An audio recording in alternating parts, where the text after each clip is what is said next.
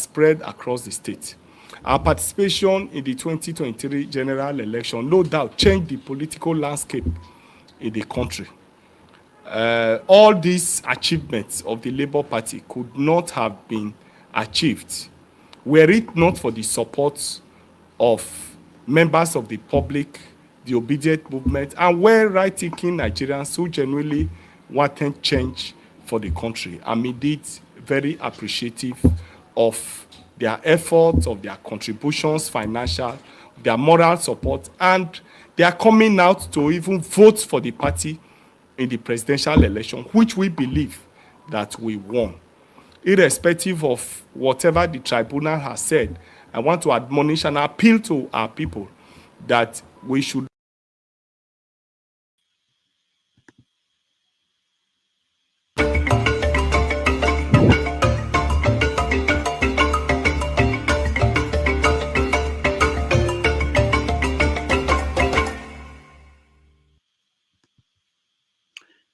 Hello.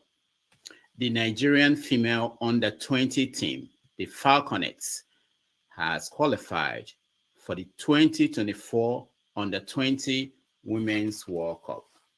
They beat Burundi 1-0 at home and away for an aggregate of 2-0. Nigeria has therefore gotten its ticket to the competition that will take place in Colombia. Meanwhile, Nigeria's Super Eagles are continuing their quest to win their first African Cup of Nations in over 10 years. They will play their third group match in Abidjan against Guinea-Bissau tomorrow. If Nigeria wins or draws, Nigeria will qualify for the next round of the competition after defeating the host nation, Ivory Coast, 1-0 and drawing with Equatorial Guinea 1-1. Meanwhile, the defending champion Senegal has qualified for the next round with a 3-1 win against Cameroon in Group C. In other news, the Nigerian police said they have rescued 5 kidnapped Nigerian sisters. Gunmen kidnapped the sisters in Abuja, Nigeria's capital, early this month. The kidnappers killed a 6th sister as they demanded ransom in millions of naira. The statement released by the police did not mention paying ransom for their release. It is 5:30 p.m. in Lagos, Nigeria, 11:30 a.m. in New York City, 4:30 p.m. in Abidjan, Ivory Coast, and 7:30 p.m. in Nairobi, Kenya. Wherever in the world you are joining us, welcome to another episode of 90 Minutes Africa. My name is Rudolph Okonkwo. My co-host, Chido Onoma, is on assignment. On our show today, we are honored to have the chairman of the Labour Party, Comrade Julius Abure, join us. He's the man who guided the Labour Party during the 2023 elections. Under his leadership, the party went from winning about 6,000 votes in the 2019 presidential election to winning over 6 million votes. He will help us understand the Labour Party's next plan from now to 2027. Please join us in welcoming to the show, Comrade Julius Abure. Welcome to the show, sir. Thank you so much for having me this evening. I'm elated to be part of the show tonight. Thank you. We really appreciate you coming, and we appreciate your service to the nation. Let me start by asking you, how has it been for you the last 1 year? Well, the last 1 year has been very, very challenging. Putting the party together and running all through the campaign, mobilizing Nigerians to vote for the party. It was for the first time in the history of political parties that we changed the face of political campaigns in Nigeria. For the very first time, we're the only political party that could visit 3, 4, 5 locations in a day in a state. It has never happened in the history of campaigning in Nigeria, and that is the first time. So it was indeed very challenging, but we've had to face those challenges, and I'm happy that we didn't disappoint Nigerians who had the utmost confidence in us and actually voted for us. We needed to also cope with the challenges that came to the party as a result of inducement of certain people within the party to begin to create disaffection, disagreement within the party. We thank God that we've been able to surmount all those challenges. The court cases, we are also able to navigate through those court cases. So many challenges, but we want to first give glory to God for helping us and assisting us to surmount those challenges. It was indeed a very, very challenging year for us, and a year also of also a learning process. We have indeed also learned some few things in the process, and I believe that no sacrifices is too much to be made in the service of our fatherland. And so it was indeed challenging, but we thank God we've been able to navigate it, and we're out here today to tell the story. Thank you so much. We're going to get into the details of what you went through and the party went through. But let me ask you, what did you learn about the Nigerian during this process?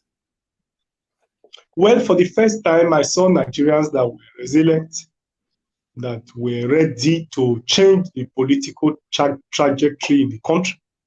I saw a people that were decided to change the country, and they made all the sacrifices. They supported the party with their finances, supported the presidential candidates. They were all out to change the political trajectory in the country. Of course, a lot of people didn't believe that we could have Nigerians who are so resilient, in championing the cause they really believed. It actually changed my perception, so to speak, about our own people. So I believe that moving forward, the people will be more resilient, they will be more determined to see that the right thing is done in the country. What surprised you in the last 1 year about Nigeria? Well, my surprise really was the manner in which that election was manipulated. Of course, I didn't really expect that with all the assurances from the powers that be, that beavers, for instance, will not work in transmitting results. I was also shocked at the manner in which the courts treated the election petition and all of that. So, but it has given us a wider view and has widened our horizon about the Nigerian state and the powers that be in the country. And I'm sure that moving forward, we have learned from those mistakes, and I'm sure that we'll do better. Has the party reviewed the last election? Yes, we have done a couple of reviews about the last election, and we've done a lot of postmortem. We have had different groups put together by the party to do a postmortem, and we have got some reports of those committees, and it has informed our mindset, our thinking, what we need to start doing now in preparation for future elections, what we need to do about the party, how we need to strengthen the party, how we need to expand the scope, expand the membership, and several other things we have learned from the just concluded 2023 general election. Is there anything in the way that the election was carried out. Just two things you learned that you will not repeat in the next election. Let's say the election coming in Edo State, I don't know, or even the next national election. Just can you share two of those things that will not be done, your party will not do again? Well, we trusted INEC, security agencies, and several other government agencies that election results will be transmitted real time.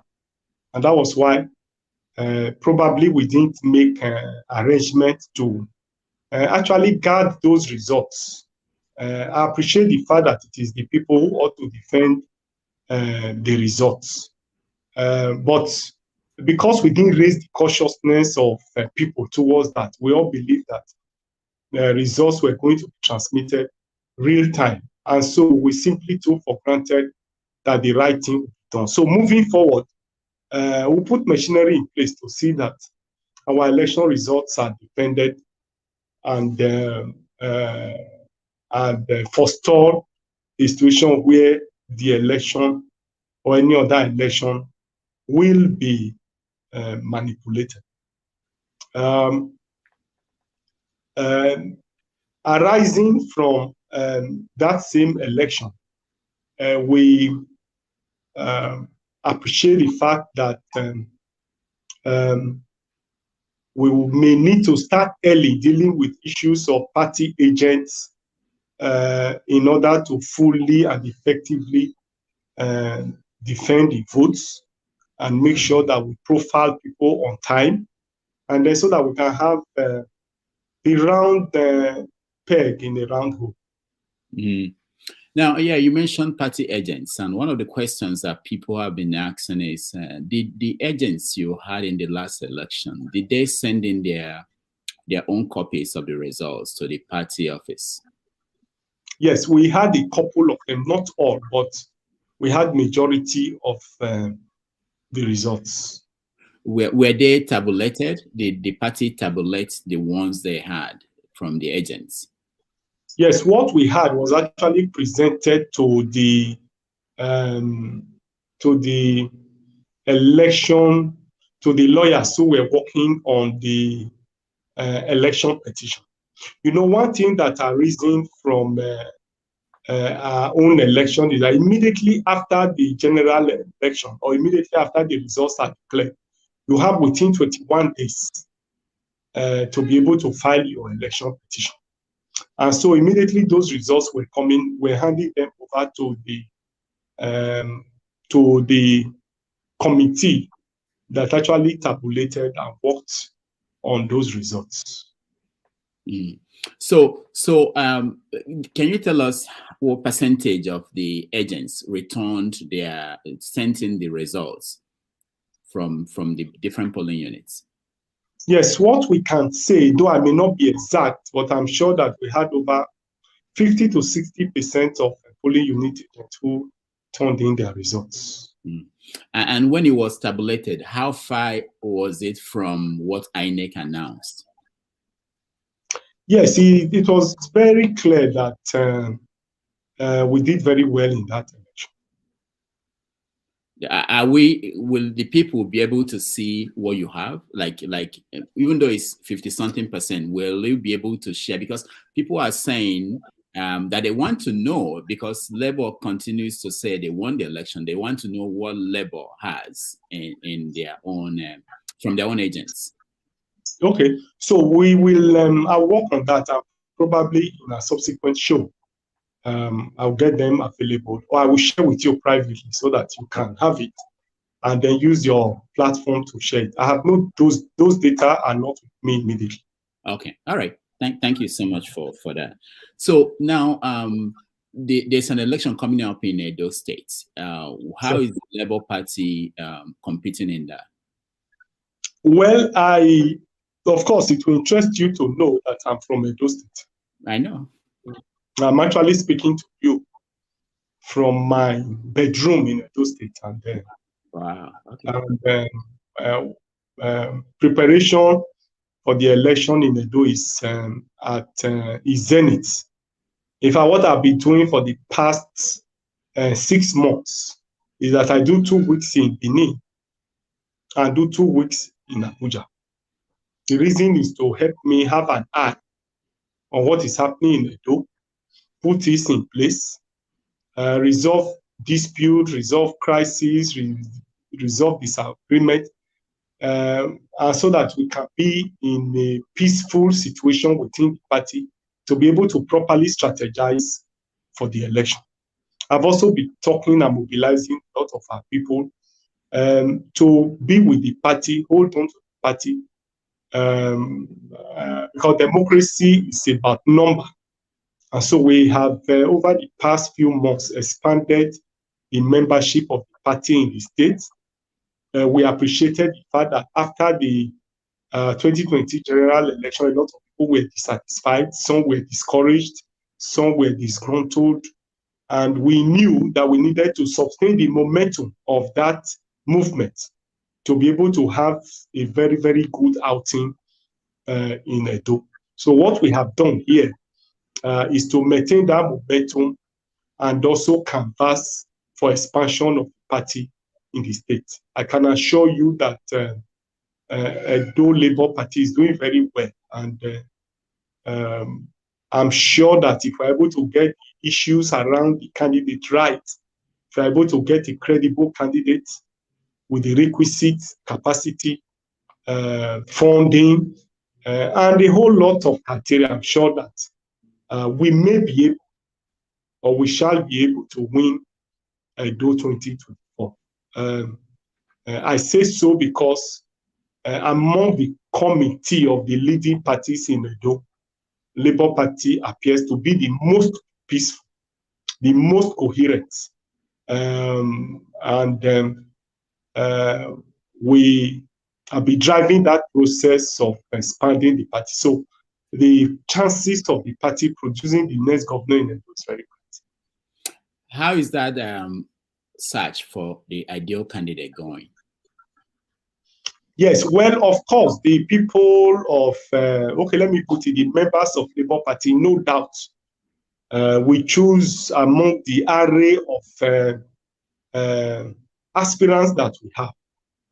We have a lot of eminently qualified Edo citizens who are members of the party, who have indicated interest to run on that platform of the party.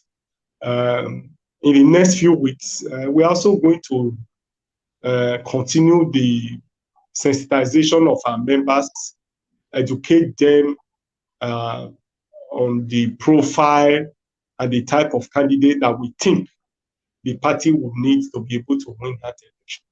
The candidates themselves for the past 6 months have been moving around the structure of the party, selling themselves, selling their manifesto to members of the party. So I'm sure that the party and indeed members of the party by now are well informed as to who they think will be able to have that ticket and win the election for Labour Party this year. How much is the form to run for governor in Edo State? Yes, expression of interest 5 million, nomination fees 25 million, a total of 30. Okay, so you think that's enough to support the party in the state? Well, it's not about what is enough. It's about what the party stands for. Comparatively, Labour Party is about the cheapest, because that is what the party is known for. We didn't want to make the price to be very high. Wanted to make it affordable so that all those who want to aspire, who indeed want to participate, will be able to have that space to participate and join in selling themselves, selling their ideas. And democracy is about widening the participation of the people. I would believe that fixing a moderate rate for the forms would assist in widening the scope of participation. It's indeed not enough, but we'll manage what we have, because if you look at it clearly,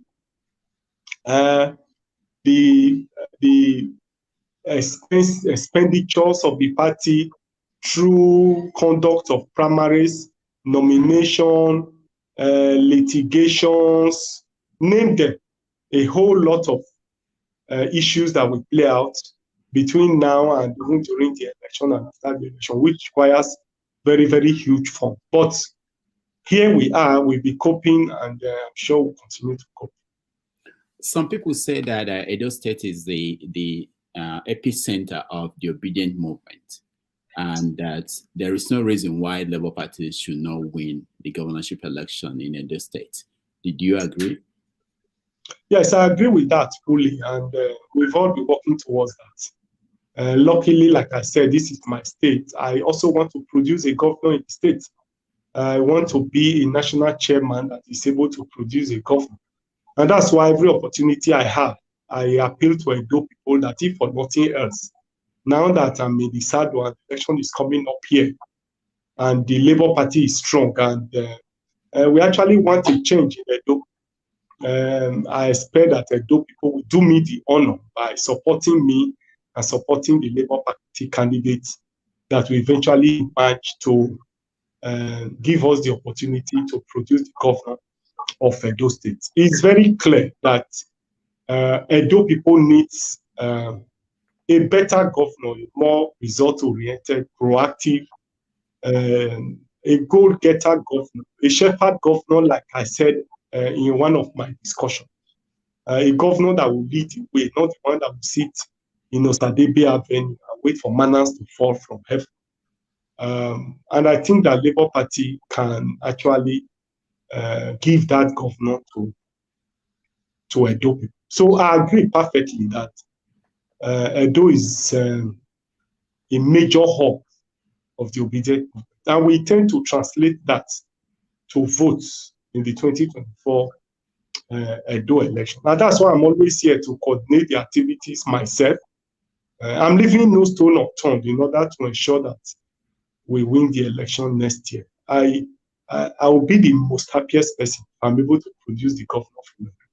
Though I believe strongly that capturing power is not an end in itself. It's just a means to an end. It is not winning election that matters. It is what you do with the winning. After capturing power, how are you able to how are your policies able to put smiles on the faces of people? How is it translating into welfare for the people? How can it translate to security of lives and property for the people? Because the 1999 Constitution is clear. The founding fathers of the country have contemplated that the country will be a welfare state where the resources of the country will be judiciously used for the to provide maximum welfare for its citizens. So it's my hope that Labour Party will be able to provide it. Now, there are people who believe in you, and but they say also that if you don't deliver in those states, that the way they do it in the UK and other countries, that you should resign. Do you think it's a fair assessment?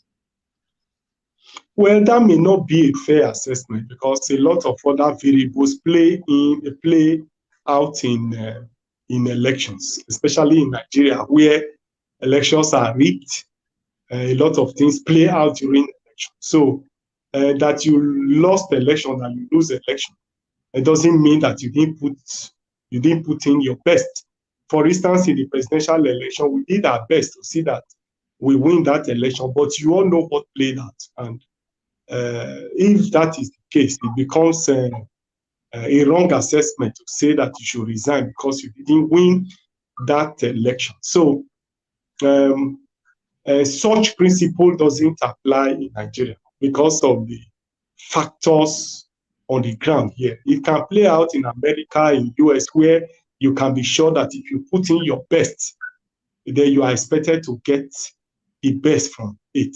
In this part of the world, you can put in your best, and the best is truncated by the powers that be, by using government forces and other forces to truncate the efforts. So yeah, that's... Okay. Okay. A little while ago, you mentioned that it's not about just winning an election, but delivering. And we Yeah. know that Labour Party won some elections in the last year. We know that you have a governor in Abia State. We know you have some people in the National Assembly. And it has come up several times that people have not seen, especially those in the National Assembly, they've not seen them being outstanding members, different from all the other ones. So tell us what you think about how your members in the National Assembly, how they've been performing. Well, let me put the records very straight that wherever we have had opportunity to have executive power, I mean Labour Party controlled government in the states, we have always performed exceedingly well. When Labour Party produced the governor of Ondo State in the person of Olusegun Mimbi, the records are there. Labour Party till today remains, our performance in Ondo remains outstanding in that state. The records recorded or the achievement recorded by Olusegun Mimbi has not been transversed or changed over the years. You can find out. Today, we also have the governor in Abia State, and I'm sure that the records are also very clear of the outstanding performance of the Abia State governor produced by Labour Party. Yes, in the National Assembly, yes, we have had a lot of our members who, 7 in the Senate out of 109, and we have 34 in the House of Rep out of 360 or so members.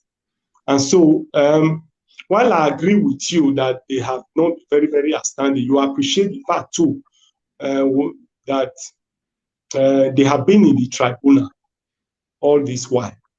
They have been battling with their cases in court, and I'm sure that that has distracted them somehow in actually concentrating on their legislative duties. So for me, I want to plead that we begin to assess them from henceforth because the court processes have just been concluded, and I'm sure they will settle down now fully to face the legislative business. So I appeal to Nigerians to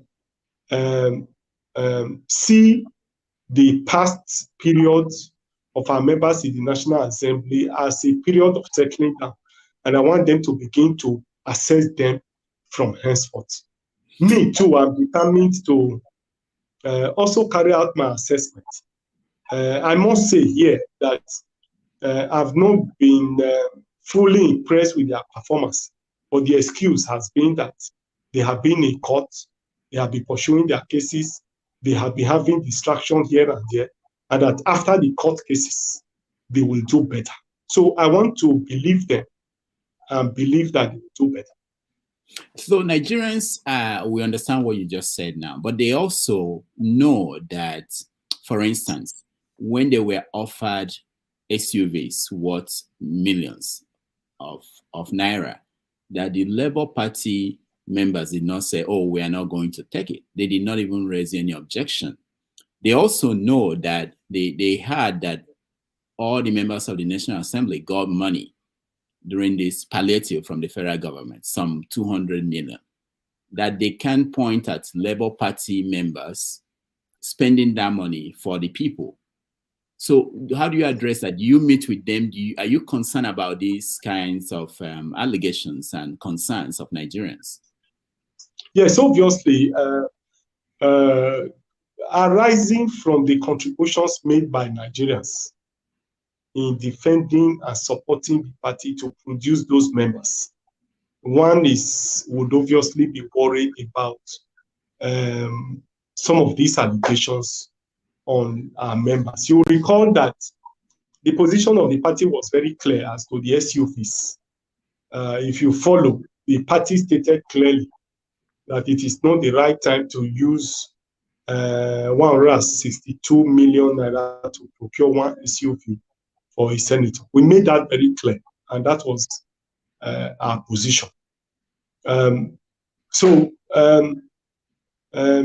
I cannot confirm the veracity of the allegation of palliative of 200 million, but it's a concern that Nigerians have, and we are associated with such concern. And I'm sure that in our next engagement with the members, especially now that you have raised it, it will be one of the issues that are most likely going to look at, because every quarter, every month, we'll meet with our rep members, including the presidential candidate.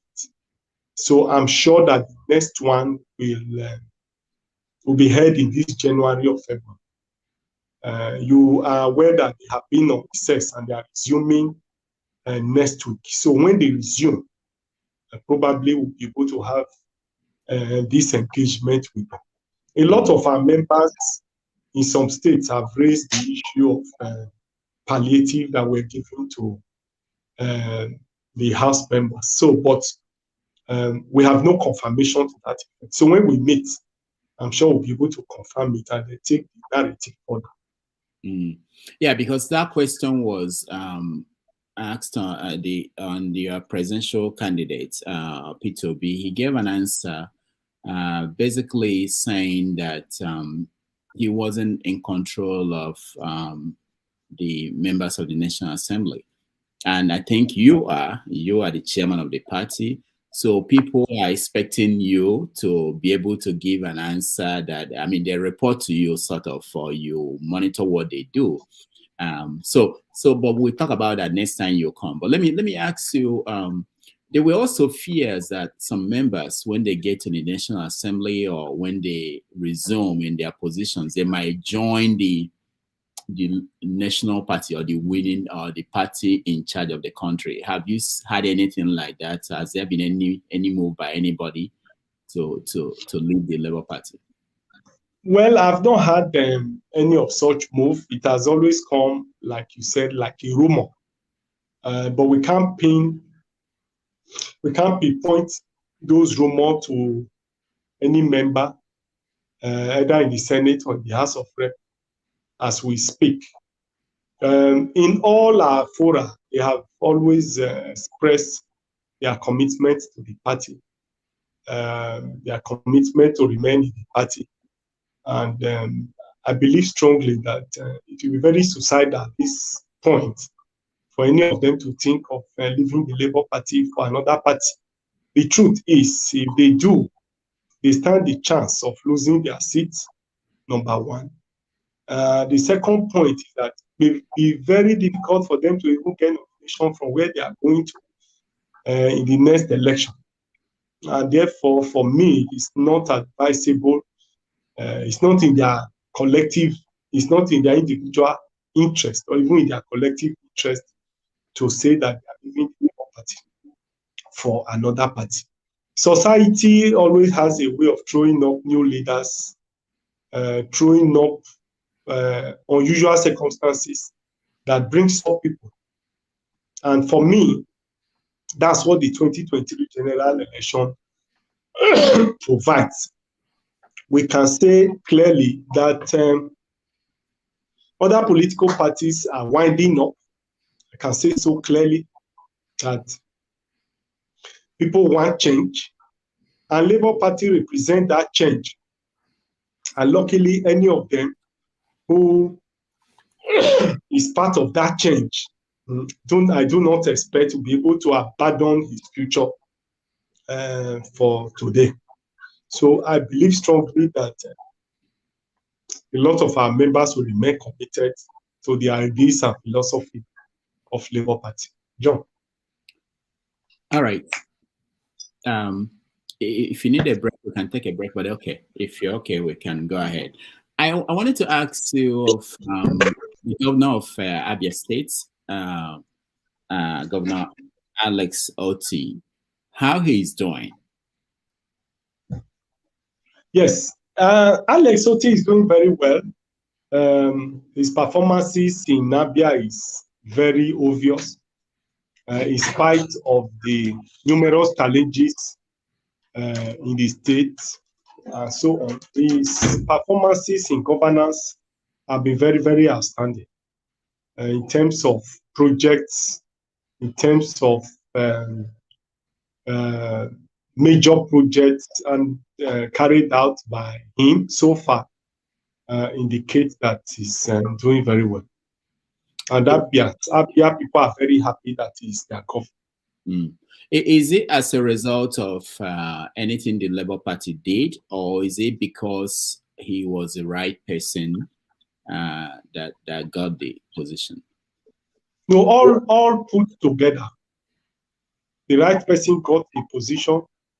The Labour Party has created that opportunity. The Labour Party is not a warring party. It's not a party that has leaders where you carry government funds to service party leaders. The Labour Party has created a new ambience in Nigerian politics. And the Labour Party is determined to use Abia to make a statement.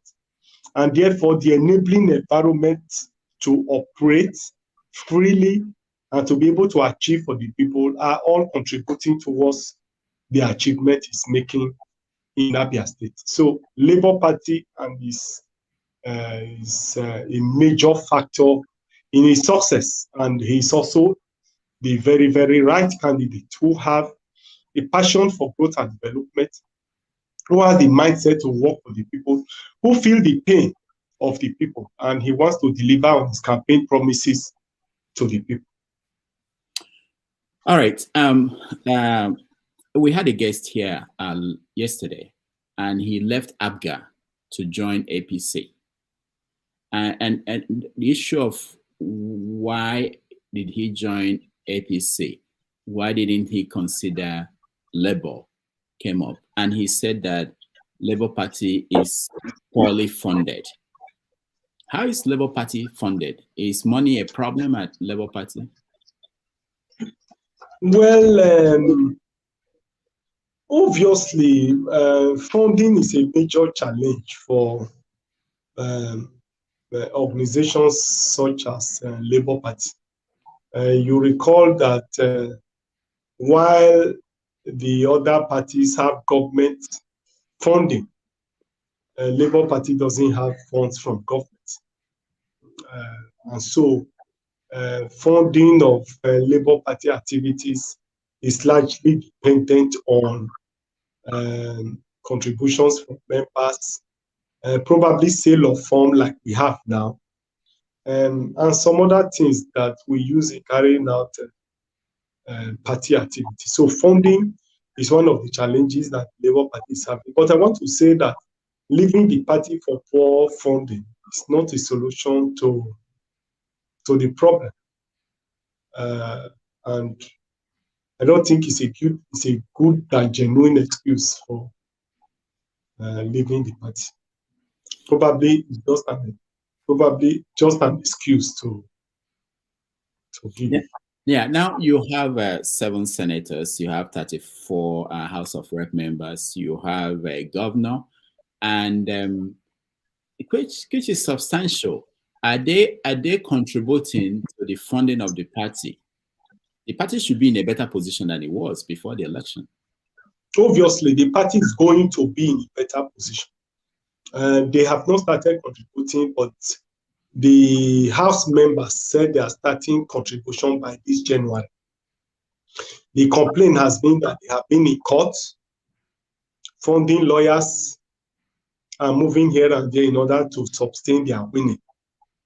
And so the court cases took a lot of their finances, distracted them, and so on and so forth. So now that they have won, they have promised that they are going to start supporting the party from January. So we are looking up to that. I'm sure that when that is done, we'll be able to do things better and be able to fund the party better.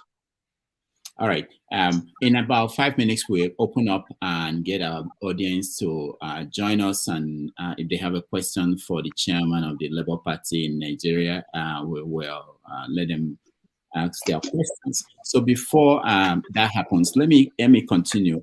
Patu Tommy is a leading member of your party, and recently he said that there were negotiations going on between Labour Party and PDP and which other party?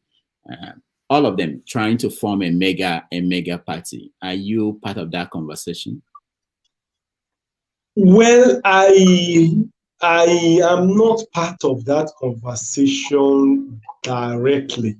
I mean, I've not attended a meeting where we have discussed issues of merger of the party. Probably is still incubating at the personal level between me and some of the group. So I'm sure that at the right time, when they feel that we need to get involved in it, I'm sure that we'll get involved in whatever discussion. As the Democrats, we are not opposed to discussing. We are open to discussion in as much as it will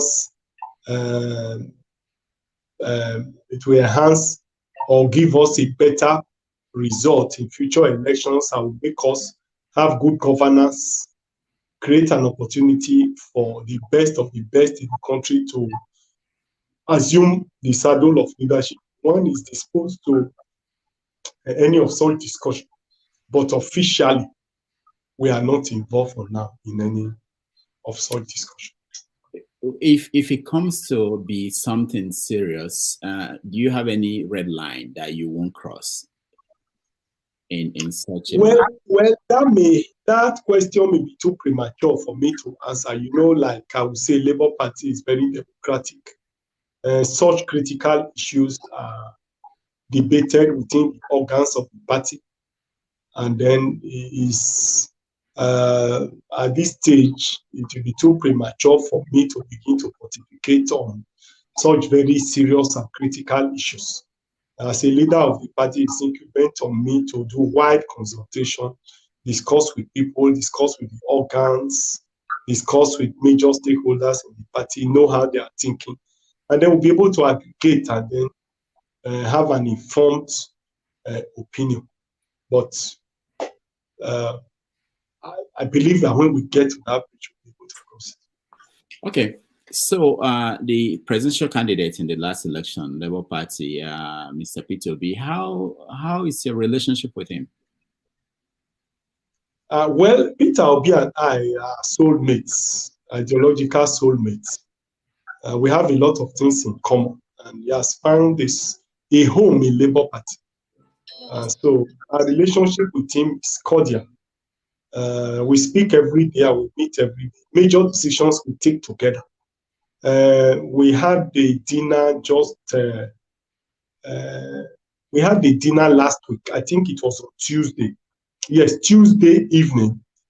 PO had a dinner with the National Working Committee members, where we cross-fertilize ideas, try to set up agenda for the upcoming year, what we need to do for this year. PO was in that meeting, and our relationship with him is very, very cordial. You will agree with me that the characteristics of PO, his behavior, his antecedent, his way of life, tallies with the ideology of the party. And therefore, I think he has found a home. And we have also found a leader. And so we are working very closely, and I believe that some people have this fear that he might leave the party in 2027. You think that will not happen? I don't have that fear. Okay. All right. It's not within his contemplation. Okay. Very good. Whatever he's going to do in 2027 will be part of it. Very good. Now, looking at 2027, what do you foresee from here today? I know things could change. It's far away. It's more than 3 years from now. What do you see?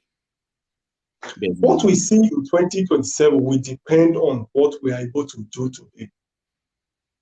And I was going to come to that because I know that it's probably the part of the questions that you want to ask. As a party, we have resolved that arising from the fact that the major victim of the 2023 general election that we are going to pursue vigorously electoral reform in Nigeria. We can't simply continue with the process the way it is and expect things to be different in 2027. We need a holistic review of the electoral process, the role of the security agencies, the role of the courts, the role of INEC, and several other reforms that we need. And I want to assure you that Labour Party will be in the forefront of those reforms. And political education is also going to be very key in our agenda, because we have realized too that a lot of our people are ill-informed, a lot of our people are not abreast, and several other things. And so we see political education as a means to which we can change the political trajectory in the country. So all of this put together, if we're able to sustain this, I'm sure that we will have something better in 2027. How do you hope to push that reform when you have only 7 senators, you have only 34 members of the House? And if the party in power, the ruling party, they are not interested in changing anything, if the situation now favors them, how will you push for that change? Well, it is our intention not to focus on mobilizing the people to push that reform. It is basically going to use the people, mass mobilization, conscientization of people to support that reform. And we are going to bring government under serious pressure to adopt those reforms. And I can assure you that Labour Party as a party will be in the forefront in the pursuit of that mobilization. And we'll get our members in the National Assembly to get involved in it. And I am sure that we'll be able to push those reforms and bring very strong agitation that both nationally and internationally that can lead to those reforms. Will you be able to tell us something about the vice presidential candidates of Labour Party in the last election? What is your personal relationship with him? I'm talking about Dati. Dati. Yes, we are very close to like presidential candidate. He's a member of the party. We are still together. In most of our meetings, he's available. In most cases, he's out of the country. But he remains a member of the party. He has remained committed to the practice of the party.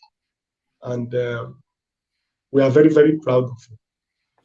We had a member of the, a supporter of the Labour Party on the show one time, and he said if there were a switch and Dati was the candidate for president and Peter was the Obi was the vice presidential candidate, that the outcome would have been different. And one of the things he pointed out was the reaction after the election, that because of the nature of Peter Obi, the path he chose would have been different from the path that Dati would have taken. What is your take on that? Well, that may be, I do not agree that if they were, if Dati was the presidential candidate, obviously,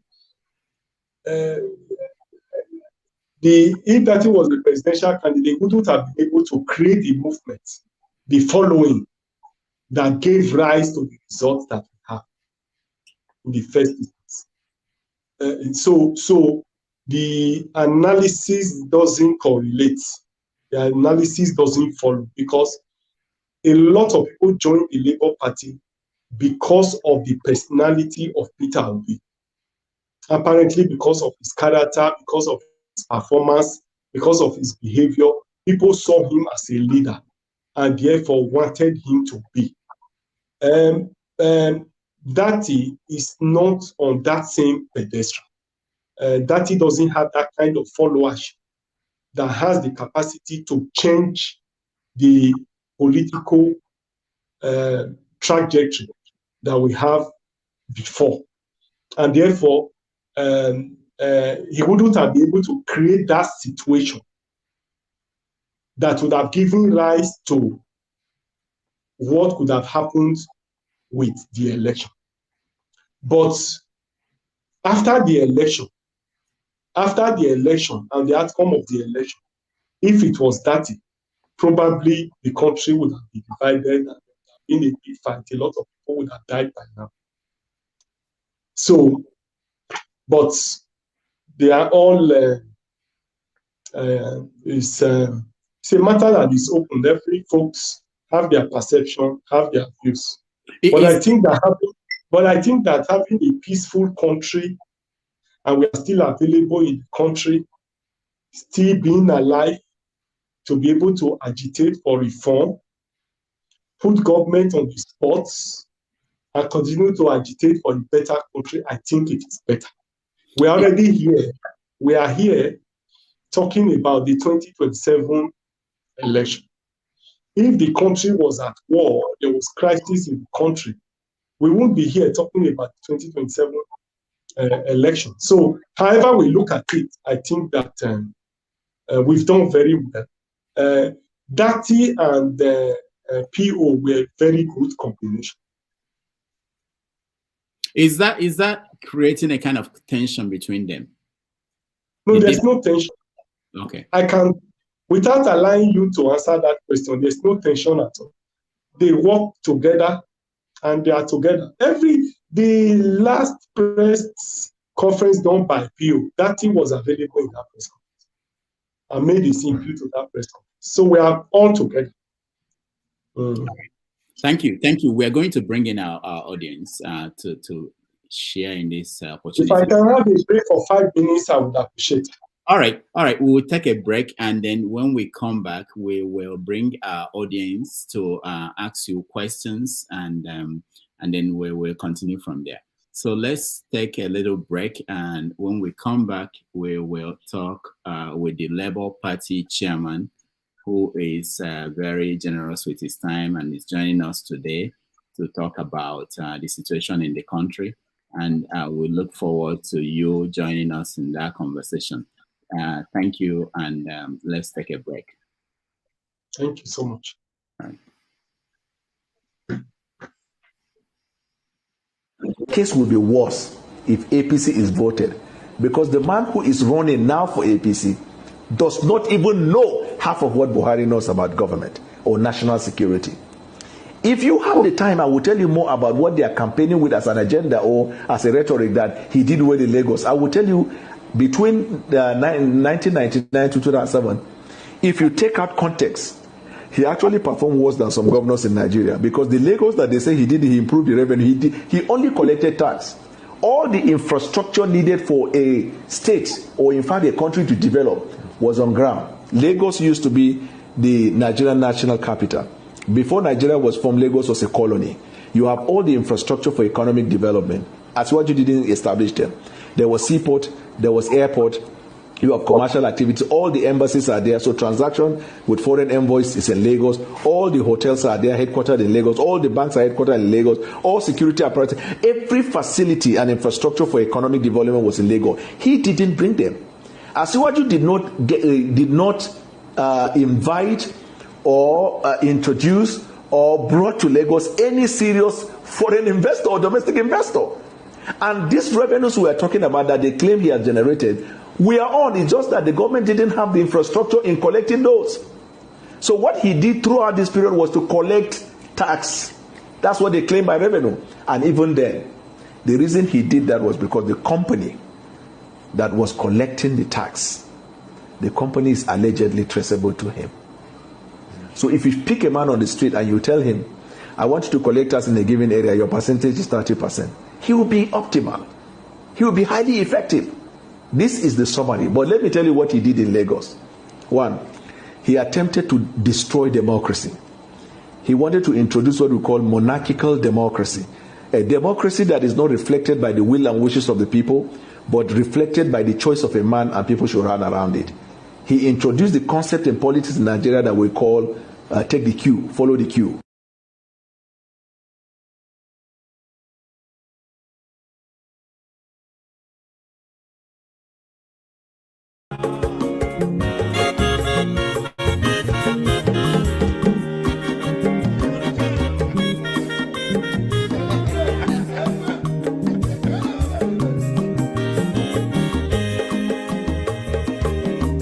Asim Wonya Mazolobio Akwa Mazolobio Maxi Ibia Bunye Gokwanumo no Fube Nazo Olaga ni Piazugo Ulaga doni Piazugo Akwa Wilochio Biko Rapuzo Kona Bazia Onyo Mazoro Biko Abama Watara Nasari Ibia Unyane Guanamo Ulaga doni Piazugo Ulaga doni Piazugo Abama Wilochio Biko Rapuzo Mazi welcome up Odoguna Perezinaka Onyoma niga delemo Mazi ni Mazi Ibu go with the melody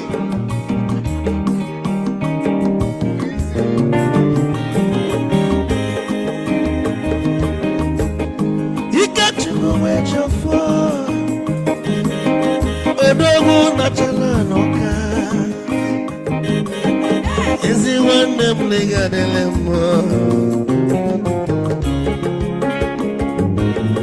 Olaga doni Piazugo Olaga doni Piazugo Amama wilo chilo Bikora buzo Anabazi Te Onyama zoro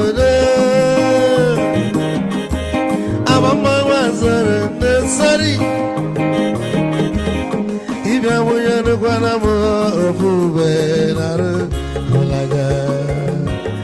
Olaga, don't Piazugo, Nazaboy, Olaga, don't Piazugo, Amama Wilo Chilo, Biko Rapuzo, Anabazi, Ice.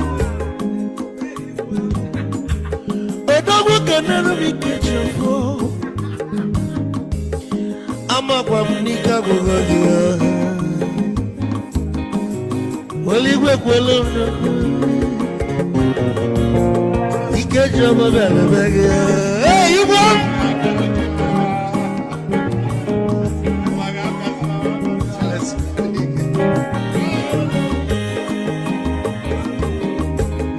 Eku kampune kene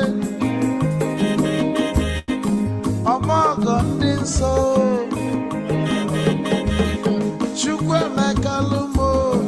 Chukwu negaji Esi nwanne mekene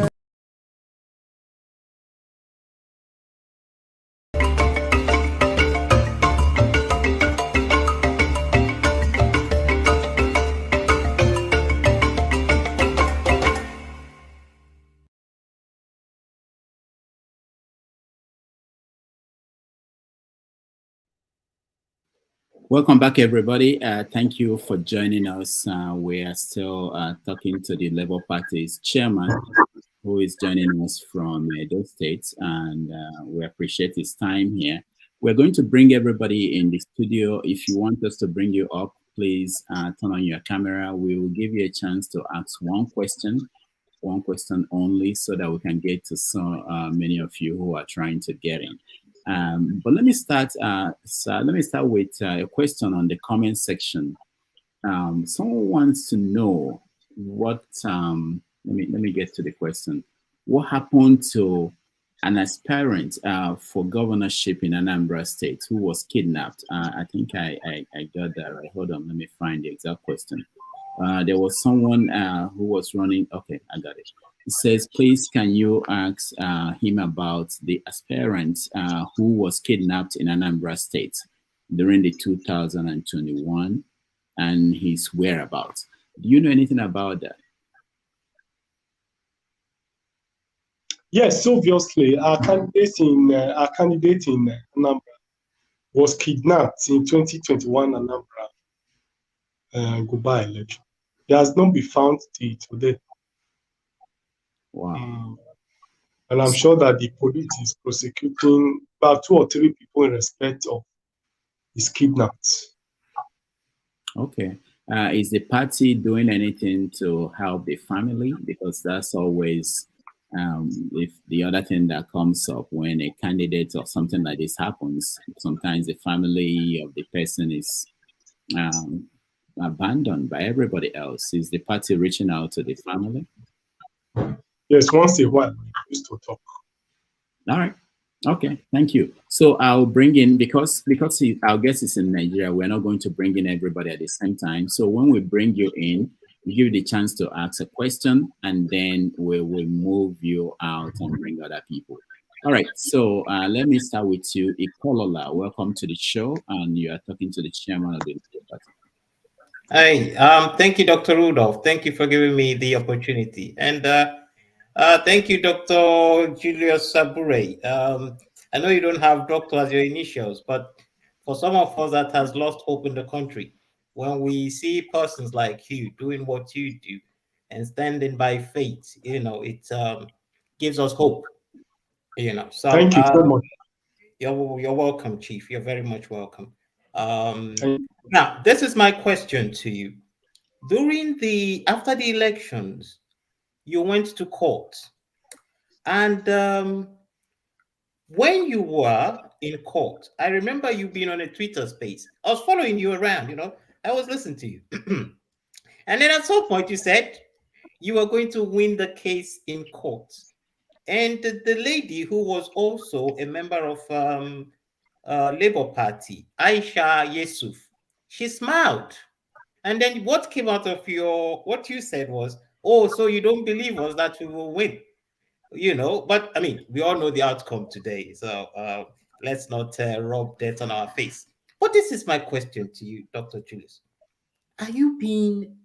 When you're looking at 2027 and whatever you choose to do, are you being realistic or being optimistic? Because it's a different thing to be optimistic. Because the story I just narrated to you was you being optimistic. It's not as if Aisha Yusuf was more brilliant than you, intelligent than you, but she could see the writing on the wall. So are you being realistic from all these reforms you are planning, all these plans you are making? Because you are not dealing with, in APC, you are not dealing with normal, in terms of normalcy. You're not dealing with normal politicians. You're dealing with people who are ready to do anything to hold on to what they have. And you are planning to be moderate humans. So are you being optimistic or being realistic? All right, thank you. Thank you, Kalola. Let's let him answer. Well, the truth of the matter is that there's no struggle of liberation that comes easy. South Africans, it took them almost 27 years in order to stop apartheid in their country. Several other countries had to struggle over the years in order to be able to change their political trajectory. Not to have hope is to have been defeated ab initio. It is always good to have hope, because it is that hope in the future that things will be better that will obviously keep you awake in continuing to pursuing what you are pursuing. If we all despair and abandon the country and abandon the work, I'm sure that will not lead us anywhere, to make our situation to get worse. So it's better to have hope in the future and begin to do what is within your powers to do. I still believe very strongly that we can have a better country. I still believe that if we're able to mobilize the people strongly, vehemently, and channel them towards achieving a credible electoral process in Nigeria, I still believe that we may be able to achieve it. People have protested on the street. I mean, you can recall the anti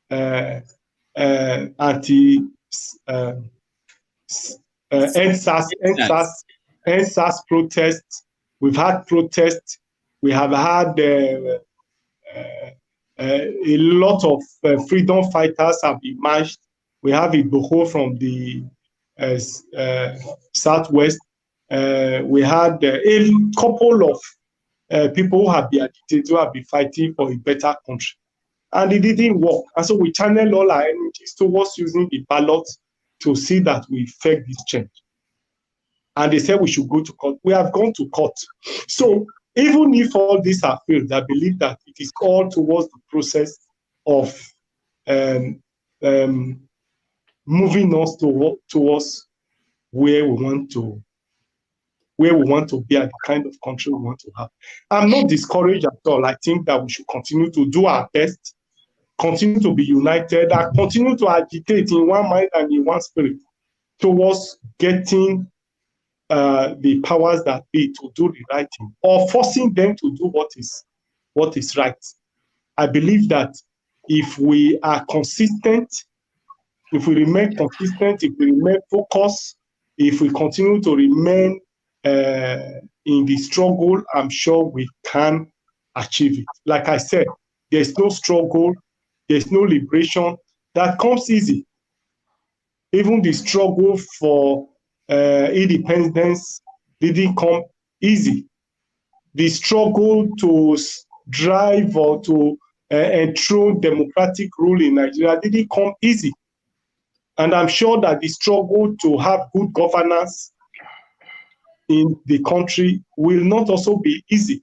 But I don't want to be discouraged. I don't want to lose hope over the outcome of the 2023 general election. I will continue to provide leadership. We will continue to do our best, and whatever circumstances the country throws up, we will act on it and see that we maximize those opportunities. All right, thank you, sir. I sincerely wish you the best in that, and thank you for giving an answer to my question. Thank you for giving me an opportunity. Thank you so much for asking your question. All right, Mazi Prince, you are next. Good morning, Dr. Rudolph Okonkwo, and good morning, Chief Abure Julius. Thank you so much for giving me all kinds of titles. You have just made me a chief. You know, you're a chief. If nobody did it, I will solely give it to you. You know, because I'm a titled prince, so I give it to you. My question goes this way. You know, Dr. Rudolph, you kind of put me in a very tight situation because I'm kind of like choosing between two quick questions that I wanted to ask. Yeah, I don't want to stretch it, but it is this. My question is, one, what is Labour's Labour Party stand on Rivers State? Number one. Number two, how come the Labour Party will not get rid of the native doctors and all that, get it done now before any other thing? I mean, when I say get rid of, I'm not saying killing, I'm saying, you know, if it has to go to court, let it go to court and be settled once and for all. He's gone. Yeah. All right, so that's why we are encouraging everybody to just make it quick and one question, because we don't know how long both the phone and the system in Nigeria will work. I am sure he will come back. Rudolph, Good morning, Rudolph. You're looking good this morning. I love your tie. I actually have three pertinent questions for the gentleman. I know, but I think Nigerians need to know these questions. They need to know his answers on these questions. They are very, very important. I know. I know. Everybody could. Permit me, please. Permit me. Just permit me to answer these questions. Hold on. Let me just tell people, please don't join us. Don't try to join. We have to make room for him to come back. The studio is full. If I take you out, please stay out. I know I'll bring you back in. But let's make room for him to rejoin us. Otherwise, we'll just be talking to ourselves. So please, I'm seeing a lot of people. I know how difficult it is to get in. So if just stay, don't try to join again. Let him come back because without him, what we're planning to do wouldn't work. Can I continue to lobby? Can I? Emeka, what you are going to do is, Yeah. I know you got credit in English. That's a good one. Try to find a way to put it into one question. You can do that. I'll try. I won't be asked. I actually didn't sleep well because of this show, and I woke up quite early to join. Our guest is back, so let's see, Mazi. So, Chairman, I don't know how much of the question you had from Mazi. Mazi, can you repeat? Okay. So what I said is the position about River State in terms of the House of Assembly, and then the second one is, can Labour Party just deal with the APAPA, whatever it is, just get it on, because I hate to hear about them every time. I just hate to hear about them. Yeah, that's my question. All right, thank you. Well, the APAPA saga, well, you know how the Nigerian states operates.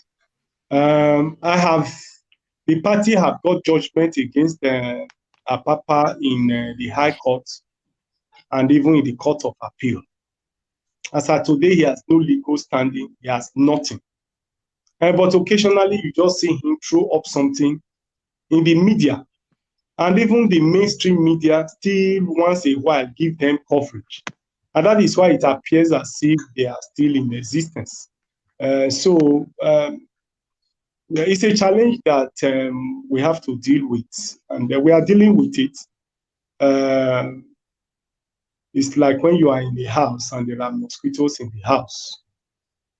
You cannot but tolerate it for a while until you are able to get rid of it completely. So we are dealing with it. I'm sure that in the next few months or so, we should be able to completely deal with it. Should be able to completely deal with it and put it beside us. I did get the question in respect of Rivers correctly. About the House of Assembly, because if those ones become to APC, obviously they're losing that seat, and what do you call it, the INEC or whatever needs to run a by-election or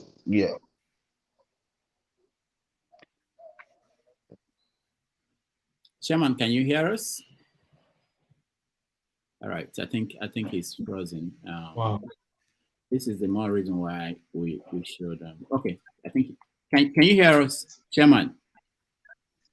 I didn't hear him at all. So let me explain. He said question about River State and the members of the House of Assembly that decamped, and whether there should be an election, another election.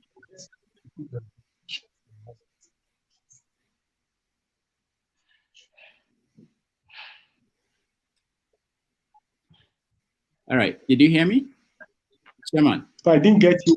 Yes, I can hear you now. I wasn't hearing you. Okay, so his question was about Rivers State and the House of Assembly members that decamped and the need for election to replace them.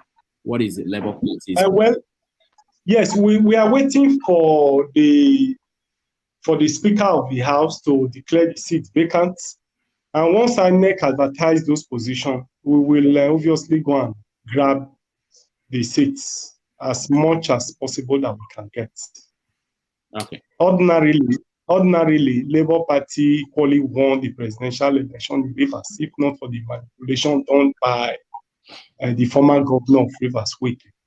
So I'm sure that if election comes up today in Rivers for House of Assembly, I'm sure we'll do very well. All right. Thank you. Thank you so much, Mazi. Let's go to Victory. Victory, you are next. Thank you, Dr. Rudolph. Thank you, Abure, for coming to our show today. So my question to you is, I've been hearing that you claim that Labour Party won this election, but is that correct? It's based on what you have from what you can see from your party agent. Is that correct that you're claiming that you won the election, the presidential election? Would that be correct to say so? Yes, part of what we have, and the general atmosphere of the election. INEC promised that results were going to be released. Uploaded real time. When it was time to upload those election results, beavers didn't work. In fact, I'm sure there was a directive that those results should not be uploaded. And that gave room for the election to be manipulated. Results were mutilated, results were written afresh. It's very... I think his network is going with us. Yeah, that's my concern. You know, let me take out some people, especially the people cutting their hair. So let's see if we have less number of people in the studio. That will help with the bandwidth at home. But apparently he may have to rejoin us if he's hearing me. He's in. Okay, I think he's coming back. All right, Chairman, can you hear me? I can hear you. Okay, so you're done with that question? No, I've not. Yes, I'm done with it. I need to. So he's just actually clarifying what I was going to ask. So Victory, don't worry. Victory, don't worry. I will follow up with the question. All right. No. I need to. Victory, we have to. Okay, I have to be very strict. We have to just one question go straight. No, it's just Rudolph. It's just one. It's still the same question. So I wanted to ask him. So I suppose my follow-up thing would be like, so how come the Labour Party have not released the official result that they have from the party agent so that other people can go and verify those results? Because you are telling us that you won the election, but I've not seen anywhere where the Labour Party have actually released those result sheet from the party agent. How come you've not released it? Or at least if you're saying that you cannot do that, you can give it to your surrogate and put it out there online for people to go and view. How come you haven't done that? All right, thank you, Victory. Chairman, I can say that Chairman already answered the question when I interviewed him. He said he will make that available to me, and we will show it here. So, but if he wants to add something to that, he will. I have nothing to add. Okay. So we dealt with the question before. All right, thank you. Okay, Mecca, you are next. Yeah, thank you. You know, I did say I had 3 questions. I'll try to squeeze. Yeah, make it one, please. Yeah. Good to have you. I don't know if I should give you a new title now. Dr. Julius Abure, the chairman of the Labour Party. Thanks for coming around. And not to waste so much time, let me go straight to the question. So you've been accused of conspiracy, forgery, and perjury for forging the withdrawal letter and signature of one Mr. Ezeoko, who claimed to have won the Ebonyi State gubernatorial election, and his name was substituted and replaced with Ikwegwu Edward Okereke by you. The police conducted an investigation and confirmed that you forged Mr. Ezeoko's signature as well as the withdrawal letter. Sir, are you a forger? All right, thank you, Emeka. Now, I'll rush the second question. The second question is, sir, is after 10 months after the election now, and you've told the world that Labour Party is a different party. Are you waiting for Jesus to return before you tell the world how you spent the campaign funds? All right, thank you, Emeka. Chairman.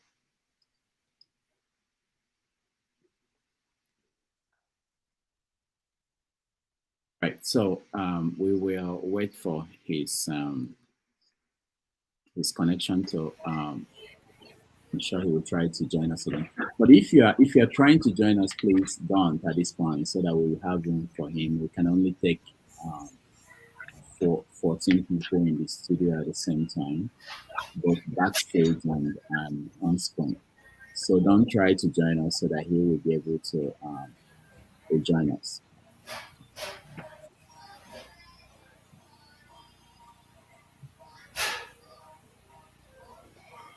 Right.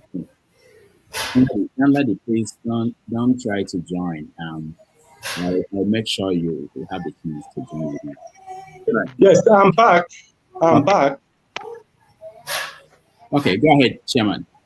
Yes, the question wasn't clear, but I'm sure that it was referring to this allegation of forgery and substitution of candidates for Imo and those states. Yes. And I'm sure that that's what it's referring to. Ebonyi State. Yes, Ebonyi State and Edo State. Yes, let me put it very clear that we didn't forge the certificate. We didn't illegally substitute any candidate.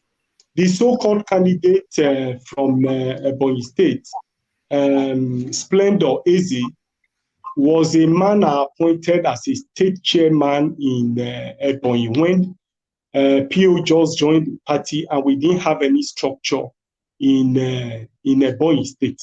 And so he was appointed as state chairman.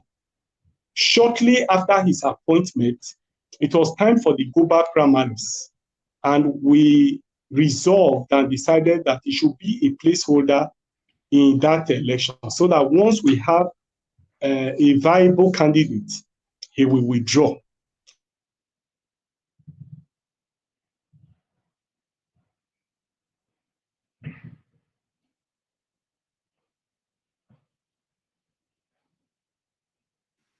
Again, we are having technical problems, and I'm sure he promised me that he would take our questions. So as much as possible, I'm not sure if this has something to do with the number of people we have but I reduced it to 6, so it shouldn't be a problem.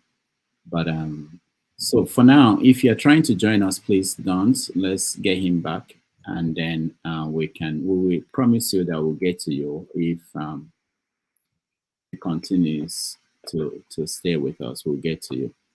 So please don't try. Let's make room for him to be able to join us again. And moving forward, Emeka, I appreciate your questions, but moving forward, people should just find the best of your questions so that we can see the difficulties we're having. Yeah, I see the connectivity issues. Yeah, so that we can. That's why I didn't bother to land the third one. I didn't, because the third one would knock him straight off. No, you should have said it. If that is the biggest one you have, they come in sequences, right? So I don't know if his bandwidth would take the third one, and that would. All right. So please, for those who are, I think we have. I don't think we have room. Yeah, we have room for him to join us again.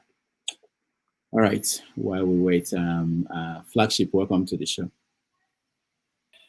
Thank you, and good morning, Dr. Rudolph. Good morning. And is it my turn next? Yeah, after Emeka is. Okay. Thank you. Yeah, but I must appreciate he's answering the question quite well, right? So the first question, he's answering it quite well, and I appreciate the fact that he's giving the background scenario, because that forms it's in the courts. It's actually in court, so that Nigerians will be able to get an oversight or a deep insight on what's really going on what happened, and why he decided to forge the signature and withdrawal letter of the individual or the placeholder, like what he said in the Ebonyi State. But only I was just, I don't know if Rudolph, you need to let me land that third question. The second one, that one would, he already got the question of the second one. So that third question, I need to. No, what I would say is that you can wait until the end. Oh, no, most definitely I would. If we have chance for second round. Okay. But I'll let you know that he already answered the question on other interviews. That's why I didn't go back about that. But it's okay for you to ask any question you want. Okay. And he's back. Yeah. Oh, no, so I think I'm back. Yeah. I'm back. Yeah. Go ahead. I'm back. Go ahead, sir. So the teaching of lesson that we find is the false allegation of forgery on some officers of the party. And I'm happy to announce to you that the police report, which I have here, have cleared the air on it. I will also scan it and make it available to you. The police investigation reports have indeed exonerated us from the allegation of forgery in respect of the case of Splendor Eze. And the conclusion here is that his signature was not forged, and that we're not responsible for forging his signature. It will be made available. In fact, it's already online. I've already clarified this, and all these documents are online. So you can read it. I can read it to you. It's clear. So it's a pure case of witch hunt of a disloyal and disgruntled party member who feel that he can make money through dubious circumstances. Thank you, Doctor. But the second question, right? The donations. In the next few weeks, I'm going to sue him for defamation of character, claim damages from him. Awesome news. Thank you. I think we just got to know about this now. But sir, the donations, the campaign funds, when are you publishing and reconciling? So if he will oblige me, I will want to scan it and then send it to the platform so that you can share. I will share it. If you send it to me, I will share it. Thank you. So what about the donations? Donations, campaign donations, yes. Campaign funds. When are you going to publish the account? We will clear the air on campaign. I think the accounts are ready. We have made that report available to INEC, and when are you clearing the air? It's 10 months now. When will the air be clear? Is the air still dusty and murky? I've just said that we make it available. It's already, the campaign account is ready. The one for Labour Party is ready. Thank you very much, sir. I still have one more question. Yeah, you wait, Emeka. When we get to, if we get a second chance for you, the flagship. Emeka is so agitated. Why not allow him to ask this question? Oh, you want? Okay. Oh, no, I'm awesome. Thank you, sir. Yeah, thank you, sir. God bless you, sir, very much. I appreciate you for it. Now, sir, I think this question is very pertinent, right? Even you mentioned it today. You informed us here today that only 50 and 60% of your polling unit agents submitted results in the presidential election. And as of now, you still do not have the figures. So you're a lawyer. And in your petition, which I have read in and out like 10 times, your petition to the appeal courts and as well your response to the Supreme Court, I read them like 10 times, back to back. You did not include in tabular form the results that you have collated as provided by your polling unit agents, right? But however, you and several party chieftains have gone to media platform claiming to have won the presidential election. So don't you think with what you are telling us today, which we have appreciated, I think a lot of us have really appreciated that is coming out from you. And from my viewpoint, I can see that you are open with information. Don't you think you're being disingenuous if only 60% of your agents submitted their results and you are going about saying you won the presidential election? All right, thank you, Emeka. Thank you very much. Okay, I mean, we will, those reports, like I promised earlier, we will publish in tabular form how we'll show how we arrived that we won that election. But beyond tabulating those results, you are in Nigeria. INEC promised that those results were going to be uploaded real time when election is going on. As at the time INEC was supposed to upload those results, there was directive from INEC that those results should not be uploaded. And it gave opportunity for those results to be manipulated. It was very clear. Even the result sheet that you find had results that were altered and were manipulated. So in this circumstance, the only conclusion you can reach on the surface is that that election was rigged. Even the results that were uploaded by INEC in IREF were all mutilated and manipulated. They were results that were changed. We're also aware of how voters were suppressed in several other states, how voters were chased out of the voting centers. In Lagos, for instance, people were killed in Lagos, people were stopped from voting, people were killed and were prevented from going to vote. Where we had strongholds across the country, those results were checked. In Rivers, for instance, You saw how the results in Rivers were mutilated and destroyed. So in the overall circumstances, it's very clear that we're rigged out of that election. All right. But like we said, the result that we have. All right. Thank you, Rudolph. Thank you. I know, but thank you. I might wait for second round, but thank you very much. All right. Thank you. Okay, so okay, Chairman, are you still there with us?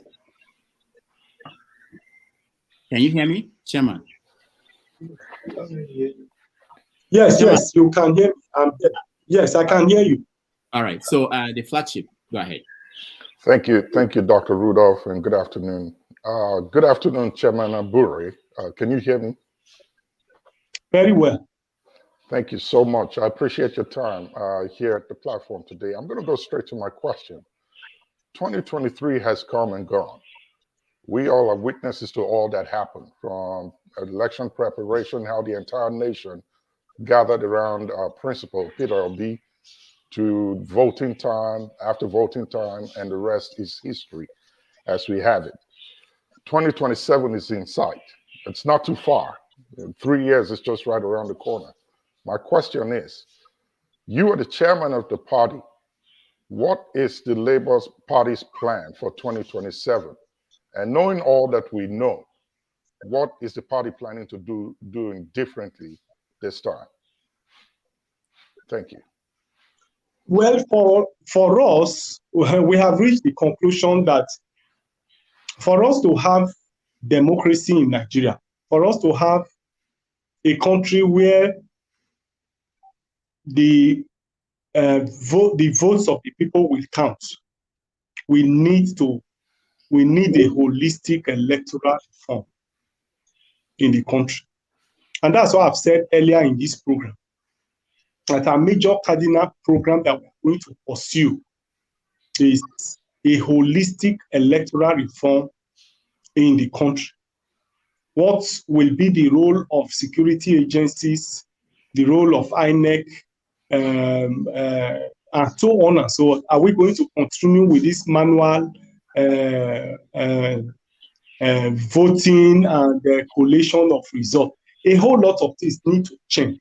And all of this is what we need to pursue before 2027. And so the major plan really is to pursue this comprehensive electoral reform, because it will be the basis on which we make participation in 2027 easy.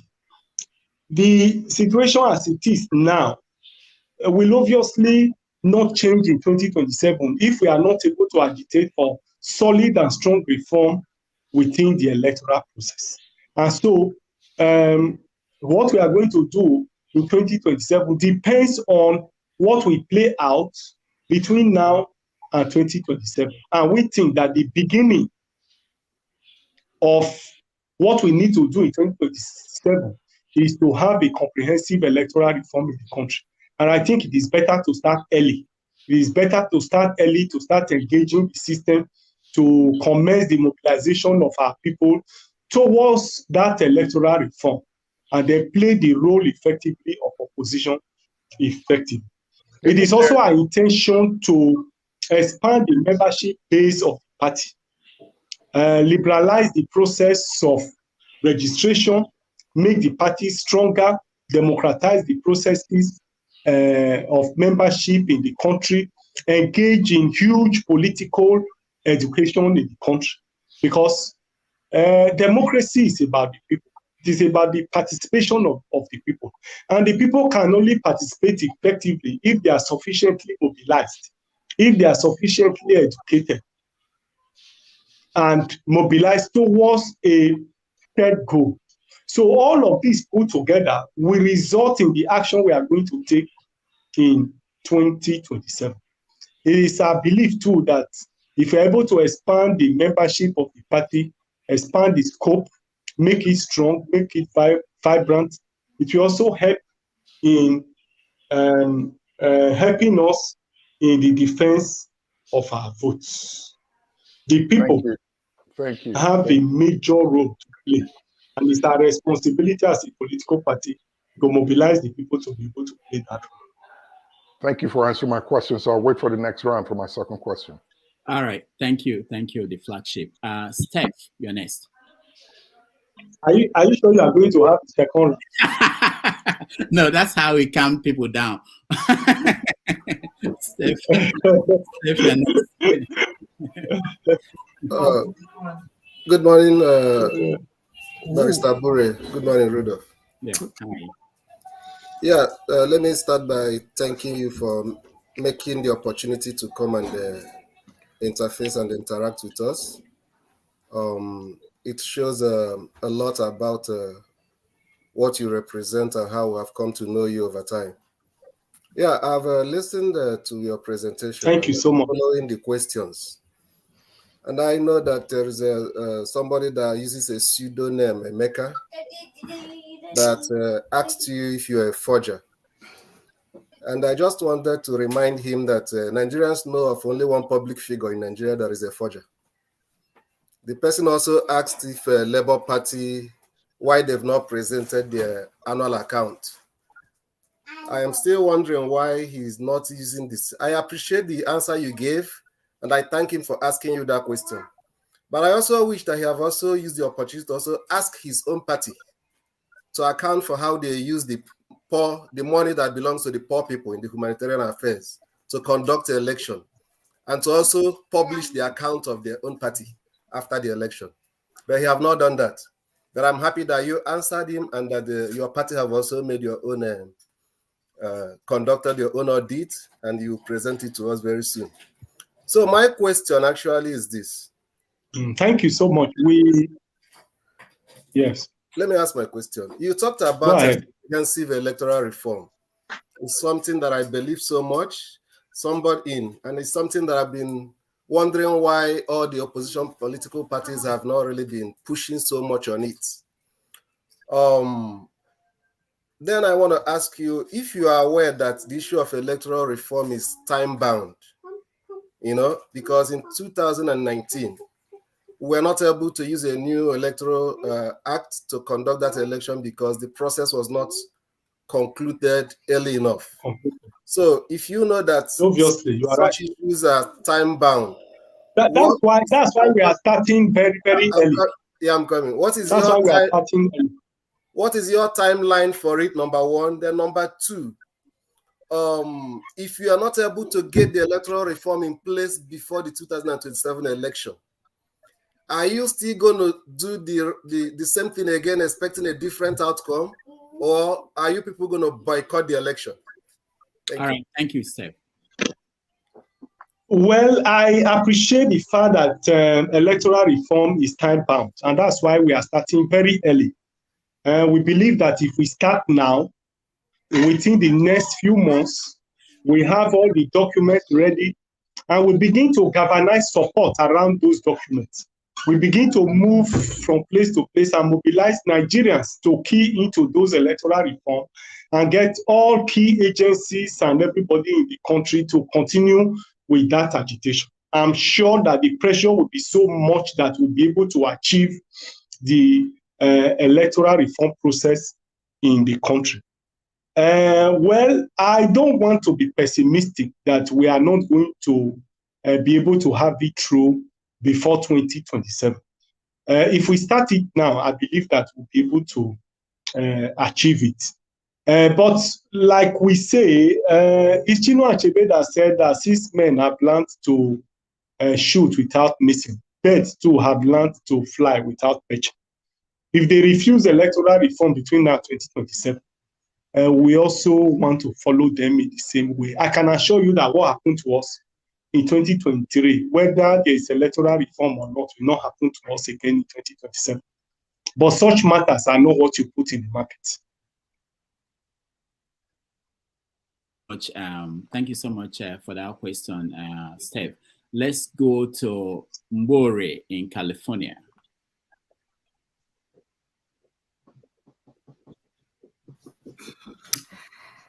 Good morning, Dr.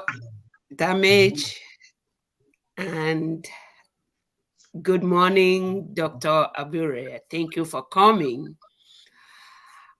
Thank you so much. Yeah, I'll do my best to make my question one, and it will sound like housekeeping. I guess as a woman, it won't be strange that it will sound like housekeeping.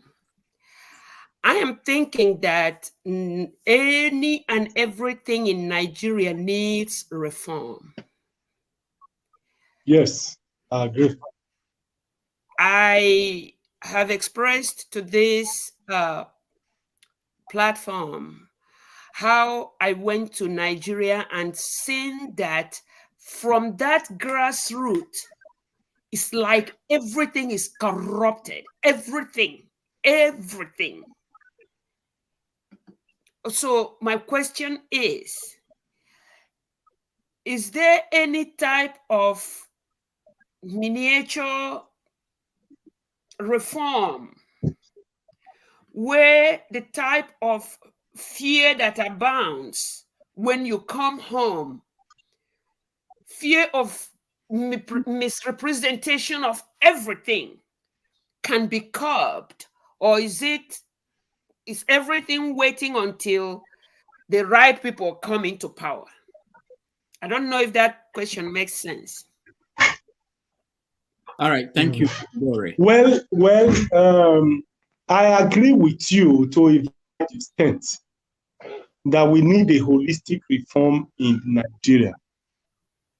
We even need reform of the mind. The people really need to mind their own mind. You need to mind the mind of the people, because the people themselves need reform, given our behavior, given our character, generally our approach, our attitude to life, even as a people. Some people have defined leadership as a reflection of the people, and that the kind of leaders you have reflects the followers. At times, one is tempted to believe in that definition, given the circumstances in the country. But however, if you listen to me carefully, that's why I have said that Labour Party will pursue two cardinal programs. First, electoral reform in the country. Second, political education. You are right to have said that even the grassroots is corrupt, even the people hate corruption. The people glamorize and praise those who steal their money. The people will even despise honest person and laugh at him that is not a rich man, that he once occupied a position and he has no house. Even where the man is honest, and because of his honesty, he couldn't build a house. His own people will call him a fool. They will vilify him. The society give credence to corrupt people. Even in our churches, those who occupy the front seats are those who have stolen money, who have plenty of money. Those who are given chieftaincy titles by our traditional rulers are those who have stolen money and who are rich. Riches in everything. Money has eroded all our value system. In fact, we evaluate everything in the country by using money. Not just money that nobody asks you how you get your money. Just get the money. So the point I'm making here is that Labour Party is going to pursue political education and electoral reform. And I'm sure that political education, if vigorously pursued, will start the process of changing our mindset, changing our behavior as a people, refocusing us, and making us to have that political consciousness, knowing that the challenges we have in the country is solely that of leadership. And the work will become easier. The country will become better if we are able to enthrone the true leadership. Leadership is the major challenge that we have in the country. Today, there are no role models in the country. Ask me today, who is the role model politically that you can emulate? Who are the youth in the political space that you can look up to as a Nigerian? In the First Republic, we had great leaders like Nnamdi Azikiwe, Tafawa Balewa, Awolowo, Herbert Macaulay. Name them that you can look up to and say, I want to be like Azikiwe. I want to be like Tafawa Balewa. So today, tell me, who are we looking up to? Who are the youths looking up to? Is it those who glamorize corruption? Is it those who is using their public stolen wealth to offend the poverty of the people? Are those the ones you are looking up to? So I agree with you perfectly that we need a holistic reform in the country. And Labour Party is determined to commence that process by political education, changing the mindset of the people with a view to getting their attention, to make them do the right thing, and to be able to enthrone good leadership that will make the whole process of this re-engineering, rebirth of our mind to take place in the country. If Peter Obi had won, his behavior, our character, our disposition would have begun the process of changing the mindset of Nigerians. And then we can then commence the process of having a better country. Thank you, sir. Thank you so much, Mbore. Let's go to Ebube. Ebube, go ahead. Yeah, speak up a little bit so that we can hear you. Yeah, Dr. Rudolph, good evening. Yeah, how are you? I'm cool. And greetings to Dr. Abure. I'm reaching you from Port Harcourt. Thank you so much. And it's a pleasure talking with the chairman Labour Party this evening. In Port Harcourt here, during that election, we came out in mass, came behind our principal, Peter Obi. And I can tell you emphatically and categorically that Labour Party won the presidential election in Port Harcourt and Thai River State. The social media was awash with the movement of obedience across the country. The entire South and North Central came out in mass for people. Whether it's not about what the electoral body is saying, it's what we are seeing. We saw people gyrating. Nigerians were happy and they came out in mass. And as a matter of fact, from what you can see, Obi won that election. But today, we have another person as the president of the country. So obviously, it means that the electoral system is not to be trusted. And how can we come out of this problem? From what I'm seeing, even if we vote again by 2027, they will still do the same thing. So there must be another way. There must be another way of tackling this problem, because we cannot continue like this. Hello, am I coming out? Yes, but round up. So yes, we are hearing you clearly. Yeah, so the cabals which has hijacked Nigeria are not ready to give up without a fight. You can see how determined they are in keeping us down. Today, the dollar is more than 1,400. To get $1 now, you bring up to more than 400,000 naira just to get $1. Is it fuel we're talking about, or gas, or what?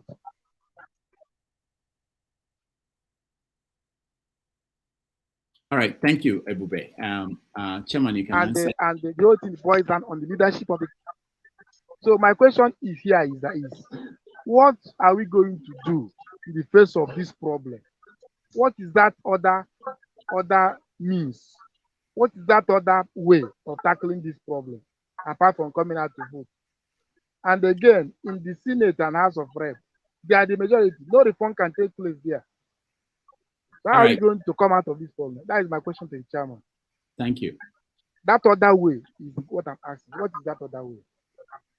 Thank you. Yeah, Chairman, go ahead. Well, I think we've answered that question over and over again. I've said that we must continue to act within the ambit of the law. And I think that the best approach is for us to propose holistic electoral reform in Nigeria, mobilize our people towards that agitation, mobilize the people to buy into it, and then we begin to agitate for it and pursue it vigorously. I believe that if we're able to muster the requisite support that it deserves, we'll be able to pull it through the National Assembly and so on. And I've also said in the course of this program that in 2027, what happened to us in 2023 may not happen to us again in 2027. We simply trusted the electoral process. We trusted that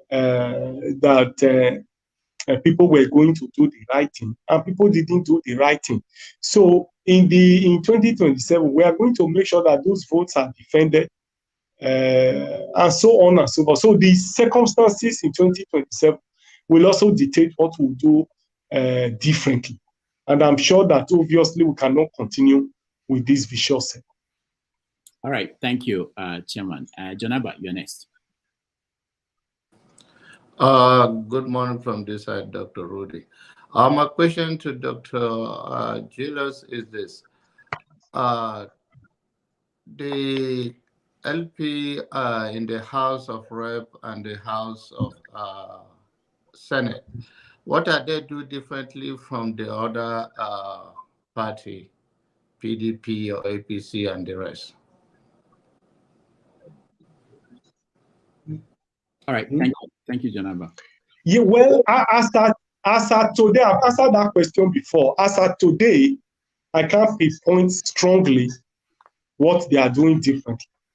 But the assurances they have given to me is that they are going to do things differently from this year.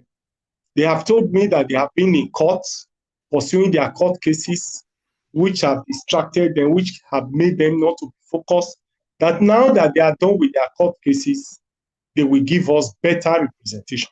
So I'm hoping that moving forward in the next coming year, we are likely going to see a better performance and something that is different. As of today, as national chairman of the party, I can't pinpoint anything that they are doing different.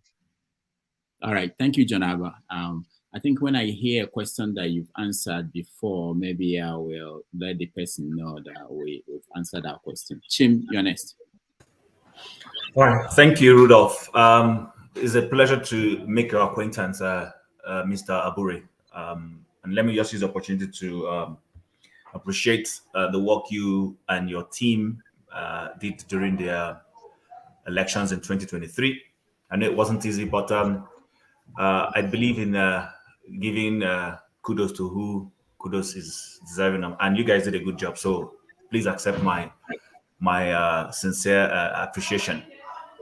Thank you so much. Thank you. We appreciate you too for all your support and what you did in supporting the party. When we hear people like you speak about what we've done, it encourages us to do more, and we are ready to make any sacrifices to further this cause. Thank you so much. Okay. So my question, I'm trying to look for a way to make it different from what Jonaba spoke about. But let me put it this way. So your presidential candidate sold himself in a beautiful way. You know, I know they give shishi. We don't give bribes. You know, he sold himself as someone who was, when it comes to financial management of state resources, being able to differentiate state resources, not spending unnecessary funds that Nigeria doesn't have, and injecting those funds into things that will create a better economy for everybody. Now, he has also come out to say that he is going to be the official opposition. So my understanding is not just him as a person, but the Labour Party is the official. No, we are together in it. Yes. So we are together in it. Yes. So now my question is this. Nigerians saw what happened after the National Assembly was inaugurated. There was prayer into people's accounts or emails, and I'm sure you understand what I mean. And then there were vehicles bought for members of the National Assembly. Now, this is happening at a time when the economy is struggling. Now, we've had conversation on this forum where we said that one of the ways we believe that Mr. Peter Obi can make that his claim that Labour Party is the official opposition is to look for a way to hold your members accountable. That is, your senators and members of the House of Representatives accountable, so that they will be doing what John Abba referred to as offering something different. So my question now is, what are you doing as a party to be able to make your members of the National Assembly, both in the Senate and the House of Representatives, to be more, sensitive to Nigerians and to offer a better opposition in the House without necessarily having to go along with, if APC says they want to do this thing, they will go along with it. I'm not suggesting that if APC is offering something nice in the House, that Labour should just resist for resistance sake. No, I'm saying when it's obvious that the policy or the decision that is being taken by the majority of the APC legislators is not what Nigerians want. What are you doing to be able to get your representatives, your senators and House of Reps, to be able to toe the line of what Nigerians will want to do? So that at that way, it makes it clear that they are the opposition without necessarily having to, they send them prayer and they accept prayer, they send them prados and they accept prados. That's the question I have for you. All right. Thank you, Chairman. Before you answer. Oh, okay. I wanted to say that he already answered that, but I wanted to explain to the chairman also that what's going on is that some people are in some parts of the world where they wake up 3 hours behind us. Some people went to church. So when they come and join, they may not have seen the previous part where you answered some of the questions. But you can say anything you want to say now. But he answered this question. Go ahead, Chairman. Yes, I've answered it. I just felt that it's a burning question that I need to answer again and again if it comes up, because Nigerians and especially those of you in diaspora fought hard to give us this relevance, and today we have members in the House of Representatives. And therefore, if they are not meeting up to expectation, I will be glad to answer again and again. Like I said, the way we can make them to be accountable is for us to constantly engage them and be proactive in putting our party position and the position of the people before them. And I have done that constantly by having every month or every quarter engagement with them. Like I said, even when the issue of SUVs arose, you saw that the party position was very clear, that Labour Party members in the House should reject the SUVs.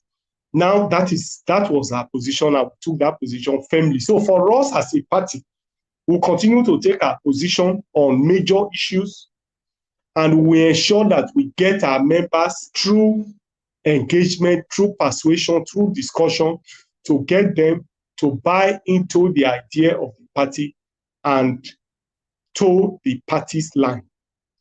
They have assured me that now that they are done with their court cases, because the court cases indeed took their time, distracted them, there was the fear whether they will come back or they will not come back. There was the fear whether they will use courts to remove them from office and so on and so forth. But now that all of that is over, I expect that there will be a formidable representation from Labour Party members in the House. And for us as a party, we continue to equip them with information, we continue to support them, we continue to hold retreat with them, we continue to hold seminars with them, we continue to engage them, we continue to hold dinner with them in order to reassure them of the party support, and then make our own opinion and our position available to them, so that at all times, the party position will be very, very, very clear. All right. Thank you, Chim. And thank you, the Chairman. Alaba, you are next. Thank you very much, yes, Dr. Abure. I'm so glad to have a chance to ask you a question. I commend the Labour Party for their efforts to make the Nigerian problem visible. However, I still have issues with the stance of your party. I am not a member of the party. I live abroad. I've not voted. So full disclosure on that basis, but I am strongly aligned with a change for Nigeria. So, and my situation is that I view Nigeria as a plane that has been hijacked. 100 people on the plane. 5 hijackers have taken over the plane. They still have sleeper cells among the 5, within which people don't know. And the Labour Party is a party, there's a party that is trying to wrestle power from the hijackers on the plane. And their approach to the solution is we have to keep engaging the hijackers in subsequent election. I find this very troubling, very, very troubling. Now, everybody is very cautious and wondering, like, okay, we don't want the plane to crash, correct? We don't want a war.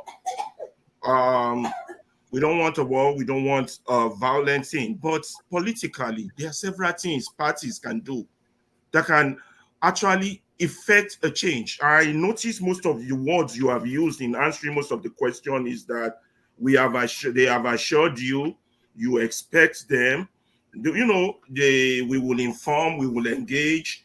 You've used all these terms, but I want to put it to you that hope is not a plan. Hope is not a plan. If your party has 6 million votes, you have something that is more powerful than a bargaining chip, and you're not using it. You're pushing the problem back to the people who have been traumatized, and they are weak, most of them ignorant. Your leadership should have been more courageous in pushing that the system in itself has crumbled. Here are the few actions we can take to make it clear to those in power that we are not going to be endorsing a system that has crumbled. Your party has not done. So you're asking, so where's my question in that? Do you think it is fair to the supporters who have followed you guys, giving everything for you guys for the hope of that change, for you all to still keep gaslighting them that we will try again in 2007, maybe it will change? Hope is not a plan. The ANC in fighting apartheid did not start by saying we're going to engage the apartheid government in political whatever. They had plans in place. They had things in place for the youth. They call the problem what it is. I think the problem we all having is that we all keep thinking we have a democracy. We don't. We have a state of impunity. And if you, who have 6 million votes, can hold that situation and use terms like we would engage, they have assured, even within your party, you don't have a structure to hold your party members accountable legally. You don't. So it's only based on assurance and expectation. So my question is, do you think your party will go deep down and dig deep? Like this education thing you talk about, we want to educate, inform.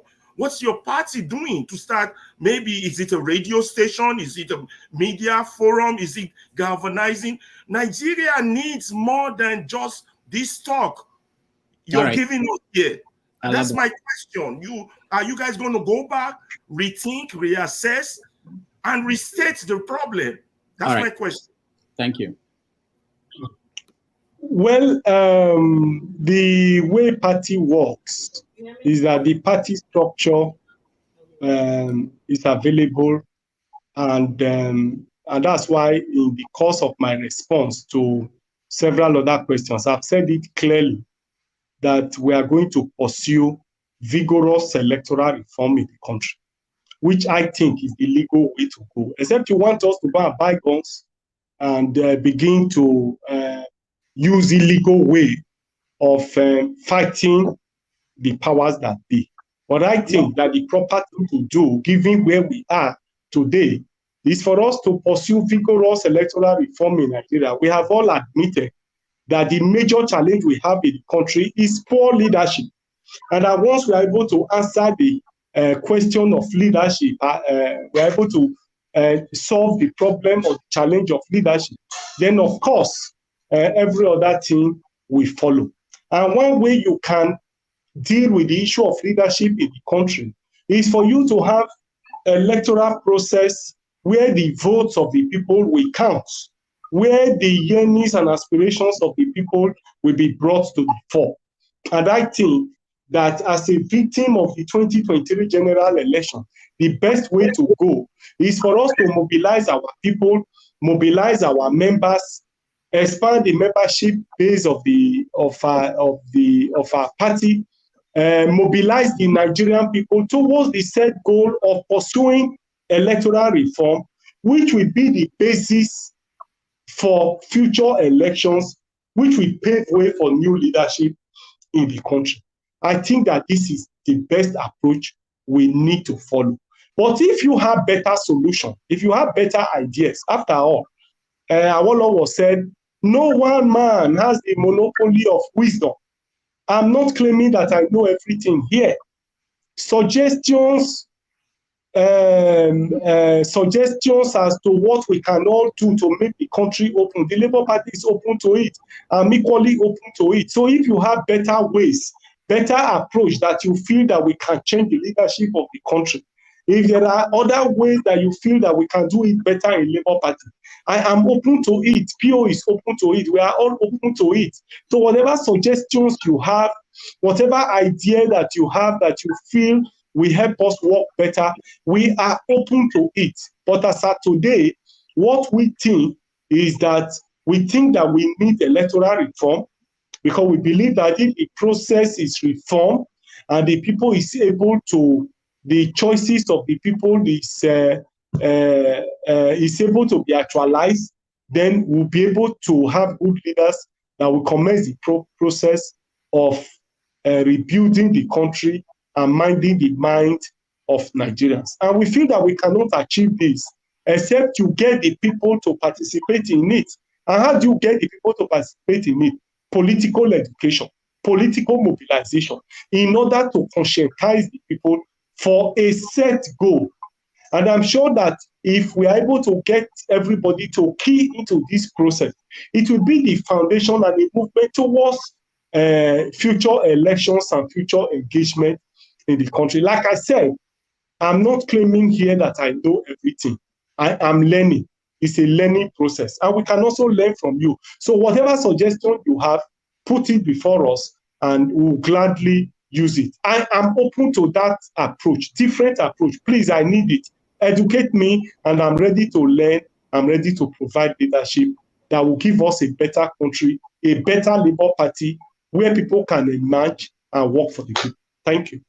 All right, thank you, Alabata. Let's go to Pansat. I mean, I know what you are trying to say, but if you need his contact, I will give it to you, his contact, so you can send anything you have to him. Pansat, go ahead.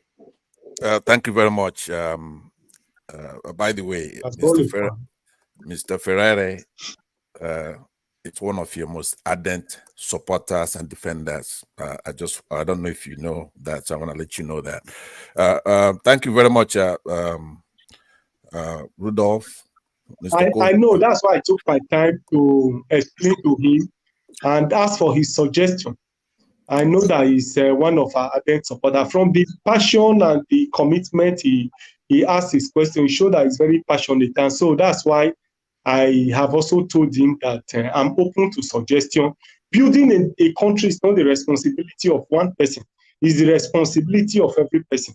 And that responsibility will be discharged by all and sundry. And so all suggestions, all opinion that will make us work better, I'm well disposed to it.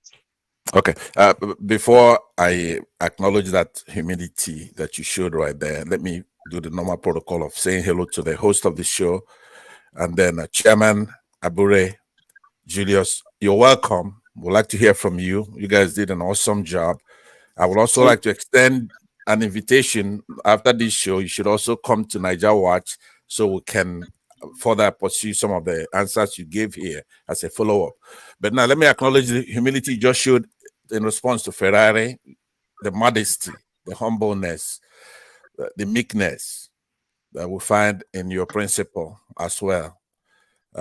no vanity at all. You showed Thank here. you. And before I delve into what my main question, I just want to be able to apologize to you for the way that we had a gentleman here, the goggled guy who came here and he was showboating, right?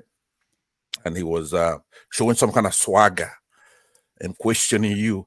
You have never been convicted or even taken to court for criminal offenses like a liar, perjurer, any crime of moral turpitude. As you stand here right now, you have never been convicted of anything like that in Nigeria, have you? No, not really. You are right. Nothing like that. Nothing. They are. You see, the truth is, a lot of these people who say these things are those who were procured by the APC to destabilize our party. That is correct. And that is the truth. And so they find all sorts of excuses to vilify us. They go to our private account, our businesses to find out, to see if they can get anything to hold us. And they've not been able to find any. And that's why right. even this week, I'm sure that a lot of you would have seen a publication where they talked about the fact that I was arrested. I was never arrested. I was in the party office receiving INEC. And the press statement went out to say that I was arrested, questioned for forgery, for this and that. Nothing like that. But when we see some of those things, we laugh over it. Of course, right. It's a price that one has to pay for standing and doing the right thing. Exactly, and I was going to cover that. What I'm going to do normally when we come into a platform like that, that's always emphasis on time. Time is an element, but what I want to do is we have to look at it from the physics point of view. You know, distance over time is, you know, it's your speed. So we're going to have to use speed to ameliorate that time pressure. So please, I'm gonna make my questions very snappy, and then I'll conclude. One question, yeah, I know it's gonna be one question, but I'm saying with nuisance like the questioner who came here and was questioning you, there is a maxim in law that he who comes to equity must come with clean hands. So that person. Go ahead with the question so that we don't waste time. Yeah, I understand, but please, I need to give this guest a chance to clear his name. He was almost, at least he was slandered right here in front of us, right? So that takes me away from my question. I don't mind if I don't ask a question. I want to give him a chance. He's the chairman of the Labour Party who did quite a lot of work within a very short time frame to bring us to where we had hope, and they won that election. Now, he cannot, like he said, come out here and speak carelessly, right? So it's our job here to be fair to him. When you had a guy come here and slander him just by the implication of his questioning, as if he's a criminal, and I'm talking about that allegation, but I'm going to leave that for now, because on this platform, one thing we're going to have to learn is to be fair here. All right, we're going to have to be fair. So, sir, my question I'll go to now is in the clause, I believe it was clause 38 of the INEC regulations and guideline for the conduct of that 2022 elections, 2023 elections, but they made that guideline in 2022. On that section 38, it clearly states that completion of all the polling unit voting and results procedures, the presiding officer shall electronically transmit or transfer the result of that polling unit direct to that collation system. Right? That's what it's stated, and that's what they were supposed to do in order so that we could know that the collation is real time and they're not going to play any shenanigans there. So anybody coming here trying to have you produce anything, right, is trying to say that we should not believe our lying eyes. We saw that election and we know that Labour Party won that election. And it's not up to you to protect those votes because it's a small party over there as far as administration of the party. Is the Nigerian people who should be questioning themselves on what to do. So I want you to carry your head up high when you come out here, and that you've carried yourself, your demeanor, your humility, And you don't deserve anybody to come here to slander you. And anybody who does, like we just witnessed there, we're going to have to make sure that he pays for what he just did right there. We have to hold him accountable for that. And that's where you come in, Rudolph. I know your guest is listening somewhere. So let me use this opportunity, because you did let him, as we're having technical difficulties, to perpetuate and show both here. Hold on, Pansat, hold on. Yeah, I have to hold on, please. I have to announce that, please don't try to join us again. Let's give room for him to come back. So there are people who are trying to join. He just, his connection went off. So please. Okay, thank you. When he was having a problem here, one of your panelists was insinuating that his third question was going to be such a zinger that it was going to knock him off, that he wasn't going to be able to come back in here. And then when you did something, which is to challenge him on that, you kept him on. And when he asked that question, it was nothing like that. He was a nuisance, an annoyance. So when your guest comes back. Hold on. I'm interested in getting the guest back. So I'm looking at the number of people we have in the studio. I have to get someone out, please. If I get you out, I know you want to join and you want to ask a question, please. I'll bring you back in. But just leave room for him to join us. Otherwise, we will be here talking to ourselves, and that's not what we want to do. All right. So Pansat, you can continue with your sermon on the mountain. No, Rudolph is quite irritating now, because in the legal principle that I was that has its origin in the Roman laws, right? Person who comes to equity must come with his clean hands. So there's an estoppel angle, which your guest, if he doesn't have to actually answer my questions, we could go on, because he's already been set up to be disrespected here. This is somebody who's fighting for us back home with his party and his principle, and they won the election. So because we're liberal here, we let a goggled guy come in here and just talk all the nonsense that he's at liberty to talk and exit with hubris. And I want to make sure he's punished for that. That's we're going to take that up perhaps when the guest is gone. He has to be banned from here for at least a duration.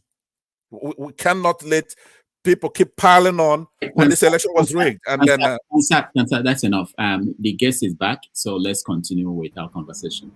All right, you have a question or you have a comment for our guest? Yeah, I have a comment. I don't have a question for you, because I believe. So you've made. Hold on.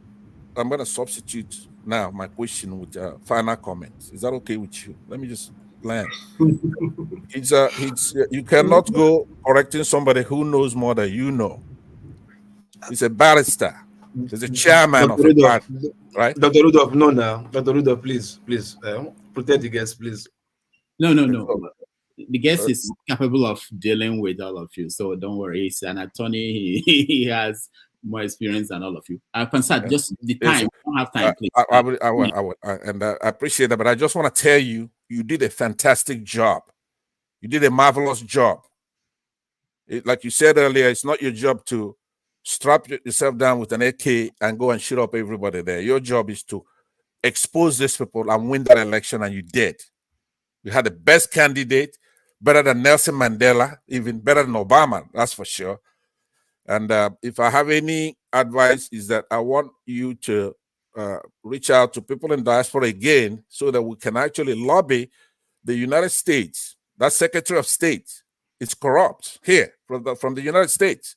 The Secretary of State should never, unless they were paid off, accept somebody like Tinubu as our president and to congratulate him, where they have all the information. They know he didn't win that election. So there's a work that needs to be done here, especially at the Secretary of State, that then have those corrupt embassy and ambassadors in Nigeria and in Africa as a whole. And we're going to have to do something about this. So I'll leave it like that. Thank you very much, Rudolph, for the great show. Thank you. I'll come back for the second round. All right. Thank you. Chairman Abure. Have a nice Thank day. you so much. Come Yeah. to Niger We'll be Watch having, as well. We want to see you in Niger the Watch network, soon. All right. Loco, you're the next. network has been I know. very I unfriendly. appreciate your patient with us. Loco, go ahead. Oh, all right. Hello, sir. How you doing, sir? Very fine. Oh, so I thought this is a papa they come before. Mogu laughs, my papa no go come. Unless now God Julius come. Anyway, that's on the lighter note. Anyway, hello Don't mind them. everybody, viewers. They think they can divide our party. Yeah, but for me, there's always emotion. But one thing I'm still angry about you, the other fashion is like not being able to see this coming and deal with it. You know, always allowing it to escalate to the public, and you know, sometimes perceptions matter. You understand? If people say this outside there, it might be a big blow to your party. Like you cannot even keep your house together. So how do we trust you? You understand? And I know your party is coming up. You know, I know you've been there, but in terms of relevance to being a viable opposition, I know you are still coming up then. But I think you people should have done more. You have the ability to do more. Like let's take for instance, the whatever largesse they are sharing in House of Assembly, you understand, or a chamber, the chambers there, both upper and lower. Nigerians mainly, I don't know if you can hear me. Nigerians mainly are expecting a kind of pushback to like, no, Nigerians are suffering. We don't need this amount to be spent for whatever reason. That doesn't make sense, especially for the cars and allowances for the same. So part of your party, members of your party that representing the people, either the upper chamber or lower chamber, everybody, Nigerians are watching. They're expecting a pushback to like, no, we don't need this. But it seems like when it comes to that aspect of money sharing, your party is keeping quiet because we are expecting, like, we know right from them, they have never been a good, viable opposition when it comes to ideology. You understand? The opposition we're having is just opposition to grab power, not opposition for ideology. You understand? The reason why Labour Party is the way it is today is just the statement that Peter Obi said, like, you know, from consumption to production, production to consumption. How do you put that slogan? Yeah, but like, so that slogan renowned with lots of Nigerians to like, oh, this makes sense. Instead of spending money, we can produce, we can manufacture, we have the natural resources. So that alone was what resonated with many of Nigerians. They're like, okay, we are going with this party, even if they like Labour Party or not.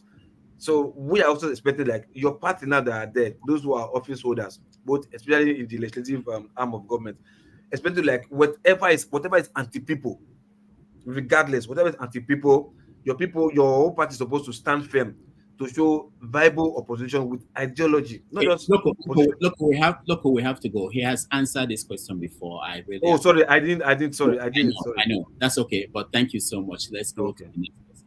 Forefathers, go ahead. Sorry, I didn't know because I didn't join time. Forefathers, go ahead. Is he sleeping? Forefathers. All right, let's go to electricity next. Forefathers, can you hear me? Thank you. Thank you, Rudolph, for having me. And can you hear me? Yes. You can't hear me? No, we can hear I'm you. right here. Okay, go ahead. I can hear you. There's delay where you are. Go ahead.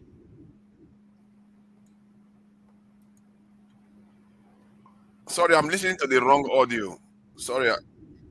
Okay, so let me ask the question. I'm sorry about that. It was a technical issue. Greetings to everyone on the panel, and special greetings to Julius Abure for joining us today. And like Pansat said, I did like the idea that he was open to listening to ideas, and it's a good thing. And I also like the way the kind of questioning that came from Ferrari, and maybe others. I didn't hear all of them, and that of Loco too. Because there is a lot of Nigeria has a lot of problems, and we can be nice to each other, or we can be truthful and blunt about things where they are right now. And from what I see, politics is not a big factor in Nigeria. The reason why I say that is because the human beings themselves are a problem. I just heard the president this week say that it's okay for Nigerians to be jackbarring overseas, that they will train more. And if necessary, they will supply more to them. Supply more, not like even human beings. They are treating us like slaves. And you are one of those, belong to one of those elite class in Nigeria. And I believe that we have an elite class issue in Nigeria that don't see the people as their own people even. They don't truly care about their own people. This is why you hear in the House of Assembly, they're about to share money, and nobody truly stands up on time. It takes 1 week before another party responds. You see the country being divided. Nobody comes out to say anything. Then it takes 2 weeks. You say, oh, let's come together now. Let's come together now. Nobody seems to care about the people at all. I'm sorry to say, from what I've been seeing in Nigeria, it's very disturbing. I'm shocked to hear that our president is still sounding like that. We don't seem to care about our people. We don't know how urgent it is. Governance is not just about politics. It's about the survival of your own people. We are an ancient people that have been around for a long time, and sometimes I fear that leadership don't understand that. We just govern our people as if we are governing our people for foreigners.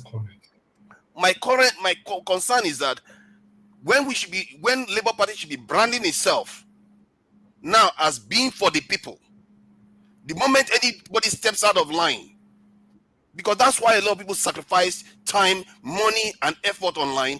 Some of them call me a devil for just even standing a little bit out of line, out of not supporting some things that P2B is doing. People are passionate about what they want to see in Nigeria, and I fear that some of our political leaders are not in lockstep with them. And many of them go on, if you look at the way they behave internationally too, they act as if they are houseboys to Western countries. This is a nation. It's a nation of 200 million people and one of the most significant nations on the face of the earth for black people. And most of our leaders, including you, I saw you the other day, and they said something was happening, and you ran to one of the European countries. I am concerned that you guys don't understand the gravity of what you are doing right now. And there is an urgency that we don't seem to be realizing that we have to take care of our people first. We don't want to industrialize our nation. Hold on, I will ask my question. Yeah, we don't want to industrialize our nation. We don't want to secure it. This is very important. You say you are listening, because this is very important. This is our survival here. We have been enslaved before and we have been colonized. And you are in position of leadership, and Labour Party is very, very important party. I believe Labour Party has the capacity to do a lot of good. They have links to the unions. They have links to the people. They represent the workers. You can do a lot of good if you really want to wield it. And I fear the Labour Party right now is not wielding the power they have the power to wield. Peter Obi has a lot of passionate supporters that can shape the Labour Party to whatever image he wants it to be, but somehow they remain quiet about it. So the question I'm going to ask you now is, are you people truly nationalists that want to restore the nation to a sovereign state? Because we are not sovereign as it stands. Are you true nationalists that want to restore the nation to the people so that we actually control our country, we control our foreign policy, we control our voice? If you are that, believe you me, you have people that will fight for you and will remove these people from office. Right. Are you that? Thank you, forefathers. Chairman. Well, let me just make some few remarks. I hope you are hearing me. Yes, we can hear you. Yes. Well, he talked about somebody running to a Europe country. I wouldn't know if he was referring to me. Well, I can't remember the recent past traveling to any European country when there was crisis in the country. I probably felt that I needed to put that in its proper perspective. I've had cause in the course of this program to state clearly our engagement with our people in the National Assembly. I've stated that clearly. And I've also not pretended here as to what I think that they should do and the position of the party. A typical example is when the issue of SUV came up. I would refer you to go and see my speech on that day and the position of the party. And other several positions we have taken on several issues. We will continue to maintain that momentum and continue to bring government accountable within the level of the party, we'll continue to drive that. Like I said here in this program, the National Assembly members have assured that moving forward, they will represent the party the more. And I've made it very clear here, our efforts, our engagement with those in the National Assembly in order for them to have a better representation. Like I said here before, we are very open to suggestions. What we didn't do well, we are ready to improve on it. And we expect that we aggregate all the suggestions, let's have it, and then we begin to engage on it and find how we can do better. I believe that we have done our best, given the circumstances of the country, the socio-economic condition of the country, the security threat, even to our personal life, the threat to life, threat to our properties, threat to our children, threats everywhere. In that circumstances, I believe that we have done our best. We'll continue to do our best. Like I said here, no sacrifice is too much for us to make for our country. We'll continue to make that sacrifice. Whatever you feel that we didn't do well, aggregate them, let's have them. We are willing to improve. But given the circumstances of the country, given the situation, the socioeconomic conditions of the country, the situation under which we operate, threat to life, threat to our businesses, threat to our personal life, even to the life of our own children and otherwise, we believe that we've done our best in the circumstance, but we are ready to work harder and work better. All right, thank you, Chairman. Let me go to electricity. You are next. Yeah. Good morning, good afternoon, good evening. I think our time has eaten deep into. I know that. I think we've done more than 90 minutes. You know, I have other. I know. So what we're going to do is that we just take the people who are in the studio now, and then we'll let you. So those people, the three people that are here. So, Chairman, I don't understand. When I want to ask my questions, your 90 minutes is over. That is partial now. No, I cannot but hear you. I must hear you, even if I don't hear you. All right, thank you. Respectfully, you kind of deflected on the issues in respect to the SUV that the Labour Party rep accepted, even though there is no law that forbids them from accepting it. However, in terms of where the country is going, they are supposed to be an example, should not have accepted it. They also accepted the token from Akpabio, and they also contributed to Akpabio's birthday party. Just for the record to reflect that, you can weigh on that later. So I'm going to ask my question. As a lawyer, you are familiar with Section 68 and 110 of the Constitution. Am I correct? So go ahead and ask your question. Okay. Why are you not pushing for that? Because from where I am standing, the threat to our democracy is the legislators, not any other person. So why is Labour Party, Peter Obi and others not pushing? Evaluate the question so that others will get the question correctly. The question in terms of Section 68 and 110 give the citizens power whereby they can recall their officers who are falling below expectation. And you agree with me that the performance of our legislators, which you've already highlighted, is below par. Do you agree on that, sir? We've said so. We've said a lot here. So why are you not pushing? Because you said we should bring idea up. You don't know everything. Well, let me say it here. You've just said citizens have the right to do XYZ. Yeah. And you are part of the citizen. I expect you to start the process and then let's see how it goes. It, but sir, you command, you and Peter Obi. This is where our nation can move forward. You command, you have the platform louder than my platform. You have the platform, and they will listen to you and listen to Peter Obi more than they will listen to me. I'm a citizen. I've not shied away from it. If you go to the comment section there, most of them have said, oh, Section 68 and Section 110, electricity has come. They know me for that, and I'm proud of it. but you command yourself, or the Labour Party, let me say the Labour Party in general, command more, have a bigger platform than even Dr. Damages. How many people did Dr. Damages can reach?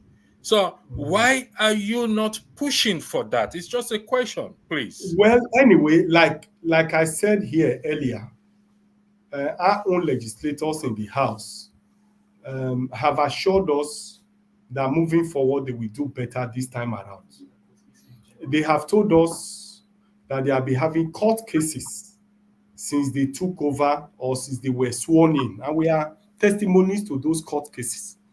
A lot of their cases were concluded in December, and they have assured us that there will be better representation this year, 2021. So for me, let us give the benefit of doubt and see the level of performance this time, and then we'll be able to bring them to accounts. The issue of those in the House is an issue we have dealt here over and over again, and it keeps resonating. But like I said, I'm sure that there will be better representation moving forward. All right. I think we should. Rudolph, I won't finish. No, listen, you gave Patak. No, Pasa. You are done. Man of Prestige, you are next. I'm sorry. We can't fair to the guests. He spent we agreed on 90 minutes. It's about. Okay. Thank you, everybody. Thank you, Dr. Julius Abure. It's nice to have you on this platform. Yeah, before I begin, my question is just going to be one question, please. But what I was going to say, the guy that spoke earlier, his name is Emeka, so I don't know why people are chastising him, because he asked, the name of this platform is Sabia Say, so he has a right to ask his question. I'm not in support of him, but I know the premises where it's coming from. He's an APC propaganda person, so he always said that Tinubu is his father. So let's respect everybody's opinion. So my question is, being Obi right now, with the rumor that's going on that in a Nigerian situation, there's no ideology. In America, we have Labour Party, and in America, we have Democrat and Republican. They have ideology, conservative and liberal. But that's not the case in Nigeria. So my question is that, can you assure us that Obi is going to still remain with Labour Party? He's not going to decamp to go from any other party. All right, Man of Prestige, he answered the question. We have to leave it. You can watch the beginning of the show. And WC, you're next. Thank you, Rudolph. Welcome to our platform, Dr. Abure, Labour Party chairman. Can you hear me, please? Yeah, we can hear you. Go ahead. So, Dr.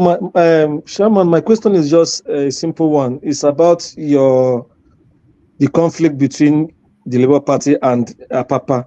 I want to give us a finality on it. Is there still a matter pending in the court, or there is none other that the court has clearly ended effectively the matter that they are just that they shouldn't come near the Labour Party, that they have nothing to do with the Labour Party again? Because sometimes we see things on papers, and some media people in Nigeria, they keep referring them to they keep calling them faction, the other faction. So please, can you put a finality to this? Let's know the situation as regards that matter. As it stands today, the court of the High Courts and the Court of Appeal have stated clearly that they are meddlesome interloper, that they are usurpers. The court have said so clearly. And if you have been following us, when we had candidates in Imo, Bayelsa, and Kogi, they equally threw up or also attempted to sponsor pseudo candidates. And those cases went up to Supreme Court, and the Supreme Court stated clearly that they have no right to even conduct primaries, let alone sponsor candidates for the election. That's why you find that it is only the candidate that I presented in Imo, Kogi, and Bayelsa that ran that election. But you know how Nigeria operates, how people in the media operate. Once money change hands, anybody can have any platform to say whatever they want to say. So I want to appeal to you that whatever you hear from them, please disregard It is of no value. It is of no moment. And it is just a propaganda to mislead the people and distort information and facts. Okay, thank you. I think you should sue the media. Those media houses that are still calling them, the people should sue them so they will stop doing that, because they are confusing Nigerians, particularly the unenlightened ones back home. They are confusing them. Thank you. Thank you, Ndubisi. Chairman, thank you so much. While I will let you have a final word before you go. And also, I want to put out this question from the comment section. We tend to ignore them.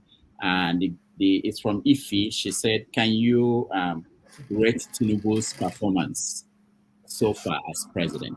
So you can do that while you round up your thoughts. No, can you? I didn't get that clearly. She wanted you to rate Bola Tinubu's performance so far as president. Well, let me appreciate you for bringing me to today's program. I've had a very wonderful day interfacing with you. What has happened to me this year, I think this is the best program I've attended this year, and I'm elated that I've interfaced with you. Rating Tinubu's government as at today, when he took over the realm of leadership, dollar was sold for 750 naira. Today is 1,400. Inflation, even though it was double digit, it was 20 point something percent. As at today, inflation is 30%.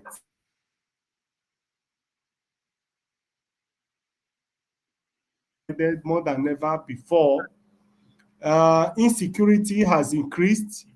In Abuja, there was no kidnapping before, but today in Abuja, people are kidnapped. People are running away from Buhari. Buhari is one of the area councils in Abuja. In Abuja town, a lot of people are being kidnapped and taken away from their houses. In Jos Plateau, in Benue, there are killings. Insecurity have increased. And therefore, I've only stated the facts, so it is for you to rate him. Mine is to state the facts, and I've stated the facts before you. All right, final thoughts. Thank you so much for joining us, and give us a final thoughts. Thank you for having me. All right, thank you. We appreciate you, and hopefully in the next nearest future, you can join us again and continue this conversation with Nigerians. Thank you so much. All right. Yeah. Take a break and then do a review of how it went, and invite you all back in here to air your view. Before we do that, I just want to announce that next Sunday we are going to have Femi Falana, Senior Advocate of Nigeria and Human Rights Attorney, joining us on this show. If you can join us next Sunday at the same time, we're going to have Femi Falana. He will discuss Nigeria, what's the solution? It's the best solution to our problems, a revolution or piecemeal gains. So if you can join us next week, we'll really appreciate that. All right. I'm a subscription this thing. Subscribing. Oh yeah, please. Thank you so much for that. I tend to forget that. For those who are watching, thank you so much for watching. Thank you. Have you subscribed? Yes, you. Have you subscribed? You. Yeah. Before you go, click. It's free. Click. Just that's it. Have you subscribed? You are laughing. Have you subscribed? Have you subscribed? Thank you. Thank you. Thank you. Hey, madam, thank you so much. I can see you. We have to get to 100,000 subscribers. By the end of the year, how are we going to do that if you don't subscribe? Yes, you. Yes, you're about to click off. Why? Have you subscribed? It's free. If you don't, ask your son, ask your daughter. How to, just one click. Thank you. Thank you. I see you. Aha. Thank you very much. Thank you very much. I'll see you tomorrow. All right. Thank you, guys. You know, I said this, I'm not very good at this. Iroko Post TV, it's very important that we get it up to 1,000 subscribers. I don't know. After saying this, we have 400 and something people here. I'm sure half of them have not subscribed, and it's something that we're afraid that something might go wrong one day and YouTube will kick us off from Dr. Damages that we are currently using. We've had issues with them, many issues. So please, if you can help us, just one click and you subscribe. It doesn't cost you anything. I know, please. All right. So let me go to people who didn't get a chance. I'm really sorry. Let me explain this again. When I bring in a guest, I always tell them 90 minutes. If they want to stay longer, of course, we want them to stay longer, but we don't have control. And some of them, they are busy people. They have other engagements. So I was surprised that he stayed as long as he did. But it will help if we can all agree that, we want as many people as possible to have an opportunity to weigh in by limiting our questions, making it short. There's nothing we say here that will make Nigeria overnight become a success. So we can just ask a question and give others a chance. So I'm sorry for those who didn't get a chance. Where is he going to hide? Joel of Nashville. I'm very sorry. One is this. I wanted to mention, maybe you don't know, you were driving. That was the reason why we couldn't I tried to bring you in and then I saw you were driving. I had to take you out again. But, it will help if we think about other people. I know we are passionate about these things and we want to say the thing that will change the country. I wouldn't. But anyway, thank you guys. It's all because of you that this is still working. All right, so let me go to people who didn't get a chance to weigh in at all and hear them, what they wanted to say, and yeah, from there. And he's going to come back. Joel of Nashville. All right, let's hear you.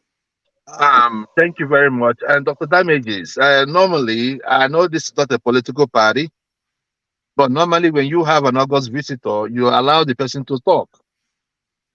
But I understand the dynamics. He did well. 1 hour, 30 minutes. I was having a haircut. I actually took my kids to have a haircut. And that is what really happened. 2 hours. He did 2 hours, 30 minutes. I know. So, I get it. It's all my fault. But what I wanted to tell him, if he's still listening, and to tell some of us on here, is that if you were thinking that what we achieved in am I free to talk? Yeah, we can hear you. Yeah, go ahead. Okay.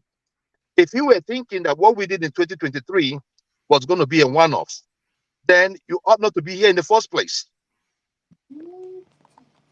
I had people here talking. Nobody here was talking about how do we galvanize? How do we build on what we have done before? Everybody was here trying to think. Some of you were here showboating. That is not the way you build nations. Go and ask people that fought for slavery. Go and ask people that fought for apartheid. And they will tell you that it took years to get that happen, to make that happen. So I do not understand the reason why people will come up here. Oh, how do we do that? What are you doing? What the heck are you doing? It's biting me, it's biting you. Abure is just one man. What those guys have achieved in 8 months, it's remarkable. All I was thinking that we were going to ask this man was that, hey, congratulations for what you've done. Because in case some of you don't know, what they did has not been done. I've not seen that happen in any type of politics. Even Obama went through the Democratic Party. You leave the established party, you go to a party, with less than no name, and you make up 6 million votes. And a couple of, change right there, with the House of Assemblies and State of Assemblies. So we should be thinking, I was thinking, what I wanted to ask him was that, look, we have done what we ought to do as obedience. Now, this is the politics of it. What are we here for? Are we here to just come and talk and talk and talk and talk and talk and go home? After 4 years, we repeat the same thing? Or do we want to play the politics of it? I wanted to know what they are doing as regards to merging. Merging. We have to merge. If you want to win the election, then you have to merge. I'm telling you, being honest with you. When you want to beat people like Tinubu, you have to beat them steadily. There are numbers that you can read. Not all numbers can be read. If you have a difference of 1 million, 2 million, you can reach that off. But if you beat them, you can imagine if you combine that of Obi and Atiku, and you have about 12 million votes, or 13 million thereabout, and you have 6 million votes, there is no way you can read that. That is the point I was trying to ask him. And to tell him, look, we have to meet at the middle, at some place. We as obedience cannot be portraying ourselves as, we are the most righteous. We are not the most righteous. Many people have, hung on our back to get into positions of power. We have seen the real Nigerians. We have seen what they're doing. It's about time now, you and I, everybody here, you say you're obedient, we start picking out those candidates. Those people that you think that will make a change. This is the time to pick them. Not when you get to 2027, we are all looking at Obi. No. Let us start now and start fishing out those people that we know that will go there and do the right thing. Recalling of these people we have in power right now, it's not going to solve the problem either. We can allow it ride. Let it ride. In 2027, we are going to have more qualified people that we know. And I thank God that Femi Falana is coming next week. And let's ask him if it's not going to step out there, then he should stop being a two-faced human being. Go out there and do the right thing. Come and put yourself up for position. Let us have real people. Let us have people that we trust, people with impeccable characters. So be in those positions. When you have the people at heart and you get into that position, you're going to do work for the people. Look at what Abia State Governor is doing. 100. All right. Look at what they're doing. So, Rudolph, I'm going to end it here, but I'm just thinking that in practicable terms, we're asking about what are we going to do. Now we have to start updating our register because most of you have a jabad. You jabad. So those numbers are reducing. So we have to start looking at the register. How do we bring people in? We have people graduating from secondary school. We have people graduating from the university. How do we bring them in? What are we all doing here? How do we do outreach? What I wanted to tell him was that we can do an outreach and incorporate it at once. I want to do something for Edo people. We can all incorporate it at once and keep the people engaged in 2027. If you're hoping that Tinubu is going to do anything, forget it. What you're seeing is what you get. Thank you very much, Rudolph. All right, thank you, Joel. Let's go to Wale. Wale, welcome. Oh, thank you. Great. Yeah. The question I would have asked him was, I know it sounds childish or something everybody should have known. Why, when people we perceive to be good people, when they get to power, they turn bad? Probably people will say it's a system. But I think if you have your own determination, and I could see that in Mr. Obi, but the question is, I mean, what I was a bit concerned about is he won't be able to do everything because he cannot be in two places at the same time. In Yoruba, they used to say, there might be no bad king, but the chiefs that surrounds him might be as bad as anything. So no matter what the king does, the impact of the bad chiefs is going to make him look like a bad king. So I was going to ask him, like someone like Mr. Pampas, is it Pampa?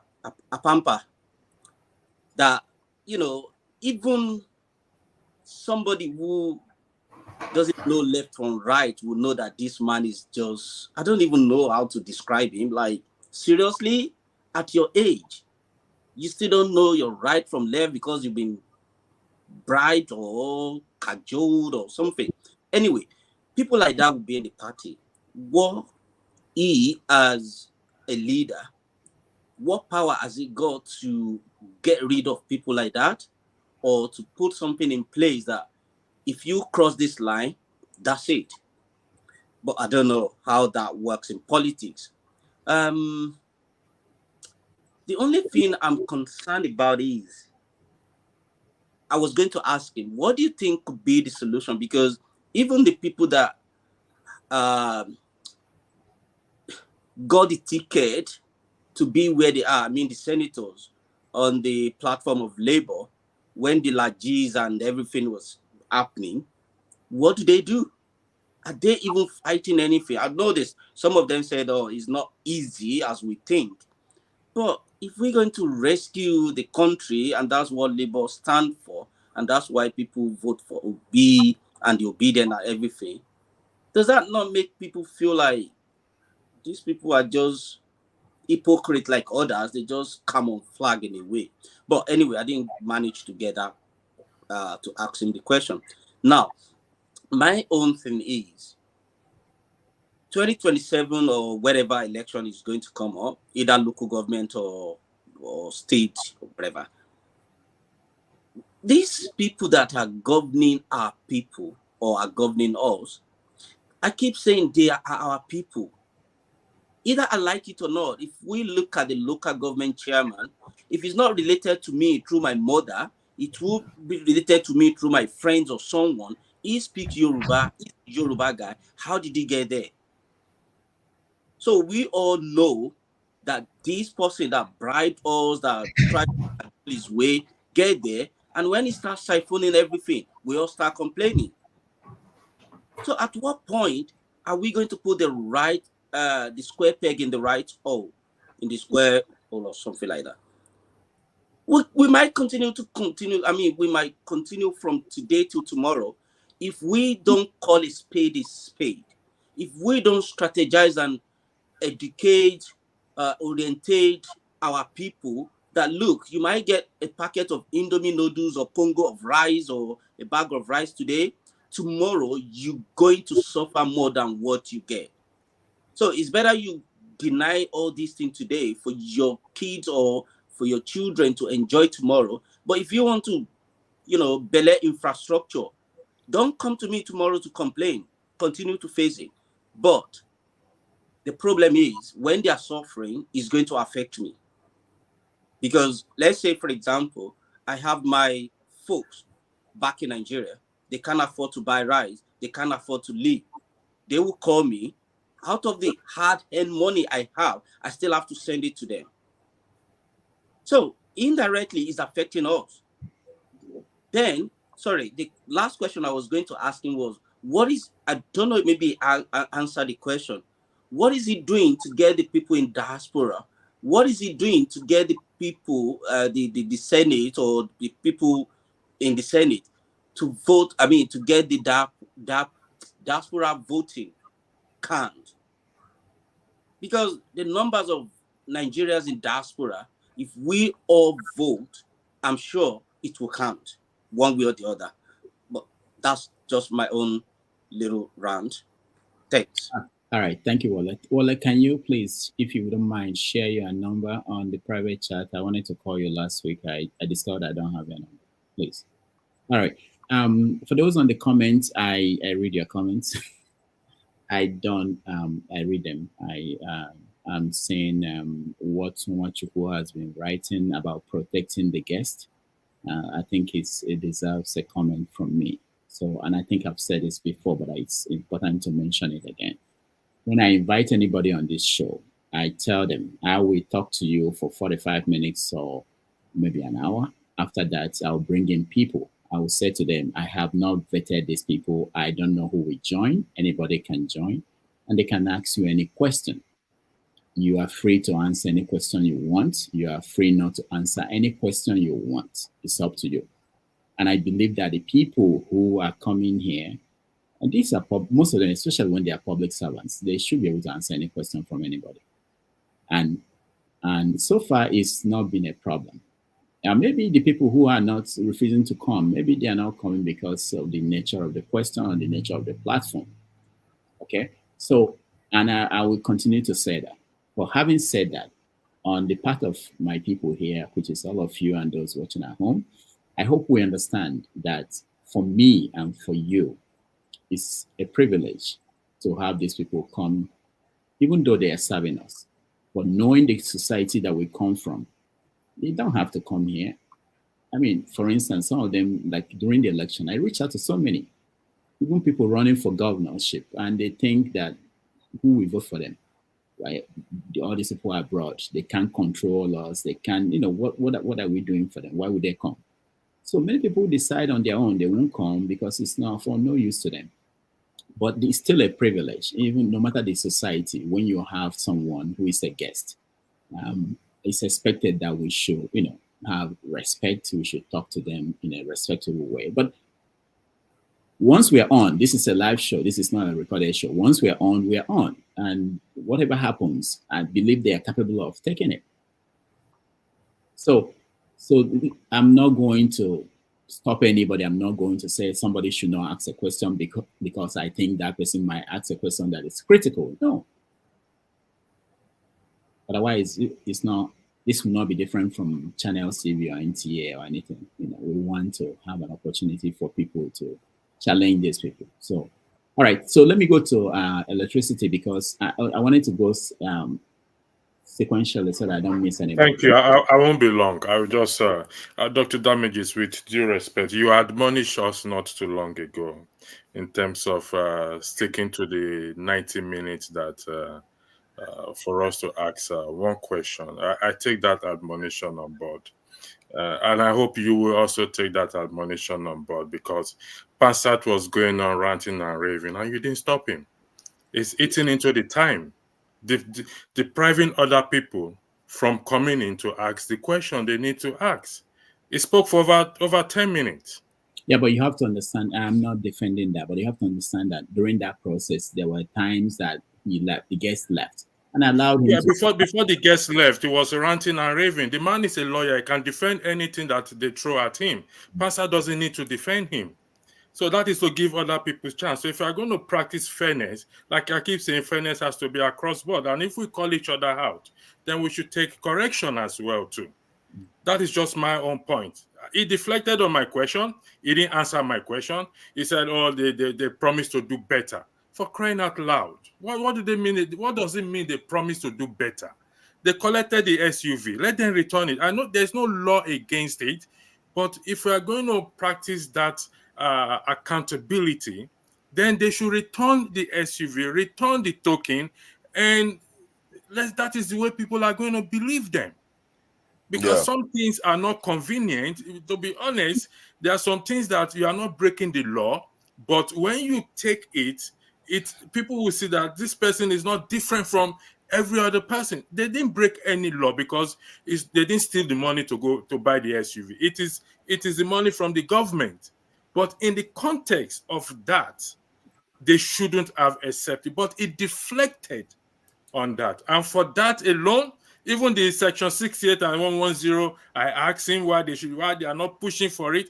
He didn't answer it either. He deflected on it. He was saying, and I said, goodness me, we have a long way to go. That shouldn't be a heavy lift. He should be like, yeah, we're going to look into it. We're going to be looking to do something like that. No. What is the difference between him and the others? Any idea, bring it. I don't know it all. Dr. Rudolph, your platform is not as a mega platform as P2B's platform and Abure's platform. We are just how will I put it? Just one drop in the ocean. But they have a mega platform. He's a lawyer. He knows. That's why I asked him. And they know this truth. The painful thing is they know this truth. They know what is supposed to be done. And I'm sorry to say, I am disappointed. And I don't care what anybody come and say about the obedience or anything. It's clear.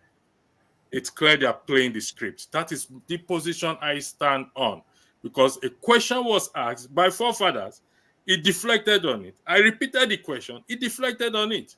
And we want to get the country moving. Let's ride on. Thank you for allowing me to speak. God bless you. All right. Thank you. Let's go to Flagship and then we'll go that way. I want to hear from everybody. Flagship. Well thank you, Rudolph. I appreciate the time. I understand where you're coming from. I understand what you said in terms of your admonition and all of that. We are Nigerians.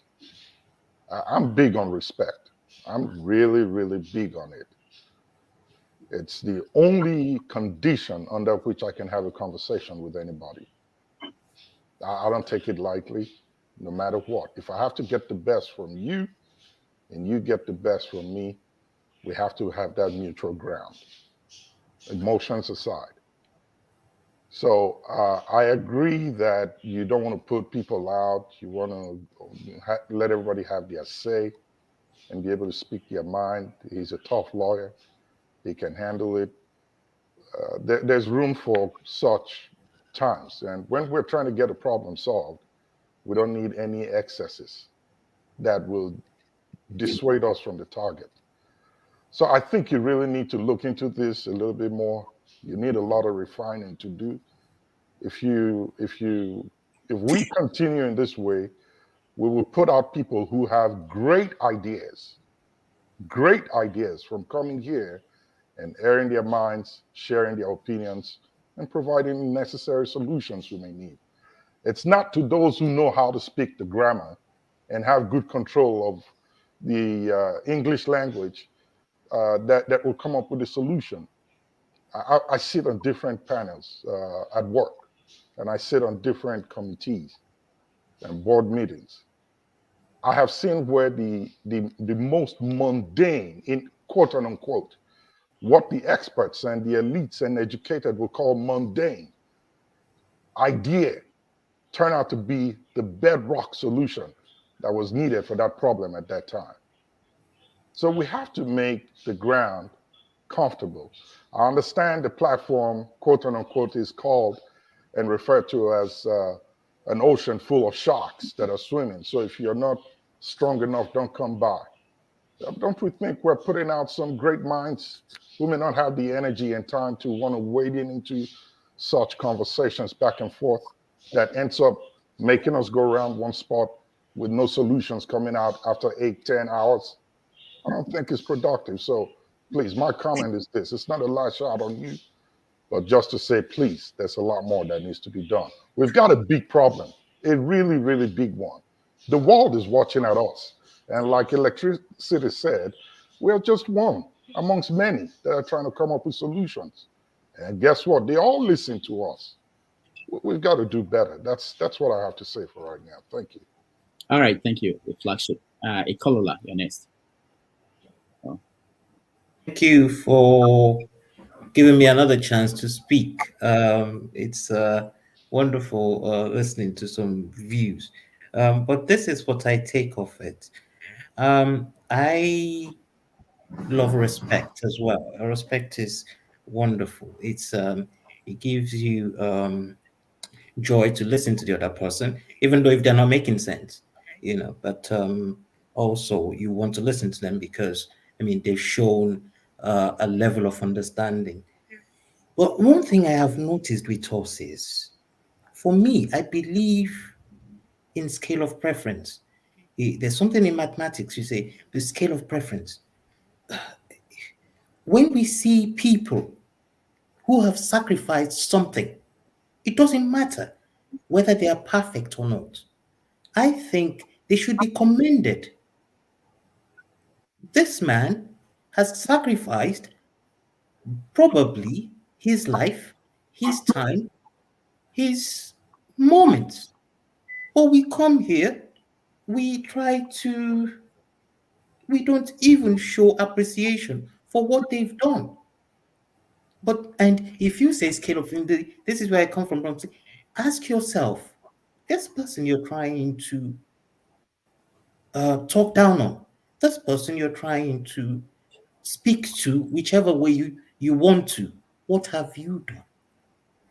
Ask yourself that question. Look yourself in the mirror. What have you really done? Some people have come here, they asked him about a man that was kidnapped. They've not seen him till today. What if it was him? So sometimes we should really look at ourselves before we throw anything out. So I commended the man. I don't care if he achieved everything he wanted to achieve, but he's in hell. He's in hell. Look at all of us. we have wonderful bandwidth. We can take 8 persons at a time and speak in a comfortable situation, whereby we can take a walk later on by 1 a.m. in the morning. But he was there. His bandwidths were going off because he stayed. It doesn't mean that he doesn't have the chance or the ability to live in a perfect environment like we are. So please, when we speak, yes, let's temper justice with mercy. Let's look at ourselves and say, if that person has done more than I have done, he demands respect, he demands that I speak to him politely, and even if I'm going to put my view out, if it's contradictory to what he has, I'm going to say it with respect in my voice. All right, thank you. Steph.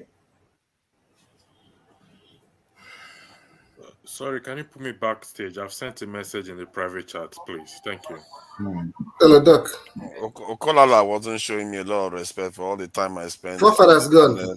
when he was having a go at me last week. But see, the point you are making is that you can have respect for somebody and still hold them accountable because they are holding a position. They were not forced to go into that position. You understand? So I think that people are right to question these people because what is the use? If he's serving, making sacrifices, and he ends up for nothing, it's also a good thing that you question him. You can't have somebody say, oh, because they are just doing something, you praise them, then when they fail, what's good is that to anybody? It's not good for them, it's not good for you. It's a feedback loop. So I think we should welcome questioning, and I don't think anybody's ungrateful for what they've done. We know they've done a lot. They are the ones making the sacrifices on the ground. We want to work with them to succeed. All right, thank you. It's just a quick submission to what he said. Look, Prophets, I am not saying you should not have another view. If we all have the same view, then we are like birds flying in the same spirit. We are not birds. Even if you have your different view, look at the fact that that person is sacrificing something and put your view out respectfully. That is what I'm saying. It might be different, it might be contradictory, it might be even wrong, but put it out and show that person that he is doing something that you have not achieved. That's what I'm saying. All right, Steph, you want us to skip you or what? What happened? I didn't know. I wasn't. Yeah, let me listen to others a little bit. All right, Shegun. I wanted to get you in, but we couldn't get to you. Yeah. Good evening, everyone. Good evening, Doctor. And it's nice to be here. Let me do. You're skipping me today. This is the second time. What are you saying? Chief, the others have spoken twice. I've spoken only once. But that's okay, no problem. Hold on, Chim. What I'm doing is there must always be a troublemaker. I want to be the troublemaker right now. So go ahead. You guys are killing me. I went this way. What do you want me to do? It has to go somehow, somewhere. Okay, go ahead. Yeah, so just a couple of things. I think this platform is priding itself in being a drilling ground to people. And we have that video of pounding of people. I think sometimes it's really unnecessary the way some people will do it. If we're going to pound people to get the pounded yam out of them, or pound people to get the oil out of the nuts, but not pound people just because you want to pound or throw things at them.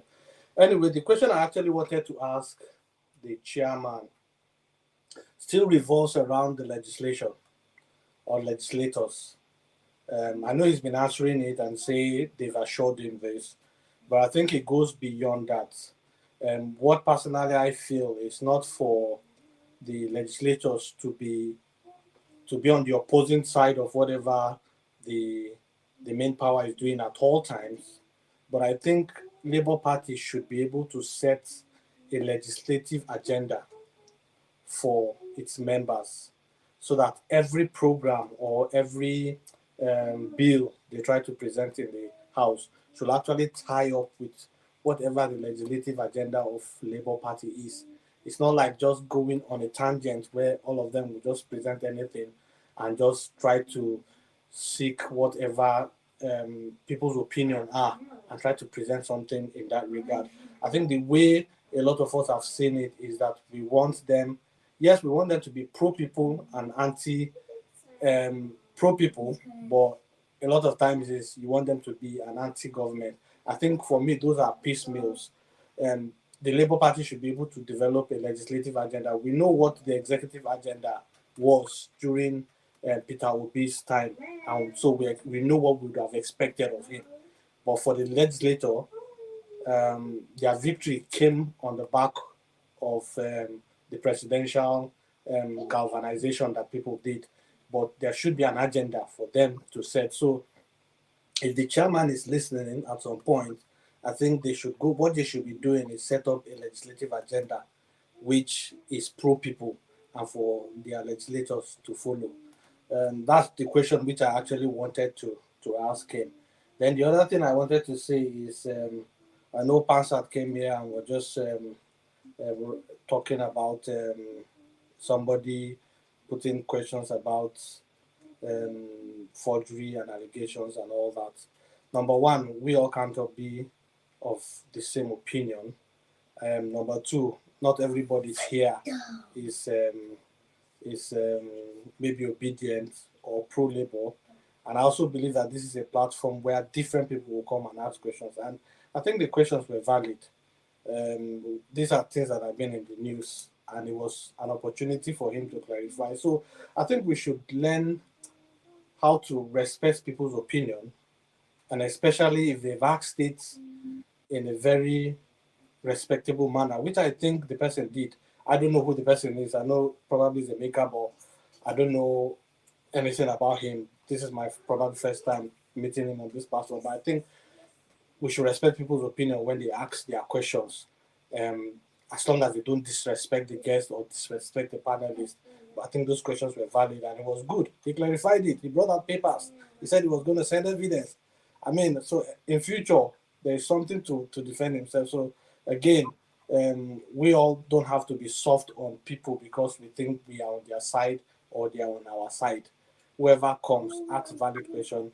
And if it was an APC man that probably Emeka asked that question too, I believe Pansat would have his response would have galvanized and reinforced whatever he says. I don't think we should be partisan, except it is a political platform, but it is not. So let's ask the valid question. So that's just what I wanted to say. Thank you. All right, thank you, Sheldon. Let me just add to that. I was just thinking about that if this were to be Bola Tinubu who is here, and somebody said to Tinubu, you know what, I think you're a forger, you forged your certificate. I don't think most people who are having issues that question was put out will not have issues with that. So I really what bothered me more was more like people making speeches and cutting into time of other people. That was what I was more concerned about. And then the other thing I wanted to put out there, just for Shegun and other people, I asked him a question about funding of the Labour Party and the possibility of people leaving the party to join other parties, because those are some concerns. And the answer he gave about the funding is something that should worry those who are thinking that it's possible to control the lawmakers. Because there was a point he was saying that the lawmakers and maybe the only governor they have, that they are hoping that they will help to fund the party. And you know, in political parties in Nigeria, you need a lot of money. And if you don't have people who have access to government money to fund, and people won't fund a party that is not maybe able to give them a contract or something. So I don't think that they have, even whether it's P2B or him, they have power over the people who are elected to the point that they can basically tell them do this and not do this. But anyway, these are things that we should bear in mind as we have expectations of what they will be able to do with those people. Go ahead. Doctor, one thing I think I extracted from that, I think what you raised is a valid point. He who pays the piper dictates the tune, isn't it? Mm-hmm. And so the question that rises up against me is the other governments in power are being funded by the elective, the electors or whoever is elected in power. In fact, the question should be then, is that right for the parties in power to be funded by the people that have won election. Probably that's another area where we need to clamor for, so that at least parties can have, not, it may not be equal, but at least fairly to some level. Because at the end of the day, if parties are funded by state government and all that, then it's very difficult for you to actually control them. They will control the people because they are paying. So it's a valid point. How to go about it is, I think it's a difficult one, because again, money is involved in Nigerian politics. But again, the party should be able to control them because it's the party, just like the guest yesterday came and said, the party is a vehicle. If you don't have this vehicle, you really can't go anywhere from point A to point B. The current legislators that came up today, rode on the back of Peter Obi. And as long as Peter Obi is still on that party, I think there is still an asset for which they can gain ground. A lot of them probably wouldn't have gained ground in whatever party they have gone to. So Labour Party needs to look at what its assets are and try to use that asset, to at least to some level control those people. Because again, the performance of this legislator has an impact on future elections. You understand? The performance of them. So at the end of the day, we might say, okay, yes, they got a chance in X, Y, Z. What did they do? I think the performance in Abia State at the moment seems to be encouraging. So again, we will be excited to follow. So those are the things. I think the thing is, you look at your asset and try to see how much you can deploy it to get the best from the people. Just one last thing, somebody was talking about mergers. I mean, that's a risky one for somebody like me. If Labour Party merges with PDP, you lost me, and there are many of us like that. So again, it's not just a straightforward thing for them to say just merge, because the reason why we are supporting Peter Obi is his persona, and they believe that this is somebody we believe will be able to do something. So if you start mixing up with your old guards, taking us back, then you probably lost some of us from it. So those are one of those things anyway. Thank you. All right, Chim. Thank you so much, Chim. You can't wait. Okay, so thank you. You can't even wait for Sorry? me to go. You can't wait for me to go to Mazi Prince and then come to you. But go ahead. I'm sure Mazi Prince. Okay, all right. So Mazi Prince should please condone me and bear with me. All right. So I asked my question, if anybody listened to me, I commended him when he needed to be commended, because I do appreciate the ground on which they are operating. The Nigerian terrain is not the normal political terrain where things are done appropriately. So I do appreciate that. But that being said, I agree with Forefathers what he said, where, I remember when we were having a conversation when Peter Obi said he was going to be the official opposition, and I made a submission of what I thought he could help, if he gets to his ears. And I heard when people were come here and people get overly emotional over certain things. And I said, listen, you can support someone and still criticize them. So Nashville, if he's listening, while I agree with a couple of things he said, I do not agree with his candor in the way he was, passing some of the message. Nobody owes anybody anything. Nobody owes me anything here. It's just a platform you've created, and we come and air our views. So one exception I take is when people come here to lecture other people on how those people should ask their questions. People will tell us, okay, ask your questions, and what's the other word? We can't eat our cake and have it. What I agree to, I have constantly tried to preach, is be respectful, have decorum in the way you pass your message across. Don't come across as being condescending, but I don't think it's proper for people to come here to lecture anyone. If you have too much of the energy and you think, people are walking at a slow pace, then go back to Nigeria and join Aisha Yusufu and be on the ground and do those things. People are trying to contribute in the way they can contribute. Some of the contributions are coming in form of this our talking. There are going to be people who will leave here and go home and go and run for office. It will happen, when they get the gumption to go and do it. But I do not think we should come here. All of us are not going to speak like Flagship. I enjoy listening to him. I love his candor. I love the way he speaks, the presence he brings. And I'm saying this, I need to say it to him because, yes, sometimes we take people for granted. You will appreciate something, but you never tell him. So I want to let him know that people like me, I appreciate the way he's courage, the way he passes his message across.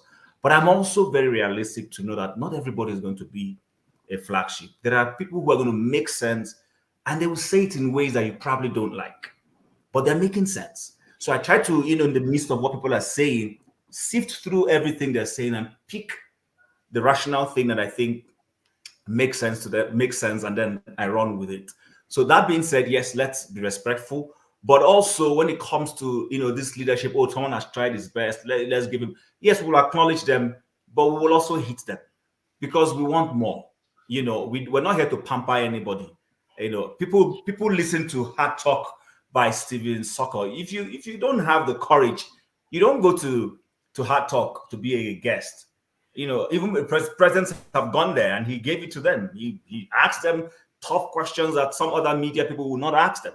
So somebody else might say, oh, this is being disrespectful. How can I be asking a President Obasanjo if he's corrupt? But that's what Hard Talk is all about. So I think it's ingenious of anyone to come here to come and try to lecture people needlessly. Come and ask your question. I've always said it.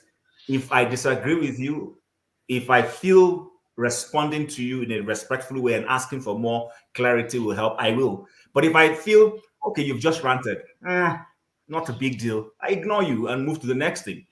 So I think we should start learning to do this because I keep saying, and you've said it also here, while we're contributing, we're learning and we're growing. This is an education. There are a lot of things I'm learning here.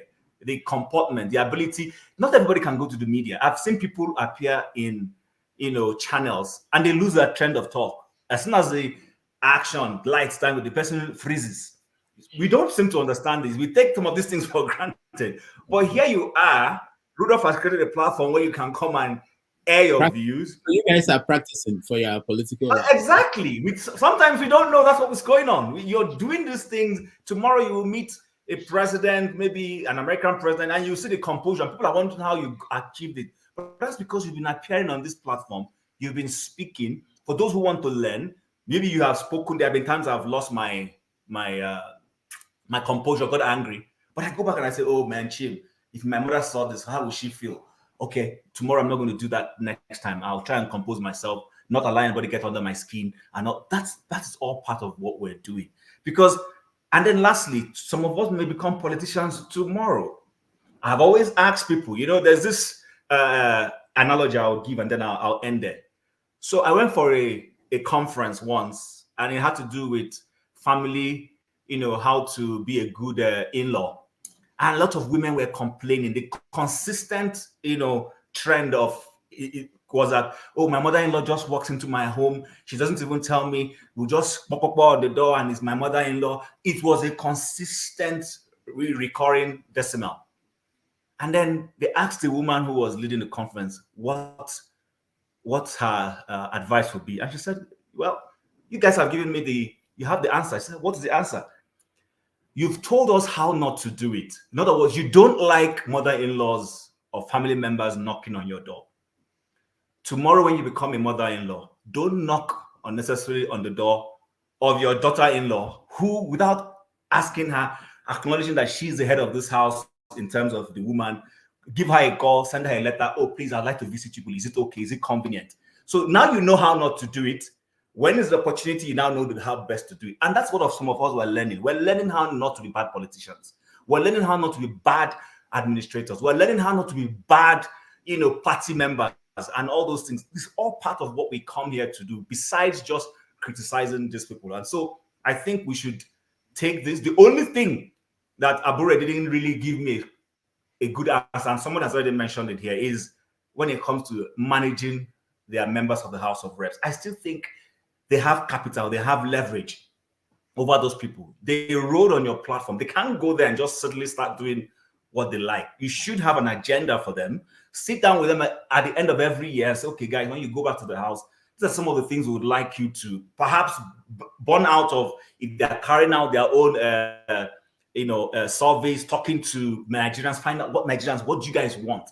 So that it forms an agenda that you give your members of the house, so that when they go there and they are saying no to government, they're not just saying no. Like, I'm not in support of if Tinubu is doing something right, even though I don't agree with him, then because you're a Labour Party, say no. I don't agree with that kind of politics. But you should come to the table with an agenda to say, as an alternative, if the government is not presenting this, this is what Labour Party is presenting, and let Nigerians see it. Listen, Labour Party needs to make Nigerians salivate, if I'm correct. Let them want and say, oh, is this what we're missing? Is this the kind of leadership we would have had if we had a majority of Labour members in the House? Right now, nobody is doing that. And that's the thing that is in my stomach. When I see, I'm like, these guys are losing opportunities. So I think I want to leave it there. But otherwise, we're doing a fairly good job. I understand we all come with different emotions, but one piece, please. All right, thank you. Can I just say something to him, please? Just very quick. If you contest for the governor of my state, close my eyes and vote for you, and I will do everything because you're so intelligent, and I always battle your, analysis, and that is the beauty. Sometimes I told myself, what am I doing there? Especially when I see adults who want to really think Nigeria should get better, hugging. I thought, oh God, these people that are holding Nigeria, they will be so happy that look at them. But when I hear people like you, Alaba, and others, many people, it makes me come back and say, I want to learn.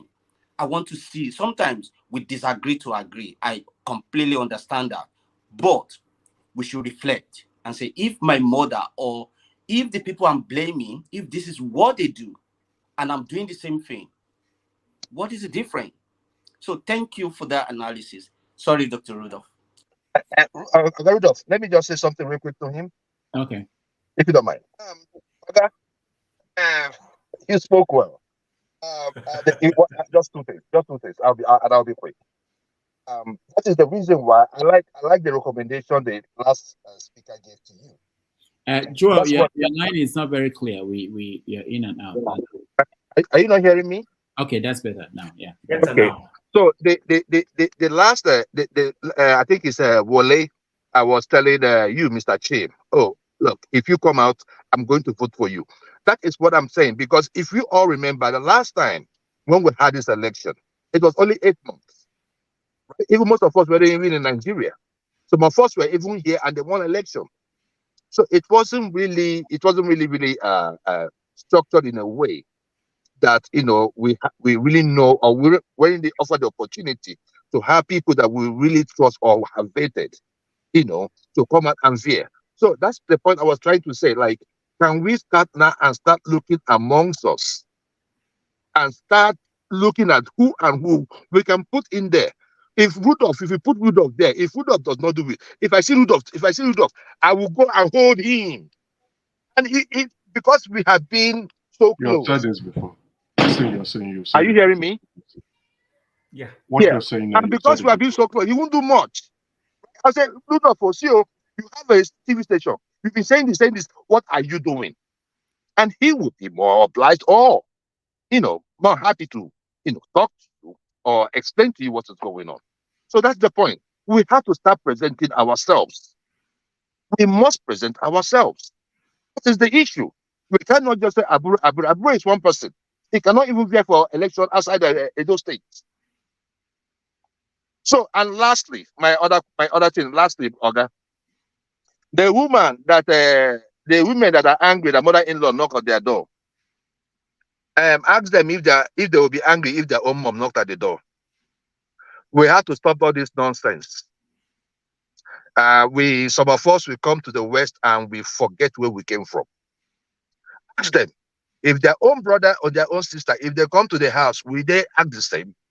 If their own mother is coming and they don't knock, will they get that mad? That is the issue. I think we are giving too much. Let's not act like the West. We must have standard for ourselves. Because the West is like, I think what they're doing is anything you want to take, anything. Now, even sitting in a polyamorous relationship now, they have given it another tag. They just, give us different names to, take us away from what is really what it is. So please, if your wife cannot accept your mother-in-law, because most of them even pray that they are all dead before they get married. If they cannot accept your own mom, then she's not a good wife. Do not take that woman. Thank you. All right, thank you, Joel. We go to Mazi Prince, but let me just use this opportunity to say that our guest last Sunday, sorry that she couldn't make it. I'm talking about Senator Natasha Oti. We are working on finding a different date for her to be on the show. So she was actually ill. That was why I couldn't reach her, and she couldn't reach me. So we're going to get her on the show soon. All right, Mazi Prince. Thank you, Dr. Rudolph, once again. Chim, no problem. You're always welcome. When it's my turn, it's always welcome for you to, speak before me. And I pretty much align my thoughts towards what you said. Why am I saying this? Some of us come here and they just want to, either they want to show us those vocabularies, that they think most of us don't know, or they just want to ask gotcha questions. This is not supposed to be. My own thing is, I try as much as possible to be fair to the guests and to every other person. Abure is a human being, just like every one of us. And if we are members of the Labour Party and asking him for the statement of account, that's a different thing. You don't expect him to come on here and give us statement. One, I would say the person asking him, are you in Labour Party? Did you make any donation to them for you to ask how your money is being used? Everyone is free to ask questions. Ask questions, but let us also be decent in asking those questions. Dr. Rudolph took my chain of thoughts when he said, if anybody can bring Tinubu here, and I say, you're a forger, what would it look like? And we all know it's the truth. But in Abure's own, it's alleged, and he even came here, he cleared it. That's the thing we talk about. Your right stops where my own right starts. We should recognize that and be decent in asking people questions. There's a difference between saying, did you forge those documents, than saying, are you a forger? Which means you are already the prosecutor, you're already the jury, you're already the judge. You've judged and you concluded he's a forger. We could do better. We could do better. And I really applaud us, our way appeal that let us do things in a better way. Gotcha is not going to take any of us anywhere. It's not going to take us to Aso Rock. It's not going to take us to White House. Yeah, you're going next. Yeah, that's good. Yeah. So that's all I can say. Yeah, right. America, and you are interrupting me. I'm still speaking, and you still interrupted me. Really, but you can go next. Thank you. All right. Yes. Thank you. No, I'm going this way. Alaba. Go ahead. Thank you, Rudolph.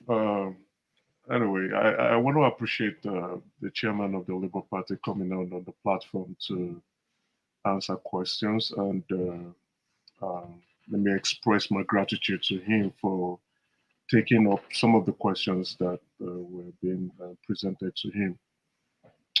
Despite the fact I think maybe he had some reservations. He didn't want to express more opinions to some of the questions. I think with that respect, may I use this to say that some people on this platform need to examine themselves. They really need to sit back and maybe have a self-reflection on their disposition. You don't need to like anybody, but it doesn't make you to come out to be an arbiter of either morality, composition, or character. I would not want to name names. I don't want to give them any air. I was here to ask questions, and I think that many of the viewers should appreciate those questions that I asked, because my first question, he provided his own insight, which I enjoyed. You understand? Those are questions that are on the news platform, and he provided his version, and I think I appreciated that version. But it's left for the court to decide, because it's a court case. Let the court answer that question. But he has said what actually went on at the back of the scene. My second question was on the account. And he has said soon, though he didn't answer properly. He didn't give a deadline. He said soon. And I think those who contributed their funds should look at it and say, okay, there's works in the ground.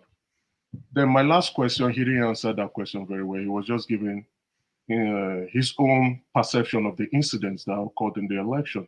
I don't expect him to answer the question, because I told him I have read your petition back to back. And if you have tabular forms of how you won the election, it will be in your petition. I don't think many of those who are on the platform or those who are viewing the show actually even understood what I was saying. Because he who alleges must come with evidence. But it was not there. What I saw was some places or some local government that they said they were malpractices. Yes, there were evidence of malpractices in the election. Everybody saw it. Everywhere, across every board, there were evidences. But come with your evidence. You said you won the election. After the election, few hours, you rushed to channels and you were claiming you won the election. Now he was here telling us 50 to 60% of the polling unit agents only provided their result. What happened to the rest? When your polling agents did not provide you with the total sum of the results that they have in all the 111,000 polling units, and you are rushing to media platforms to say you won the election, are you not disingenuous?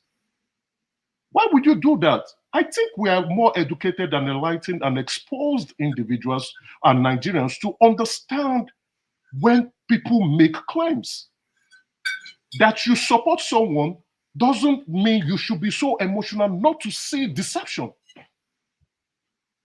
You claim they were the first, the Labour parties and their chieftains were the first to go to the media to tell the entire world that they won the election. And the world said, okay, no problem, show us how you won the election. They didn't do that. I am glad he came here today to say only 50% to 60% of their polling agent unit submitted their results. And even till today, and I will say it, I hope he's listening, even till tomorrow, they will not even be able to tabble their results. If they had done that, and what had happened in the Court of Appeal, I think the country would go to arms if they had shown how they won the election and the Court of Appeal said you didn't win the election. They couldn't prove it. What were they doing? They were taking pictures, snapping pictures every day and posting on social media with their ridiculous lawyers. I had other pertinent questions I wanted to ask him, so he could provide more context, more light, enlighten Nigerians, as well as educate Nigerians what they're trying to do in the future. You don't need to like me. What's my big deal? He's here, and I appreciate the bravery that he took to answer questions. And I will want him to come back again so that we can ask them questions. Just like what you said, Rudolph, if Tinubu is here and you ask him the question, I will even be the first one to ask him. Sir, there have been allegations, there have been allegations of this, and this. Are you a forger? Yes or no? Let him answer the question. But some people, being in their feminine energy, are unhappy with the questions that I'm asking.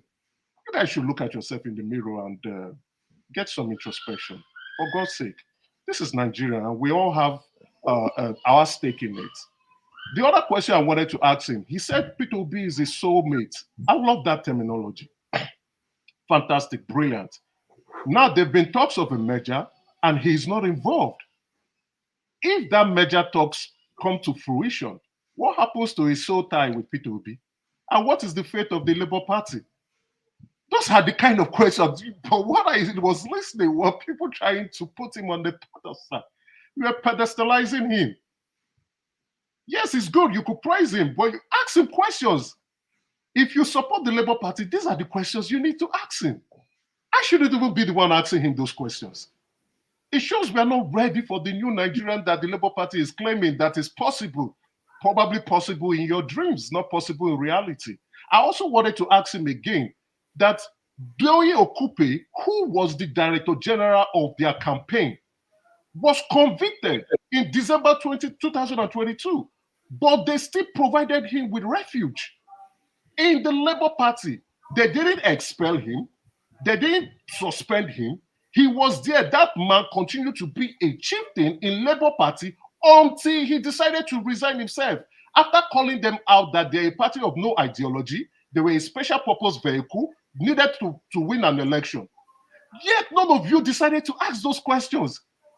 I think a few people in the comment section were saying, I think this man is, the Labour Party is still up for jokes. And I will say it here clearly. You all don't even understand the political dynamics going on in the country. You should ask the question, the appropriate question. Dr. Damaji, you're giving him so much time. You're giving him so much time. I think it's enough, Rudolph. That is not fair. It's not That is necessary. not fair.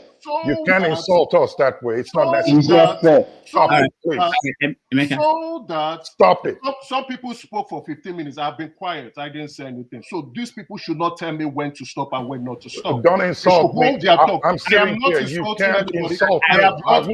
Rudolph, you got to put a stop to this madness. You got to put a stop to this madness. This is insane. He's not the only one who can talk. There's some of us who can talk, and we can give it to him. Rudolph, you are about I have never used insultive terms, but you can't come here and display hypocrisy and try to think you have superficial knowledge. Your emotional conduct is can you give me a second, being please? I usually don't do this. I have not insulted anyone. There's nothing sensible in what you are saying. There's nothing sensible. I'm letting you know now. I can take you one-on-one. We can have this dialogue.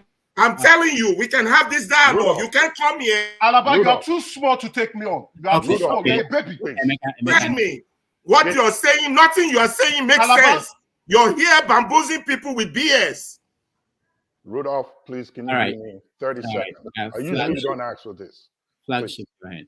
Listen, nobody here is a child. Don't address us that way. I can't put my face on this screen and you talk to me like that. And I don't think everybody else here would do that. Show some respect. We're not here to slam ourselves. We're here to get solutions. So be respectful and honorable. Thank you. Thank you. And Dr. Damages, for me, I just wanted to give him a quick, it's not going to be a one, kind of like back to back. The same person who had just talked about people being an arbiter or whatever, he alleged to be, is the same person whose party he's supporting, that the chairman of his party currently was seen starting money, corrupt money into is it Agbada or whatever it is? Have they ever made any mention of that? To me, it's just respect. Respect is earned. It's not just given. You earn your respect and all that stuff. So he cannot just come on this platform and just think that he is an island of vocabularies, because I can give it to him if I choose to, but I choose not to go dating with him. That's all. Thank you. Just one thing before I leave, Dr. Rudolph, please, I'm going to leave that. To the guy the game maker guy, it's not all of us that think your questions you're not entitled to them, or they are wrong, or you shouldn't have said them. But your submission because I enjoyed his questions, I really loved him putting it up. Whichever way he said it, probably that is how he knows how to ask questions. But your submission now, which someone has also raised, we don't come up and say you people don't ask questions. You seem to be living in your own bubble of you think you know it all. So are you saying your own questions were the best and nobody else's question made sense? So I think it's you that needs to look at yourself in the mirror, and hopefully we'll see you next week. We'll see everyone next week. Have a good time, Dr. Rudolph. All right. Thank you. And sorry, quickly. And I think, Dr. Damages, what you've done there, I really like it. And anybody who is going to be a coordinator here, when you try to warn people, please be civil, please respect people, and they don't listen to you, you have the control button. Get them out. Let them go and fight. When they reflect and, calm down, they can now come back. That will serve as a lesson for someone like me. If I want to start, telling people or disrespecting people, next time I would have my sense. I'll put my sense cap on and say, no, if I have to come here, I need to respect, I need to compose myself. So you've done well there. Thank you. Because people are watching us. People are learning, they are watching us. Well, thank you. Austin, welcome to the show. Hello, everybody. Happy Sunday. Happy New Year. I wish you the same one. I wish I went to church. I wish I was here to ask him one question. But before I go to the question I wanted to ask, maybe he has answered it, so somebody will help me with that. I think the person was talking about Labour Party, this and that. There were some things that Labour Party did not do well, and there were some things they did pretty well. Generally, you should blame the referee, who is INEC, for the things that happen, not throwing it to the Labour Party. How do you want me to prove something that somebody else did? I did an experiment in the lab, and you need another person to explain the results in the conference? It doesn't work that way. So let's not just throw things. All of us know that the elections were rigged, and all of us know that if you want to put it free and fair, Oga at the top, Tinubu lost. Let's not be behaving as if we are children. We are not children. So we know everything, and we are big enough to know that these are the things that happened. Besides that, I don't want to go into all those things. I wanted to ask the Labour Party chairman on the issue of buying forms. Why is it that they put their forms at the rooftop? All of us know that from time immemorial, that like us who were in primary school, secondary school, most of the most intelligent people are children of poor people. Most of the intelligent ones, their parents don't even have money to send them to school. To be honest with you, some people who may be able to lead the nation to the best of their abilities are those who are average. They are not the ones who have millions who can buy form for 100 million or maybe 20 million or 50 million. They may be those who may buy form for 1 million naira or 2 million naira or 1.5 million naira. Why is it that most of their forms go for exorbitant prices, even sometimes for the House of Assembly? Why are they cutting some people out when it comes to the right to be voted for and the right for you to vote? So that was a question I wanted to ask him, but it's unfortunate it's not here. I don't know whether he answered that question. If somebody has an idea, that you can tell me what he said. All right. Thank you, Austin. Well, he mentioned, I think there's an issue with funding. He actually said that their party is, the money you pay to run for office in their political party is the lowest when you compare it to the other parties. And they are hoping to raise money through these forms to be able to fund the party. In Nigeria, the political structure is such that the only way to fund political parties if you have people in executive positions who could bring money, give contracts, things like that. So I think that's the reason. So in fact, I actually asked him if he thinks that the money is enough, and his answer is, I think, something like they don't want to put it to the point where people cannot afford it. So. Okay, maybe I think it's okay, but generally, we hope that we'll have a state someday that you don't need the money for selling of forms to fund elections, because generally, people, how will I call it, even in this part of the world, sometimes you have people who fund election not coming from the state, and people who are in power, you just use state resources to fund an election, which is not ideal, if you ask me. Yeah, that's anyhow, if that's the case, then yeah, that's now, why you have people like Wicked bragging that I paid for the forms. forms of these people, yeah. And tell them what to do. So that's the structure we have in Nigeria, and they have to navigate that. I don't think members of the party they are paying. If they are paying, I don't think they are paying enough to sustain a political party. And anyhow, if you ask me, I'll blame those at the grassroots. Everybody who wants to do something, they need to pay him. If you know that you have a candidate you like, you can work for that candidate without money. And that's why I see, as I said, why Oga at the top is guilty. For me, I blame those at the grassroots. I've worked with a lot of people in Nigeria, outside Nigeria. Anything you want to do at the grassroots, the next is money, money, money, money. Even when I went to Nigeria recently, it's money, money, money, money, money. If you know you like your candidate, you can work for your candidate without the exorbitant amount of money. You can come out and do it. And that's why, to an extent, I still appreciate the obedience a little bit for the way they handled the election. They worked, some of them worked without being paid. And that is what we should do so that we can hold leaders accountable. Not a case where you spend millions of naira and at the end you get there and you start spending money even for letter. 3 billion for me to read letter. This billion to read letter. It doesn't make sense to me. Anyhow, thank you all. Thank you so much for everything. Thank you. Ngozika, welcome to the show. Rudolph, I didn't finish my submission. Good evening, Dr. Damage. Who is saying, Emeka? I know. Hold on, you are already under suspension. When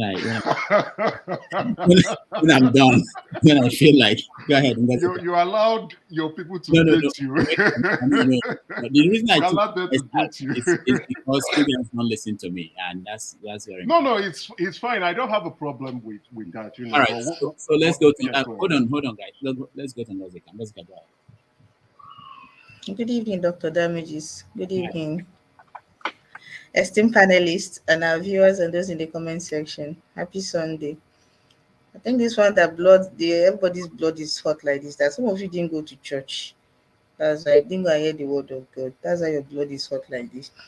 I actually came in briefly. I've been working in the background. I've been in and out watching the background, but something caught my attention. I decided to come in. It was this last speaker that was talking plenty, Mr. Meka something.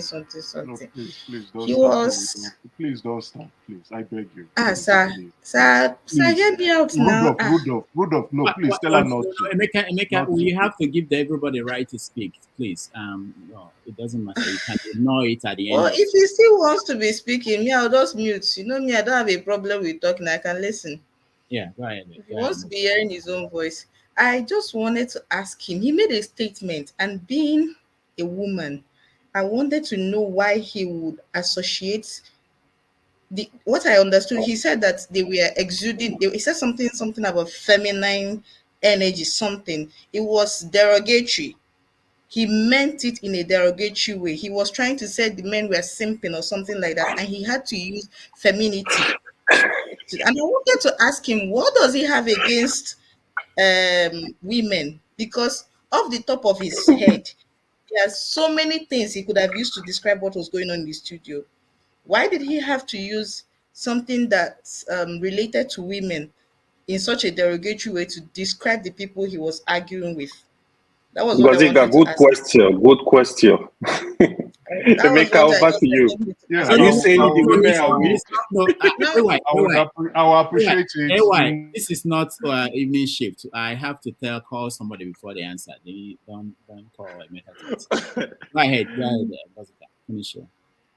So that was what I came to ask him, but he doesn't have to answer that anyway.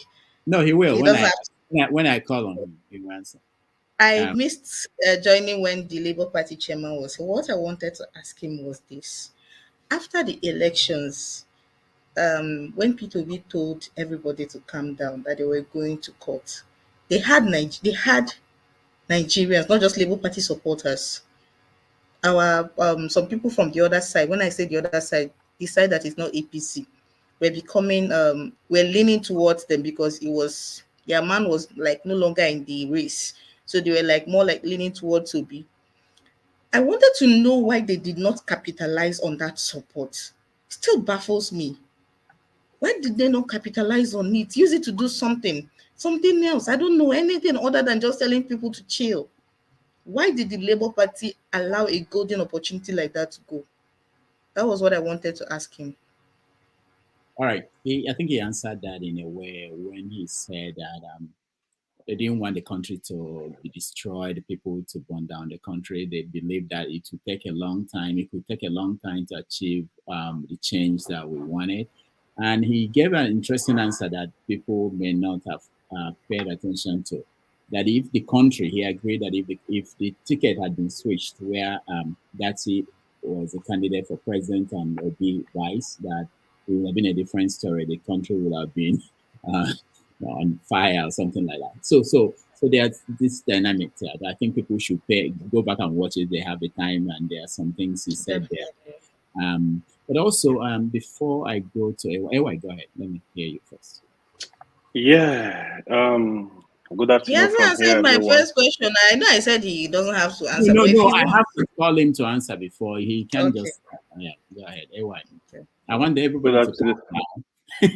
calm down. Good afternoon, everyone. Yeah, I've been watching in the background, like Julius Abure. He was brilliant in dealing with people here. The manner he answered the questions, I was quite impressed.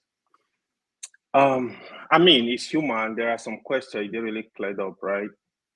And the one thing I want to point out, right?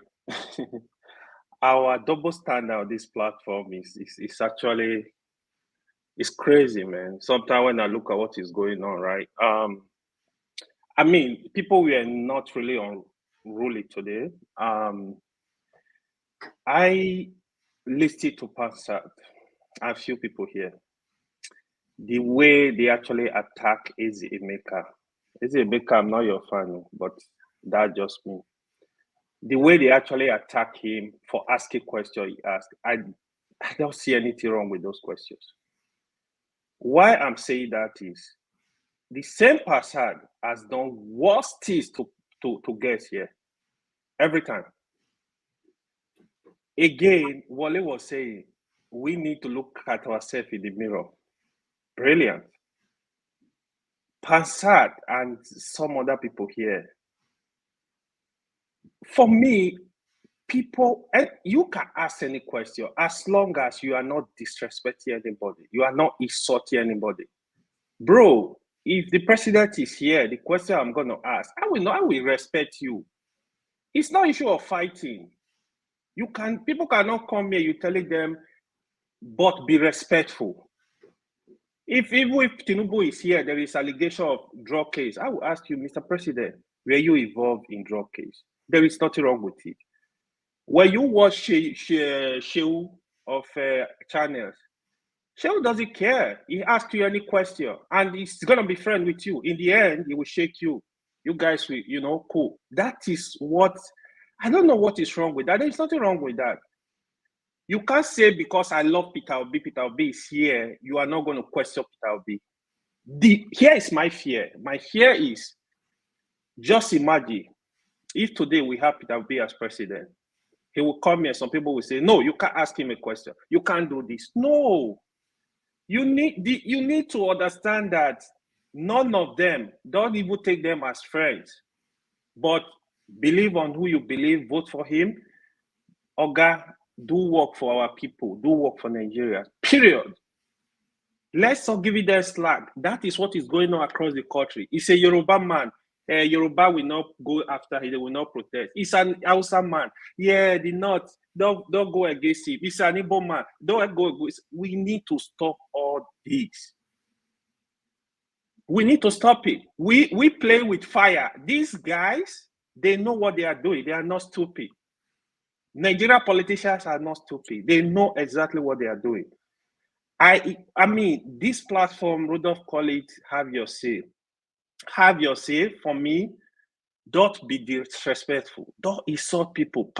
When we have guests here, respect them, but ask your question.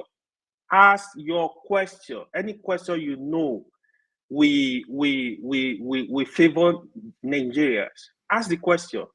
Forget about who the person. If you are not insulting, I don't think. I mean, Julius Abure was he was not mad. He answered the question respectfully. That is good. Let's clear anything that if we have any doubt.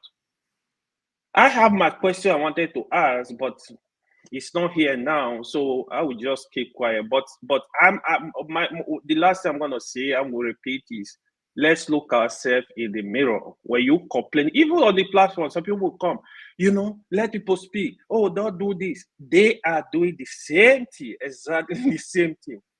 We need to watch ourselves before we want to dictate to people how they want to ask questions, they want to live their whole life.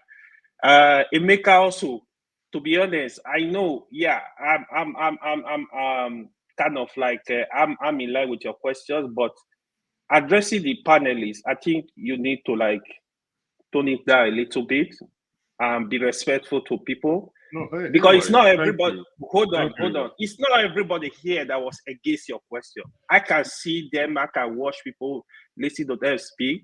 You know, just learn that too. You know, we can have you. You are very intelligent. Obviously, we can have deeper discussion without insulting ourselves. Just like Chim said, we don't have to agree on everything.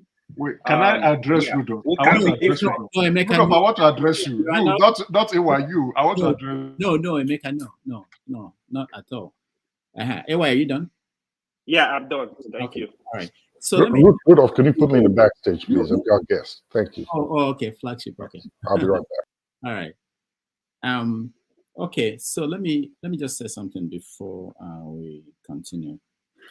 So the man said at the end, towards the end, he said, this is the best platform he has been on. I don't know whether it's true or he's just kidding. But the point I want you guys to remember is that he won't forget being here today. And he will pass across some of these messages to the people at the party. And I've been trying to get other people from that party to join, just like I'm trying to get Atiku and other people, even in the Tinubu's party, to come here, and they've not said yes. So what is important, but I'll continue to try. There are people I call every week. You know, they are tired of me, but they. Why is that Alaba raising? No, I wanted to say bring a papa. Thank you.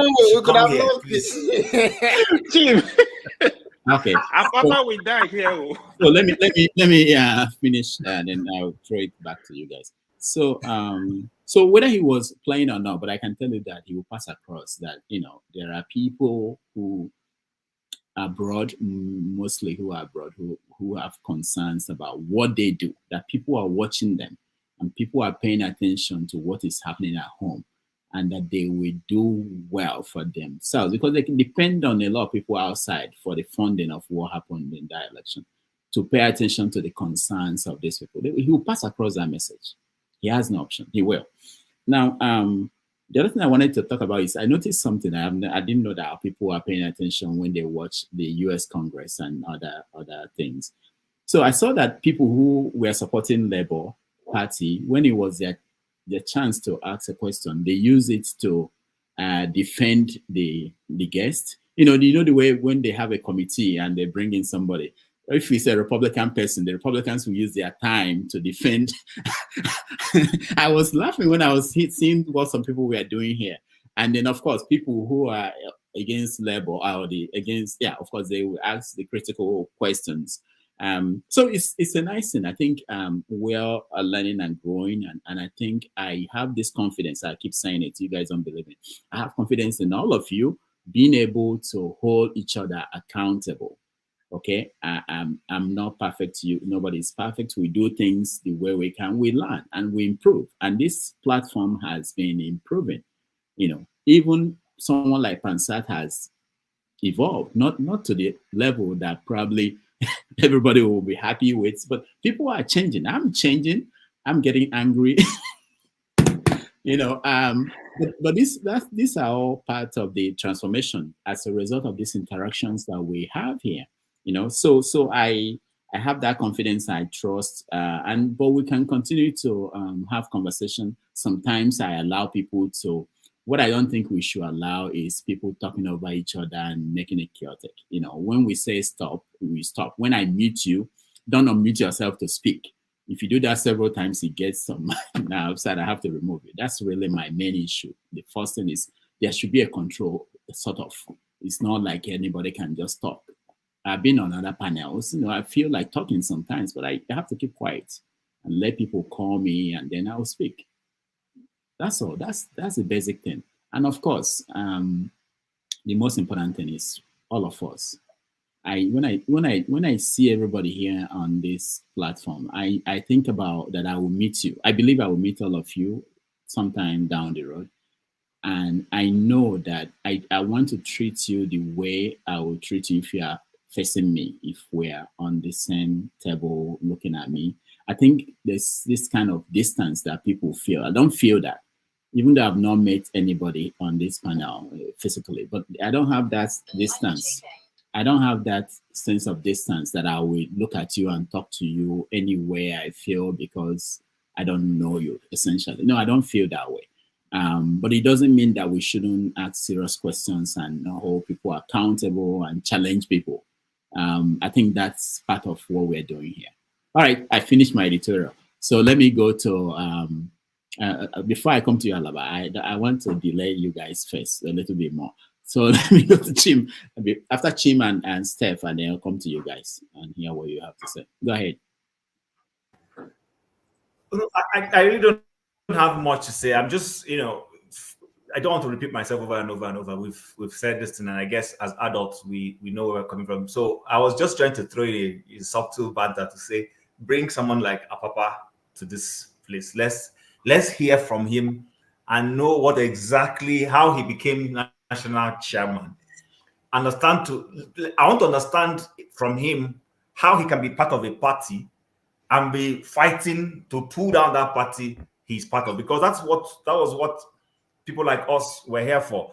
I asked Abure a question, even though I commended him. Yes, I felt he needed to be commended because sometimes people in Nigeria think we don't know. I've lived in Nigeria. In fact, I was joking with a friend just a few days ago.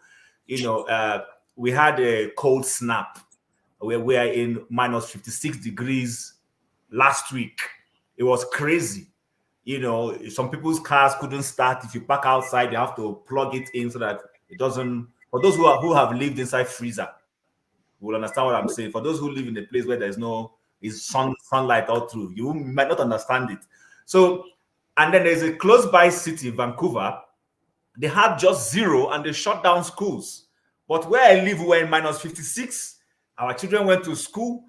Nobody stopped going to work. So I jokingly told my friends in Vancouver, I said, we're the true Nigerians. We have lived in hardship in Nigeria. Now we're in Canada and we're living inside cold. So, it's all around toughness I've gone through. But those of them who are living baby lives in Vancouver, at just 0 degrees, they are closing down the school. So, but what am I trying to say? The point I'm making is that I do appreciate how tough the Nigerian terrain is. People sometimes don't understand that. We know this. It's a tough place to live in. It's a very tough environment, politically, business-wise. I doff my heart for people who honestly do business in that environment and manage to break even whatever it is they are doing. I know the challenges you have to go with regulatory authorities. So basically, I want to hear from our Papa. I want to understand the psychology. In fact, what's that his other co-traveler, the other guy, what's his name? Arabambi. If you can bring them, I want to know what makes them tick. How they could sit down and wanted to pull down a party they were part and parcel of. So that's just what I wanted to contribute. All right, thank you. Steph, do you have something to say? Not really much, because the guests have come and he have left. I just want to appeal to us to begin to tone the tension a little bit down,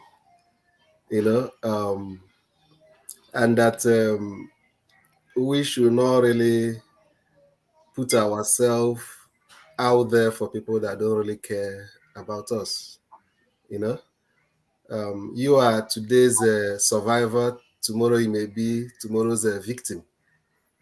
For the fact that some people are crying so wolf today because they feel that they are the victims or their loved ones are the victims, does not mean that maybe they're going to perpetually remain the victims. But when we know that whatever goes around comes around, we should be able to, moderate our conduct sometimes when it is possible. There was the the young man here by the name.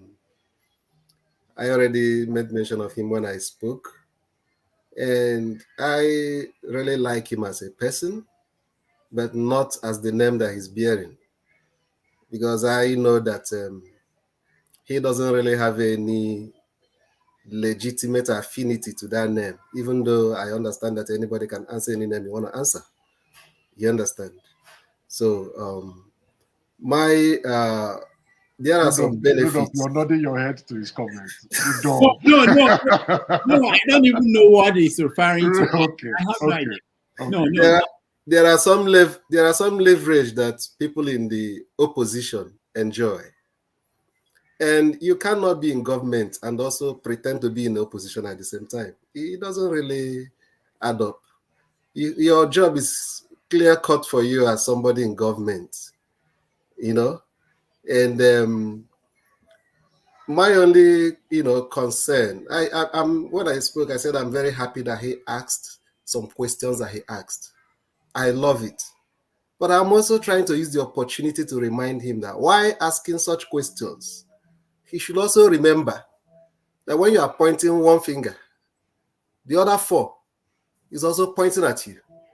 When you are asking about accountability of a political party, also remember that you also have a political party that you belong to, that is in government, that is in power. Do you understand? Because if a bullion van came to your compound to finance your election, how do you begin to demand such accountability? Right, when I'm coming, Rudolph. I'm coming. So that is it. There are so many. If you want anybody that is in government want to talk about accountability of another political party, there is a lot going on now that the person should start explaining to us how those things happened. The 3 billion naira in question. What is the connection of Tinubu to it? Is it part of what is being used, special purpose vehicle that is being used to offset election expenses and things like that? So let's start from there. And then let them also explain also, I wish that they could also create a forum where the people that they cherish so much can also come and be accountable to the people too. Because who love, Rudolph, I would really want you to make effort to bring the people that is in government to a forum like this, because they are actually our problem for now. I want to see them work. I want to see them do stuff for Nigeria, even though some of them, especially the man at the helm of affairs, don't really believe in Nigeria, because it's on record that in 1997, he said it with his own mouth, that he does not believe in unity of Nigeria. And I still wonder how such an unpatriotic person ended up becoming the president of Nigeria. That tells you the kind of country that we have. All right. Thank you. Thank you so much. I like that. I like when he's frustrated. I didn't call you yet. So electricity, go ahead. Yeah, thank you. I've been listening in the background and typing. Thanks for allowing me. I'm a little bit concerned about when people talk about emotions. We should not allow our emotions to run high. Is that possible in the context of Nigeria? When, truth be told, I mean, we are sitting down here because we care, not because we don't have better things to do with our time, or because maybe I know Chim will not be offended with what I'm about to say because we talk privately. Maybe Chim is here because his partner is refusing to talk to him, so he just decided to come and while away time. That's not the case. We're here because we are concerned about Nigeria. Jim, you're laughing about Nigeria. I don't know. I think there's a kind of a delay somehow about Nigeria. So emotions. You might just be a soothsayer. Emotions will be high, Rudolph. We cannot dismiss that because truly things are not working. Things are, except we are not in touch with people back at home. Then we will not feel emotion. And like if I'm demanding accountability from Rudolph also equally demands. I mean, it requires accountability from me as well too. So it got both ways. So, with respect to the chairman of the Labour Party here, if they're demanding accountability from the government that be and their own senators, yes, nobody have alleged that they steal any money in this present government. But accountability is not only when you steal money. As well. One's behavior also is accountability, because I keep saying, until they return that SUV back, Rudolph, until they return that token back, no Nigerians will believe them. You think it's a joke. And I'm telling you the truth. No Nigerians will ever. They didn't steal. It's clear they did not steal. No Nigerians will believe them that they are serious. They are for the interest of the people. I asked him. He didn't deny that they did not contribute money to Akpabio's birthday. It's voluntary. It's like giving tithe offering in church. He didn't deny that. But so it's difficult for people to now see that, to now believe that indeed they really meant well or want well for the people. So when anyone comes here, Rudolph, you said it's a privilege to have them here. Well, I don't want to drag into that, whether it's a privilege, we should count it as a privilege for them to be here. They may have a policy. It is not in the chamber. It's not holding any governmental position whereby there is a rule that forbids him to come in a public forum to answer questions or not. It is a private citizen. It's not holding any position. So, but when he comes here, it's because he also wants to come and clarify things. It's a privilege for us to have him and for him to have us too. So it cuts both ways. But if they feel, oh, it's a privilege, I'm sorry to say, then let them sit down. The country is already in a shape, so it's, to me, I won't consider it as yes, we're going to be respectful to each other without a doubt. That is, respect is reciprocal. We have to be respectful to each other, regardless of it. But saying it's a privilege to have them, there's a big question mark on that for me, as far as I am concerned. If you want to lead the people, then you have to bring yourself down to take some certain things, or even sometimes they're going to insult you, which we shouldn't insult anybody. You are going to swallow it because you really care for the people. Because at the end of the day, it's praise they will sing, not my praise. I yield the floor. Thank you. All right, thank you. We are going to go to Alaba and Emeka, but expressionists. I know you are running out. I think you are in the trend. Go ahead. Let me hear you. Can you hear me? Yeah. Okay, I may be cut off in a minute, but please pardon me. I was watching and heard Emeka talk about feminine emotions and stuff like that. I believe it's highly disrespectful. Don't jump in, Emeka. Please, just stay there. Okay? Being masculine has nothing to do with your brains and your level of intelligence and cordial responsibilities in the public domain, especially when it comes to politics. Women shouldn't be used as bargaining chips. Imagine if you're the president and you have a woman in your cabinet. So she's not going to be allowed to be successful because she's a feminine. Men do cry. Do you know that? Men do cry. And there's nothing wrong in someone expressing themselves in whichever way they can. So please, before you talk to people, especially using women, I don't want to be rude to you, but I don't have no issues with you. You asked wonderful question, but when you now used a woman as a scenario, as a bargaining chip, that is low and unacceptable.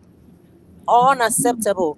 Whether you repent of it is up to you, but know it that it is a woman that gave birth to you. So being emotional has nothing to do with your brains, especially using a woman as an example is a point of weakness.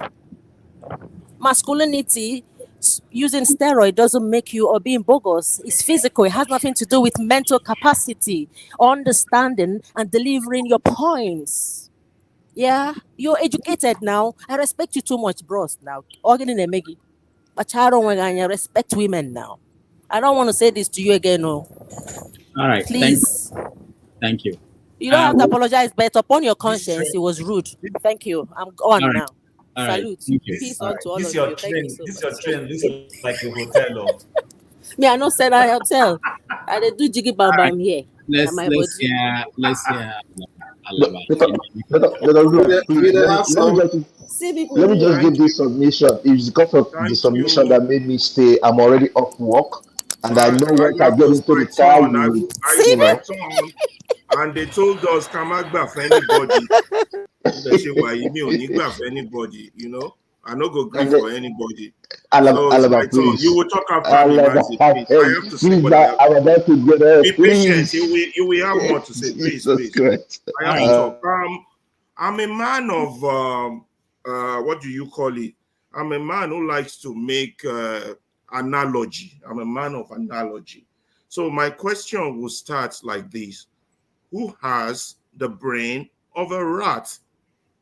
That's my question. You will answer that question at the end of my submission.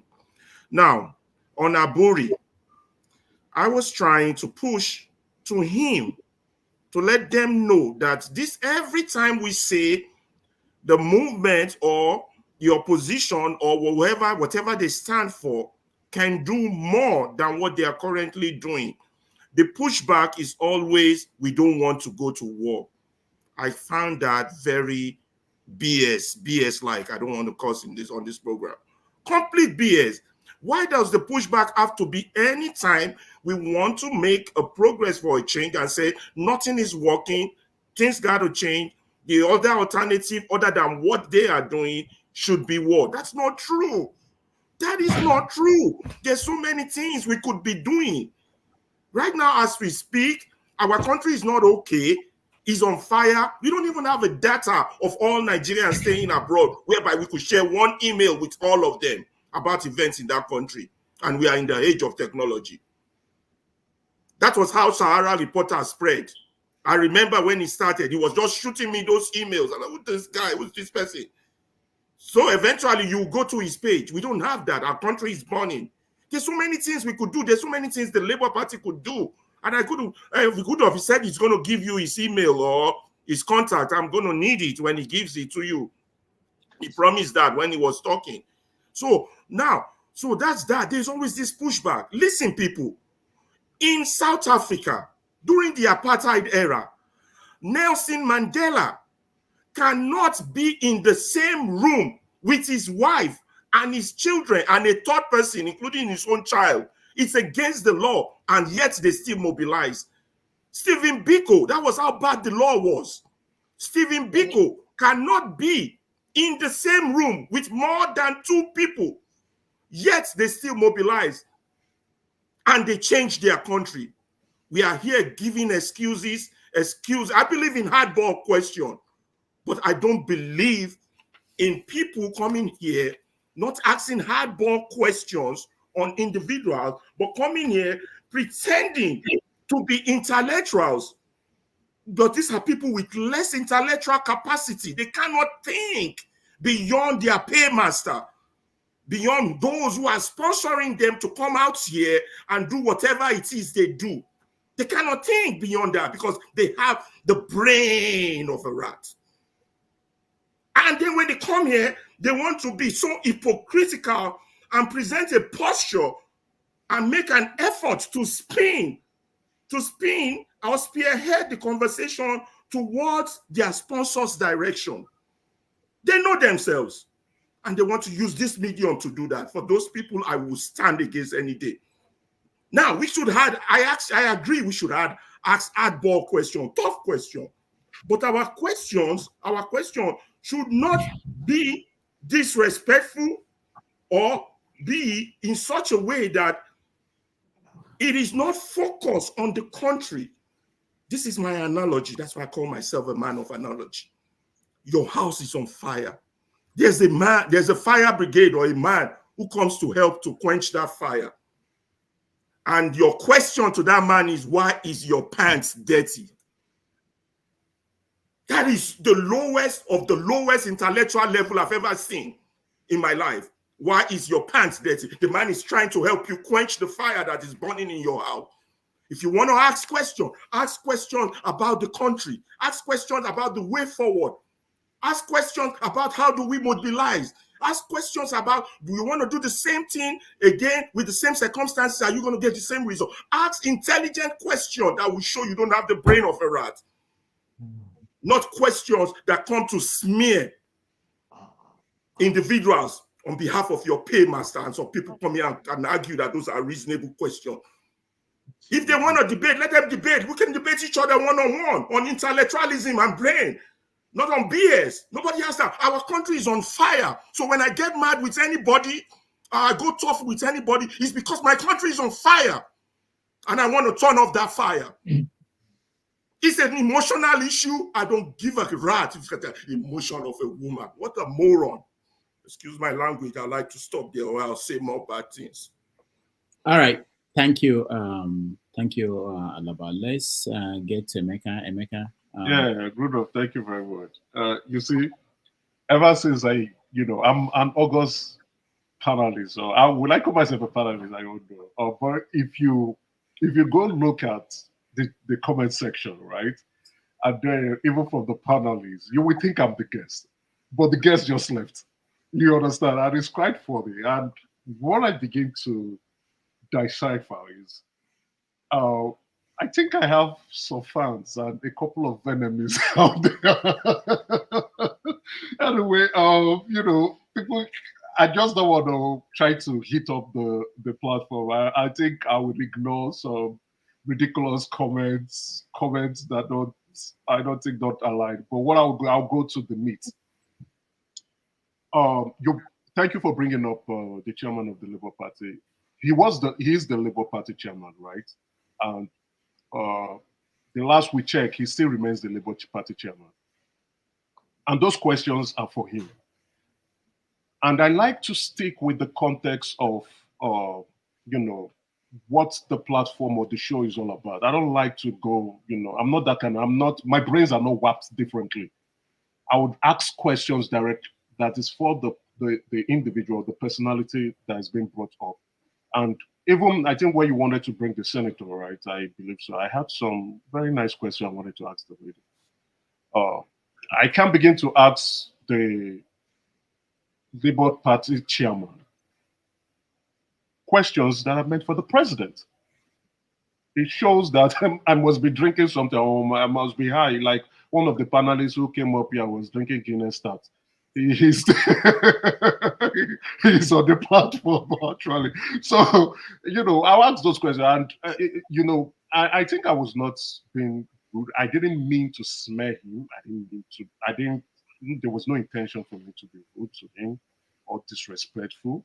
Those were questions that are publicly known that I wanted him to share more light on. He did, I would say, I really appreciated him. He's a soft-spoken man, just like Peter Obi.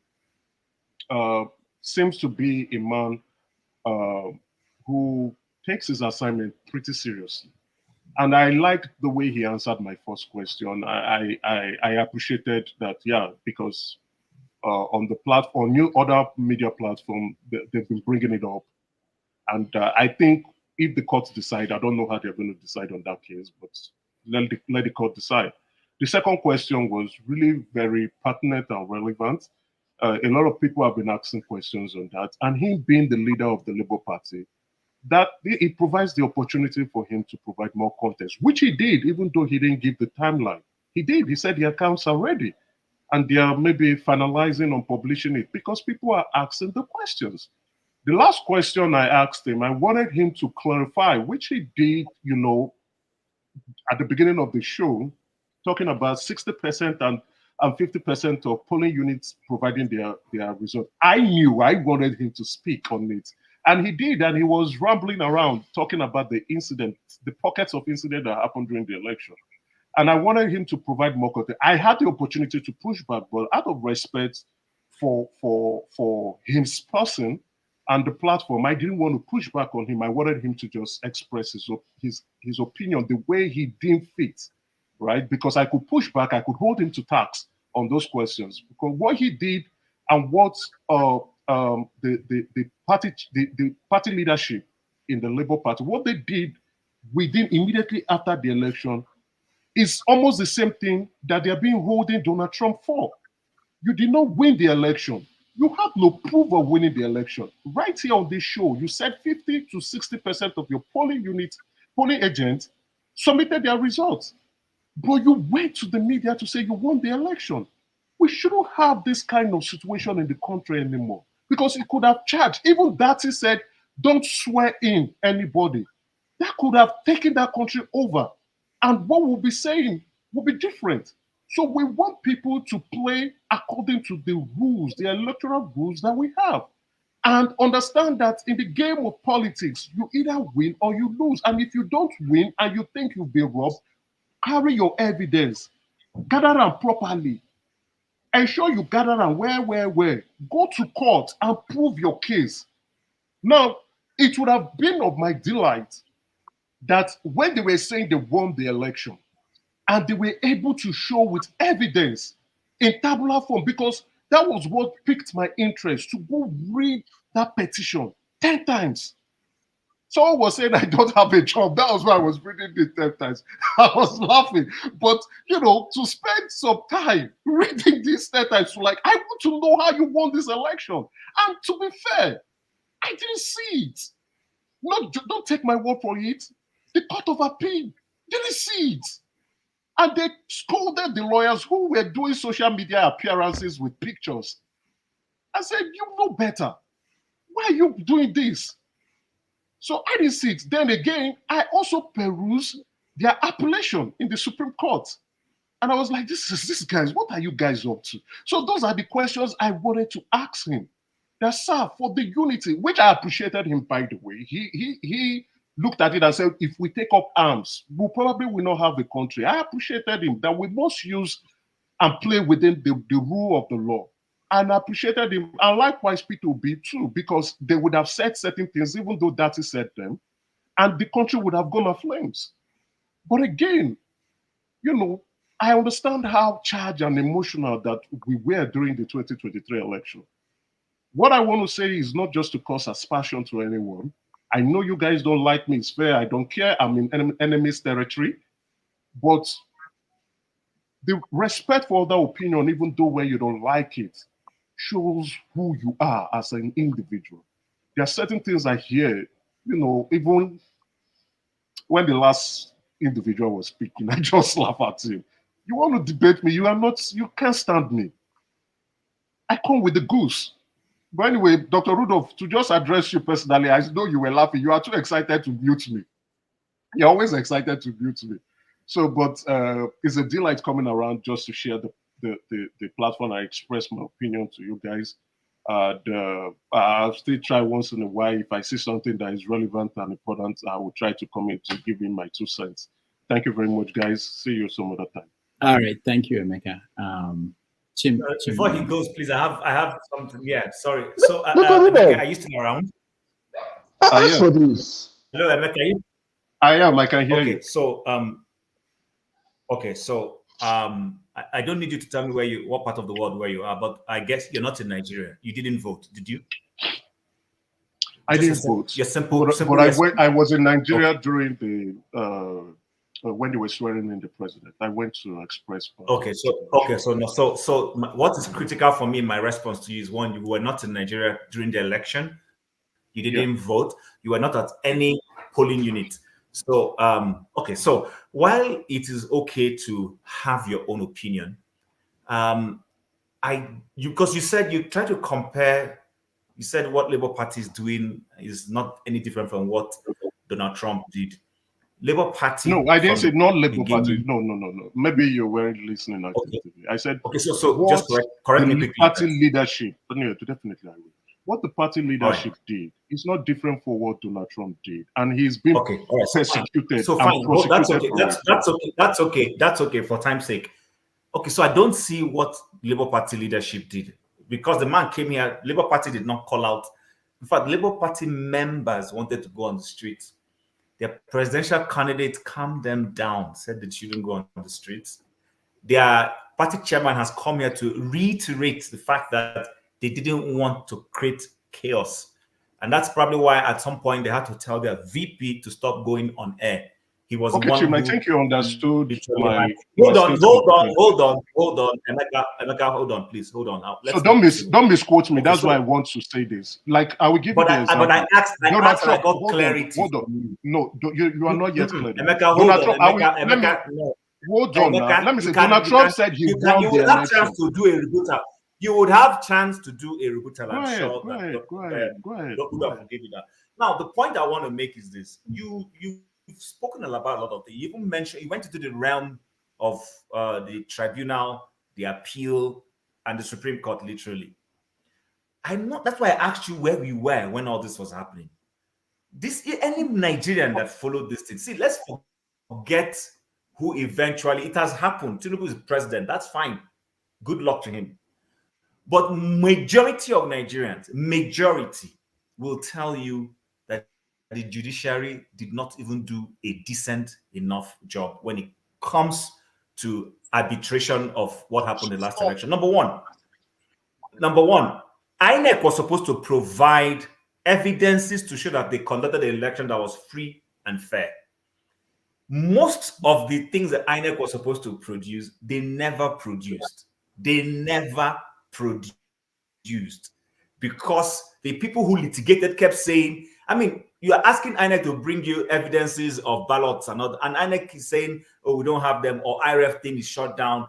Are you saying that people who told you, even Olisa Bakoba and co, and the former IBTC CEO / chairman has come on air to say he went on IRF and he was seeing photographs as submissions for results. In other words, where you're supposed to be seeing figures is a photo that is there. So when people say they are aggrieved about how the election went, people have a reason. They have grouses. It's okay, like I said, I've moved on. I don't want to be going. That's why you see, I didn't ask Abure about the election. My own question now is about governance.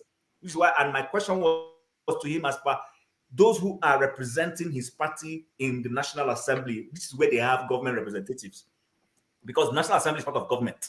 That's why I was asking him what they are doing in terms of trying to get them to have an agenda. That's when you will not see me talk about the election anymore. It's gone. It's won.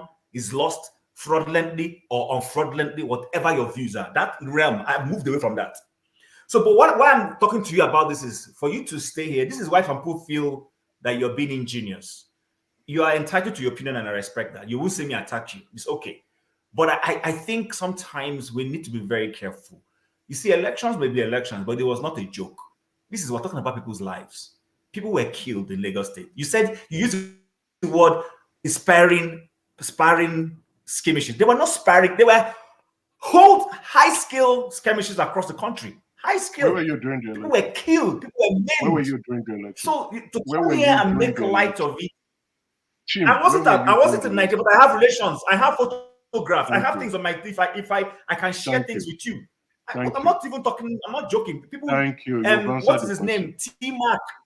Go ahead who is the Nigerian musician.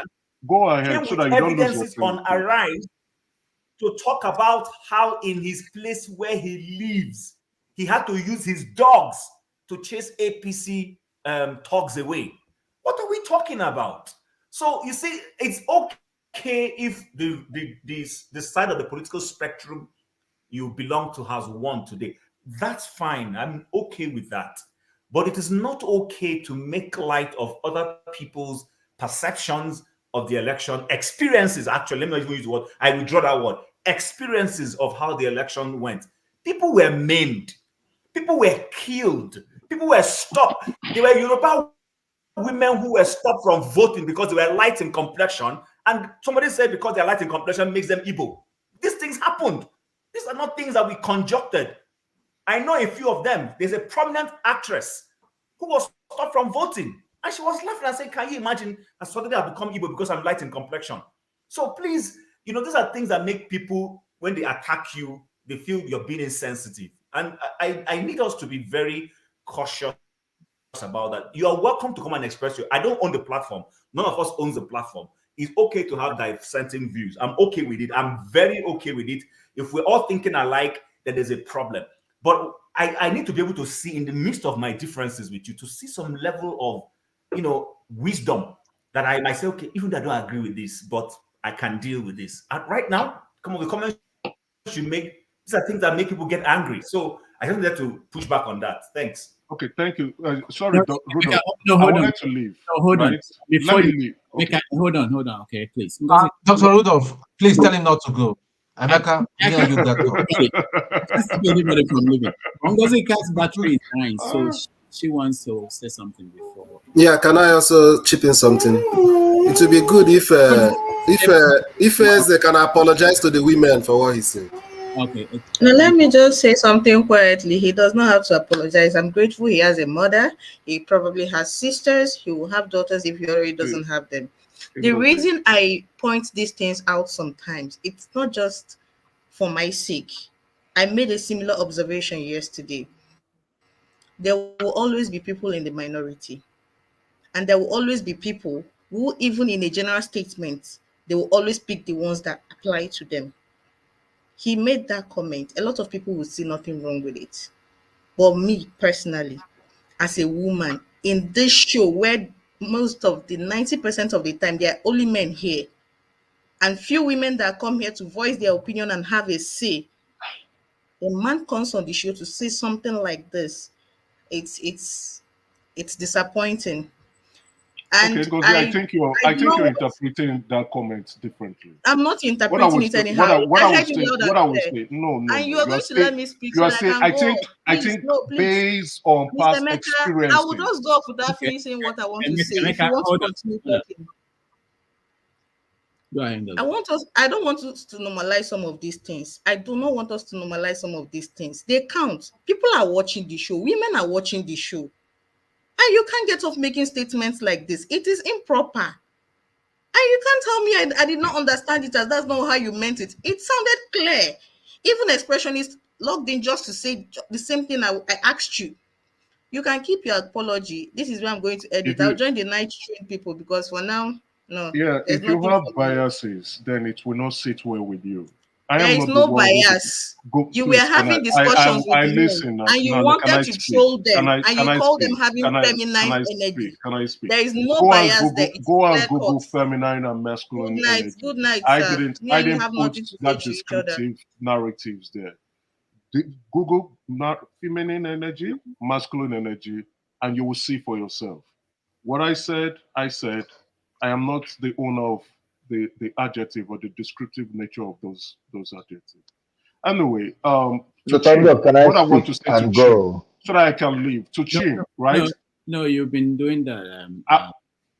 Can I tell Chim, when I meant Trump, the example, using the Trump example, right? I meant that Trump told the world he won the election without providing evidence for that. And now he's suffering the consequence for it. Now we have Dati, who went to Channels Television. We also have Peter Obi, who went to Channels and Arise to make such similar claim. Chim, I hope you're listening clearly, and I want you to open your ears because you're looking that next time you will not say something I didn't infer. So you see that those are the words. See the word you just used. And you hope I'm opening my ears. But meanwhile, when I was addressing you, I was listening. I was listening to you. But I'm listening to now you. I am you addressing you. I am addressing you. You're looking and I said, you hope I'm opening my ears. And I'm telling you, that's why I drew your attention. And I said, I hope you're opening your ears and you're listening before you infer. You can't use that word. You can't say you hope I'm opening you can't police the statement that I use. You can't police the word that I would condescending. That's the point everybody has against you. You see it as condescending, but I'm telling you, I hope you're opening your ears. You can't police the word I use. So open your ears and listen. So now what I'm saying is, I'm not listening to you. Okay, that's fine. Then thank you. Thank you, Rudolph. Thank you very much for listening. All right. Some other time. All right. Thank you. Tone, welcome to the show. He's running away. He doesn't want to speak to me. Oh, I'll speak to you, Tone. I'll speak to you. I'm not running away from you. I'll speak to you. Okay. Right. Please, can I speak and go? I just asked for just more people. I wanted to. You've done this twice. You've told us you want to. And then you. No, I didn't. Oh, yeah. The last time I did, you said you were going to go. I'm already off work, but I cannot You go said, in my exactly. car. You said that you were off work and we allowed you to speak also. So let him go. No, Let no, him no, go. you It's did all right. not. I'll wait. Okay, You go ahead. did Mazi, go ahead. Yeah, Mazi, go, Don't, go, don't go, want go. you to not. speak. Jesus Christ. Emeka, I told you the last time that you're a likable person. I know. Don't come, don't don't come here and say, oh, you hate, you don't like you. Nobody is saying that. No, this is enemy's Um, territory. I know. If you look, that's what I was telling Rudolph, right? If you look, you will think I'm the guest. Go to the comment section. People, you're on the platform. Those on the platform. You guys can. Even someone had to say, I came in because of what Emeka said, right? okay, so And there you have someone that okay, so for me, where I'm coming in from is this. Where I'm coming in from is I'm not saying the question you ask is not good, it's not a good question or whatever it is. Where I have a problem is where you said, are you a forger?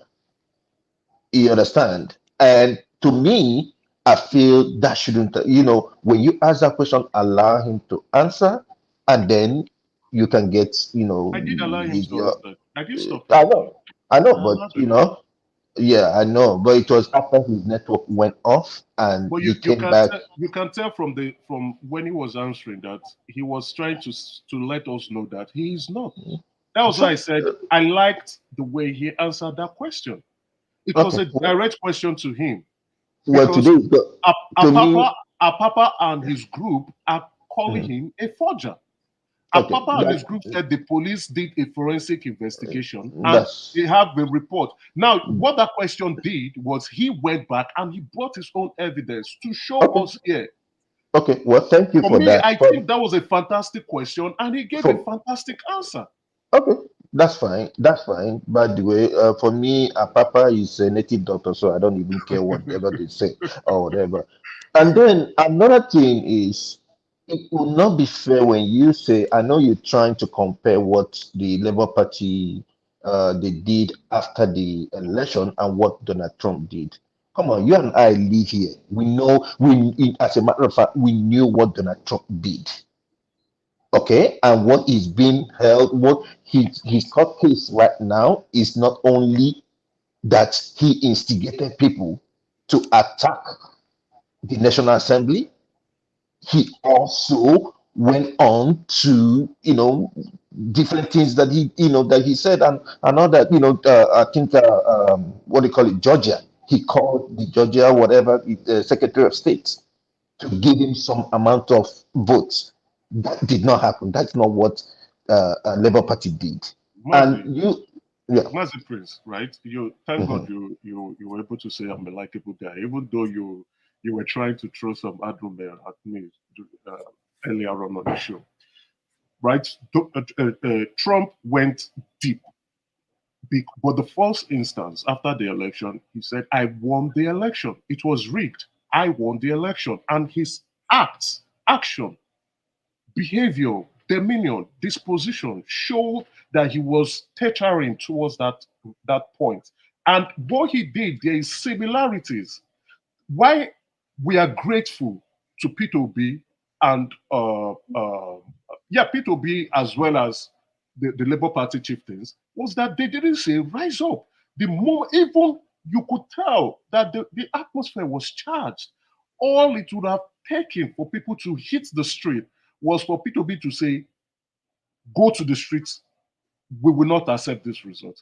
I sure if P2B comes on this platform, that would be the first thing I will tell him, that I really, really appreciate you, sir, for not going towards that area, that space. Because what we are saying now, we probably won't even have a country at this point in time. That was why the June 6, 2024, or 2023, rather, I'm forgetting. That's why Donald Trump is being prosecuted, because he told them to rise up. He told them to rise up. And so, because they do not want such situations to happen again in the history of America, they want to use Donald Trump as a lesson. So we now need to understand that, okay, within an election cycle, things may not go your way. I am glad that the Labour Party chairman, Abure, has told us, not me, I didn't say it. He said 60% of the results came in-house and was collated. What happened to the remaining 40? They probably didn't get it. But based on 60%, they were running their mouth based on 60%. That is Well, wrong. thank you, guys. Thank you, Dr. Rudolph. Please put me on. All right. All right, thank you. Well, I'll give you 1 minute before I go to Tone. 1 minute. Now, if you need more than that, you have to wait. Okay. I shouldn't anyway. Oh God, where should I even start? Then wait. Okay. Okay, Tone, you're next. Hi, greetings everybody. I deliberately decided to make my set absence, even though I was looking forward to it, but I felt because the things that were going to come out of me wasn't going to be very, very complimentary, and I was going to be raw to it, and yeah, maybe it's a good thing. I'll go back again and watch it. But what I just want to say, and why, Emeka, why I said I wanted you to stay on, is that yeah, you've been telling us you love Nigeria, you love Nigeria, you love Nigeria. I do. Yeah, you've not even shown me so much that I don't know even how many languages you speak, Nigerian languages you speak, whether you speak Hausa, Igbo, and Yoruba. I just don't know. But again, language is not a measure of how patriotic somebody is. So coming here you need to just, nobody is attacking you. God knows from my heart, nobody hates you. It's not an enemy. This is not an enemy territory. You can come in at any time. Why The only not go person to I know one that man? does not hate me is on this No, platform. wait. Let's just get something clear. Rudolph does not hate me. I No, know that. no. Let's get something clear. I don't hate you either, and I believe Chim does not hate you. Listen, we need to see, for us to aspire to the Nigeria that we want, or the peaceful departure that we want, and all that. We can't just having that kind of mindset. Nobody's an enemy. The only thing is just that if you say some certain things, because maybe in your heart of heart, I'm not in your heart, I don't know what's in your heart. You may still say some certain things to you. It does not evoke any insult, but to the other person, the receiver, they might receive it differently. So maybe it's something that you need to, I will say respectfully to you, you need to start working on the way because before I used to be a bit like you. I used to be very, very, I used to be very, very, how will I say it and all that. I came out across the way you used to come across, but I started listening to myself and paying more attention. So it's just not that. So if this is not an enemy territory, I know that. What simply I do not come to one man. Maybe you are referring to to my incident with Chim, right? You say when Chim was talking to me, I was listening, I was paying attention. I'm talking based. Don't worry, no, don't hold on. Let me address that. And I was now responding to him on the privilege that Dr. Damages gave to me, and Chim was looking down on his phone. That's very disrespectful. And you don't want me, and I called him out, and he said, these are the kind of words you use. To show that you understand, he was talking to me and I was paying attention, looking at him and listening, and I'm addressing you, and you are looking at your phone. Okay, right? Let me elaborate on that fact, or on the context more. Now, let's say we are out in the public and we were having an engagement. You finished saying something, then my turn to respond. You threw your face backwards, like I have nothing to say to you. Then I called you out and you say I'm being insulted. Who insulted who first? When you don't put yourself in with proper decorum, then I shouldn't call you out on your childish behavior.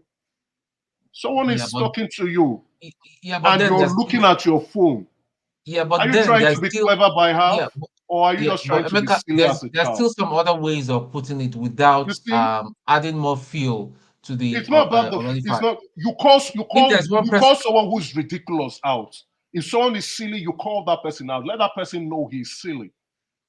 If If someone there's is one person, respectful, you tell the person that person is respectful. Chi was yeah, disrespectful, and I I called agree. him out. I agree with And you. if he does it See, again, I'll call him out because he's being I agree. disrespectful No, I and agree with you. childish. I'm very big on respect in this platform. I always Yeah, have been screaming I about shouldn't be respect, talking to respect. you when you because you were saying something. I was attentive. I gave you my attention. I'm talking to you. You're looking at your goddamn Is that useless phone. arbitrary court? All right, that's it. Tone, Okay. your time is up. I move All on. right. Thank you. I move on to somebody else. Jonaba, I want to skip you, not because you're not important, but because I want to reach KJ, who has not said anything today. Wale, I see your hand, but let me just, I know, I'll get to Jonaba, I'll get to you, but let's say Let me KJ. use that now, bugger off. The what? 2 minutes. Let me use 2 minutes, then I will disappear. Or I'll be at the background. KJ, do you want him to go? Okay. All right, go ahead, Wale.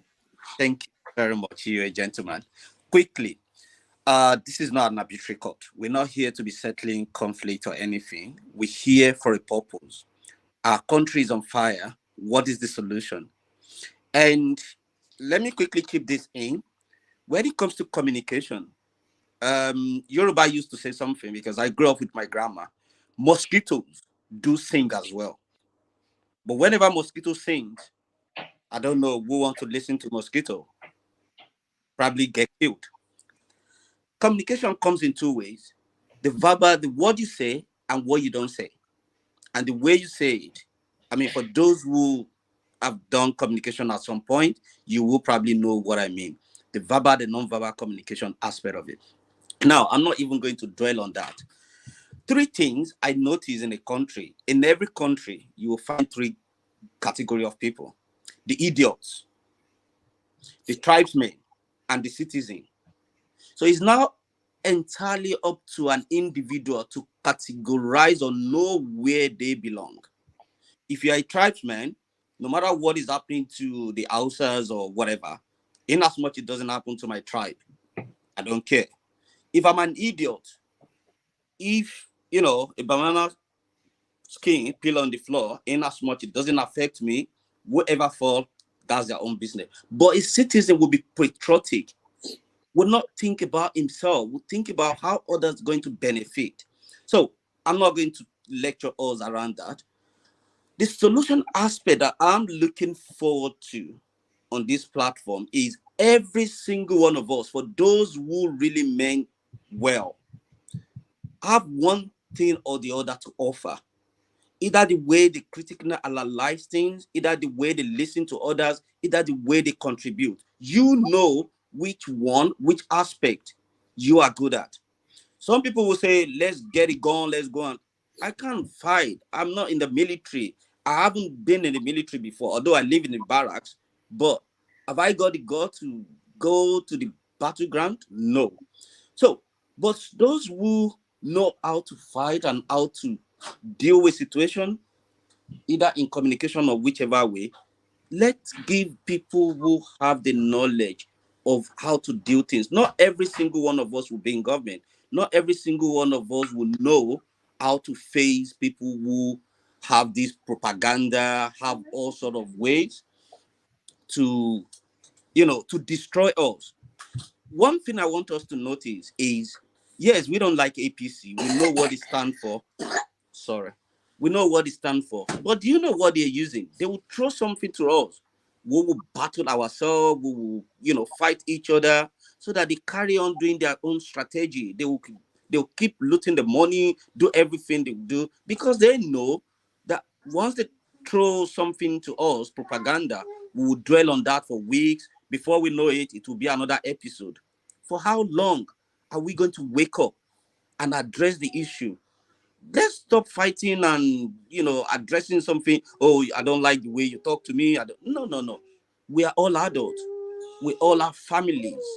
If I talk to my children the way I shouldn't, they will tell me off. And I have to reflect and think, maybe I need to, retone my communication or how I say things. Respect is reciprocal. Now, if we allow the young ones to be part of this forum or part of this platform, because I could see that we've never gone up to 1,000, and I know some people might want to join one way or the other.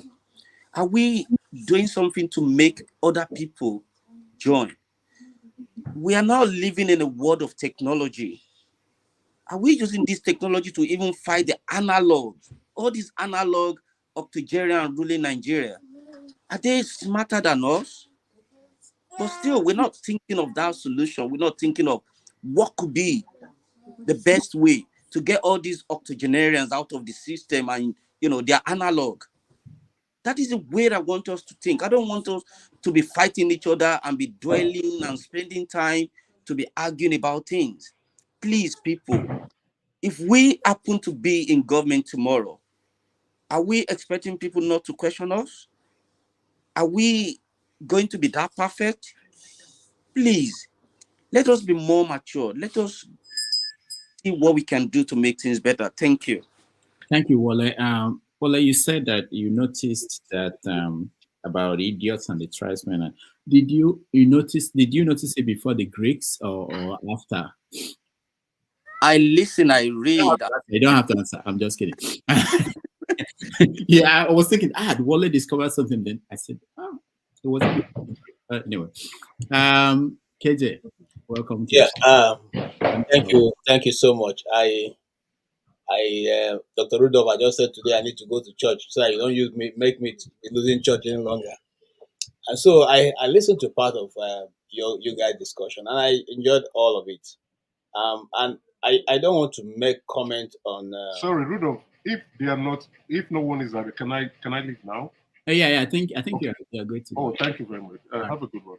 All right. I listened to all the what the chairman said, and I agree with him in so many places. I don't agree with him in so many places. But I'm not even going to talk about him. I'm going to talk about the conduct of some of our panelists on this on this panel. Sometimes people come to this platform with "I know it all," and so any other view that come across as not their own is not accepted. And I have watched it over time, and it's becoming a bit worrisome. Because even some who come here and take on journalists, they even call you fake journalists. I don't mind if you call me whatever you want to call me. I don't give a damn, I'm telling you the truth, But when you begin to take to your own truth only as the truth, it becomes a problem. It becomes a big problem because you insult, you say all kinds of words that I will not want to use on the public forum. In fact, just like you now, I'm beginning to get annoyed on the platform. And just yesterday, I was telling my wife was concerned. She said, if this thing is going to change, you better just stop. Okay. So we should guide our words. Yes, we are in a foreign land where people speak anyhow, no respect to anybody. It's true, but that's not our culture. We have not imbibed the culture of the white man as our culture. We still have a way we speak to each other with some form of decorum. You don't just get up, you say whatever you want to say because you are just on the public. And if before you know it, they will begin to speak a very foreign language that sounds too foreign to us because we are Igbo. Look, I said here before now, for those of you who have ever gone for any interview with a foreign media, for instance, I'll give you an example of BBC. If you go to BBC and you speak a foreign accent, they will never give you that job. Okay? If you go to any of these foreign medias and you are Igbo or you are Nigerian or you're an African and your accent is more Oyibo than the Oyibo person, they will not give you. And I asked one of my boss something one time. I said, "Why that?" He said, "Because to them it's even annoying that you're trying to be like them. Why don't just you speak like them and speak like yourself? They appreciate you better that you speak as you will speak in your native dialect. They know that it's not your language. They too appreciate the fact that it's not your language. So speak the way you will speak as a normal person." Okay, having said that, I want to thank you, Judah, because you really have power. I mean, when I was watching the whole thing going on, I was just laughing. I said, God, the issue of Nigeria can be found in this small setup we're having here. There's some people who will agree with you on certain things, and then when it has to do with another set of people, they will so be vehement on the issues that you begin to wonder whether it is personal. Brothers, I just want to employ us. Even the maker I just left, I thought he was going to be here so I can address him a bit. He's a young man. I don't think he's up to 45. Okay, the way he's talking, if he's a maker and truly is an Igbo person, I believe he didn't grow up in America. He must have come to America one time with the other, wherever he is living. And that's not the way we bring our children. Every day I tell my son here, we're Igbos, and we have a way, our culture is different from what you see. I don't care what English you speak. Igbo, we have culture. This is the way we do things. This is the way we do things. And that is it. Look, if you like live in the moon, there's one thing that your culture will be your culture. Maintain it. It's simple. And be proud about it, because there's a reason God created you who He created you. You know?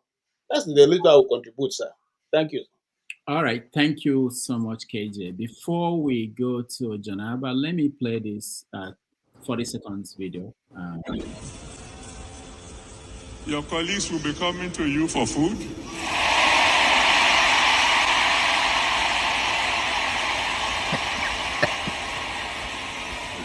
They'll be coming to you for refreshment.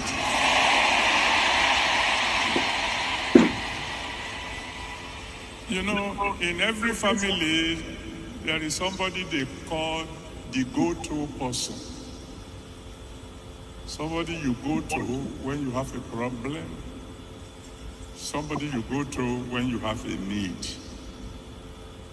I decree that in your family, you'll be the go-to person.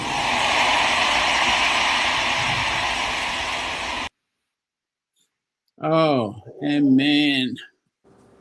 I don't think they know what it means to be the go-to person. Bishop Rudolph, what's your problem? That's why they are putting it up. And knowing that Jonaba is speaking next is part of Jonaba's constituency. Jonaba, welcome. Rudolph. But Rudolph, you're the go-to person. Aren't you the go-to person? Who wants to be a go-to person? I don't think they understand that. Even if you have all the money, you will be tired. Of course. They don't know. Can I comment on this? Yeah, go ahead. Take it over from Janaba. He's wasting time. I'm waiting for you guys, but go ahead, KJ. All right. Now, I think this particular topic will probably concern me and Janaba the most. But here's what I want to say. I listened to it. I first saw it. Somebody sent it to me and said, "Have you seen this thing?" And I watched it, and I watched it again, and I watched it. So two things came to my mind. It's either that, you see, like I just spoke earlier, sometimes we interpret English in our native tongue. And so when you juxtapose it, the proper meaning of what the person had just spoken, it makes a little bit of no sense. So that's the first thing that I got in my mind. Okay, this guy is a typical Yoruba speaker, has spoken this thing with his mother tongue, just give it an interpretation that doesn't seem to be making too many sense to some of us. And I give a very good example. When Pastor Julius first said, "What God cannot do does not exist," some people took him to cleaners because they think that doesn't exist in the Bible. But it's a scripture in the Bible. The only thing he did was to interpret it in Igbo, which is there's nothing God cannot do. And it is a saying that is well known by Igbos. Now, in the context of this very senior man of God, one of the fathers of the faith in Nigeria, maybe he didn't quite, I want to give him a benefit of doubt. Maybe he didn't quite understand what he was saying. Because I don't want to be the only person in my family. Igbos have a proverb, where one man is a jungle, that nation is ended. Okay? Because you don't own your life, you don't know when anything can happen to you. So if you decide that you're not the one who be the go-to person in your family, then the family is finished. Okay, so I think that, and then why would I want my colleagues who are working with you in the office and I want you to come and be begging me for food? You understand? So it doesn't seem to sit very well with a lot of us. KJ, stop. I like the way we make excuses for people we like or people who are in our constituency. We don't make excuses for Tinubu or for Babangida. We don't try to interpret. Maybe they meant something else. Maybe the point is this. You know why I'm throwing this in. because I think the man understands much more than he has been able to put forward. That's the truth. He didn't start ministry today. Okay, he When understands Can I, much. can I throw can I throw this question in? Can I throw this KJ, question? No, no, In let's that congregation, no, it's to Jonaba, so that when he talk, he can address it. In that congregation, there are like two people from the same family, or two colleagues that work in the same office inside that congregation. Who is going to be the go-to person? Wahala. Brody, I don't know, your brain is this froze now. New York is affecting your brain. I told you to move to Texas. Our weather is not that good this year, but it's still better than the normal in New York. But I hope your family can allow you to come here so you can be watching Texas. Texas is a local die to heaven. You don't need to put the area code. But Borno is better. Borno, they have more sun there. Oh, okay. Uh, before you know this guy are very manipulative for their life. I've worked for them. The name of Jesus, I've worked for them over the years. So I'm too small to speak to people like him that have made fortune. He's a billionaire. You know, this guy is very rich. If you tell people to jump into lagoon, they will jump. So that is how much influence he have on people.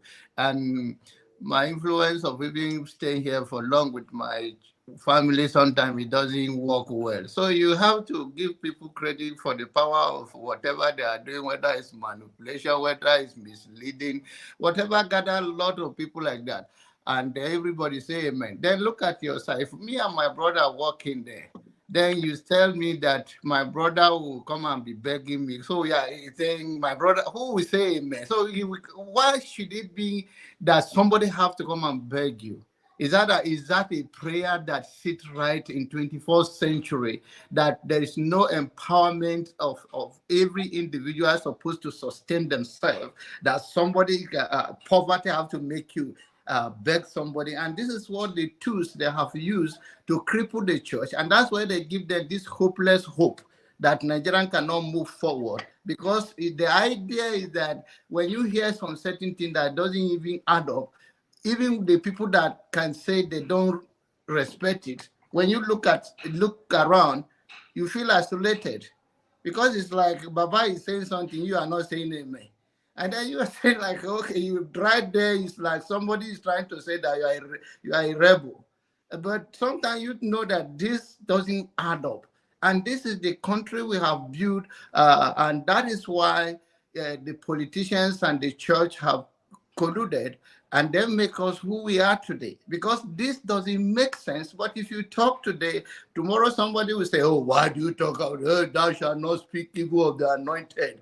Who is not anointed? Or the man of God? Me, I'm the woman of God. Did I tell you I'm a gay or a leather or whatever? So who told you that? But so this is the country we created, myriad of people, and people say amen to such thing. But I wish them good luck. I think amen, it means that let it be. But it's not in my family. And me, I will not going to say amen to certain things like that. And maybe sometimes because you know better, you do better.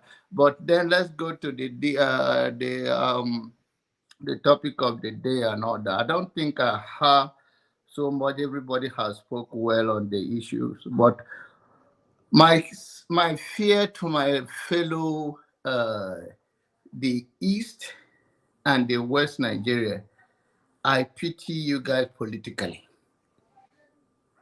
in the Nigerian space. Because if this is who we have here, that's simple because somebody run for president, whether it's belong to your party, whether you invest in that party or you contributed, that you make enmity out of each other, that we use some harsh word. And at the end of the day, we create that toxic environment. And if we all used to this hateful language and started showing that, then that hate will consume all of us. It doesn't make sense. My younger brother come here is to be Tom supporter. I learned lesson from that. I love him. We still say the same language. We have our family thing. We don't come up with it. It's politics he have his own opinion. I respect it. He respect my own. But when I come here and I see people, I say, oh, these people can't really play politics. Because Daddy brother right now is with APC, right? We all know that, right? So yeah, you work with Tinubu. yeah. So and then Daddy will go home and say, oh, I run under LP and now maybe I'll still rerun one. No, it's a game. That section, that period is over. And if you, it's a hard talk here. I know those of you that invested so much in it emotionally and otherwise, and Nigerians deserve emotion to be invested. There's nothing wrong. But my fear for my fellow brothers and sisters is that in 2027, nothing is going to change because this is not how politics is played. If you like, the last time when I saw the rally in Benin and I make a comment, I said, oh, my blood pressure, because I saw you people that think you're going to win. Doesn't win like that. Politics is not such a game like, especially in Nigerian space. And okay, and we all come here, we go after each other, we pull each other down. The Bible even say that the kingdom divide among itself will not stand. And we are talking about a nation now. We are not even talking. Shelby, do you think there are no good people in the APC? Do you think there are no good people in PDP? Do you think there are no bad people in LP? And I don't even know the guy have answered the question before I asked him because I didn't watch it through. And I asked him when he answered, Rudolph told me I've answered it. I said the LP in the house, are they doing anything differently? He said no. For now, that they promise they are going to court case. Politicians have a way to cover themselves, all those speak talk. No, there is no, we are going nowhere with this attitude of even form a clique here. If somebody says something that even when you know that it's not the right thing, you just want to follow along. That means that you are a stooge. You don't have your own mind. You have the right. Anybody can come on this platform and call you name. Have a thick skin. Because a thin skin, anything will irritate you. And then you go and what is that for? Why are we coming here to insult one another on election? Is even your dad bear the name? Is it you? Can't you establish your own life? Let's calm it down. Election is not something do or die. And this elite, they know themselves very well. Remember the video where Atiku and Tinubu met themselves in the airport in Abuja? And he talked to him. They understand themselves. I mean, it's a game. They are very rich. They are very rich people. Rich people doesn't see things the way we see it. The only thing they can throw out there is that anything that can divide us, because they know that when we are united, there's tendency that we will remove them. And then we talk about bylaw, all of those things happen. It's over. Come, let's move on. And move on to something that you know that look at what he said. So I can interpret it as weakness, that Obi is weak. He said that if that is on top, it will be different. He said that here. Yeah, but not in a good way. Yes. Yes. So he understands, meaning the guy is not going to agree. Meaning that no, wait. How does that make Obi weak? It's a lot of people, you can say in a bad way or in a good way, but there are a lot of people who believe that the energy behind that moment is you may not believe that Obi handled it well, but other people believe that Obi should have used that energy to go to the street and go on that way. But we don't believe that. I say some people believe it's weak, and some people believe it's a strength. So people can look at it from that two ways. All right. Thank you. Rodolph, can I do a quick reaction? I've not spoken. I just came in. I'm sorry. Can I do a quick reaction? Yeah, go ahead. So John Abba, see, I mean, it is true that some of us have called each other's name because of this election. You understand? Because it's not a do or die affair. Not only people after election, not only on election matter. Let's be frank here. I get it. Olumide, you know yourself. You've almost called everybody names. I'm coming. You understand? So it's not a do or die affair. Tinubu and Atiku will see themselves, they will banter. You understand? If only the democracy that is practiced is allowed to be practiced the way it is. It is so in other climes in the US. After the elections, the loser will call the winner and congratulate the winner. You understand? And things move on. When there are problems, you will get the support of all parties. You understand, and find a way for the country to move forward in a free and fair election. You understand? Now, if people have rigged the elections and you expect the other people to fold their hands, people run roughshod over the constitution that should govern and make our lives civil so that we respect each other, you understand? And we value each other's life. And then you expect us to sit down and let things be. Oh, they banter, they rig the election, they rub it down our throat, they shove it down our, and you tell us not to be upset. And these same people know what they want to do when they come in. All they want to do is share billions of naira, not giving the people who want to do serious job the opportunity. Did you know that in a very normal client is not economic sabotage? You spend 300 billion naira to buy gadgets, and that gadget becomes useless at the end of the day. That is not economic sabotage. Understand? That is the beginning. I mean, it's little wonder that they want any means to clean this part. When all right, Olumide, your line is that not of an agency, when that person becomes Olumide, we are not getting everything you are saying. You are breaking up.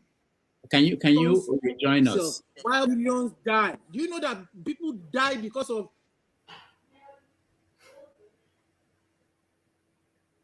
It's not easy. Olumide, can you rejoin us? Do or die affair. I'm sorry, sir.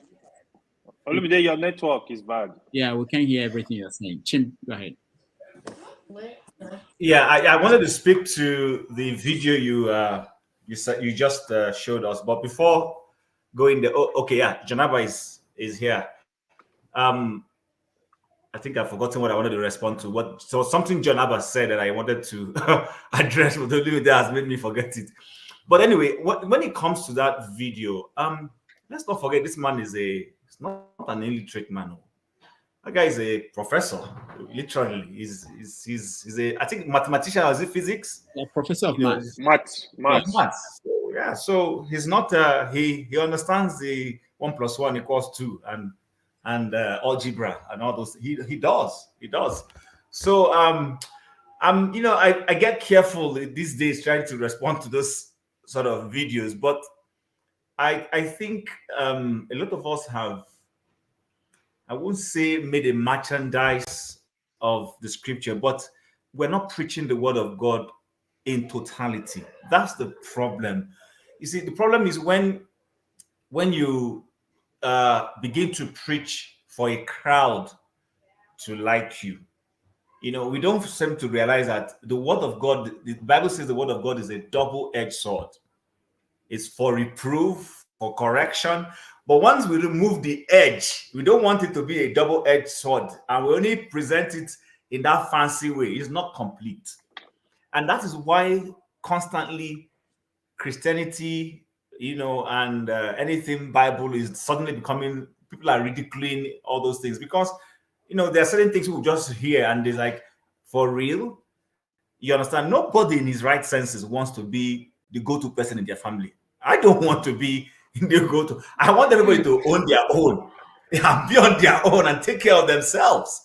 Do you understand? That is the way to go. Yeah. There may be one person who initially will come up and try and pull others up. It's actually in interest to pull others up.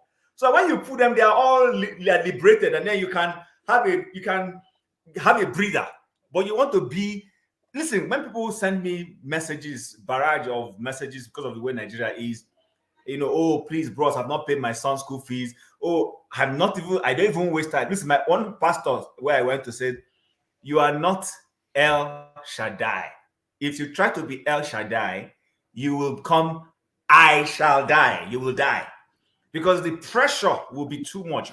Why are you carrying load that you shouldn't be carrying? You know, I Yeah. don't know any of us who live in Abuja. If I don't know if that symbol is still there. When I went to Abuja the first time, there was a symbol of Nigeria carrying Africa. I froze. I wasn't as intellectual and educated as I am today. When I saw it, I froze. I asked somebody, "Is this in the right? Who designed this particular?" KJ. I don't know if you have lived in Abuja or John Abba. If you've seen it, there was a molded thing Nigeria carrying Abuja. Yeah, And when I saw it, I said, "You saw it?" I said, "This is wrong.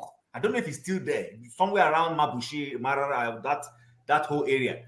I looked at it. I stood there. I was a youth corper. I stood there. I looked at it for a while. I said, "How did Nigerians decide that this is a good thing? That Nigeria is carrying Africa? No wonder we are dying. They're symbolically carrying something heavier than us."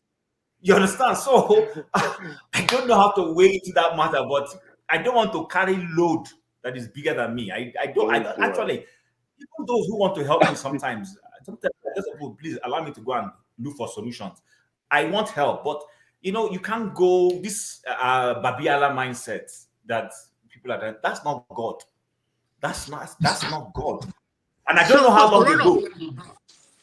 I don't know how long ago. Sorry, I don't know how long ago he did that video. I think that video is a very old video anyway. Someone just went and dug it out, in with respect to what's going on recently and all that. But it's actually a very wrong mindset to go with that. You will be the go-to person. You can be a seasonal assistant. You can be somebody maybe in a challenge today and just comes to you, but you can't be every day you come to me. I will get tired. I really will get tired. I don't know. I don't know how people do that. So, but when I remember what I wanted to ask John about, I'll ask. All right, thank you. Before Olumide and then Dan, I see you. I just want to point out that probably we have not thought about this. Maybe if that environment is what we have, we may end up having a Majare structure where people come to your house, you become the leader, and everybody else is a Majare. So in your family, you'll be the leader and the other ones. But yeah, it's important to mention that he's a professor of mathematics, and I think that means that he knows what and if it's an old video, it's actually worse than it's the current video, because people are thinking that he's too old for the role he's playing, that he should retire. But if it's an older video, that means that he was healthier at that point and he should know what he's saying. But it's something that is very common, really. If you listen to the prayers that people give in churches, especially during the crossover service, that nobody will die in your house, in your family. If nobody dies in the world, yeah, we're in trouble. People will die. Eventually, somebody will die, But people say amen and believe that these things are the way it is. And I don't understand. But anyway, this is Sunday school now. So at what point did I break off though? At the beginning, when you said it. How can you say at the beginning, Rudolph? What are you talking about? Rudolph, you want to take us to 1 hour back? No. Dr. Rudolph, excuse me. Dr. Rudolph, you only gave me 4 minutes to speak.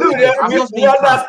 Everybody has spoken asked for 1 minute, but he's spoken for 4 minutes. It was not Olumide time. I don't intend to convert you.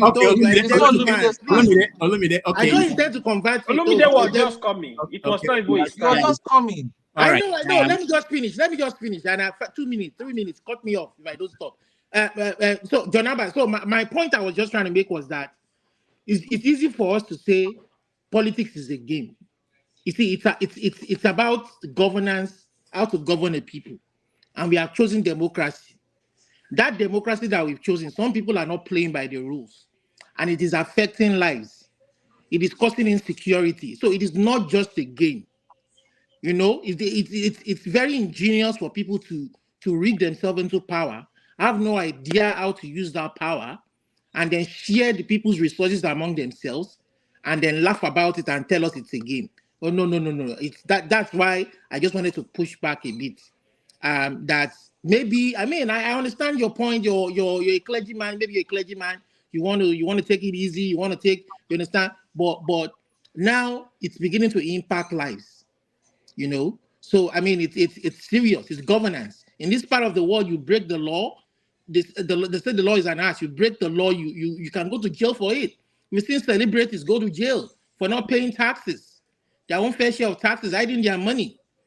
Trump now, former president, is not having it easy. Legal battles left, right, and center. We want a civilized society where things will not be taken for granted, even though we want our society to be free. That is why we are pushing back. And then when some people don't see that point of view, we just think, I mean, I understand forefathers saying that they're calling him devil, they're calling him evil. I mean, sometimes when some people raise a point of view that it's kind of contrary to the norm, to normal situations, we stand aghast. Look at the pastor, for instance, Dr. Professor Adeboye. What he said is even contrary to the Bible that I know. The Bible says that he who is there's a way they frame it. He who is astute in his ways, he knows what he will not stand before mean men, but before kings. You understand? You won't stand before, if you know what you're doing and you're perfect in it, you won't stand before mean men. It is opposite of everybody coming over to you to come and beg from you. Rather, you should encourage people to be perfect in what they do, so that they will be independent and there will even be more for them to live, to sustain themselves. Because people will come asking for their talents. You understand? So that's just what I wanted to chip in. Okay. I mean, it's not that we come Rhoda, across put as me on the backstage. Man of prestige. Greetings. My brother, let me follow up a little bit. Let No, you Janaba, hold on. There's another question coming to you from Chimbo. First of all, let me welcome Dan to the show. Dan, how are you? Yeah, you're muted, Dan. I want to say good evening to you, Dr. Damages. And like I promised you, that introduction song is almost finished. My producer, this our living in Europe, sometimes he puts us in trouble. They want to empty your pocket for just a little thing that you can do. So what I did was I managed to train myself, bought my recording machine. So very soon I'll be able to do it myself and give it to you. All right, good. So that it's not like I just blah, blah, blah. I'm not those type of people, That's what and I want to say good evening to the gentlemen in the studio. And I'm very, very sad today because a big man came to that studio, but Job did not allow me to at least listen to him. I was in and out, or even asking one question. Well, if you give me just 2 minutes, before as I came in, John Abba was saying something that if he was Alaji Dante in Obi's situation, things would have been different, which I agree with. Like I said, Obi disappointed people like us.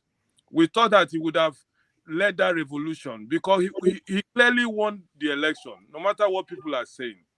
But telling us to relax, I get weapon there with Obi-Wan and all those type of things. You cannot be fighting somebody with gun with hand now. They will kill you. So that's what I just want to say because I'm still at work. I still have 2 hours to go. So I just want to say thank you very much, and please give me a little time. That this thing doesn't look like work. It looks like you're inside an aircraft. Yeah, that is my job. That's where I work. I work in the transport department. All right. Yeah. Thank you, Dan. All right, Chim, you have an extra question for Janaba, then Janaba will respond. Okay, go ahead. So, John Abba, what I understand what you were saying. You were contrasting the fact that the comment that if it was dirty, it would be different. That it could be that depending on who is listening, somebody may see it as a positive for Obi, or vice versa for dirty. I hear you, but that was not where the chairman was going. I know that. The chairman was literally trying to tell us that because of where dirty comes from. Oh, okay, good. So that where dirty comes from, that the people backing him, because they feel this is our own child, if you have stolen his meat, that they will fight for him to make sure they get it back and situations will be out of place. But I appreciate and understand the perspective you gave that, I mean, it doesn't mean that Obi is weak. Why some people see it as weak, it may be a strength that he has a better composure in terms of dealing with. So I just wanted to bring that out. That's all. Okay. Now let me respond to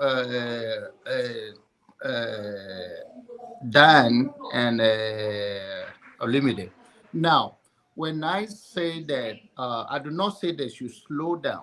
there is none my. I don't have to tell anybody what to do. But what I'm saying is that the Nigerian that we see here, I'm even using this platform as an excuse, as an example, that the way we play politics or the way we do it, that is not the way we're gonna win election in Nigeria. And I understand, I don't know how long so many of you have get involved in Nigerian politics. I believe Olamide is very passionate talker of that. But if we want to take power in Nigerian space where it is right now, it take a long negotiation. And if you don't believe me, you watch it. The politics of sometimes we talk, and whether you like it, Erufai or not, go.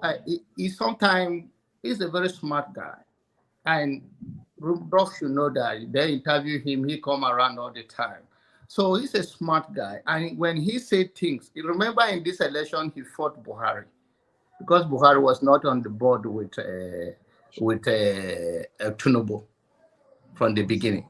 So the point is that we have to, and that's one of the things that I believe that I'll respect Sowore stand. He don't want to compromise himself. But if in the future he can win an election without involved with these people, but at the stand right now, you can't win Nigerian election, especially if you cannot win more than 60% of Nigeria to make a clear thing. And I believe in the next election, whether you like it or not, for anyone to come out is either they emerge PDP or somebody to put a pressure that the margin will become more pronounced that APC may not be able to ring the election. Otherwise, the election, good luck. Thank you so much, John Abba. There's someone I wanted to listen to. KJ, you wanted to say something before I go to Man of Prestige, and then I'll have to take my leave. Yes, and I've listened attentively. I just want to again say, I was also checking to find out how old that video is. I have not been able to ascertain that. But all I'm trying to say is, you see, there are, somebody was comparing the church and government. Okay, the Rudolph. Now, the thing is this, Rudolph. The church is a choice. I keep saying this. It's a choice. Governance is not a choice. When a government, whether you support them or not, they get into office, you are bound to be controlled by them. The rules are set by them. But you see, for me as a Christian, it's not everybody I listen to. And it's not because I know it all, but I think I've been a bit on this side of the, in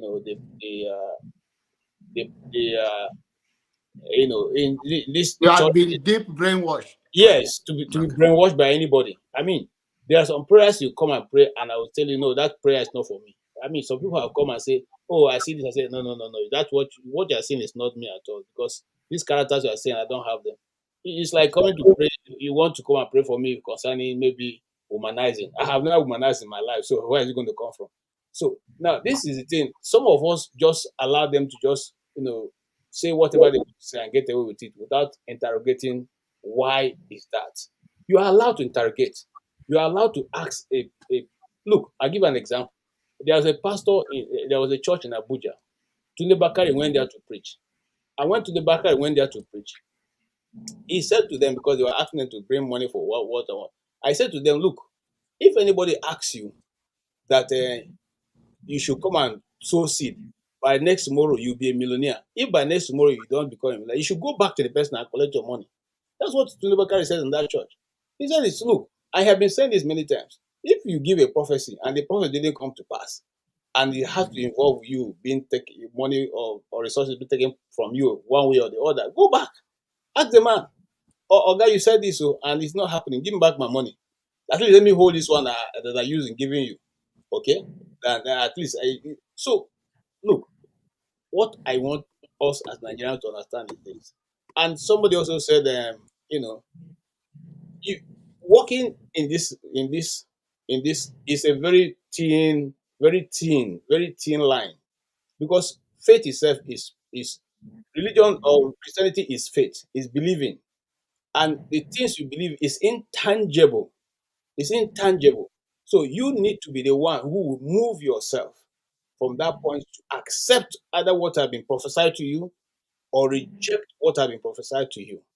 Now, if you see it that way and you know yourself properly, for instance, if I was in that meeting, even though I don't listen to that man of God, I just want to put it on record. But if I was in that meeting and he said that, I will not say amen, because amen is saying that my brothers, my sisters, my colleague in the office should now be looking up to me to be able to feed. Who wants to be in that position? I want my money to go and enjoy life like Rudolph enjoying in New York. Yeah, Why would I? but KJ, Yeah. you understand that you said that there's a separation. You have to separate the church and governance and government. And I wanted to bring up the issue that even though they are different, we also know that someone like you, not everybody is like you. Not everybody is able to make that decision to say this is different from the other one. That what he's saying, I can ignore this one, but I can accept this one.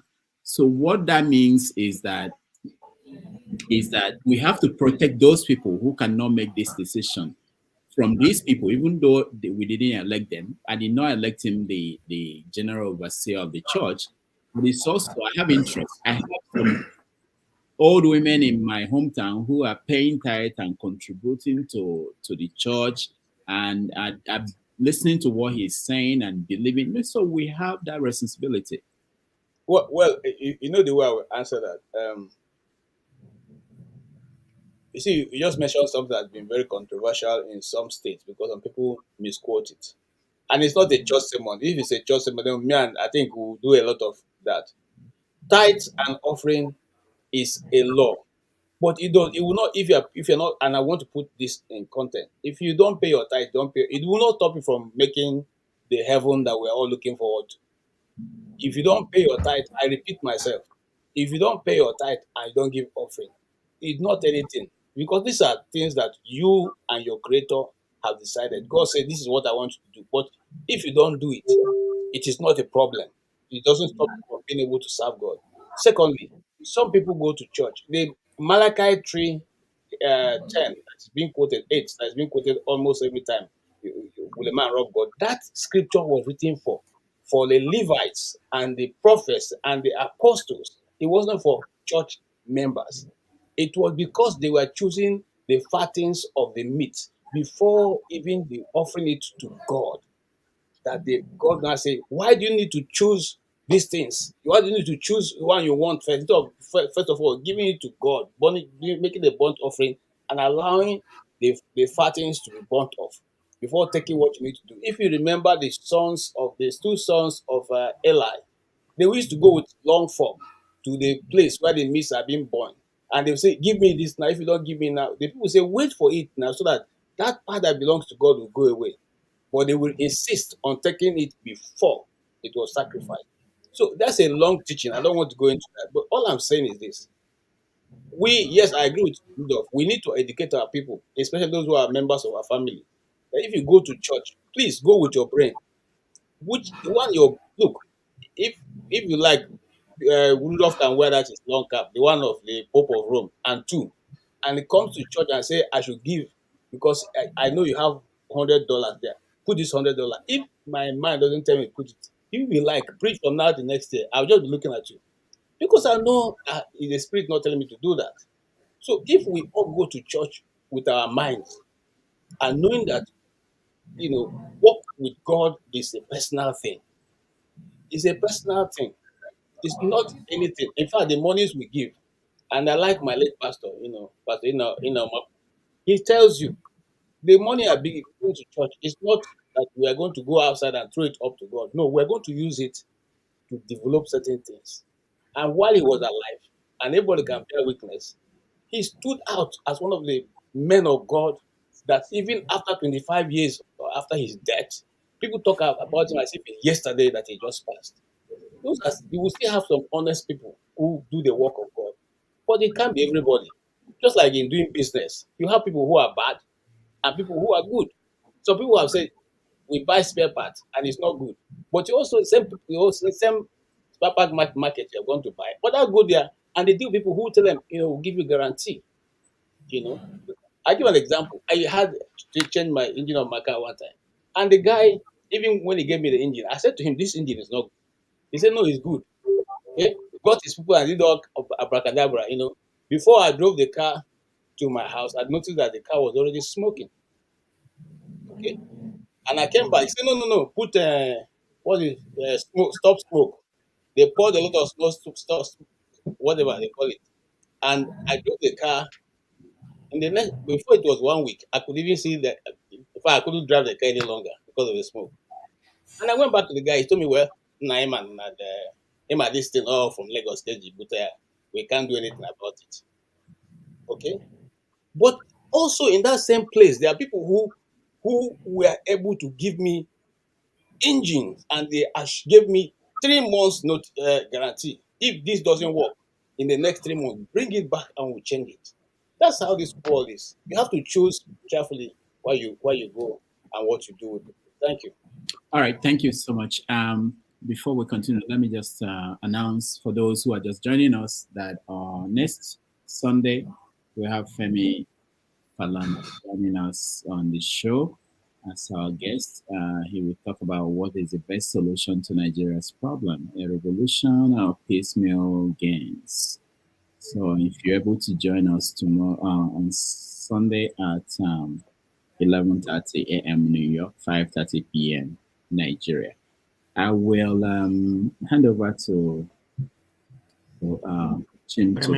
I thought it's my turn. You need to stay for a minute. No. It's your turn, yeah. So, guy, but you need to stay for a minute. I need to talk to you. I have an issue with you. Oh, okay. Just stay for a minute. All right. Hold on. Let me finish. Yeah. Okay. Then I will. Some of the topics that you guys can talk about is the African Cup of Nations, the release of the kidnapped girls from Abuja, and the story from Enugu that we discussed yesterday has changed.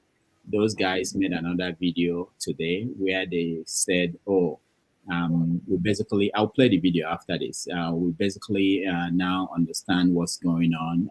The governor of Enugu State reached out to them, and the matter has been resolved. They didn't give us details, but I will play the video that they made. Okay, man of prestige, go ahead. Yeah, thank you.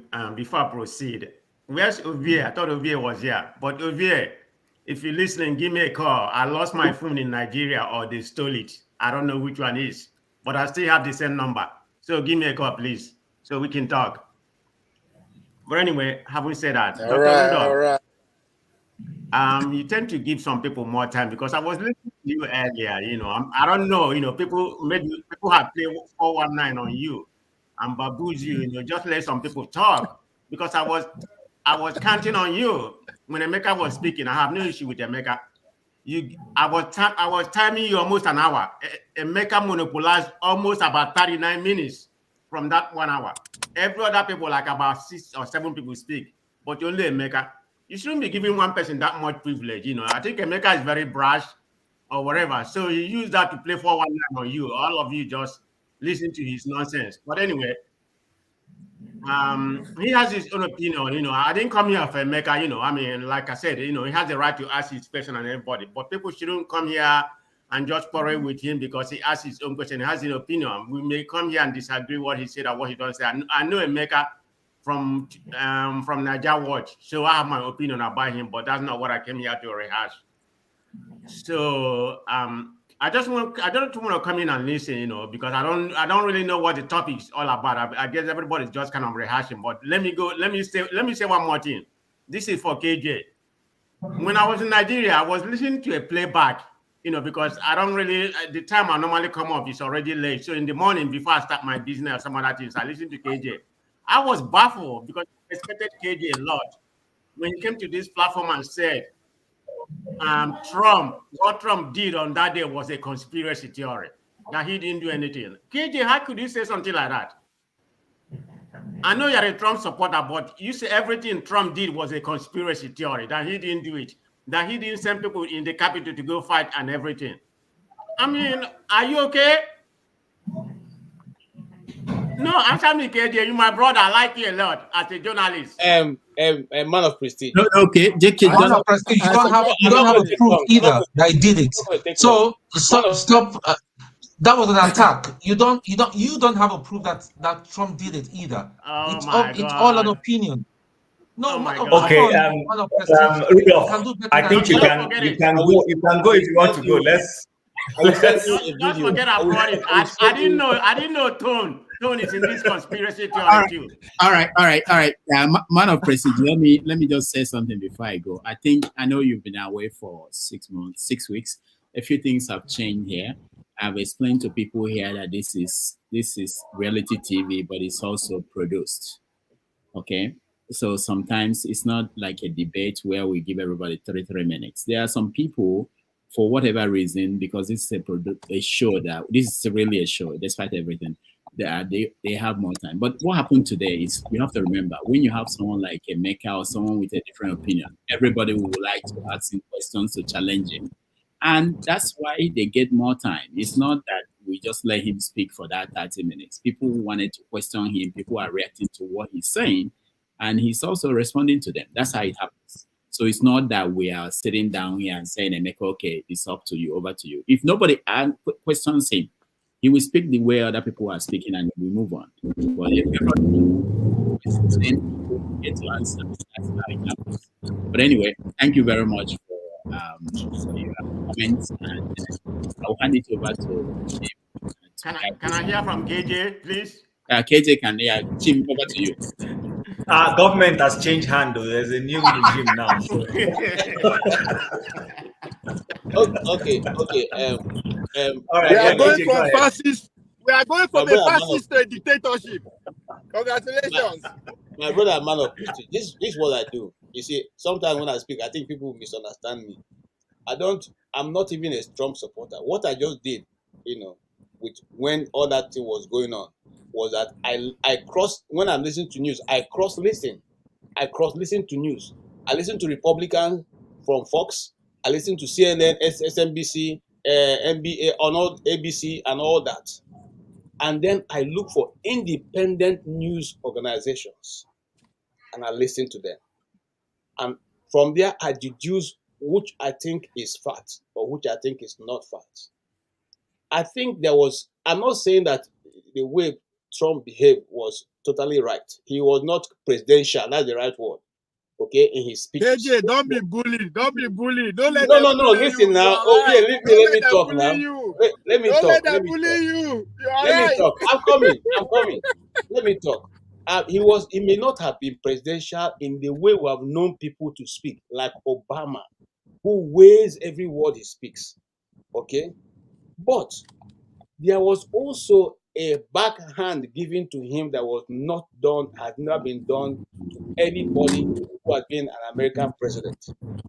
Because, for instance, I'll give you just one simple example. How can your own army chief tell people that any direction that you give, they should not follow it? They should not follow it. And even call your adversary, say, look, we know our president is crazy. Whenever he's going to do anything, we'll let you know ahead of time. These things are not done anywhere. Good. Now, I have video. This one just released it. A documentary just released on January 6th. Okay? Somebody did an independent account taking into cognizance all the videos that they refused to release before now until Johnson came into office. They released the videos now. And somebody sat through the 40,000 hours of video to piece everything together. Videos that have never been seen before. You go look at it and make your judgment. Me, Okech, I've taken my judgment. Okay? And I stand in the back. Like I keep saying this thing. The reason I said, first and foremost, people have accused me, this, what's his name? Father Lord say he doesn't like me because, or doesn't trust me because I didn't support Peter Obi. And I said, my simple fact is not because I hate him. But the fact that every other person, including Muhammad Buhari, who was former president, before he became president of Nigeria, he told us he was the one Boko Haram appointed to negotiate on their behalf. He was the one who led the people, northern elements, to go and discuss with Jonathan, to even warn that any attempt to kill those Boko Haram members is an attempt on the North. Now, he was contesting for presidency. He didn't say, don't vote for me because if you think I'm a Hausa man. No. He didn't say, don't vote for me because you think I represent Boko Haram. Then you, who has a cleaner record, comes and say, if you want to vote me because I'm an Igbo man, don't vote for me because you think I'm an Igbo man. Come on, man. Get me behind me. I won't take that. That means that you don't even have respect for who you are. KJ, hold on. While I don't want us I just have 5 minutes. I'm headed somewhere. I'll give you 5 minutes. I'll give you 5 minutes. Don't worry. So KJ, I think when Obi said, "Don't vote for me because I'm an Igbo man," it was not in the same context that you presented it. What Obi was responding to, remember that the argument was the North has ruled, is coming to the South. And now that it has come to the South, there was a lot of argument that he should be going to the Southeast because Obasanjo has ruled Nigeria, he's a Yoruba man. Yar'Adua has come, he has ruled, he's a Northerner. Then Jonathan has ruled, he's from the South. Now we've gone back to the North. Now it's coming back to the South. There was the argument that he should be the Southeast. And PDP did not do that. So I think what he was trying to say was, listen, I understand this whole Southeastern president concept, but please, let that not be the basis on which you are voting for me. I think that was what he was cashing in on, that argument at that time. Not that he was trying to deny his Igbo-ness. That's my understanding of what he did. But like I said, I don't want us to, it's not a debate. I just wanted to put that out there. And then let Mazi Ovie kindly speak so that we'll go to our next topic. Chief Ovie has frozen. All right, so let's go to Coco. Now, Coco is from Nigeria. Coco is here. Yeah, Coco, before you come in, we are trying to change topic. Yeah, I'll make it snap. Ovie, are you back? Oh, see, Chief. So if that's what he said is what he meant, then we shouldn't worry that he lost because we wanted to vote for an Igbo man. KJ. Okay, no problem. So Ovie, quickly. So, 5 things, right? Let me start with where was that? 5 things. I'll make it short. Where was that? Let me start from Trump. Trump get 91 to 92 case. No one of them has to do with January 6th. None of them. You can go and bring the case number anywhere, we can debate it. Out of the 92, no one has to do with January 6th. That should sink in. That is that. Jonaba, in fact, I need your church address. You need an assistant pastor. While you prepare the congregation for heaven, I'm going to prepare our own heaven for here. We need money because the way you criticize our Oga is not fair.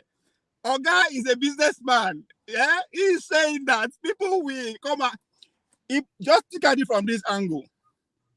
What is the probability that 1 to 10 people for that congregation or Redeemite worldwide, people will actually go to them for help? What is the probability? It's 100%. What is the probability? Say 2 to 3 people out of those people where people go meet, they will come to church and give testimony and also bless them. What is the probability? That 100%. So this is business. Please. So I understand you, Jonaba. I'll come to your church, be your assistant, prepare us for heaven. Why I prepare heaven for us for here? We need money. Now, on our guests, I don't know why we turn our guest meeting to begin insult ourselves. 3 things I observe from that, from Abure chairman. 1, they asked him about merger. He said he's not aware. That is something all the obedient should take and think about. You understand? He is the chairman. So is he a chairman of Labour Party or is he? So, and he's a strong position anyway if he's a chairman of a major party. So I don't know why they give her excuses. He's the right person to interrogate. But I also understand his question as a party chairman. He's a businessman. He has a role to play.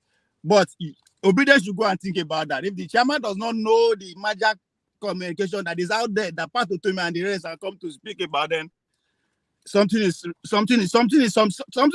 somewhere.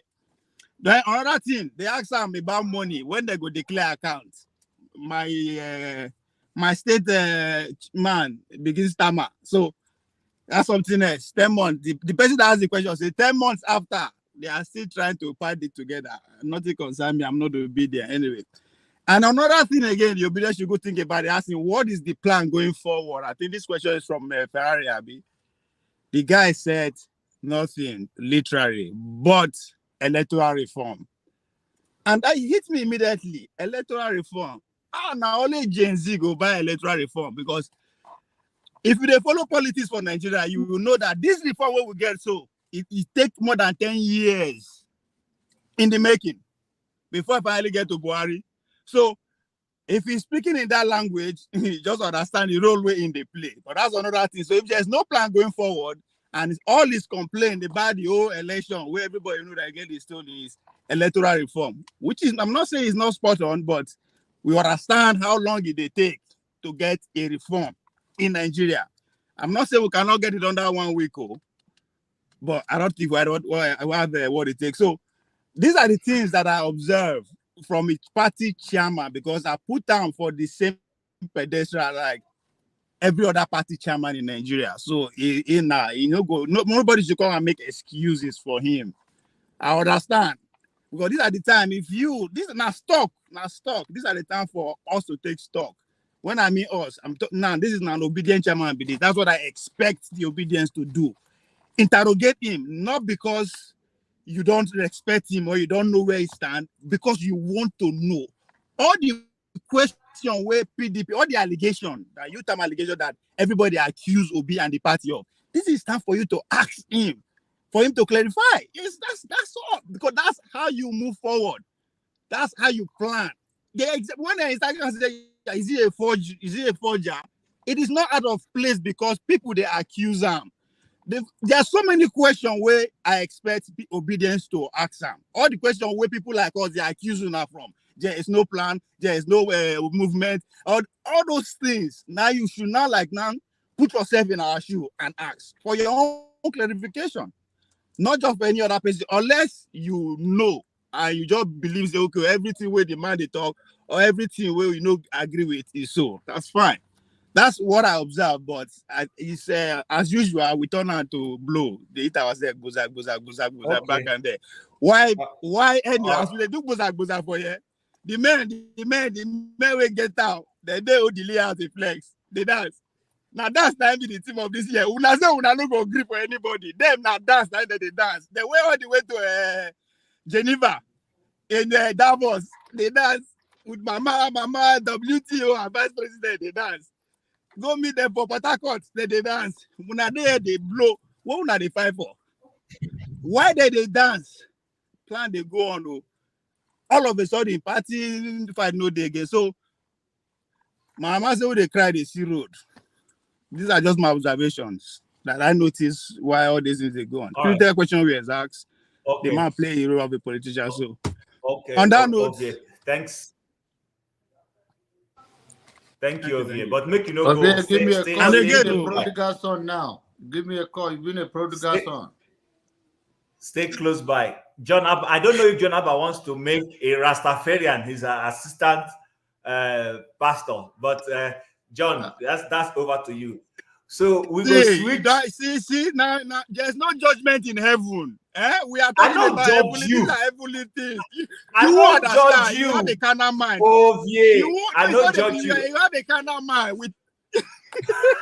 Okay, you are very right. The kingdom is here. Heaven is there. We are talking about the kingdom business. Not heaven. Okay. Exactly. Nobody all right, guys. Put our so, mega guys, church. We'll invite him to come and chair. We'll invite him to come and chair it. We know where to get him. No problem. No problem. So, one of the topics we want to look at now is this demolition. So, I want to play the video. I hope I'm able to play it properly. Then, after the video, we can go on discussing, and then at that point, I can bring in Coco.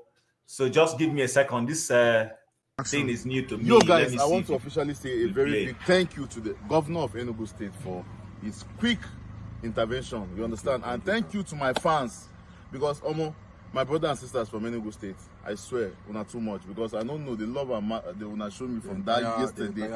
The entire Igbo land. Thank you. Till today, all my fans all over the world, thank you so much, because it's not easy. You understand? Though information reaching me this morning was like, it's not me now, no can understand waiting they happen for the centenary, you understand? So they can't claim me waiting they happen for centenary. The thing they matter long. You understand? Matter long, it plenty. The thing, if you haven't finished service, the thing you just. So what I just wanted to say is the Enugu State governor was not even aware of the massive destruction in Centenary. You understand? He was not aware. You understand? That's what is even reaching me now. So I say, man, no come make my papa verse now. I beg, make you no verse. Now emotions. You understand? That time why they see caterpillar everywhere. You understand that? To me, I can't think say, now my only house with this. You understand? So now emotions made me do the first video. So guys, please, this is a quick disclaimer. You understand? Wonderful people, and most especially my Igbo people. You know me now. My name is Sanidon Onyechaka, and I had to come here because my look-alike, my look-alike was crying like a baby yesterday. So, and when we came here, we were able to uncover a lot of information regarding to this place, and me myself, I didn't even know that this place is a private property, as in this whole centenary was owned by one person. I understand. So from what we were thinking before, we thought it was the Enugu State government, blah blah blah. But reaching here now, we are able to get the real information regarding this place, and that Enugu State government and the people in power and all that. Even our governor was not aware. Even I was shocked that he even reached out to you guys. So my people, Enugu is safe to invest. Enugu is a wonderful place. I have my own plot here, and I'm still gonna build here. Understand? But now when you give me money, are you getting it? So please, there is no cause for alarm. Since our governor decided to enter the matter, we know say everything good day, okay. You understand? You know they cry. Tomorrow is here. I'm here. My governor, I beg. Thank you very much, Thank sir. you so much, sir. When I come home, come invest. I beg. Everything, 2 seconds, everything done. Don't say it. Don't sweat. I got camera. Yes, I beg. Everything, 2 seconds, everything done. Wait a minute, Jim. That is very disingenuous. I mean, what is that? Is that a damage control? Oh, hold on. Madam Prestige, hold on. Let's just give it some context and then we start discussing. So you were here yesterday, I'm sure. Everybody was here yesterday when we initially looked at it. Good. So earlier today, I had a conversation in another WhatsApp forum. That's the WhatsApp forum of my local community back home. And we were initially saying, could this be a political vendetta?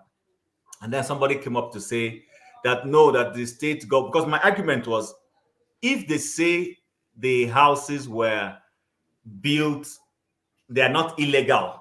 Because remember, I told you yesterday it was not illegal. They're saying that it was a hideout for criminals and kidnappers. So, and that's why they're demolishing. So I said to them, so if you found them guilty of any of these criminal offenses, what you would have done is to get a court injunction, find them guilty, seize the property, becomes government property, then you can sell it off or auction it. Makes more economic sense than to knocking it down. So anyways, then I came here, and then when I was discussing with Rudolph now said, oh, there's a new disclaimer to this video. So I don't know what people think. I know what I believe. Personally, I'm thinking perhaps because if you listen carefully, you would notice that there was emphasis on Enugu is safe for what? For investment. So perhaps the Enugu government is starting to get frightened that this might, push people away. You are telling people to come home and invest. Now they have come home to invest, and you're demolishing the property. So I want to leave it at that and then give us space to talk. Unfortunately, Coco has left. So let's start with Tone and then go to John and then come that way, if you guys don't mind. Yes, Tone, go ahead. I think the gentleman is being dishonest. How about the people whose property has gone down? Just because his one is safe, he's happy, and everything is hunky dory, so to say. See, that's the problem with Nigeria. So far, you're okay, and your family is okay. You don't care about other people. How about the others that their properties have gone down? So I think he owed us we need to know the full story in its entirety. If it's not what happened, then he should have been telling us in that video that this is what is playing out. This is what is playing out. Okay, so could it be that now the governor is afraid that his ass might be out and the APC are, because APC, I mean, the antecedent with the APC people are just lies. I believe it was a vendetta until I'm proven otherwise and all that. They just saw that. They didn't know that it was going to go viral, like this. And then it's just a damage control that they are just trying to embark on. But then again, how about all those people they've gone down to pull down their property? So if the governor is not aware, it means that those demolition was criminal. Those people need to be called, need to face the law. It was criminal damage.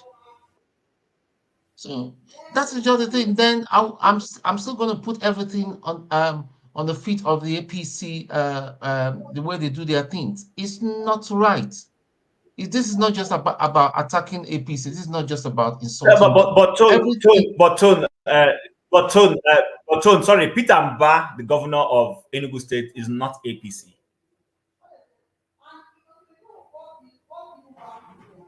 Okay. All right. Did you hear me? Thank you for that. Okay, thank you for that. Thank you for that correction. But then, is it not responsible? Is it not a responsible thing to do for the governor to have come out and made a statement as to that? Okay, well, let's hear from others and then see what they think. So, John, before you go ahead, remember yesterday, if you listened to me, I said, why does the governor have to be the one to get involved? Rudolph said, well, maybe by the time, if the guy decides to go to court, by the time he finishes going to court, they would have knocked his building down. So it's easier for him to quickly go to the governor. So I don't know what you have to say based on that. Okay, because of the internet, let Coco talk, then I talk. Because he may still go away. Because yeah, can we hear from Coco, please? All right, Coco, go ahead, please. Okay. Good evening. Hope I'm audible enough. Am I audible? Okay, thank you. I'd like to comment on what's happened in Enugu and those guys about the skit maker and all those issues around it. For me, I've just looked at it as probably they're trying to do damage control, which on a good day they didn't do it properly. If you want to do a damage control, you should be able to organize it in a very good way. Probably because of investors in that place, for the sake of investors. But in the first instance, they shouldn't have gone ahead to demolish people's house, because that is unfair. Just like yesterday when I listened to this platform, I had a KJ summit on that. He made quite a very good observation. There are many ways to go about that kind of issue. So, and it's quite unfortunate that the Nigerian that we are in, there's a lot of things that will happen, and our leaders will just take some decision without considering the after effect, or how it's going to have bad effect on the masses, the people. And the purpose of government is for the government to work for the people, not to harm the people. So I kind of look at it like a damage control, because if you look at the way they are talking, they are not actually talking in a very coherent manner. That is, they kind of mix words. To me, I feel they just mix words together, and it's not proper. It's not a good thing. So if there's any damage control they need.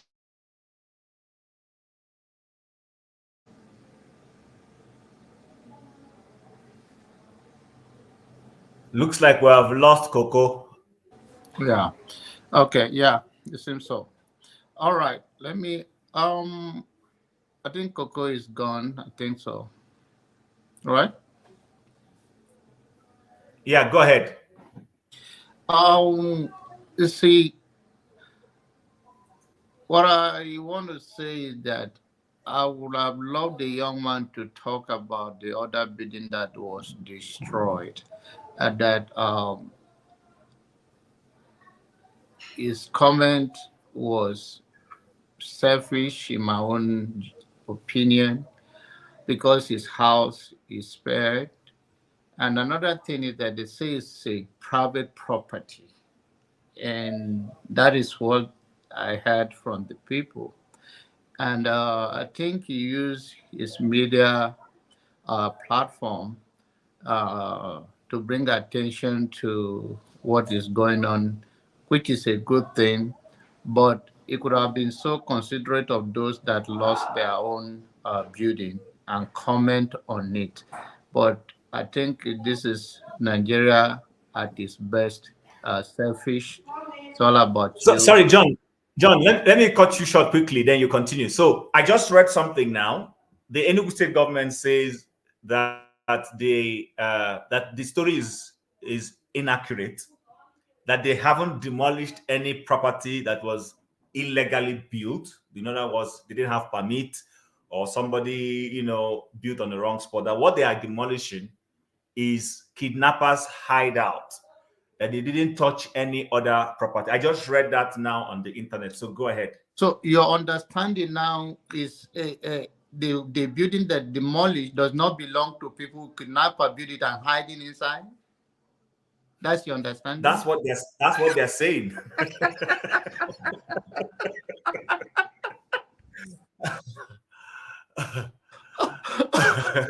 See, and I think we are used to being misled by the very people that are supposed to be transparent.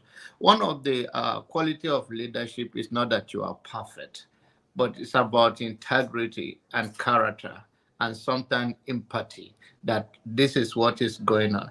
And I think this is very disingenuous, and this will push people far further, because according to other people that are aware of the demolition in that area, I don't want to put a number, but then they say it's over 100 buildings that they demolished.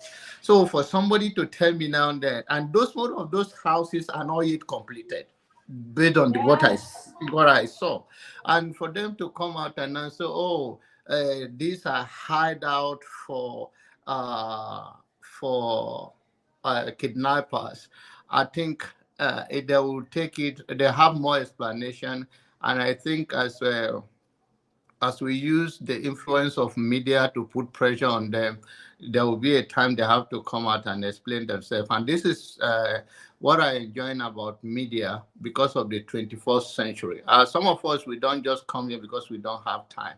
We think we are serving a purpose by speaking out and put a face. Somebody may not have a light in Nigeria to watch us for that many hours, but you can gleam into the clip and see something that really makes sense to them. And that's why some of us spend so many hours here.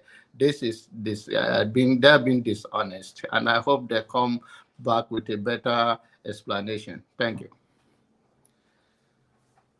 Thank you, John. That was quite well said. Let's watch and see. I think the thing is, like you rightly said, the media has put pressure on them already. When I read the government comment, you could see the fear on the marketing Enugu State. They are now concerned that this will make investors not to come to Enugu State. So KJ, But then over I to you. think they could have come up with a very brilliant than to say it's a hideout and their houses, and these are many houses that were so. Then that is a city of, and that is not even a good record. That's a city, a refuge for the criminals. yeah, that's still not good. All right, KJ, over to you. Thank you, Chim. You see, I'm going to start this way. I have never lived in Enugu. I always, pass through the express until in 2018, I was going home and we drove. And we drove in and said, you know what, let's get into Enugu and just spend some time before hitting the road. And we drove to a, part of Enugu that had the park and shop. I don't know if you guys know it. It's a GRA, it has a park and shop. The layout of Enugu was breathtaking. And I said to my wife, man, we need to buy property here. In fact, at that particular point, I felt like, I need to relocate to Enugu, which was what I planned I had before, leaving. Anyway, what am I trying to say? Enugu presents a different ball game for anybody who wants to just have some peace of mind. So I think that even the government is being disingenuous by not even saying, by even trying to compare that it was a kidnappers hideout. How can kidnappers having out in that place that looks like there's no forest there? It's just a plain land. Plain land all through, you could see everywhere. So where would they be hiding out? Okay. Now you just like Jonaba have said, you destroyed over. You can see from the video that you destroyed over. At least from looking at, you can see more than 10, 20 houses being knocked down, and the kidnapper. It must have been a kidnappers village, so that's why all of them had houses there. So they had to knock down many of them. But again, I said something here yesterday when we had that guest. I said, you see, this mindset of once it's good with me, then it's good with everybody. We shouldn't have it. He has come back to tell us, disclaimer video, and his problem have been solved. What about the other people who don't have anybody to do disclaimer for them, do videos for them, and speak on their behalf? What happens to them? The ordinary man who has been, you see, Chim, one of the things that pains me the most is that when they go to knock down these properties, they don't think that these people didn't get this money from insurance. It's not a government largesse. Some of these people are monies they've saved all their life, and they've used it to put this thing. So that let me run away from landlord. I'm just living in my own house. I get Gary, I drink. I get granite, I chop. And then you carry your bulldozer. You bulldoze it down. You don't give them any compensation. See, when shall the people of Nigeria rise up and realize that the government that they put in place, it is them that the government is supposed to serve and not the other way around? I've said many times on this platform that as long as we as the people accept that when they build a gutter around our area, we will invite traditional dancers. They come and dance, wait for them under the sun, almost the whole day, and then they come and dance. When they finish dancing, they pack them in the back of Gongoro and go back to their villages. Until we refuse to do that, this will not change. They will not change this character. They will not change it. Okay.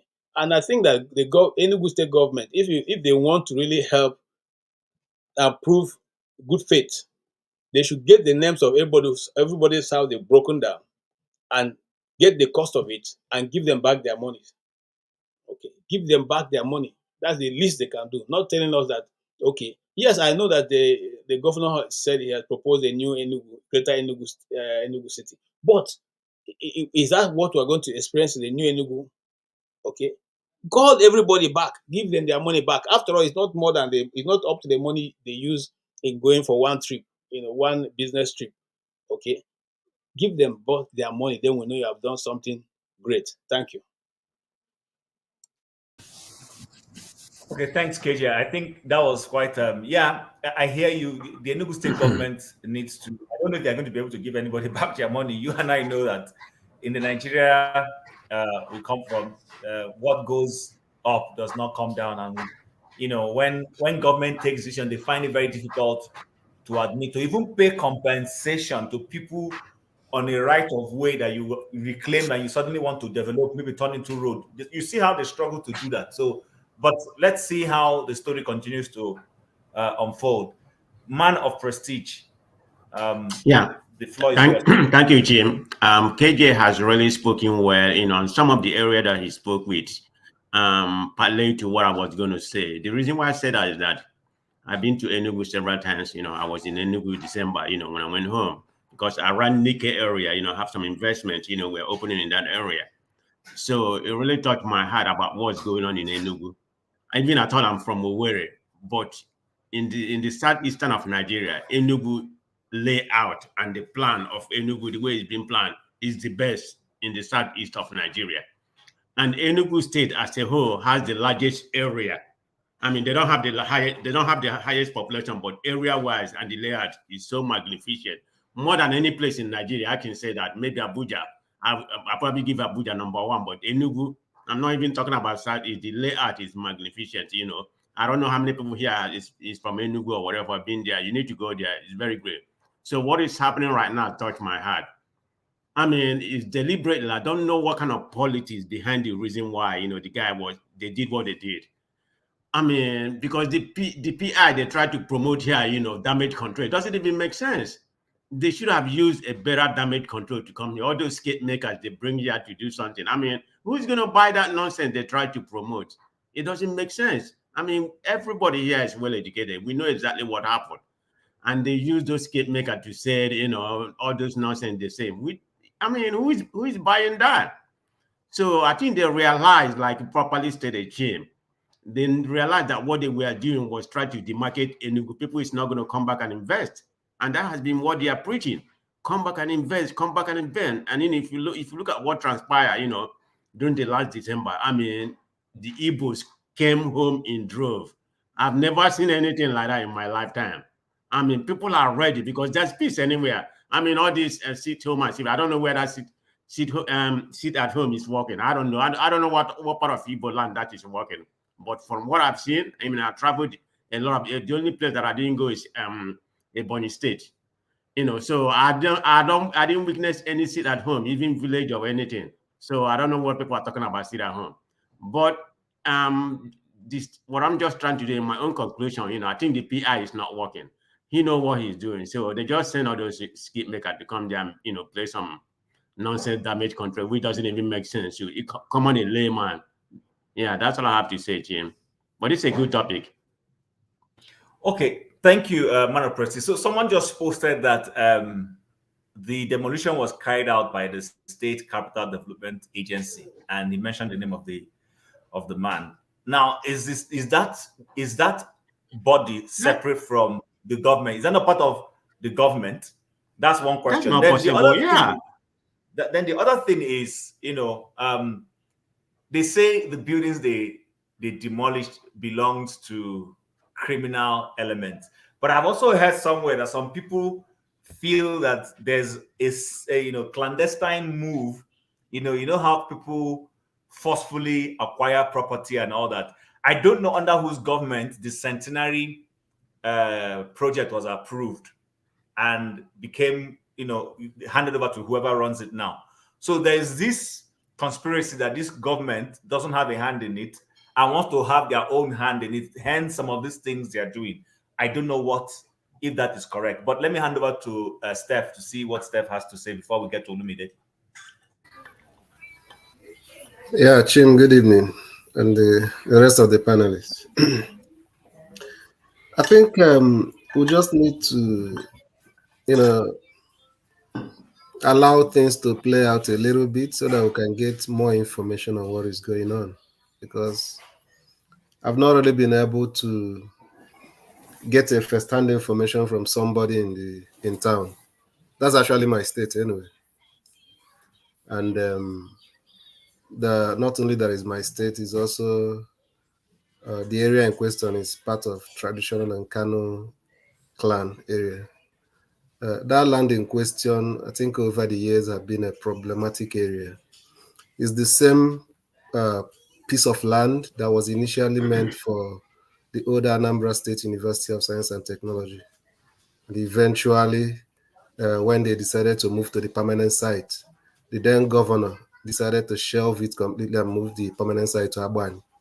So that was how that place became like a free-for-all. Initially, the first set of protests was from the community that owns the land, the Obagu, that believed that since the initial plan to use the place as a university didn't work out, and the permanent site moved to another village, which is Abani, Chimaroke's place, that the land automatically should be restored back to them, which logically seems to be correct. But I think government then went ahead to sell it to a private developer. The government that came after, which is the Sullivan Chime's administration, sold it to a private developer. So maybe what I'm suspecting is that maybe this present government felt like they needed to, if the demolition is of the scale that I've heard, it means that there's possible intention of reallocation of part of the the estate or whatever to their own loyalty, because this is the heart of the town anyway. It's not uncommon that could be what is playing out. But like I said, I've been making effort to reach out somebody that is in Enugu that's actually going to find out if the scale of demolition is up to that 200 plus, 100 plus of land. If it is, then the intention might be to reallocate, maybe divide the whole land and reallocate to another people or something like that. I don't really, in my own personal opinion, I don't really believe that is for security reason they are demolishing it for. I mean, so which government can embark on such demolition to fight insecurity? People's property, it doesn't make sense. It doesn't add up. Maybe they will even go to my own land one day and destroy it now and say that kidnappers are using it, until they show us court documents. Because if you think kidnappers are using it, you go to court and get injunction that criminals are using it. Then who are the original owners if criminals are using it? Does it mean that the original owners are the kidnappers? Just like what we argued in Lagos. You cannot build a house in Enugu without getting approval from the Enugu Capital Development Authority. They supervise any building they have to do in Enugu East, Enugu West, and Enugu South. These are the so-called capital territory, the capital city. These three local governments is made up. So that's a joint body that approves any building plan. So as at last 2022, it will cost you like 450,000 to pay as development levy. They know how to share it among themselves, among the different ministries, even the SWAMA waste management body gets a little part of that. It's like a central collection, this thing. That's what you pay. So, and they are so aggressive in monitoring it because it's a serious source of revenue for the state government. So they don't joke with, you can't build a house in that capital without paying that money. You understand? You cannot. So I'm suspecting that it may be something beyond what they're explaining. There might be other motive behind it. Okay, Steph. So, yeah, before I move to Olumide, if Olumide is there, somebody just posted, Ife King just posted something to say that this same demolition has happened in the last administration in that same place. And that the former State Capital Development Authority chairman also demolished houses just like it's going on now. So is it that that particular place is, I don't understand, what is special about this land that every set of government is so interested in having a piece of the pie? Why can't people just have peace, have their personal? You don't understand you don't understand the background I gave you now. It's a very large expanse of land that is meant. No, I heard you. That was originally meant for Anambra State University of Science and Technology before the creation of Enugu State. But the university had been in temporary ground over these years until 2009, when Chimaroke became the governor. So that land was donated to the government by Enugu South, this community, Obago village in Enugu South. It's the ancestral land. But they gave it to government when their son, Jim Wobodo, was the governor. He was the one that established the old Anambra State University. You understand? So the initial quarrel they have over that land was when the government decides to move under Chimaroke, the permanent site of now Enugu State University of Technology, to Abani. Then the community now started protesting, okay, can we have our land back? Do you understand? So but Chimaroke didn't really do anything about it. Then Sullivan now came in. You understand? And gave it to a private estate development. Maybe they sold it or something like that. The community and those people went to court. I've forgotten the outcome of that court judgment, but it's like they lost it. So when Uguainan came in, the issue has resurfaced again. So like you said, you're right, there was demolition. That's why I'm saying that I'm suspecting if the scale of this destruction is up to what they're saying now, is beyond whatever they're telling you. Okay. Thank It's you a very problem. much. That land Olumide. is a problematic land. There's an issue with that area. It's inside the heart of the town. All right. All right, thank you, Chief. Okay. So I just want to say that. Yeah, the floor is yours. Thank you. I just want to say that if there's any problem at all, Steph, I think the problem is with the government itself, not because when that video that Chin played, the other guy there who was there with the other two guys whose properties were destroyed said it's a large estate belonging to a particular developer, like you said, and there are several people who own properties there.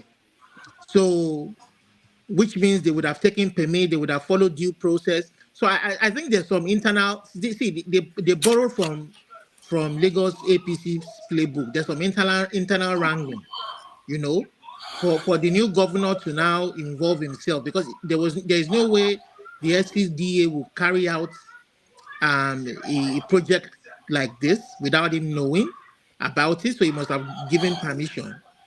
So is there some political vendetta going on within the PDP itself, a falling out, and they've decided to now take it and act on some particular parts of the land. But for me, I again I will link it to our mistakes in our democratic process. When the people cannot elect who they want, I'm sure all of these discussions and so many other discussions, you know, health, so many things that the people aspire for, will be part of a robust debate and campaign between candidates, and at the end of the day, they will elect who they want, will carry out their wishes, and I'm so surprised that the man who calls himself a lawyer would even go ahead to carry out such action without like what Steph said, or somebody said earlier on, no investigation, no arrest, no prosecution of any, or just to carry out an action on an hearsay that they suspect that it's a kidnapper's den. I mean, it's just crazy. It marks off a disrespect for the people, disrespect for. Look at the way those guys came begging for their properties on air. I mean, this is not governance. Is this governance? I mean, it's just I don't know. And we are here in this part of the world, and we see the way we are being treated, like, you know, like we were born here, we were raised here, and in our own very own homeland. Because some few criminal elements have forced themselves on the people. Yeah, I mean, I will always link it to that democratic process. It's just turned that place into a mess, a complete mess. I mean, that's all I have to say. North, south, east, west. Okay. It's a complete mess. Thanks, Olumide. Loco, do you have anything to say, to weigh in on this Enugu matter? You were not here when we played the video, so I don't know whether you watched from the background. the guy yesterday who was crying that his land was his house was under a threat of demolition suddenly came back today now to kind of give a disclaimer and say that now he understands what's going on and that he has sorted out the matter with the government.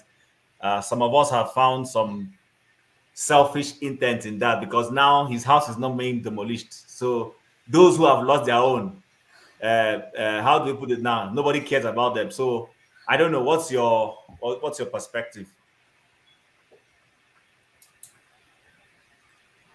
Loco. Is Loco with us? I do. You won't go before. Oh boy, somebody who got that nose? What is no? Somebody was sleeping anyway. I hope the person has woken up. For that, I know it's not usual. I wasn't sleeping. I was here. I don't know why they're talking about me snoring. See, your snoring is not your voice. No worry. I don't know. I wasn't snoring. Chief, please, what was the question? Look, somebody don't chop on the yam. A better one. They say na Benue man. They say na Benue pastor. Benue man. I tell you. Mr. Chief, please, what was the question again, please, Jerry? Okay, so we're talking about the Enugu demolition. I'm sure you are conversant. Okay, yeah. You know, and if I what is that? Yeah, so somebody came out to cry. We played the video yesterday. The same person came back again today with a disclaimer. Mm-hmm. And now the Enugu state government is saying that they have not demolished any property except properties that are where people are using to do kidnapping. And that's what we're discussing. And Steph happens to come from Enugu State, so he has given us some perspective. But before you weigh in, Steph, the Labour Party candidate, does he come from Nkano? Is he from the same place where that land is? And then two, does the current governor also come from the same place, or they come from a different place? I want to see because my own mind is that there is a political game being played. Interest. In this kind of matter. political interest there. No, I think I said it earlier on. You know, that land is a peculiar land. It's not like a private. No, what I'm saying is property the LP governorship candidate. Does he come from the side of Enugu State where that land is?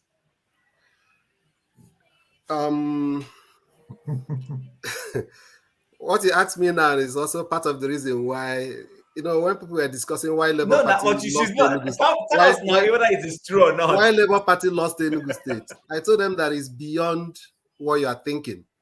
You understand? It's a kind of something of self-preservation. You understand? The part of politically, they came from the same senatorial zone, but that same senatorial zone, the part of it where the Labour Party candidate came from, is culturally affiliated to Nsukka, the senatorial zone that the former governor came from. So there's even a relationship between most people from that part of the town. It's like a border town, and the Nsukka senatorial zone. So the Rail and Kano people, Enugu East senatorial zone, was seeing it like Nsukka want to use through the back door to have another 8 years. Do you understand?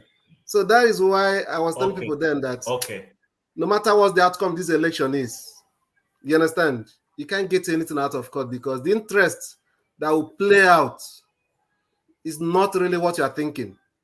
Because there is a laid down, you know, power shift that is agreed by everybody in the state, you know.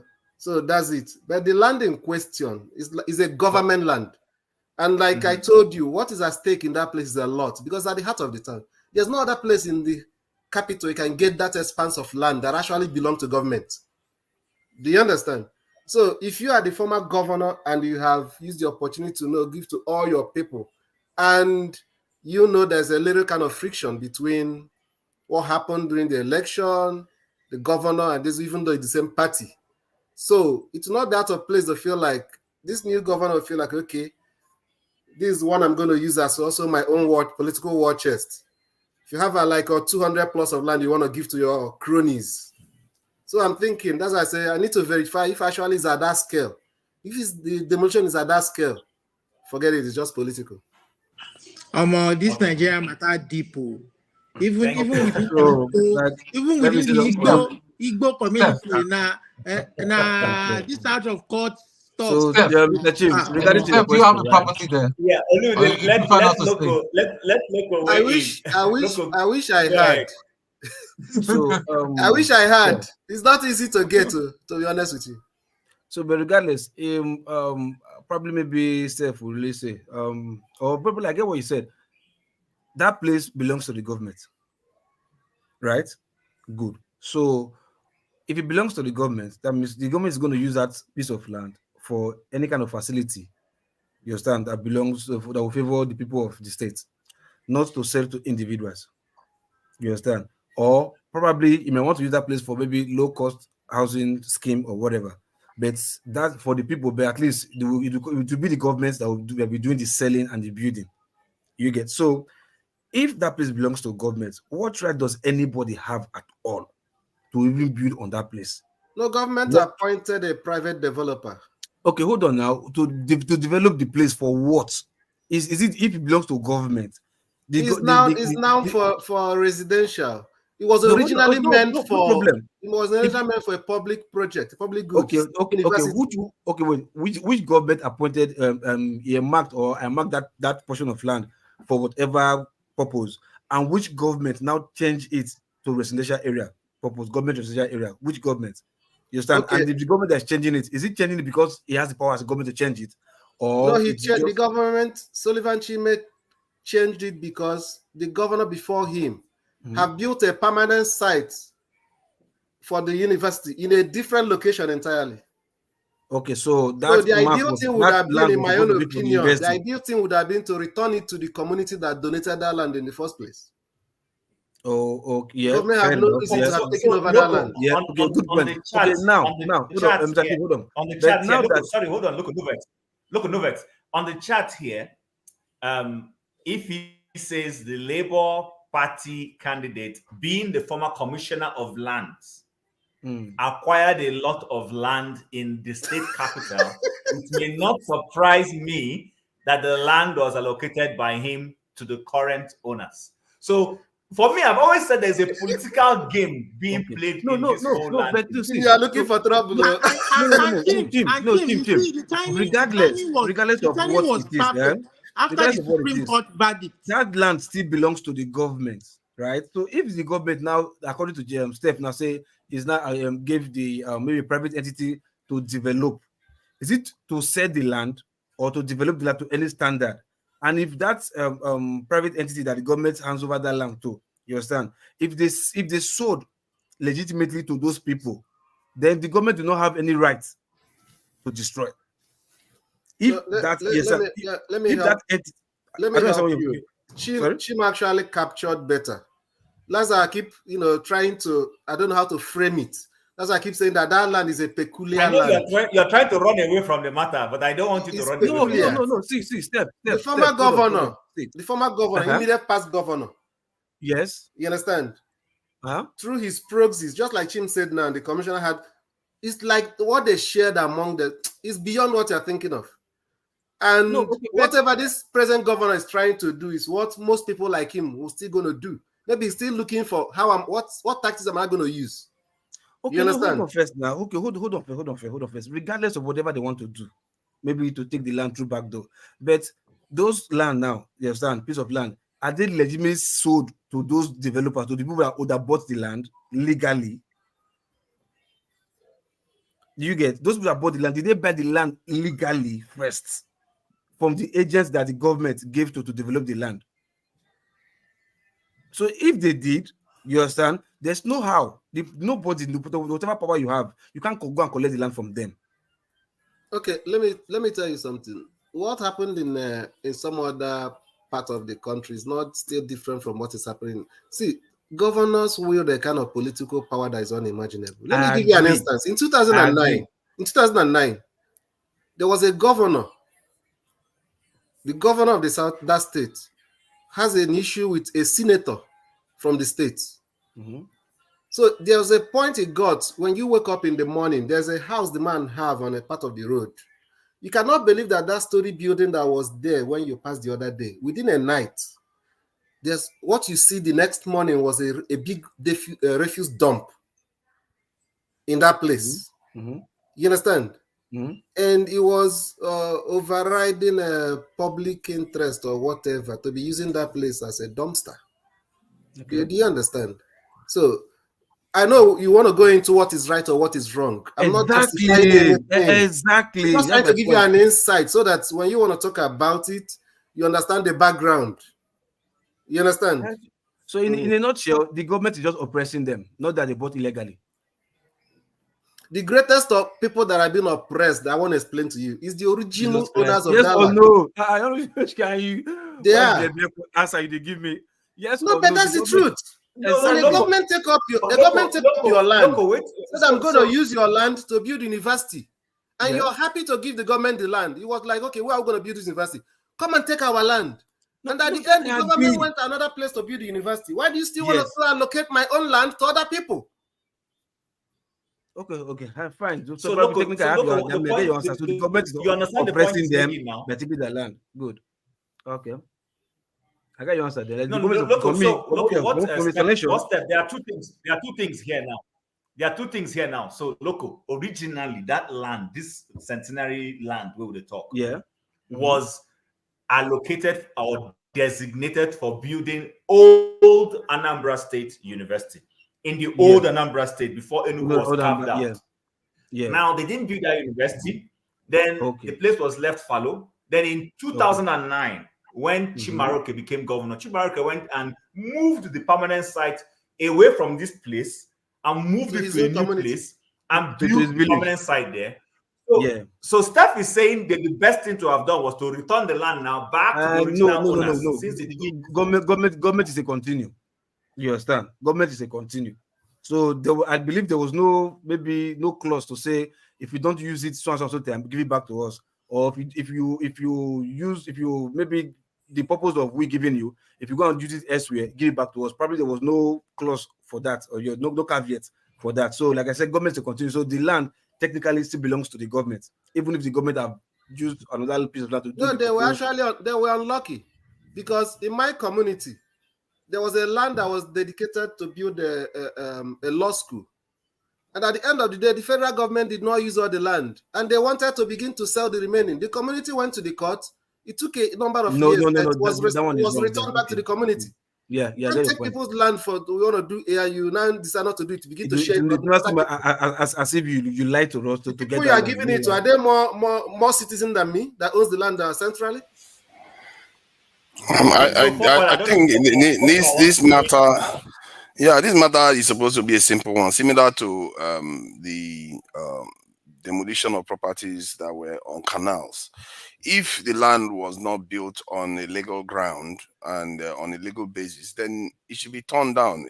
You shouldn't go and build in a place where you are not sure is clear for building.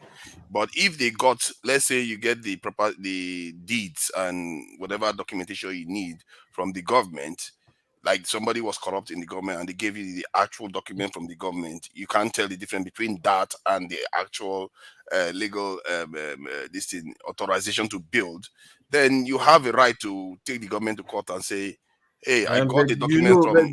But the part is like, it's the time that you know how much it will cost you. You get a very good son lawyer to fight the government. Yes. So because you're not fighting, it shouldn't be too sound. All you need is your receipt, really. It's not rocket science. You don't need your receipt. They are useless. Okay, let me not say useless profession, so as some lawyer will not come from me because their profession is somehow. But then you are maybe you're arguing the case against a senior bench member. You understand? There's some limits you get to, like, oh, it's my senior. You can't challenge some certain things in court. You understand? So if a governor, somebody that's president state, definitely it's like you're fighting against the attorney general of the state. I understand that, but if that happens, then you're gonna have a serious problem on your hands. Exactly. Because people don't take lightly to losing their properties. And son, not be beans now. See, if you are son, you are defending what is wrong, then I'm not sure what kind of son you are. Point is that not today. I think hold on now. If people are feeling a kind of there's an injustice that is being done, no matter how son you are, no matter who you are, they are going to seek a form of revenge, because you can't just go and destroy somebody's property when they legally got their documents from the local authority. Hold on, I think you're listening. You see, like it's arguing the same way on it. Why are you muting me? This one is busy muting. Yeah, it's sorry, like you're I was not trying to putting mute anything him. I thought it inside. was New government. There's a new no. government. I was trying to He's mute. muting I was trying everything to inside. mute him. No, I was trying to mute. No, I was trying to mute Yeah, I him. know, I I didn't know it know. was you I touched. That's what went wrong. Go Mm. ahead. So I don't think that You were saying something. Go on. yeah, if somebody decides to challenge make a very fair case that they got Chim, their let me know they laugh. no, it's because they were muting everybody. He muted me too when he was trying to mute you. So, but if say the case was that the person got the property legitimately, in terms of got the right permissions, everything, you can take the government to court and say, hey, you can't do this. You have to compensate me if you want to demolish the land, because I got the authorization from your institutions. And if that happens and they refuse to compensate that individual, then they will have a problem on your hands, and you will have those people will be justified to have problems with the government, because the government now has cheated them of their hard-earned money, and the authority, and with the authority of the government too, because the government gave them the authority to build. So you can't cheat people like that. That's where I will support KJ on. But if those people got their deeds through shady means and it wasn't even authorized by the state in any way, and then you have lost. You shouldn't even build. Why would you spend millions building a property when it's not this is legally authorized? That's silly, really. It's stupid decision. For fathers, there's a little area I want to disagree with you. I think the question is not even if they have the permission to build. The question is, did they got their location legitimately? If they get their location legitimately and they completed it without the normal authorization, I mean, paying to the State Capital Development Authority, the worst you can do is to take the property from them. Why would you demolish it?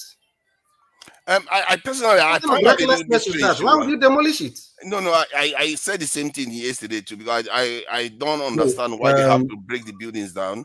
Sometimes they want to rebuild the entire area. Maybe that's why they are doing that. No, because it seems very wasteful. I think that I think you will not have the case if it's like as if you are seizing their property. You can only give them time to remove, just because I think what court says is remove the property from that land. They can't even tell you to destroy the property. No, I think the court term is if you don't own the land, or if you don't get the approval, if you didn't pay the development levy. No. Assuming you are wrong, the land doesn't belong to you. There is forfeiture, but there's a law on forfeiture. You can forfeit that land, that property, and it becomes government property, and government can auction it. I think that forfeiture is what Fofadas is saying and Steph is saying is what I have been arguing. Why are we demolishing buildings that spent millions when you can also make money out of it as a government? Exactly, you can rent it out even whatever you want to do with it. Wait, wouldn't it be somehow if tomorrow now they don't destroy the property and today's government, you understand, took it from you and give it to somebody else, then tomorrow you that they took it from today will not be the governor in the nearest future? Would you take your property back? You know what I'm telling you guys is because I don't think it's still a reason to destroy it. That's still corruption. You're not going to take your property back. That'll be corruption. This property in question is because of where it's located. Where I built my house in Enugu. Of course we know. Where I built my house in Enugu.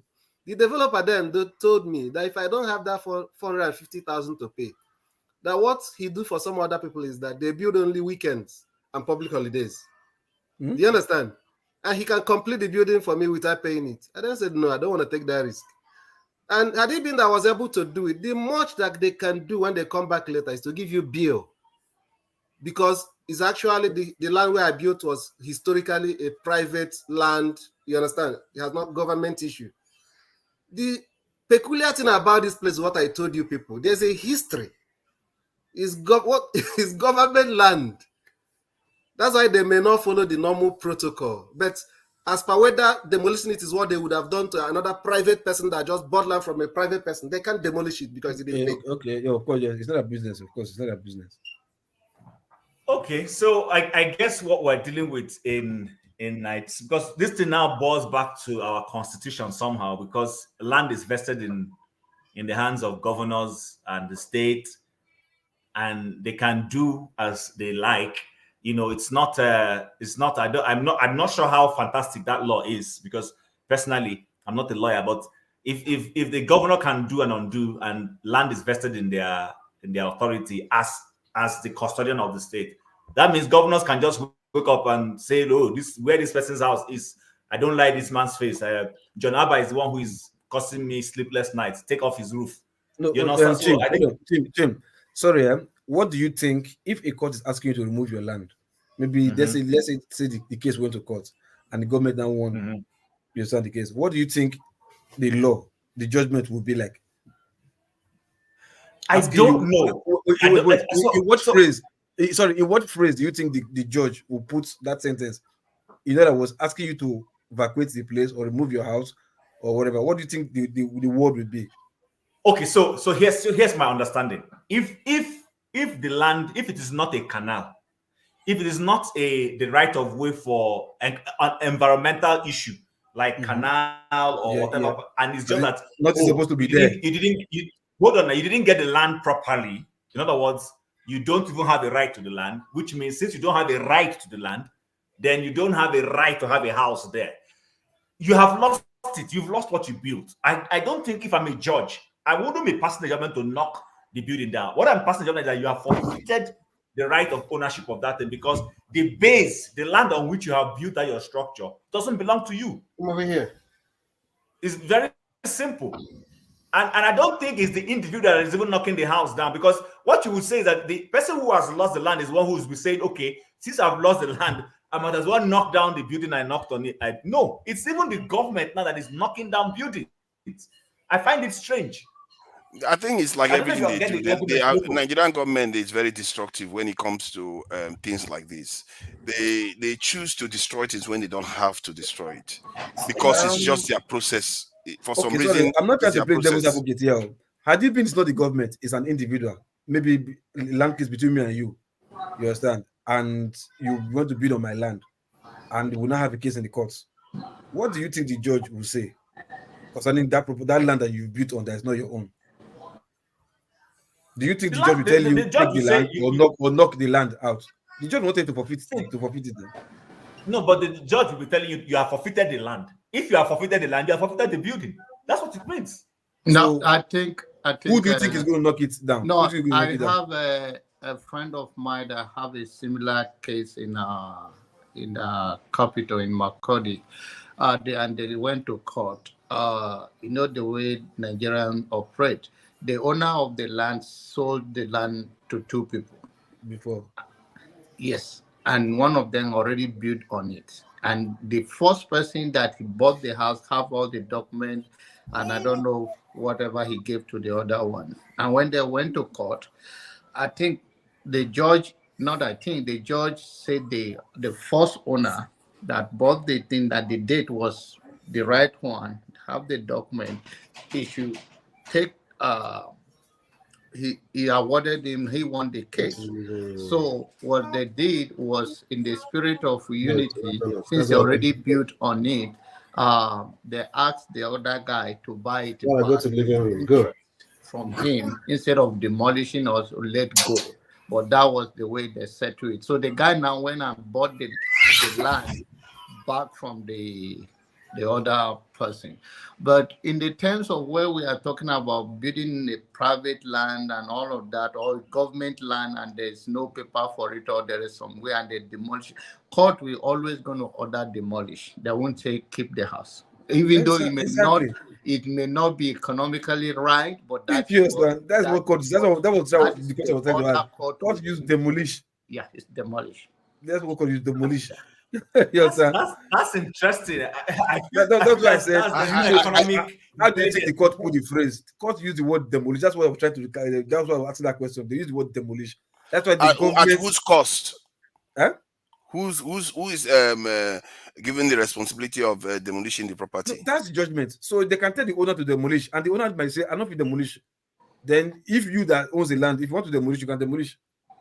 So that's why the government is taking The pleasure government to will always order always go to demolish. any cases, even the one in Lagos, anywhere that there's It's any always dispute demolished. like They that. can't. What They if will it's always they will say this what and if that. it's Yeah. possible to move the house away?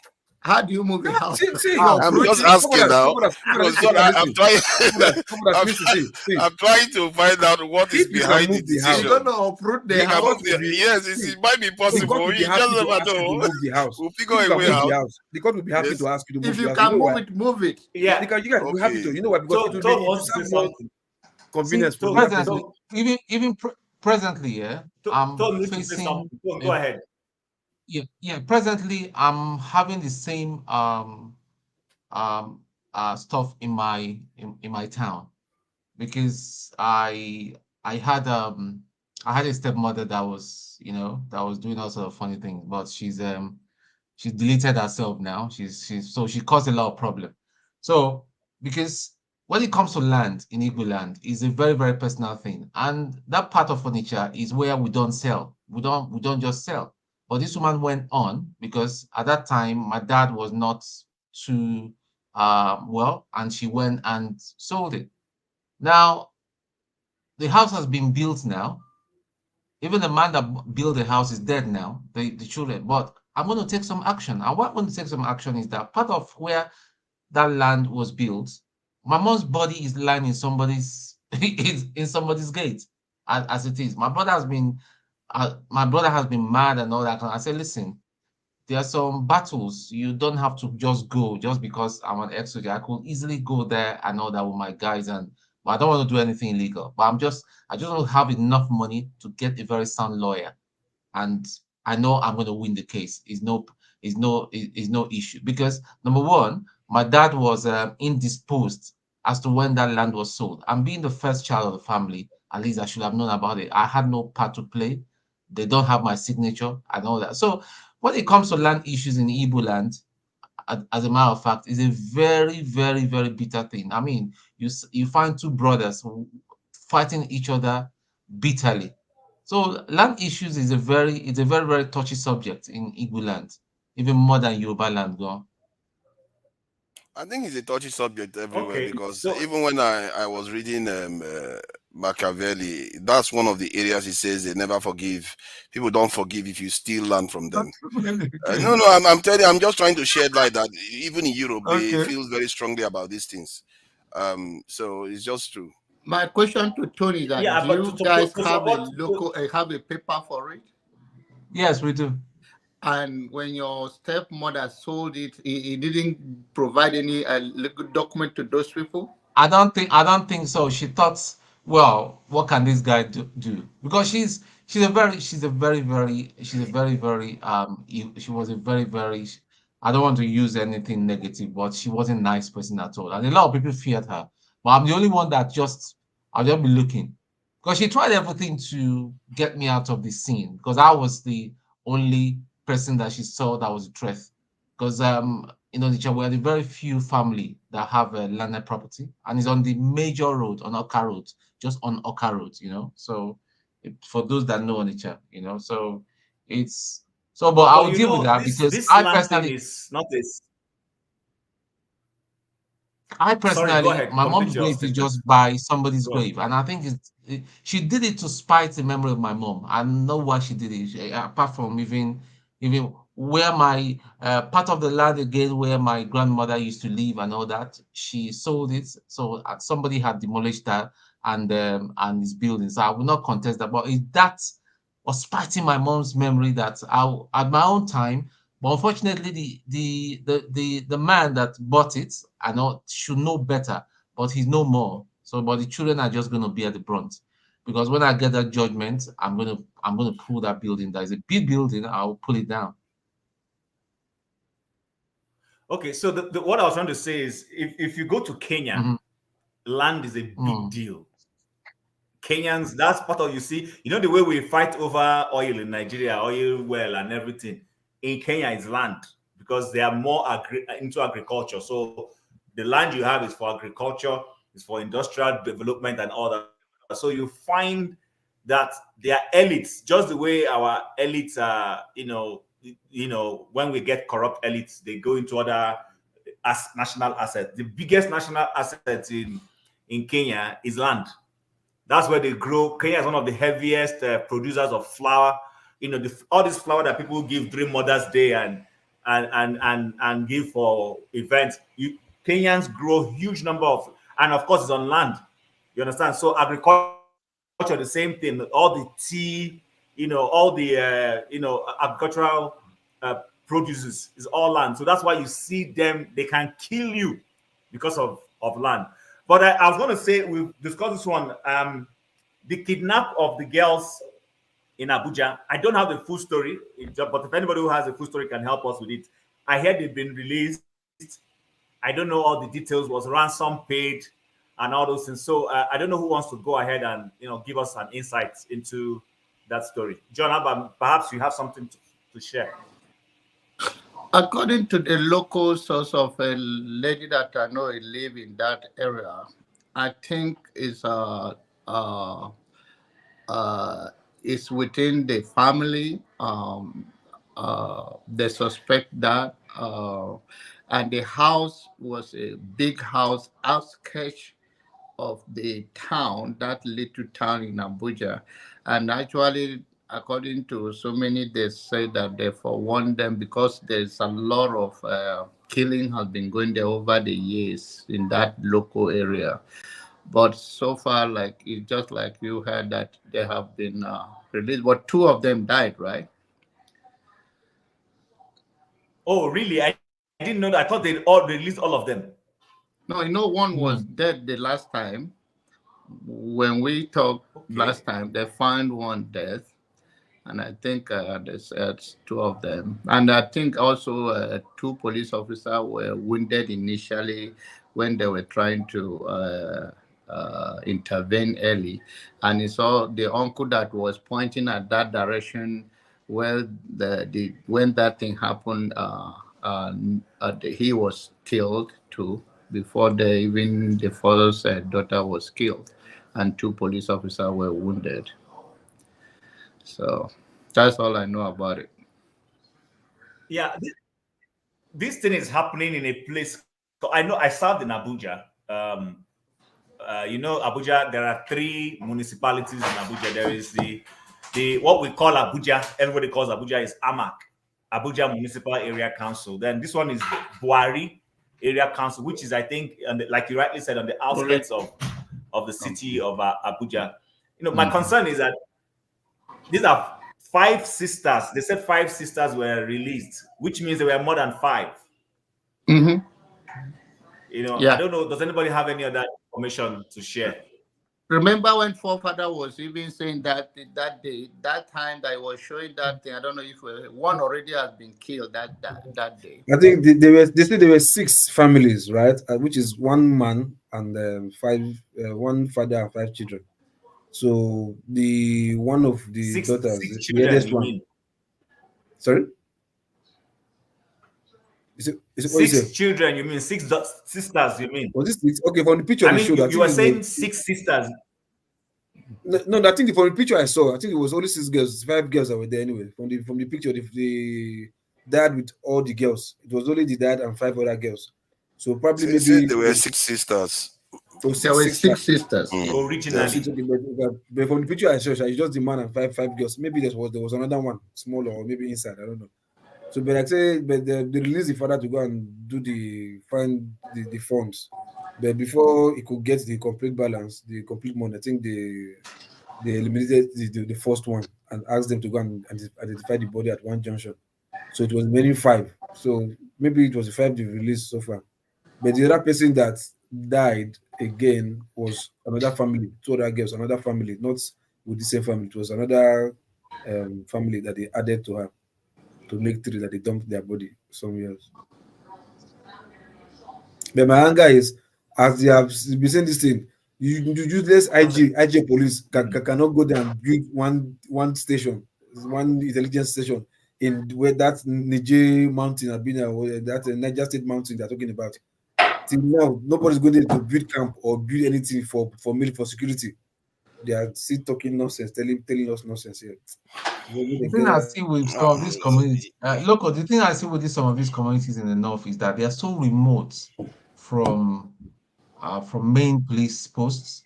So before they can call for help, the deed has been done. I So they agree, have no problem. Now they did it the first time.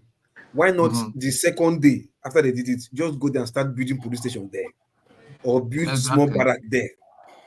Exactly. Which But police that people are is you the going to put there? insecurity we talk You have about. to pull the police people from somewhere to somewhere. When you And remove them so, from that place becomes a security. no, no, no, no, This no, area no, no, was secure no. once.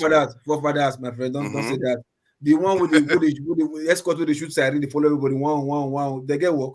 You Oh, know, so you don't remove put that you place. remove that one so that the politicians get killed and they kidnapped too. So you will have a double problem on your hand. No, if you remove No one, problem, it will be good.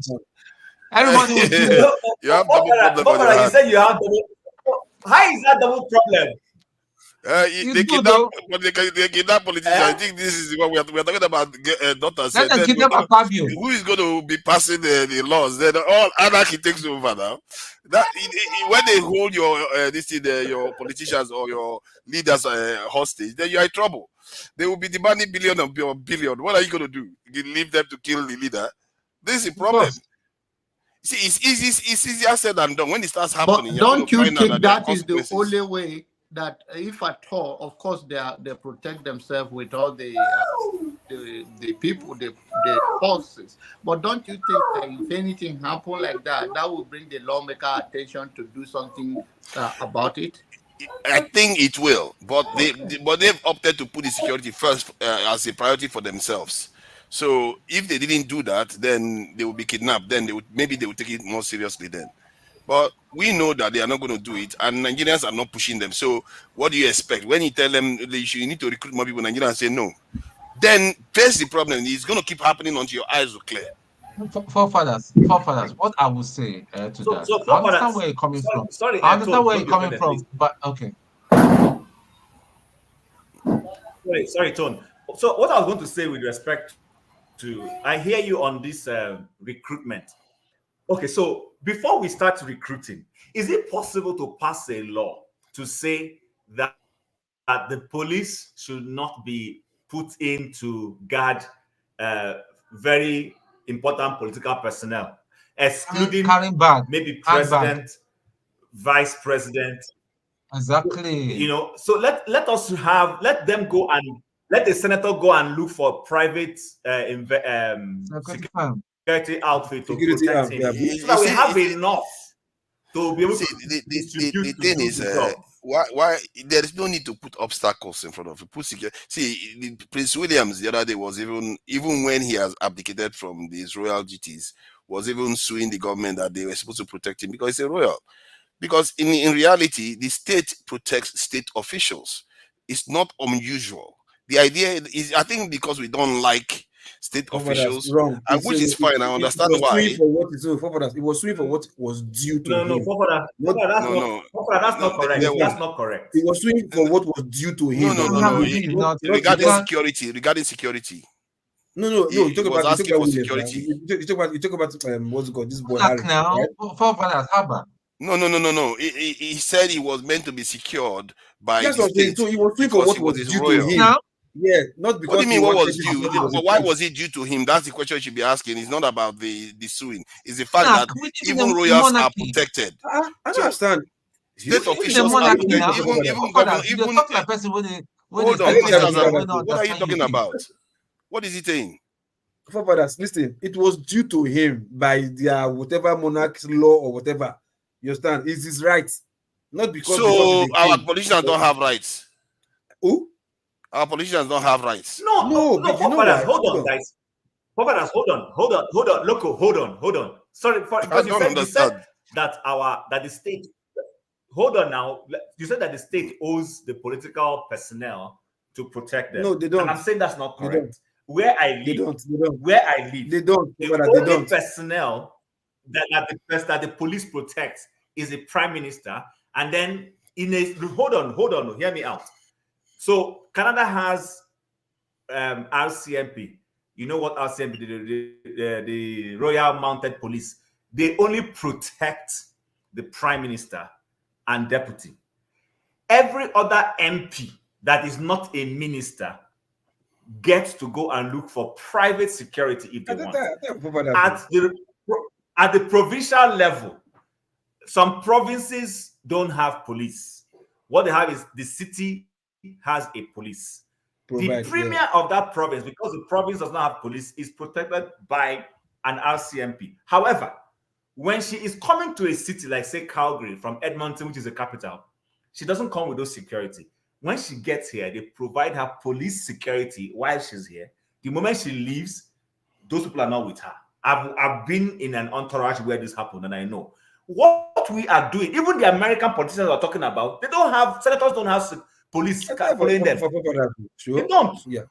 So where are we getting this thing from? Many of them do. No, Senator do have police. Many of them do. I don't know why. But I think what we are trying to say in comparison is that we are not even after that like a senator in our place cannot have it. They have excess. Some have 4.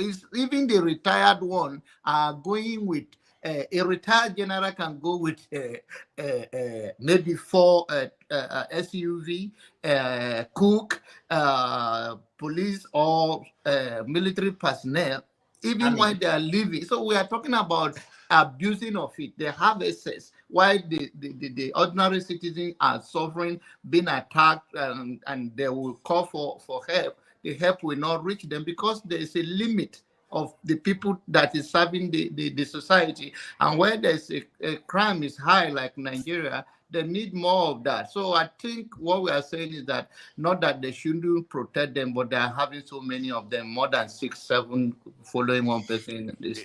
You can call for evaluation of the security requirements that they need. Because the environments are different, you have to adapt to the environment. If the environment is less secure, you secure your officials. If it's more secure, but they make it more secure for the ordinary citizens. Yeah, I understand that. But when you start your recruitment, that is not the day everybody start taking their burglary proof out of their buildings in Nigeria. It takes a while before the people feel secure enough to start taking those burglary proofs off and moving the security person at the gate so that they can live like normal people in many countries that we'll all live in. So that is the approach. It's not like, oh, just because you don't like the government officials, if we are going to start recruiting, we have to remove all security. You are just going to create a bigger problem. We have to always be measured. I think this thing that we have against our officials, believe you me, I do. With our elites, like with the kind of stuff Tinubu said this week, I do. But 2 wrongs does not make it right. And if you even add another one, no matter how many times you add, it's going to make it be wrong. The idea is, if you want to start recruiting, recruit, because the people that are going to be protected are the ordinary people, not those elites. They are already protected now. If you say you want to pull it away from them, you're even creating another bigger problem on your hands. Where your country is not governable at all. You didn't hear my other angle. My angle is this. We have, there is a law governing private security. Go and get private security to take care of you and allow the public police to take care of police and do the normal job that they have. Why would you prefer a private security that doesn't have loyalty to the state to protect state officials? Why would you prefer that? No, but you're not supposed to. Like I told you that American senators don't have police following them. American senators, they have there's no American police. They just like American police. Yeah, they have NSA, they have CIA, they have FBI, they have this thing, their defense. This thing. Do you know how many defense? They're not protecting the senators because they are making sure people don't even need burglary proof in their houses. These people are so secure in their nation. Generally, you can't compare them to us. This is why. Okay, they have 2 heads. We have 1 head, Abi. No, we are not in their space. You have to adapt according to your situation. situation. Father, you are right about that. But what we are even saying, my own case is that they have access. So there's no need for one senator to have up to 6 police protecting them. That is what we are saying. The reason why sometimes I sympathize with that is because sometimes most of us don't understand the threats. Okay, what then it make takes. the threat. Do you think there is? Do you think that No, Nigeria no, really I have? think Forefather is John, right. Forefather is right because our political elites don't even have. They need You have to protect your leadership, otherwise they they will need cover for other bulletproof people. cars and a vehicle that cannot durable enough to withstand potholes. You are Stuff joking. like that. See, ask yourself, if you are the one that is about to work for your people and put your life on the line, you are going to just have it so that you are unprotected. Remember, How the are you forces. putting your life on the Let me line? finish my point. Let me. Can I just spending such Actually money said on that it. you are right. guys. If I'm the not road even is saying bad it. and the solution is to go for a vehicle that can withstand the bad road, there's insecurity. Let The me solution finish is my also to use point. the I little don't who even have to talk for protect 10 themselves. seconds. Everybody Guys, flares hold up. on. Why do people get triggered by this? Let him talk. Jesus Let him Christ. talk. Hold on. Go ahead, See, forefathers. you during the weeks you've heard about how officials of states are getting assassinated, and they assassinate scientists, they assassinate drone experts, they assassinate people, the people that are important to the functioning of a state.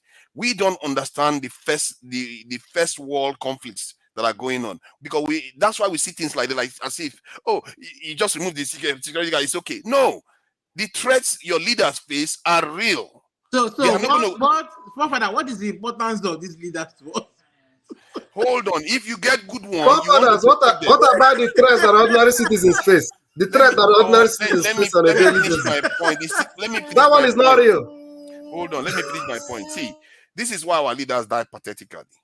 Look at this in Martin Luther King, Malcolm X. He was just died on the Mutula Muhammad. He was just shot on the side of the road. Hold on now, he was shot on the side of the road. The same thing with Lumumba.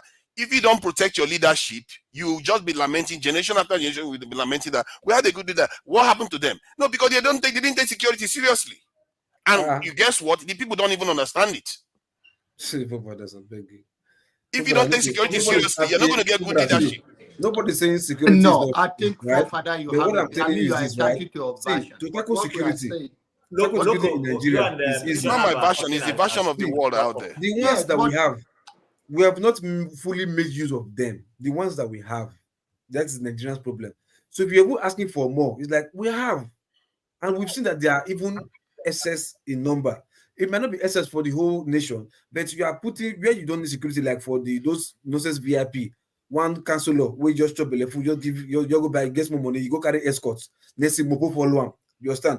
You are just putting security where you don't know security. You understand? Meanwhile, those excess security are putting in one place, maybe for VIP, government, or whatever. You are giving them excess. You can take from those excess and use for those places. That's why people are saying, okay, look, I think in this area we have SS because you are giving those people SS. Take from those SS and put to those places. Not thinking of recruiting more. Meanwhile, you are giving some set of people, you are giving them SS. Take from those SS first. Wow. It's like we can't even copy. We don't even know how to even copy. One senator. Guys, hold on, Why do we have a problem with this? Is it Oyibo they did something to us? Why do we seriously have a problem with this? Why do you have a problem with security? Forefathers. It's like John juju. Abba wanted to say something, but John, before you go ahead, let me throw in this thing and then. So, Shell, I know this for a fact. Shell did not take from Nigerian police because when their VIPs come, they want them secured, and then they have estate like in Port Harcourt and Warri. You know what they did? They got into an agreement with the Nigerian police force and the federal government. They gave them permission. Shell used to recruit security men, sent to the Nigerian Police College. They get trained and return back to Shell. So when you go to a Shell formation and you see a police officer wearing black, the person is not a Nigerian police officer. The person is a Shell police officer trained by Nigerian police on behalf of Shell. Okay. Are you understanding what I'm saying? Can you see they were reasonable enough to know that we can't go and collect more police from these people because they don't have enough. So give us permission. We will make sure these people don't abuse it. And if they do, Shell will guarantee and take responsibility. So that's the point someone like John is saying. These people have excess. The point of that. First of all, it's a bad idea to be training your own officers for a private organization. There's nothing wrong and with secondly, that. the US government trains for private security. Yes, the government army doesn't that for you have private in the country, security. what are they doing in the oil facility? Is it not the federal government They are protecting national assets. They are protecting national assets. You see, 80% of the Nigerian force is used to protect national assets, not Shell is an even asset. individual. Shell is an asset to the government. Yeah, Anyway, including oil wells and John, other, let John go including ahead. oil well and John, all you the were trying to rest. say Shell is an something. asset to the government. Okay, once again, forefather, there's nothing wrong in recruiting more security officers like police and the rest of them. We have a civil defense and all of those people. What I am saying in excess is that if the country is safe, they don't even need that much of protection. And the only way they will not make it is for people to be employed. There's no excuse that anybody should be a kidnapper. But the level of poverty and desperation are the one pushing these people. Because of that, we need to make sure that the country, okay, these are the same people who have bulletproof right cars, and so that reduced their danger of being assassinated or anything. Any one of us can be in that position tomorrow. So we are not advocating that they should not. We are saying they are abusing it. They are using it to protect themselves, while ordinary citizens are dying like a chicken. And what are they working for? Are they not for the very people they are working for? I fear that I've wasted a lot of years if we still don't understand what I'm trying to talk about here. The issue has nothing to do with individual security. The issue has something to do with national security. If you don't have a certain level of posture of people protecting your country, forget it. These results you are seeing, actually, I don't know why These we are people surprised. protecting senator are protecting the national interest. Now, you see, now you just mismangled what I said again. How can we not understand it? When I said the ones you have are too few already. And I'm advocate for hiring more, but hiring more to make sure that there's enough security. But we're saying what we have right now, they should reduce it until they hire more. What we have right now is already giving us the result we are getting right now. It's giving us the result that we are seeing. It's not going to be any better. Do you think there's any excess of policing with anybody, any sector, whatever, like excess in that place? Assuming we don't have enough in the country, I agree, right? But do you think there's any excess of policemen with any VIP, particular person, individual, or group of people? Of course, there will be excess somewhere. Hold on. Just at random, there will be. Okay, hold on now. So you don't think, no, not random, too many. So you don't think, okay, no, why not government, as you are going to the process of recruiting, alongside, take from those, the ones you already have, that's excess first? Because recruiting takes process. You can't just recruit them today and put them tomorrow. No. They have to go How to many college. are you saying that is excess? Like percentage of the entire security force, how many is being used excessively? No, let me bet your eyeglasses. No, I just want to have an idea now, because if 80% is protecting national assets, then 20% is protecting some of the officials and the entire country. Then tell me which ones are the excessive ones. Where are the national interests that are protecting? You said they are protecting 80% are protecting national interests, right? Yes. You mentioned the national interest that are protecting, and what is you as a security expert? What are the number you expect that they will have to secure the whole nation? Yeah. Well, as a security expert, you need at least in the context of Nigeria, in terms of military on its own, you need at least 1 million, at minimum 1 million. Then in the police, customs, and secret service and all the rest, another 1 million. That's what you need. Minimum. Egypt alone has 1.3 million for its own military, and most of Egypt is desert. So and they have 1.3 million. So forefathers, hold on. There's a comment here that John Abba made. He said there is an excess of personnel guarding individuals that shouldn't have. So you asked a question about where these excesses are. I'll give you an example. A senator has 2 police officers. His wife or girlfriend has 1 police officer. So that is 3 police personnel to a senator. How is that a national security for us? If you took the reason why I'm not focusing too much on that, if you took every single one of them, all the soldiers, even remove all the ones that are not even protecting national, leave them to go, it's still not enough. compared to other countries. We hear you. I hear you. Nobody is contesting that. What we're saying. So why are we dwelling on the minutia when the bigger issue still But remains? it's not a minutia. What we're saying is, okay, so here's the point. A family has a budget. They have certain needs. They have to feed. You have to fuel the gas, the car to be able to take children to school, go to work, and do all those things. Now, it's not enough. You need, maybe say, let's say for instance, you need to be, if you're dealing on $1,000 as a budget, but what you actually need is $2,000.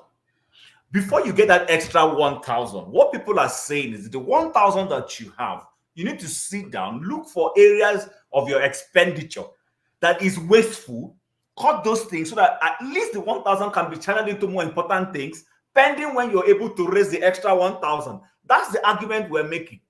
If The argument you are making, the argument you are making is similar to the arguments I hear all the time, creating problems for every solution. You guys don't understand forefathers' position. Let me finish my point now. Forefathers said, suspend every other expenditure. Fix your security first. Yes, if you fix it, you're going to find that every other part is going to be fixed. Don't eat. Don't buy clothes. Don't do any other thing. If you are sick, don't go to hospital. Fix your security. See, Steph, I don't understand what it takes to get you to understand this. If other nations are doing the same, making the sacrifices for their security first, hold on. Can we? This is kind of so that you see, we Nigerians are the worst black people on earth. We never learn. Even when somebody is telling you the results of other nations, you refuse. Nobody's asking you not to recruit. Okay, nobody's saying no, don't recruit. Nobody's saying that. No wonder black people are suffering all over the world. These are the kind of Nigerians that are supposed to be changing it, but they are not changing it. They make excuses all the time. Not to recruit. Why we are suffering all over the world in terms of security, because we have corrupt security people, the personnel. Oh yeah. Period. You understand? At the top of it is Nigerians. Hold on. That's the first reason. Exactly. Blocking your entire black race. So hold on. Not even the number of the security strength. That's even the main problem. Is the corrupt? The ones that we have is almost 100% corrupt. That is the main problem. Not even the amount, the strength. You understand? So what I'm trying to tell you is, like, in as much as you want to recruit more, nobody is asking you not to recruit. You get my point? No, because you can recruit more. Hold on, you can recruit more, and at the end of the day, all of them will still be corrupt. We'll still fall back to zero.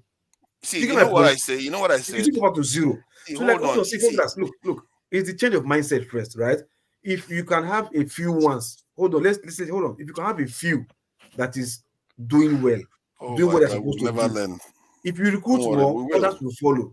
You understand? So the ones that we have now, the essence of it, like Joe just explained to you, take the essence, take them there. If we see that they are overwhelmed, overpowered, or whatever it is, then you can say, okay, they are doing well, let's recruit more. But we are telling you that look at where the leakage is. We are saying no, we don't have enough water, so we should buy more water. Meanwhile, there's leakages. You don't want to stop the leakages first. You want to buy excess water. That no, this country they have excess water, so we should buy more water. Meanwhile, the tank is leaking. You don't want to do. No, I think what I should do to at least to save the little water I have. Let me first of all stop the leakages first. Then before I go and get more water, you are saying no. Why the leakage is there? Get enough water. Other countries are having 1 million metric ton of water. You get enough water. Why the leakage is still there? So you have to look at, yes, if as much as you want to get more water, at least stop the leakage. You understand? No, so as much as you want to get more, Novex. For as you live in the UK, at least I know that for sure. David Cameron, when he came into office, I remember there was a little economic situation, and they cut certain budgets. I remember they used to travel first class coaches, and they asked MPs to cut down. He even cut down on his outriders. I remember he was the one who cut down on the number of outriders he had as prime minister. It was David Cameron. That story was a big story. He cut down on his outriders. Remember, outriders are part of security also, and they asked MPs to cut down on their on traveling first class. That's what we're saying. We're saying in an economic situation, in a situation where you're trying to arrive at a solution, you haven't fully gotten all the indices yet to be able to solve that bigger issue. There are some immediate actions you start taking. That's why it's called short-term decisions. Cut down on those things to say you're serious, and then channel those excesses to take care of the larger population. For instance, these people that were kidnapped, if there was a close-by police station They would have been able to quickly do something, but there was nobody there, like you rightly said, where they're going to move them from. But we have these police officers not doing police work for the public, but they're there carrying Madame's bag, carrying the bag of a senator and all those. That's what we're saying. When we don't need those things, move them to where they are needed. That's the point people are making. Okay, let me add You this. can Let me work and add this. chew gum at the same time. So that you can can look first. See, the idea behind security is that better to have them and not need them, and than to need them and not have them, because you always have to go for having them first. You see, I personally, you don't understand how vital security is. Before you worry about corruption, security first, because the end you will be alive at least. You will be alive at least to argue about corruption and about all the rest. What we don't understand, you will be alive and free. If you don't have security, everything you're working for, that is what is happening to us today. Because we think we know what is happening. We don't own our country because we don't have it. We never really took over our country. The people that we are serving are the ones that own it. This is why we are acutely poor. If you look at Gaza, that they are bombing right now, if you look at, they are bombing in the hospital, the buildings, but compare that to Sudan alone, you will see that Sudan is like 100 years behind. This is how bad our situation is. We don't even realize it. Just look at the vivid nature of the pictures, the difference, how poor we are. And you think this is a joke business. What we are facing here is an existential issue.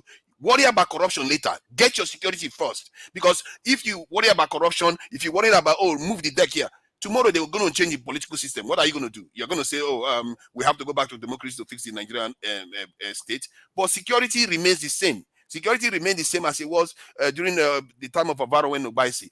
It's essential during the time of Oyo Kingdom. It's always been essential. If you don't put that, if you don't restore that back in place, protect your leaders, protect your people. Forget it. The whole world will take advantage of you like they are doing now. I just watched a debate. In short, let me just share it just now, so you see what was happening on the news channel in the UK. Just today. Can I talk before you do your? Yeah, go ahead. You're sure. My worry with you is that you're only looking at. You can't be playing video and asking me to talk. No, I'm not playing. Go on. Okay. My worry with your aspect of security is that you are focusing only on one side. Increase the number. Have you ever worried? Are you ever worried about efficiency when it comes to security? Yes. And that is what some of us are arguing about. The Nigerian police that we have today, because when we talk about internal security, I'm actually focusing more on police, not even the military you're talking of. Are you also worried about the efficiency of what you have today? They are not efficient. I think the first area you have to start, how do you make what you have efficient? A situation whereby you have only limited number of police people, and how many of what number of vehicles do they have? Those vehicles, sometimes they don't even have a fuel in it. They have to beg citizens to fuel the vehicle for them to go out. They are not even well equipped. They buy their uniform by themselves. They are not even well paid. With how much you are paying police today? You want to recruit more, paying them that same amount? What kind of result are you expecting? Why cannot you try and see how you can make what you have now efficient first? We are not getting the best from what we have. Let's see what is wrong with them. Why are we not getting enough from them? How can we make them more efficient so that if you want to build, you are building on something that is already right? You know what? I worry that we use that as let me say this here. We have SAS, right? We have SAS. Loco, let him play the video. Fafara, can you play the debate? Then we'll come back and continue. It looks like we are using a kind of genetically woven abhorrence for our own security. Let me just make my point now. Let me talk now. I let you talk. See, it looks like I don't know where it comes from. Now. I don't know where it comes from. Can I have my say? I don't know where it comes from. No, have your say, but I thought you were going to play a video. That's what I was saying. I'm going to play the video after I finish what I'm saying. I want to contextualize it, because all the argument that I just made just now, I wanted to just break it down to the fact that it doesn't hold water. Look at the UK. I just put waste in defense department in the UK. Look at that. 13-point-something billion has been wasted. We are talking about more than the Nigerian entire defense budget has been wasted in the UK. Now I'll go to this thing. So let's say whether they talk about waste when they are talking about increasing. This is just today. They're talking about their Talking about troops. efficiency. Society for a different world, and that is a huge challenge, particularly when we've spent all our money on other things.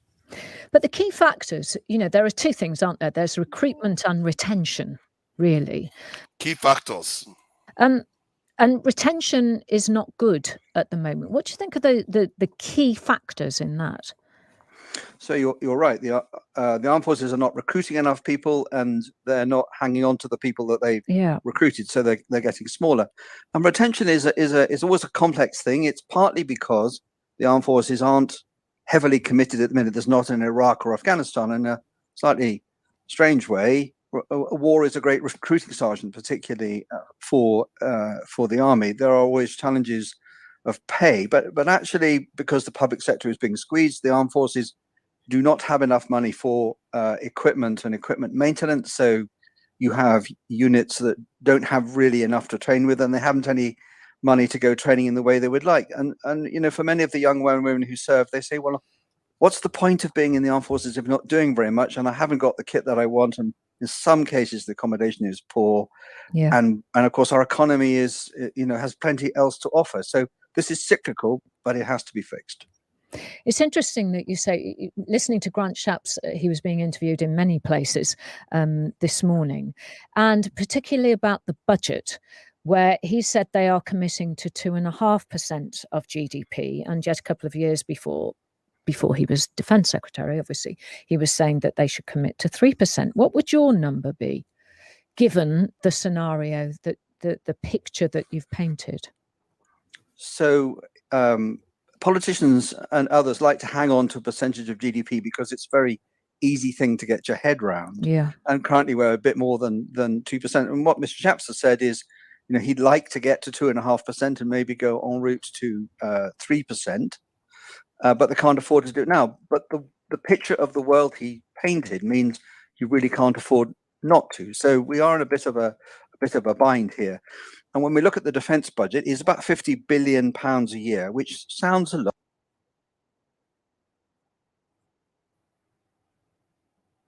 £50 billion a year. That's what they are saying, as if it's nothing. And you notice that they complained about similar stuff that we complain about, but it still doesn't deter them from talking about recruitment. They are not facing the same threat that we do. Okay, so they are facing the same threat that we do. Their own challenge is even worse than our own. They're talking about recruitment for military. Their challenge engage in is external worse than aggression. our Hold own. on, guys. You know why? Guys, hold on. Let's They are one power. one at a All time. kinds of excuses. Wait, No. forefathers, hold You're on fighting now. war? Forefathers, one You're at a time. fighting Ghana? Forefather, step, Wow. hold on. Forefathers, let's contextualize. I listened to the clip you played and I made sense of it. What did I make of it? Listen to what he said. Retention of recruited officers. These officers are recruited. They recruit. They get there. They are not satisfied with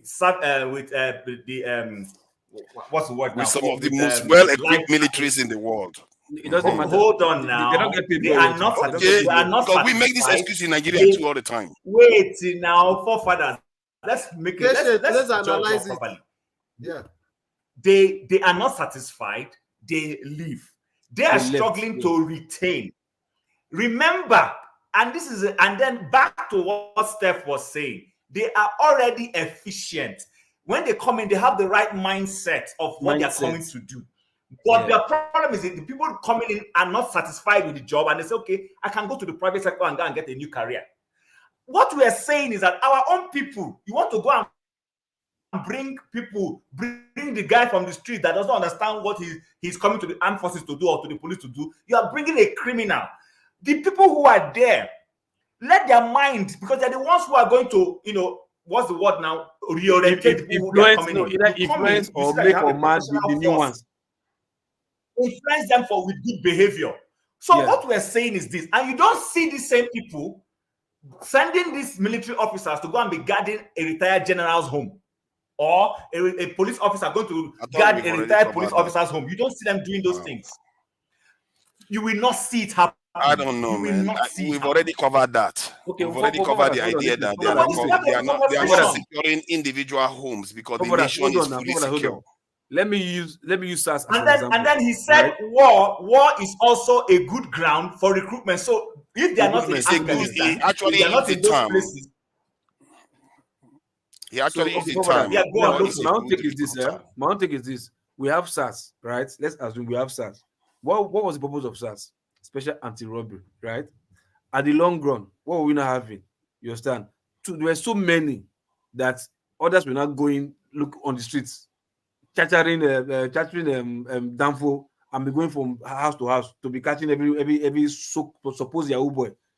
Anybody on the street come, hey, where you come? Let me barb your hair. Anybody come, hey, where you come? Let me see your phone. You understand? Will you say that is a job? That is excess of the SARS or not? Because we have them, they're doing nothing.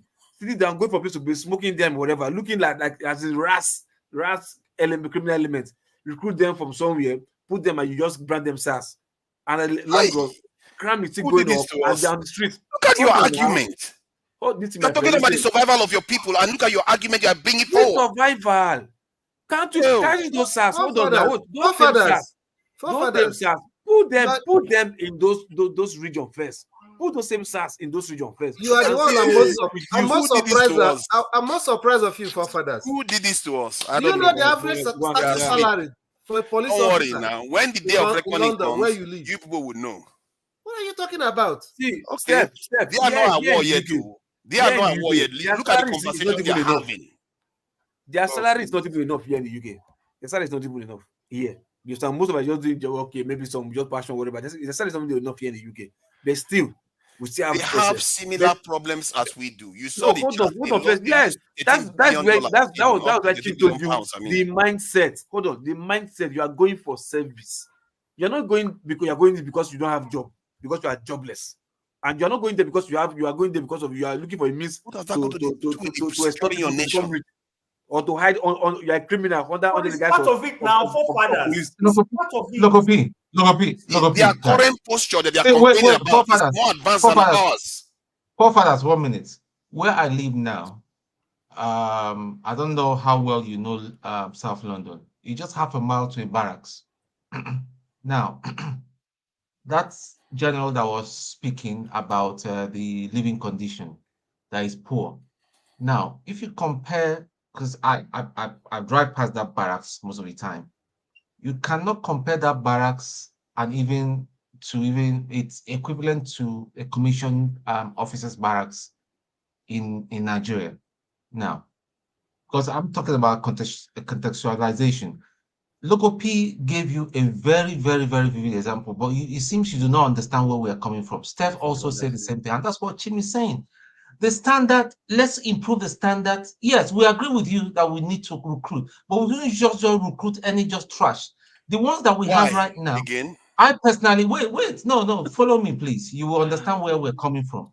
The ones we have right now, we are going to carry on suffering and carry on suffering. You all, what you are doing are you allowed to talk. You live in a country where you are secure and you keep wishing delays on our people. Good luck with that one. Listen to us now. Maybe you understand where we're coming from. The ones we have right now, we need to either retrain them or trash the ones we need to trash. Then when we've got that sorted, then we can put. So I like that example that Local P gave. You know, buy more water whilst your tank is leaking. Your tank is leaking. You have to buy more water because you need enough water. See, well, do we need more? Do we need more? Forefathers, do we need more numbers for our police? Yes, absolutely. We agree with you, but not just adding any Tom, Dick, and Harry on the street.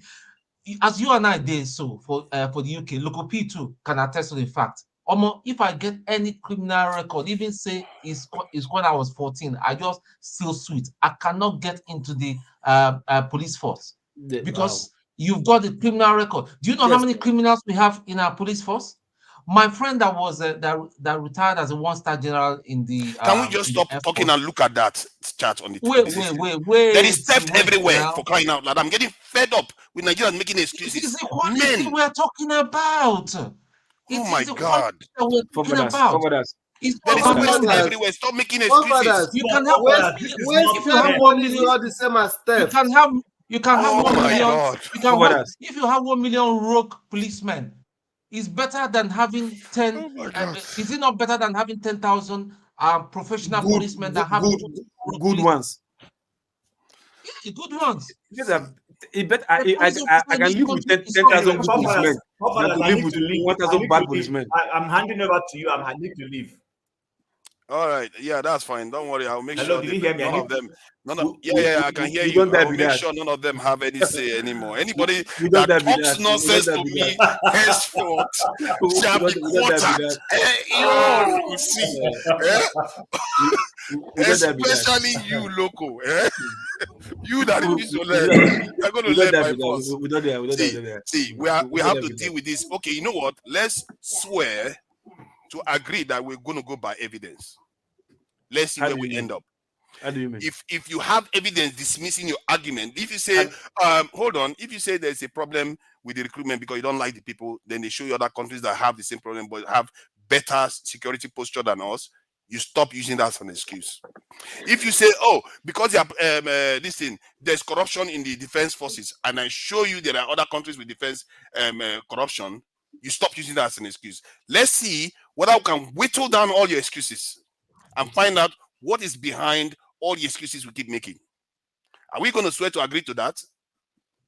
Forefathers, nobody's arguing with you that we shouldn't recruit more. But what we're talking about is efficient policing, efficient force. That's what we're talking about. We have, you know what, as it stands right now, I actually think we may even have one of the most efficient ones. What we don't understand is that how can one soldier protect 1,000 people? How hard that is hard to do, and yet they are managing to keep people. No, you know how many people die in America each year? 43,000 died last year in America, and our soldiers having to protect 1,000 people to one person. If they ask you to protect 100 people yourself, you are going to have difficulties. Not to mention 10 times that. So that's what our soldiers have to do. So when you say efficiency, maybe they are overperforming. If you subject the American soldiers to that, they will have problems. America is one soldier to 150,000. We are talking about national security. Keep talking about soldiers instead of talking about police. Okay, let's talk about police. Okay, forefathers, remember, this is one of the things that got you into trouble with Elvis the other day, that he shouted on you. I'm not saying it's correct. The way he threw you to the back, I'm not saying it's correct. But forefathers, you need to look at things holistically. You need to look at things holistically. We do not have an efficient police force. The police force, the training, the infrastructure, the equipment is not good enough. It's not up to scratch. Even Egypt that we are talking about, I'm sure if we look at their training, the equipment and all that, is way better than Nigeria. For us to achieve what you're talking about, let's not even talk about 1 million. Let's not even talk about targeting 500,000 police force. It will make more sense than what we've got now. But then what I'm saying is we cannot just allow criminals, people of dodgy character to get into our police force. And the training, even some organs that are there and all that shouldn't be there. They should be thrown out. That's all I'm saying. And if you secure your people, you secured the positions, you secured everybody. So talking about we should secure our politicians without securing the people is not, it's just like putting the cart before the horse. Why not just say instead, remove the politicians, those security men politicians, right? Let's go and put them in key insecure areas so that at least to reduce insecurity. By the time you reduce insecurity, automatically the politicians will be safe. Instead, you say, no, I want to give them security, you're protecting them. No, you have security. Okay, take it from those guys, put them in those critical insecure places, and see how they will cross those insecure places and come and communicate. I think you're right. You're right. All the senators. The same London that you and I live, we have our people in the House of Commons and the House of Lords. They catch train every morning. They don't go with police officers armed and all that. They catch, they mingle. See, I don't see Cameron before for train on the ground. There were two plainclothes policemen that were just with him. because it's the prime minister. But every other person, nobody they get police in their house. They live normal. They live normally. One was living on where I used to live before. One was living on my street. So we're talking about here. No matter for that. So they just the one feel like say they call the do research. They tell us one thing. Those money is even talking about self. It's not even money that they are wasting. Moderator. Who is the moderator? No, I am the moderator. It's not your business. If you reach them, it's Self, not your business. self, you don't upgrade be that. I'm gonna meet you well. down. Don't remove me. Oh, don't remove me. I think forefathers usually misunderstand when he talk about security and we argue with him. Nobody is saying we shouldn't increase the number. We should increase the number. But what I'm saying is that can we also pay attention to efficiency? Exactly. Can we make what we have efficient? Because if you have 300 and 300 is not efficient, adding it to 1 million, is it going to make it efficient? The same thing. It's not going to make it efficient. And when you have an inefficient police force, is it really going to achieve the security you have in mind? You understand? You have 10, the SAS you use as an analogy. The SAS supposed to be specially trained police force. And they now change their duties by themselves to be going to people's houses. If you owe me 5,000 naira, I'm going to report you to SAS. SAS will follow you and go to your house and put you in the boot. You stop me on the road. Show me the receipt of the laptop you're carrying. They are not trained very well. They are not professional. You see, let me just say something. I think there's this resentment that Nigerians have for the military, which is understandable. After all, I'm not talking about military. We are talking about national security. Talk about police forefathers. Okay, including security. Including I think I actually confuse sometimes military just for security. It's interchangeable. It's actually security, I mean, because the security infrastructure we had was handed down to us. Look at our lawyers are still, it's a good sign actually that our systems are still is still attached to the colonial approach to our people. So maybe that is why we have this resentment for the military, but it doesn't mean it's the right thing to be doing, because other nations have done the same and fixed their countries based on this type of stuff. And we all know this to be true, because in our houses, in our lives, we protect ourselves.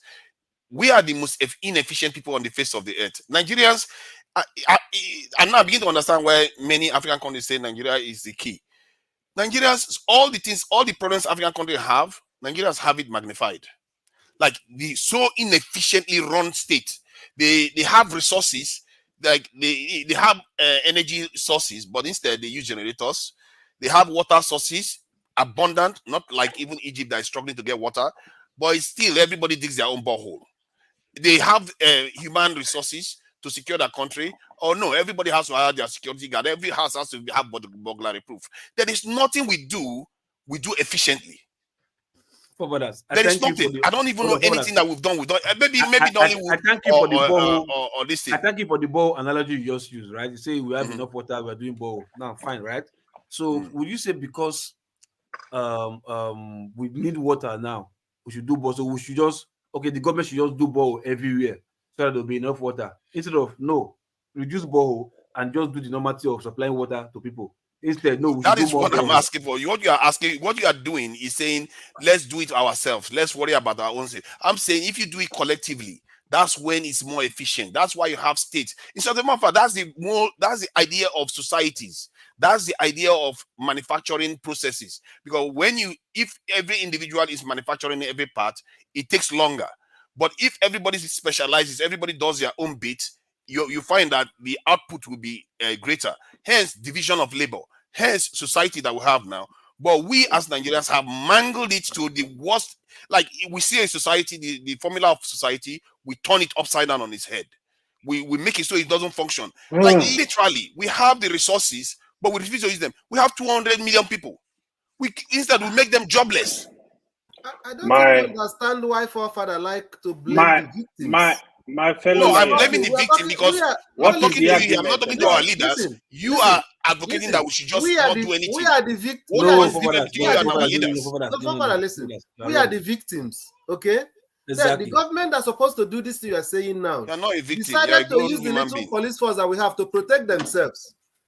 And we are saying, okay, what we have now, can you even make it to work for us? You say, no, we shouldn't talk about it, they should employ more. It can't work for us. Are we stopping them from employing more? If it can work for us, because you can't protect 1,000 people, why do you expect your soldiers to be able to do that?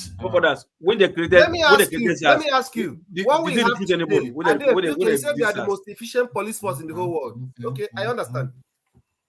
Yeah, given the results that they have, given the results that you are seeing, the death rate in Nigeria is less than that of this in America. Really? And yet, Really? yes. Oh my God. Yes. Oh my God. Is that the reason? 43,000. Hold on. 43,000 died last year in the US from gun violence. And other countries, yes, like in Europe now, we have higher death rate in Nigeria than like in Europe. But in South Africa has just about the same death rate as Nigeria.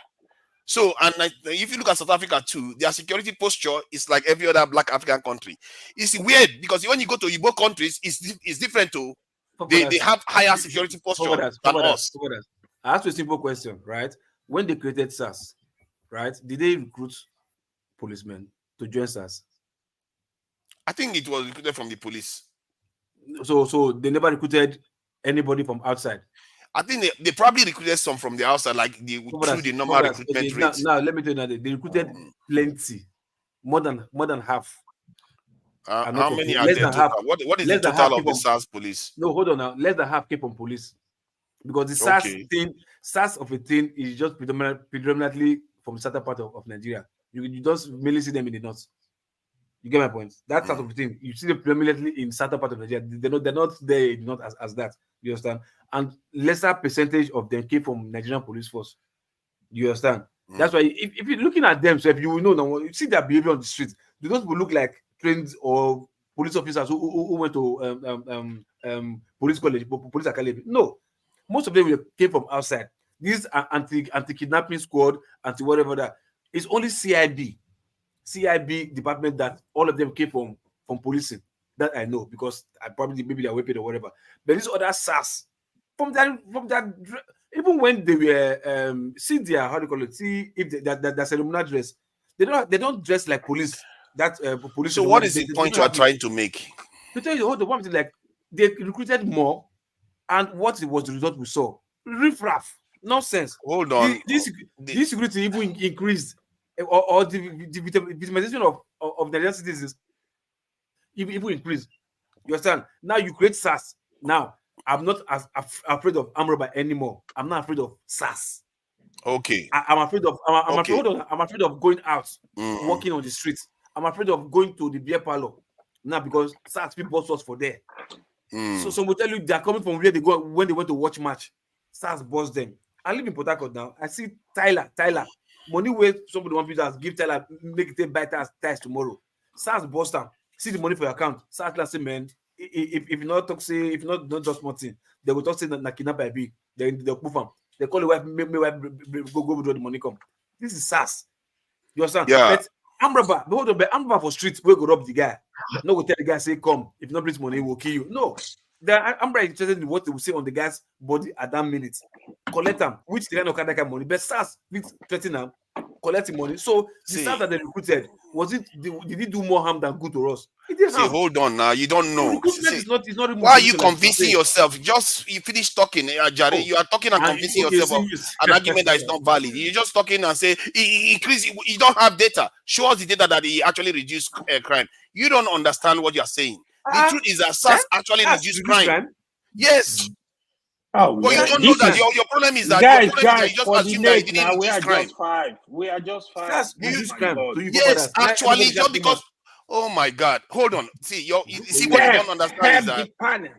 See, two things can be true at the same time. Loco, hold on. Let me just say this to Loco. Loco, sometimes some of the things you do is that you just understand things one way. Two things can be true at the same time.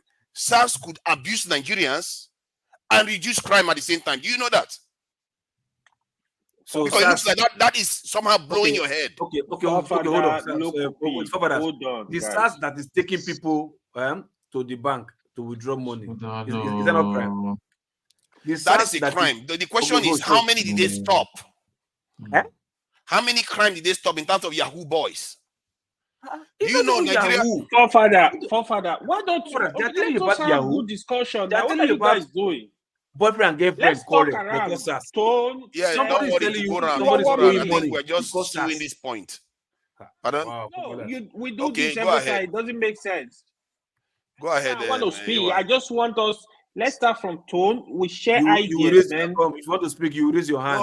No, everybody is just saying that. I'm not in the classroom. I'm not in the classroom. Yeah, I raise my hand like primary one. It's only local that will say something like that. Honestly, I can't even join. I can't even. You see, like, I don't know again, man. I don't know. We are too rowdy. You have benefited immensely from what you're complaining about. So get that in mind. Me? No. Not today. No, not today. I'm not get rowdy with you. Benefited like immensely. No. What are you talking about? You see, that Mumu don't they insult me. No, man, idiot. Oh my God! I think SARS succeeded in reducing Yahoo or fraud activities in Nigeria. They did do a lot on that. Crime. Forefather. SARS. They were the 419 is Yahoo. Oh, come on. SARS were the real Yahoo. Yeah, that's why the Maya 2 was arrested with a laptop. Come on, let's not do this. With the Maya, a world-renowned YouTuber came to Nigeria. They took his laptop because they thought he was a Yahoo boy. So exactly. So they didn't take bribe from him. Hold on. Thank you for that. That means the recruitment of new security agency it may be worse. It doesn't mean because you recruit them, that means they can solve problems. They took his laptop because they feared that he was a criminal. They were doing their job. That is what we need to discuss. What is the full meaning of SARS? I don't know the meaning of SARS actually. Special anti-robbery. Special anti-robbery squad. But what they focus on, from what I know, is that they tend to focus on Yahoo boys. No, because it's not what you know, what they are doing. Do you know why they tend to focus on Yahoo boys? They make more money. Because they want to cash out. They want to cash out. Exactly. The question is, it could be because robbery reduced in some areas. No, I think you have to admit, you see, now he's going to say robbery didn't increase. You see, this is the problem with Nigeria. If we have data, we'll be able to share information about this. Because sometimes what we do is that just because something has a bad name, we just tie all our problems to it. Forefather.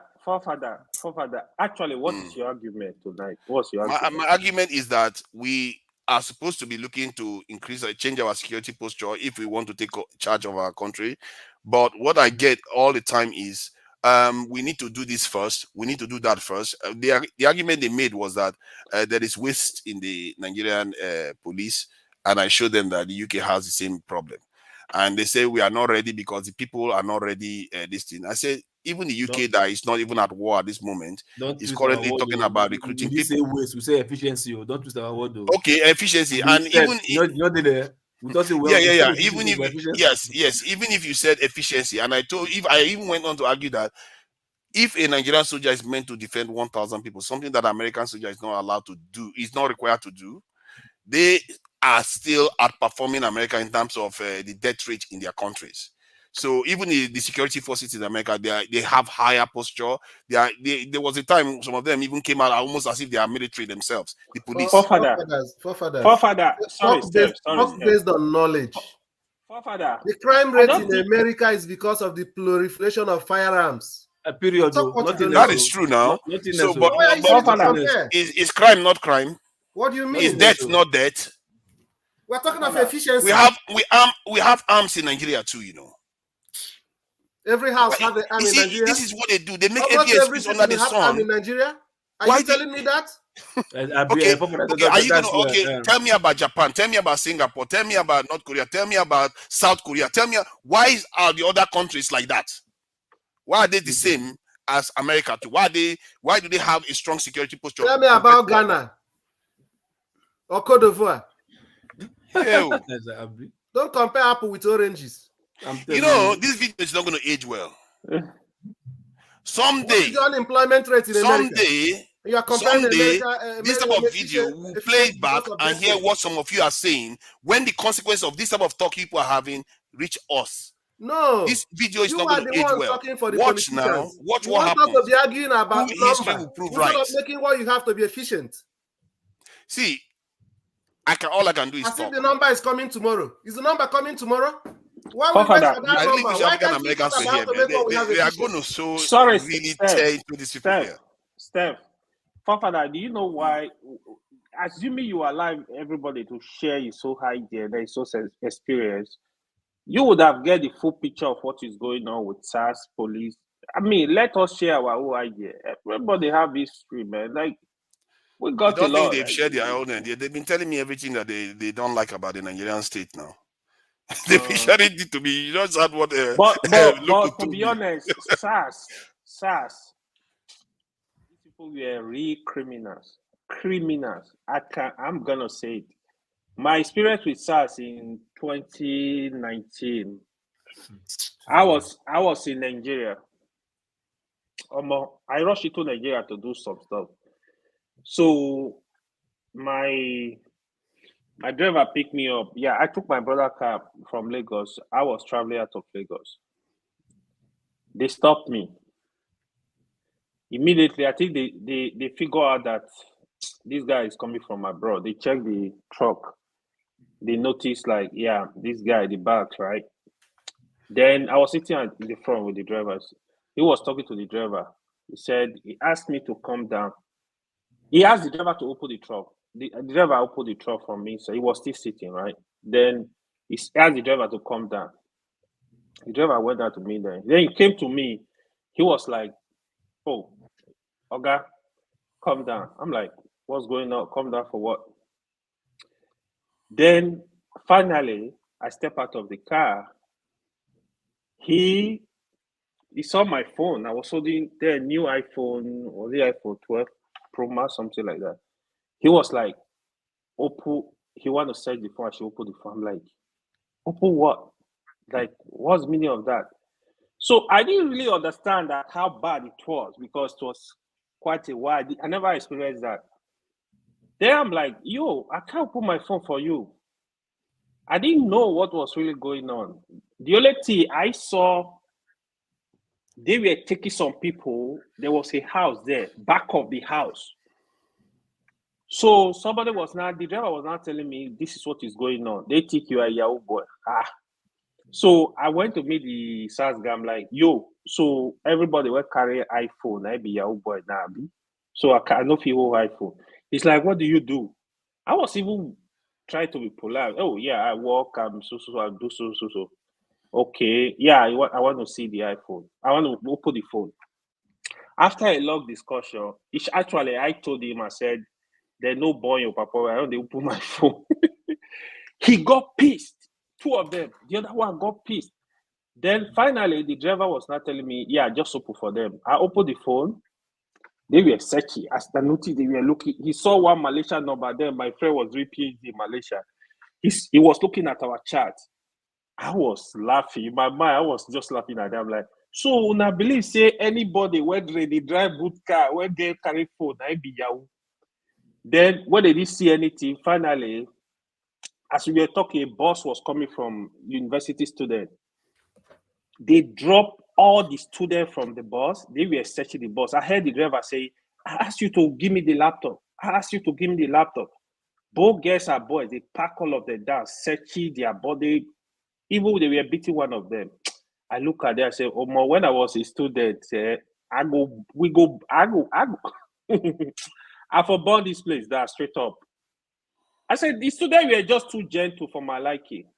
Finally, he came to me. "Oh, bros, you will give us, after wasting over 30 minutes, you will find out something." I said, "I no get shishi when I give you now. €1." I said, "That is so disrespectful. You guys need to learn to treat me." My brother was even telling me, when I was explaining to my brother, he said, "These people, sometimes they will see money. He said they will shoot you." And it happens. A friend of mine, same thing happened to him, live in Canada. His mother was sick, wanted to do surgery. He flew into Nigeria, Lagos. His friend now said, "Oh, let's go out at night." It was a Friday night. They got two of them. The guy was putting on jeans, like, oh, he said, I'm not a Yahoo boy. The mother that was sick, they were telling him if he should give them 50,000 naira. The guy said, how will I give you 50,000? He said, look, if we carry you come out here, you no go know your people no go know where you did till next week Monday. That now hit on him. He said, oh, my mother that is seriously sick already. He has to look for money. He has to take them to the bank and withdraw money and give to them. So what they were doing, in fact, I got people experiences like it was not good. SARS, they were treating people like animals. A friend was telling me, he said sometimes when they really get the Yahoo boys, you know what they do? They have POS. They withdraw as far as 500,000. They will withdraw it from your account. If you don't bring the money, they will rope you in. That is why they were doing that. The original intention was for them to be at the robbery squad. They were not doing their job. So when that protest broke out, I really fully connected with it. It was just the right time because they were molesting Nigeria, doing all kind. I mean, even I'm not saying don't catch criminal, don't catch for one Yahoo boys, but you're supposed to be doing the job, but you are not doing what you're supposed to do. What they are doing is more EFCC. Some of them they also do that too. They are after the money. Pay us money, we'll leave you alone. If you want to fight crime, fight crime. The people will not even respect you. So SARS, what happened to them was just so right. I so much supported those people that did that protest in Lagos. The abuse was too much. The humiliation was too much. You can't treat Nigerians like this. They are people that are living in their own country. In America, Black America, they are shouting, police are killing them. In our own country, black on black, these people, they don't even have job in the first place. Some of them, you just torture them. Some of them are doing business. They are struggling to make sure their family eat. Even the real police, you still see the element that behave in this manner. You can't be treating Nigeria. What some of you were saying, like, they need reorientation. They need proper training. Yeah, one thing I also side with police is the government should try and pay them living wage. Their condition is also bad. You can't be paying people peanuts and you giving them gun. What do you want them to do? So a lot going on. The system is messed up. Our soldiers, the same thing. Like, they are not well paid. And I have had cases. They will kill a soldier. They are telling you, the family, to leave the barrack without even giving you money. Even police, the same thing. So the Nigerian system needs total overhaul in every aspect of it. Like, people have to see that. Let me add something to this. I think the idea that we keep making excuses for not doing anything, you can do that and do the rest. Every nation has issues with their security forces that they have to. How many times have LAPD ended up on the news? They always do.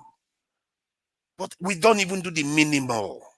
And whenever we say we should do the minimal, everybody brings up all the issues. It's almost as if we're programmed to do this. It's really weird. Believe me, what it is do you mean really the weird. minimal? What do you mean the minimum is just to have enough of them on the streets. Then if they have problems, you start dealing with the problems. It's like saying, hold on, let me see, I've not even said anything. How will you deal with something that issue that overwhelming? Who did this to us? This guy was talking for how many minutes? He didn't Anyway, interrupt us. I started giving for how many minutes? you say, all the stories you have say, to ask yourself, who programmed you to behave like that? Nothing to forefather. Who programmed you to behave like that? Forefather, to be honest, I don't think putting more people, more police, more soldiers on the street, I will support that, but not putting them on the street you are without waffling. Say what you want to say. Stop trying to straddle the fence. You want to straddle this area, straddle this area. You either recruit or not. The police we have, if I were in charge, I will do reorientation training before I will add more. I'm telling you straight up. I'm not even good. bending So it. you're going to do That is the decision I will take. So because what will happen is if you have them as they are and add more, it's like adding water to a leaky tank. Everything will pour out. Not. So it's not the same. They will damage the ones that are coming. So they need, no, I'm telling you, they need, it's not going to work. See, the ones, it's like yesterday when the Blackstone was saying that Southeasterners sell drugs and, you know, when in reality, it's some of the... He said that? Oh my God, I can't... Let me just finish what I'm saying. So he says they sell drugs and the implication is that some of them lead to fatal incidents or fake drugs and all the rest of it. So okay, it's the same. It's the same for the security forces. Just because some of them are bad doesn't mean the job that they are meant to do is not being done. If you pull them off, can I finish my point? Hold on, please stop. Stop. Can I finish my point? Because it looks like everybody has one opinion. I'm the only one representing my own side here. Yeah, that's Loco is having a conversation. So if Steph is with you. Yeah, right. I won't let Steph go near my back on this issue. So Steph, stop it. So the issue is that because a few cases or some cases of bad drugs result in casualties and all the rest, doesn't mean the vast majority of them are doing the same. If you want, can I just finish my point? Goodness. Go ahead. Wow. What is this? Is it juju they do us? So if you have a police force that are doing some things wrong, it doesn't mean all of them are doing everything wrong. And if you want to prove it, pull them off and see what happens on the street. Remove all of them and see whether you will not see crime increase. So they are useless. The ones you have there are doing their job. Every time people keep making excuses that, to increase them, no, let's not do that until we clean everything first. Making every excuse not to actually take action. All nations have problem with their security forces because they never meet the needs of the citizens of the day. In the UK today, they will complain. Let's not use excuses to block what needs to be done. There are nations that were in a worse state when they instituted very tight security procedures, and they improved. The nations improved after that. Nigeria economy is hemorrhaging $50 billion because we don't have good security posture. How can you make any excuse for that? Jesus Christ, I don't know, man. What is going to help our people? Father, I would respectfully disagree with you. Of course. I get your point. You have a point, but you need to actually recognize that this security, this police we have on the street, some of them. Why you are talking now? Some of them. You see, I don't even know why you're talking. There is no point you are making. Because I just gave you all the reasons. No matter what problem they have, you are still supposed to move forward. There is no reason. Wait, let me ask Forefathers a question. So, in your own estimation, what is the percentage of the corrupt ones in Nigeria? Oh, no. That's not a fair question. You see, it's fair. I know it's fair because I wasn't trusted. You said the vast majority of them are not corrupt. If you can't answer that question, if you can't answer that question, don't ever say anything. Where are you? Is your heart raised up? I can't even see you, Loco. I can't take you. If you can't answer that question, don't say anything here again. Hold on. I didn't say I'm not going to answer it. I just said it was an unfair question, but I will answer it the right way. What I mean by that is, all Nigerians are technically corrupt. Let's face it. Almost every single one of us are technically corrupt. If you want to go by the pure definition of corruption, hence why that question I felt it was unfair. However, if you look at it from the point of view, that is what you should focus on: performance, prevention of crime, protection of life and property. They are performing. They are not that corrupt. It's a fact. It's on the ground. I can't I'm not the one making it up. If you take them away right now, if you want to see that they are not, well, hold on. If you say they are wrong, if you say I'm wrong, remove police, then you find out whether they are doing their job or not. You see, sorry, you see what happened to EY has happened to me exactly near my house in Sulere. The one afternoon, I didn't drive. I just decided to walk. That was when these BlackBerry passports came out. They were harassing some people. One just saw me just crossed over. He was just staring and came and said, "Yeah." So what do you may I know you? I said, "Why? Why do you want to know me?" So while he was doing, he was just scanning me through, saw my Gucci slippers, saw my phone. He said, "Where are you coming from?" I need to see your phone. I told him, "Fuck off," because I know their commander. But they were from Barracks Police Station. I said, "Fuck off." That's what I told him. So he said, "Listen, do you know I can arrest you now? Nobody will know where I said, "You want to try?" I said, "Before you go, I'll call your boss now." I said, "Listen, I've got Taju's number, personal number." I just showed him, and I was dialing the number. That was when he just crossed over to the other side. He started abusing foolish man. I said, "Don't worry, I will come and sort you out in your very office." See, that is so. Do we have police? You are a military guy threatening a police officer. No. I was a civilian. No, I didn't even tell him I was military. I came home from the UK. I came visiting. So it's not about military. I wasn't even in a police officer. Then my other friend that nearly got shot. Like I said, we're all corrupt. A civilian is threatening a police officer. Then my other friend that was nearly got shot. He was in his Air Force uniform. He was a group captain at that time. Yeah.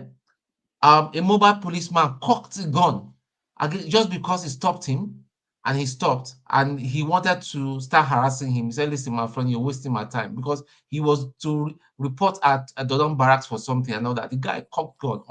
My friend pulled up sharply. So later, they picked him up anyway. See, is it the kind of police that you say we should go and collect from let me just share 30 seconds the history of SARS. SARS started from when police officers killed a military general or something official, and military reacted and went after police officers in Lagos, and the police officers, because of that, withdrew from the streets. Crime went through the roof. So those corrupt police officers, you find out that they were doing something. Crime went through the roof, and hence they had to commission some few special units to start, bringing the crime rate down. And because they succeeded in doing that, from henceforth they changed their name to SARS and formed SARS Police. That's where it started from. If the police were doing well, what were the military doing on the street? Because they were not supposed to. Even if they mistakenly kill a military officer, military was supposed to remain in their barracks. But Nigerian state is run as if it's a colonial enterprise, whereby if you touch the colonial military, they come after the citizens as if they are rebels. You see, and the masses, they call them. Father, Nigeria matter don't tire me. It's not that serious. It's just our people that are blocking it because of history. And I think maybe it's a genetic memory or some kind of subliminal stuff that we have. We are blocking it. And even when clearly other nations are doing it, that's a scary bit. How do I help me explain this to you? Why other nations have it, we don't have it. Oh my God. Father, can you stop blaming the victim? Father, please don't say this again. Help me explain it to you. You see, he's still not helping me. Blocking it. He's still not helping me. Just stop government from employing more securities? You are stopping them. How? Because you are here arguing against it. No, what I'm arguing is that why they do it. They should make sure that what we have is more efficient.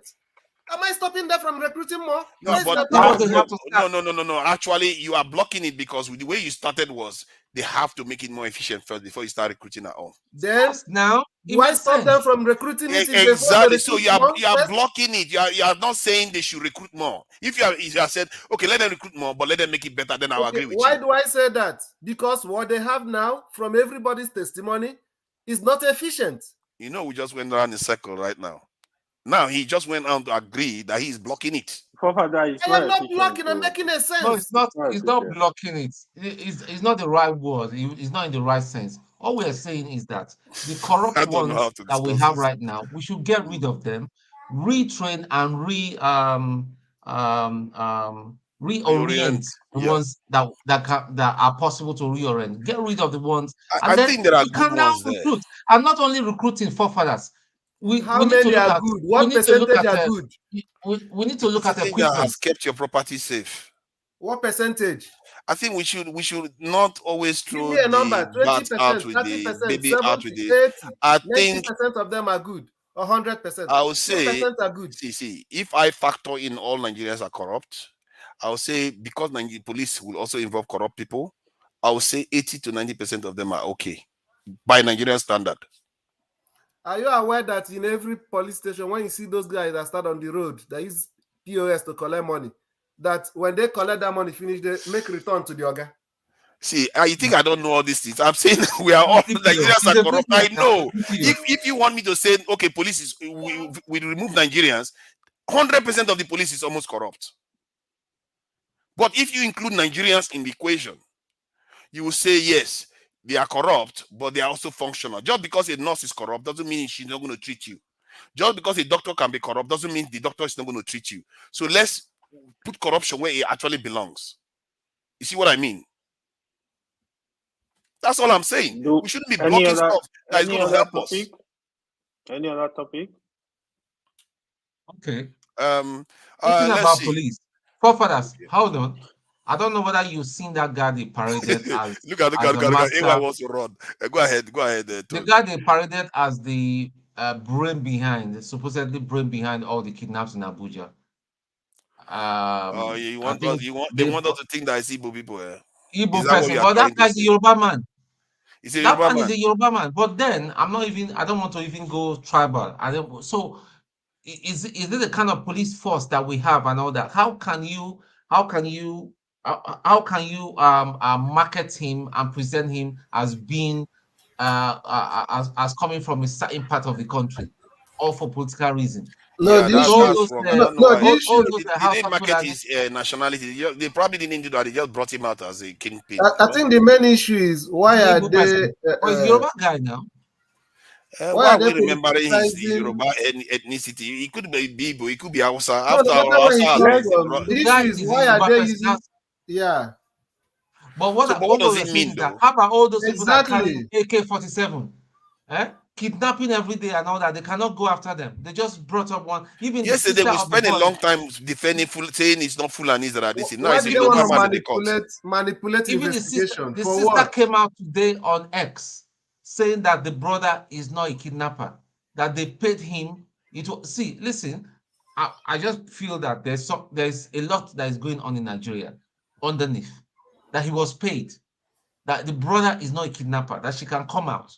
Okay, so I hope they will not I have experience of somebody. Anyway. I have experience of somebody telling me yesterday that he was basically technically kidnapped because he was going to his hotel and they accosted him just by the gate where the hotel gate security is supposed to stop them. They took him away and took him to the cash point and took money out of the machine, and that was it.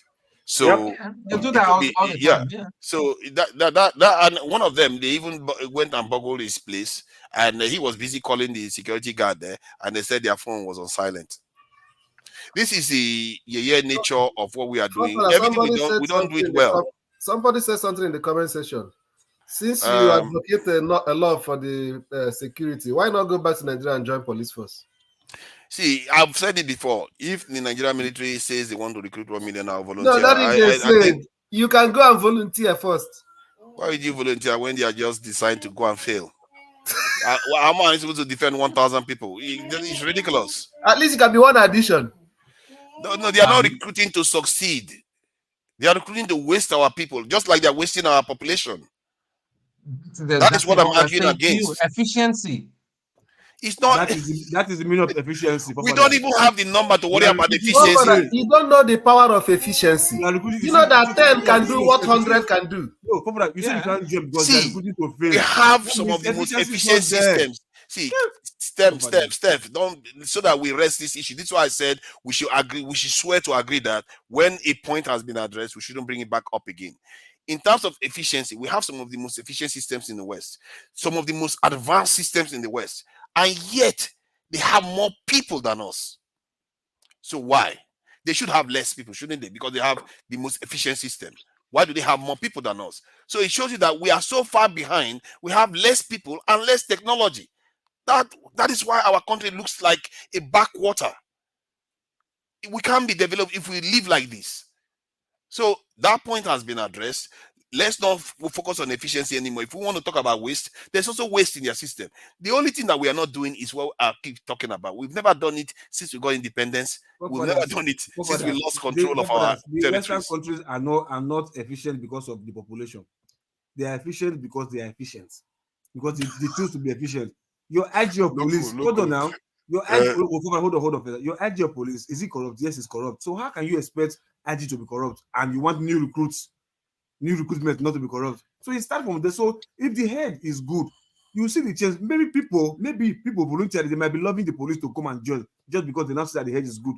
IGP is corrupt, but not 100% corrupt. No, people are joining the police because of lack of employment, lack of job, lack of survival. That's why they're joining. See, local, so the efficiency is not there. It can't be efficient.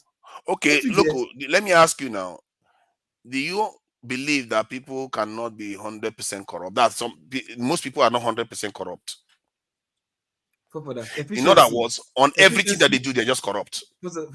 Efficiency is not constant. Efficiency is rated. You can be efficient 80%, you can be efficient 60%. Efficiency is not constant. So are you saying? Okay, well, let me.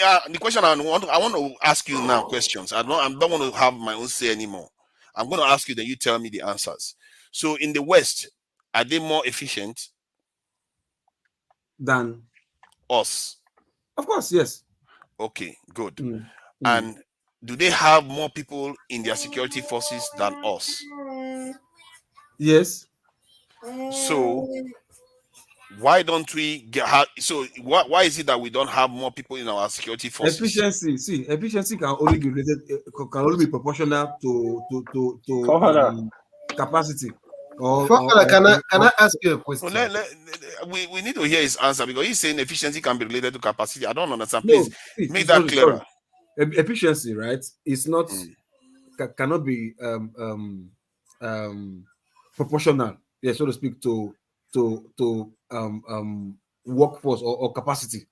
You understand? Because you can just like you are building a house, right? You say, no, I need more cement, more concrete.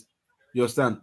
If you don't balance the what you call it, efficiency of the road, you can use concrete that is strong also to damage your foundation. Okay, good. So Now efficiency is supposed to be this is load versus they can be related. They can be related, but not proportional. Say because the now I want to get to the crux of the matter. Now I want to get to the crux of the matter.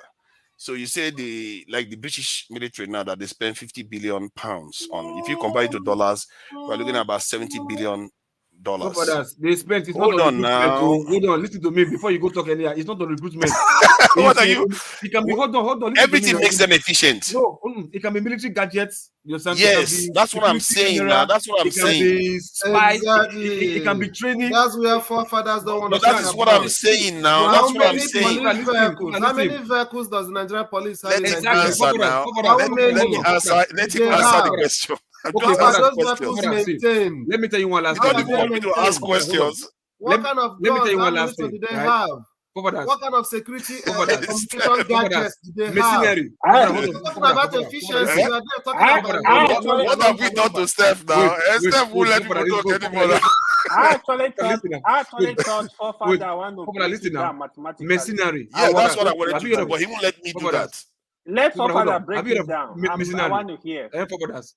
I've heard of at least you've heard of mercenary, right? Yes. Local is it efficient or population or strength?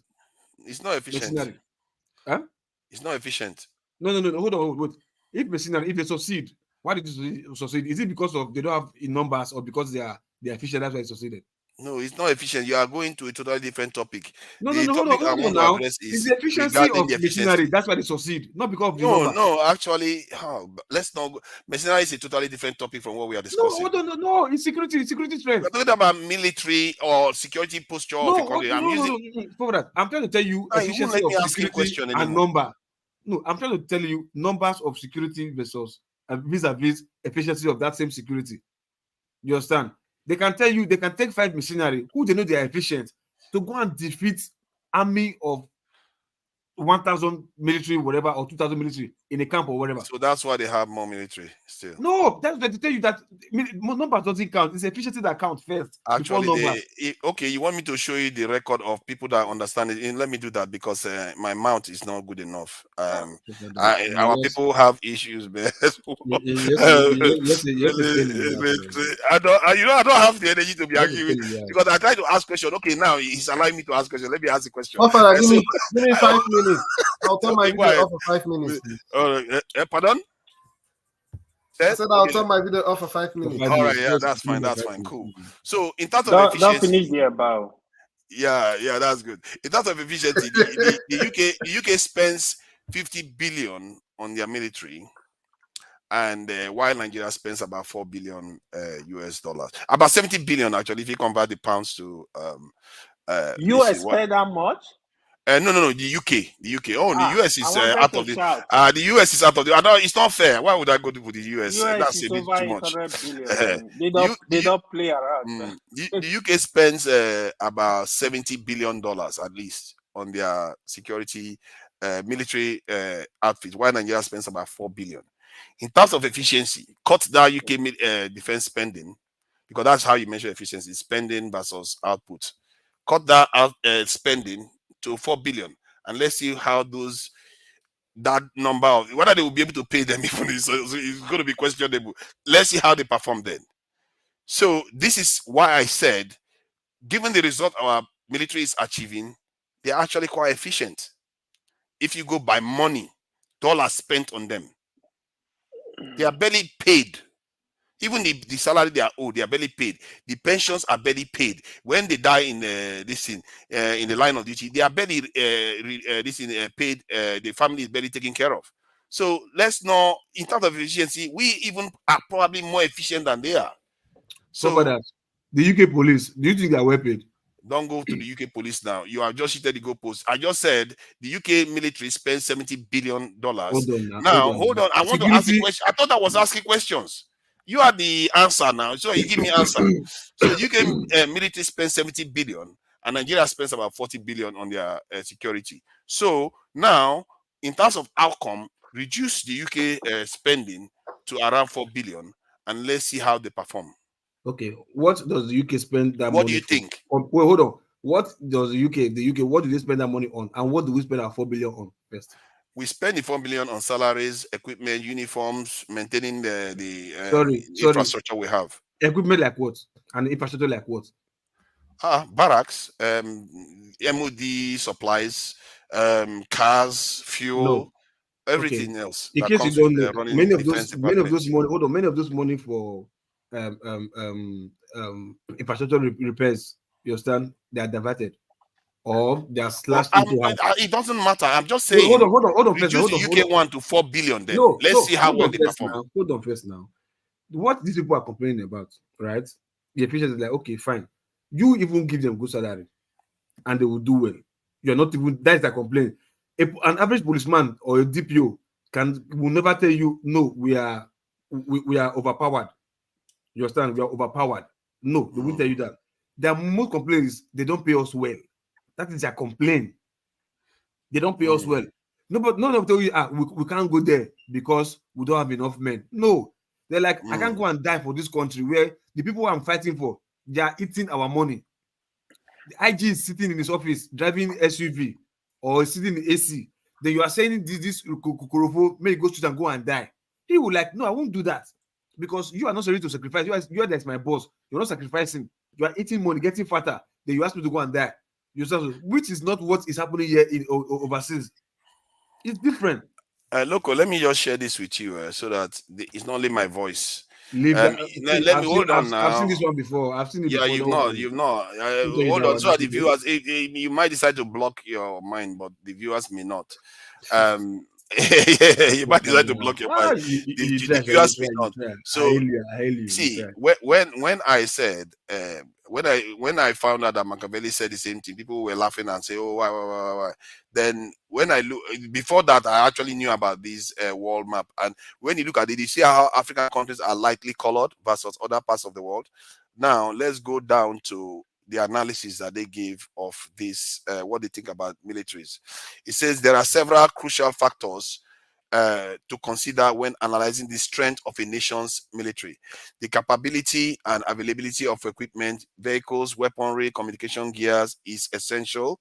The quality of training each soldier receives is vital. Look at that. They are supporting you. Their commander's ability to consistently devise effective tactical strategies can be pivotal. But one of the most fundamental measures of a country's military strength is the number of soldiers it can deploy. Period. Because they are saying they understand all the other parts. But this aspect is the fundamental one that you have to focus on. No, focus on, but that is the fundamental one in terms of measuring the strength of a country's military strength. And the same applies to security forces like police, CIA, and all those things. Because you can't just say you were going with efficiency and you cut the thing to a bare bone where it cannot even function. Forefather, the only problem I have with you this now, you don't even allow us to talk. That's why. I allow you to talk. I was asking questions, so. Okay, let me see. Okay, go ahead. What you are saying, we are not saying, obviously it's true, right? When you are looking at the capacity of military, any military force, the number is also important. But when you're talking of the capability, it's all inclusive. The capacity of the military, equipment. They didn't say but there. If anything, the only but they said was that's the fundamental one. They describe that as fundamental. Yeah, it is a strong point, right? What you're telling me now is more like you go to Nigeria, you just give uniform to people, you say, wear the uniform, let's go to war. All of them will be flush out, even if they are 10 million. No, but they won't. They will be flush out. Human beings are weapons. You just have to train them. If a guerrilla warfare, a guerrilla leader can even train people. Yeah. Let me give you immediate evidence. Good. Go online. Go check the number of Israeli soldiers that are killed in Gaza as we speak. Go and take statistics of the military, of the soldiers that are killed. Majority of them are the reservists because they were not training. A lot of them have been killed because they are not even fit to go to war, and you push them into war. How did you manage to walk into this one? You just walked against your own argument. Do you know that? No. Israel is smashing the other side to pieces. How did you miss that point? Hold on. You're not getting my point. I'm telling you the soldiers that are killed, the Israeli soldiers that are killed in Gaza. They are not even up to 200. They're up to 200 now, more than 200. I don't think so. The last time I checked, it was 180 something.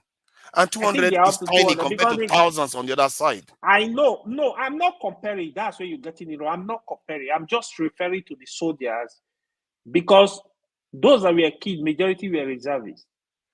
So when you look at it from that angle, with the right training, the right fitness, capability, you got to fight your opponent, even if you are, let's say, 500 fighting 2,000 military.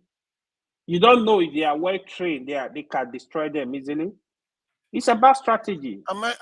See, U.S. military, Israeli military is overwhelmingly strong compared to their population. They use about 7%. They also have the weapons. They use about 7.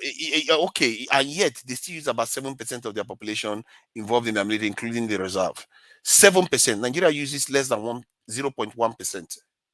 Yeah, How can we everybody, look at those type of numbers and we make excuses? Father, we all agree that you all not agree. You all not agree. Don't tell me you agree, because the next day we talk about it again, and you all just say no. Let's train them first. Let's do this one first. Let's do this one first. You all don't agree.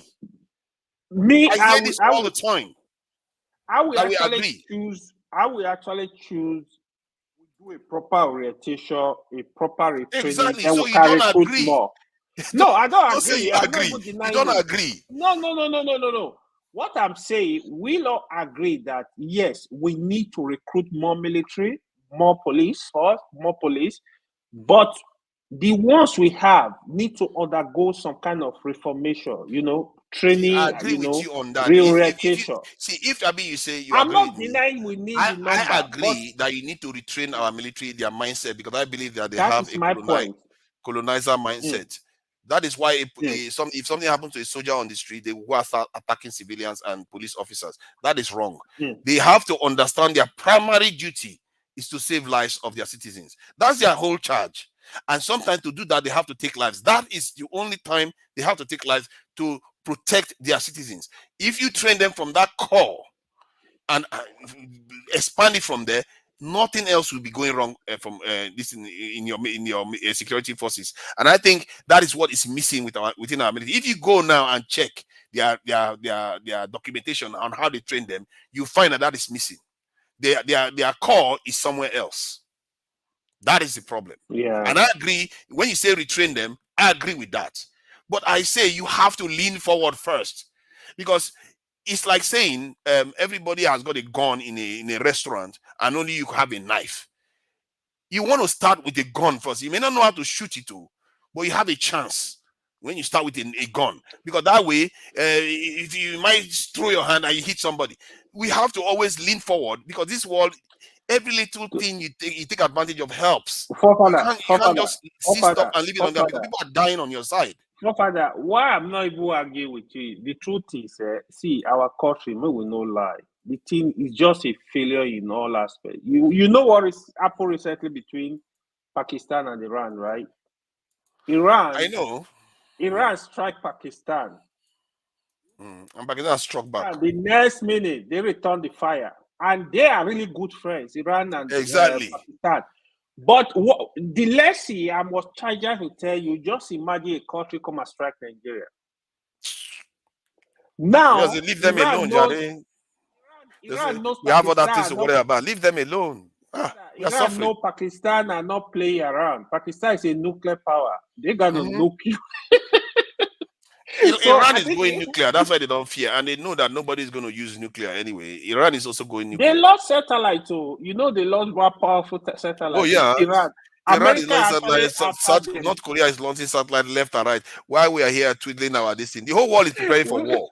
Let me ask one question, right? Have you seen all those videos? Those guys, Nigerian soldiers, complaining of their welfare in the battlefield. I've seen the videos. Yes. Like how many have you seen? I think I've seen at least two. At least two. I think I've seen one of them. I read the other one. I actually saw it. On videos where they're on the ground saying that see the kind of food they give them, see the kind of water they drink. I've seen one video. See the kind of car they use. If what's it called? If car spoil, they don't fit change tire. You've seen many, right? But me, I've seen many. See, right? Local. Hold on first. Now imagine you employ more people, right? And all of them are experiencing the same thing. You understand? Because of inefficiency of the leaders, of their commanders, or of the GOCs, or the whatever defense ministry, because of their inefficiency. You understand? But you have 1 million soldiers, but look at what they're still having. Will you still get any effect of security in the country? No. But those few guys that you see right now that you say they're not enough, those guys in the battlefield right now, if they see they eat better fried rice and chicken, may God punish any Boko Haram woman come out if they want to fight if they don't die. Because those guys just they take off their way now, they will not be more efficient. But for them now, like okay, look at those guys that faced me mutiny. I think Tony, you have that case now. Those I think 2017, I don't know. Those guys that gave mutiny. Like after they don't come finish, or got the same way they go back. Okay, hold on, they never get intels because of obey the last command. They went back. You know, not because popular, they went back and they were ambushed and some of their colleagues died. That's why when they came back, that they open fire for GOC. See, now they say one of the go meeting. In terms of efficiency, take it. So they don't say it's not by number. See, in terms of what do you call it? The motivation or morale for the military.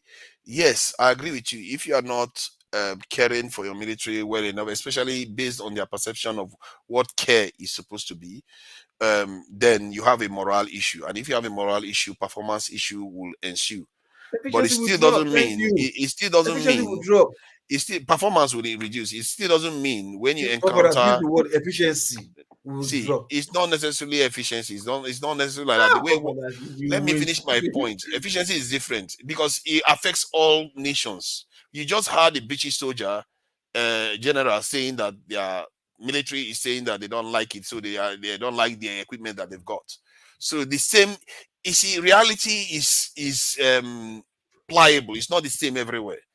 It's the same in some level in terms of people who still complain. It's just because you are living in Buckingham Palace or you are the son of a rich person doesn't mean you don't feel pain or you don't feel anger, you don't feel sad. You still feel it the same way, but it's just a different reality. So I think he is not even listening. So there's no point.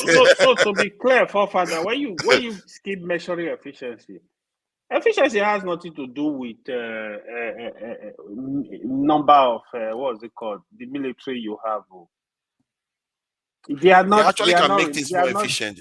That's what I say. It's not efficiency. Is not proportional to. Did you hear about the efficiency is a function of the output. What was it not Colin Powell?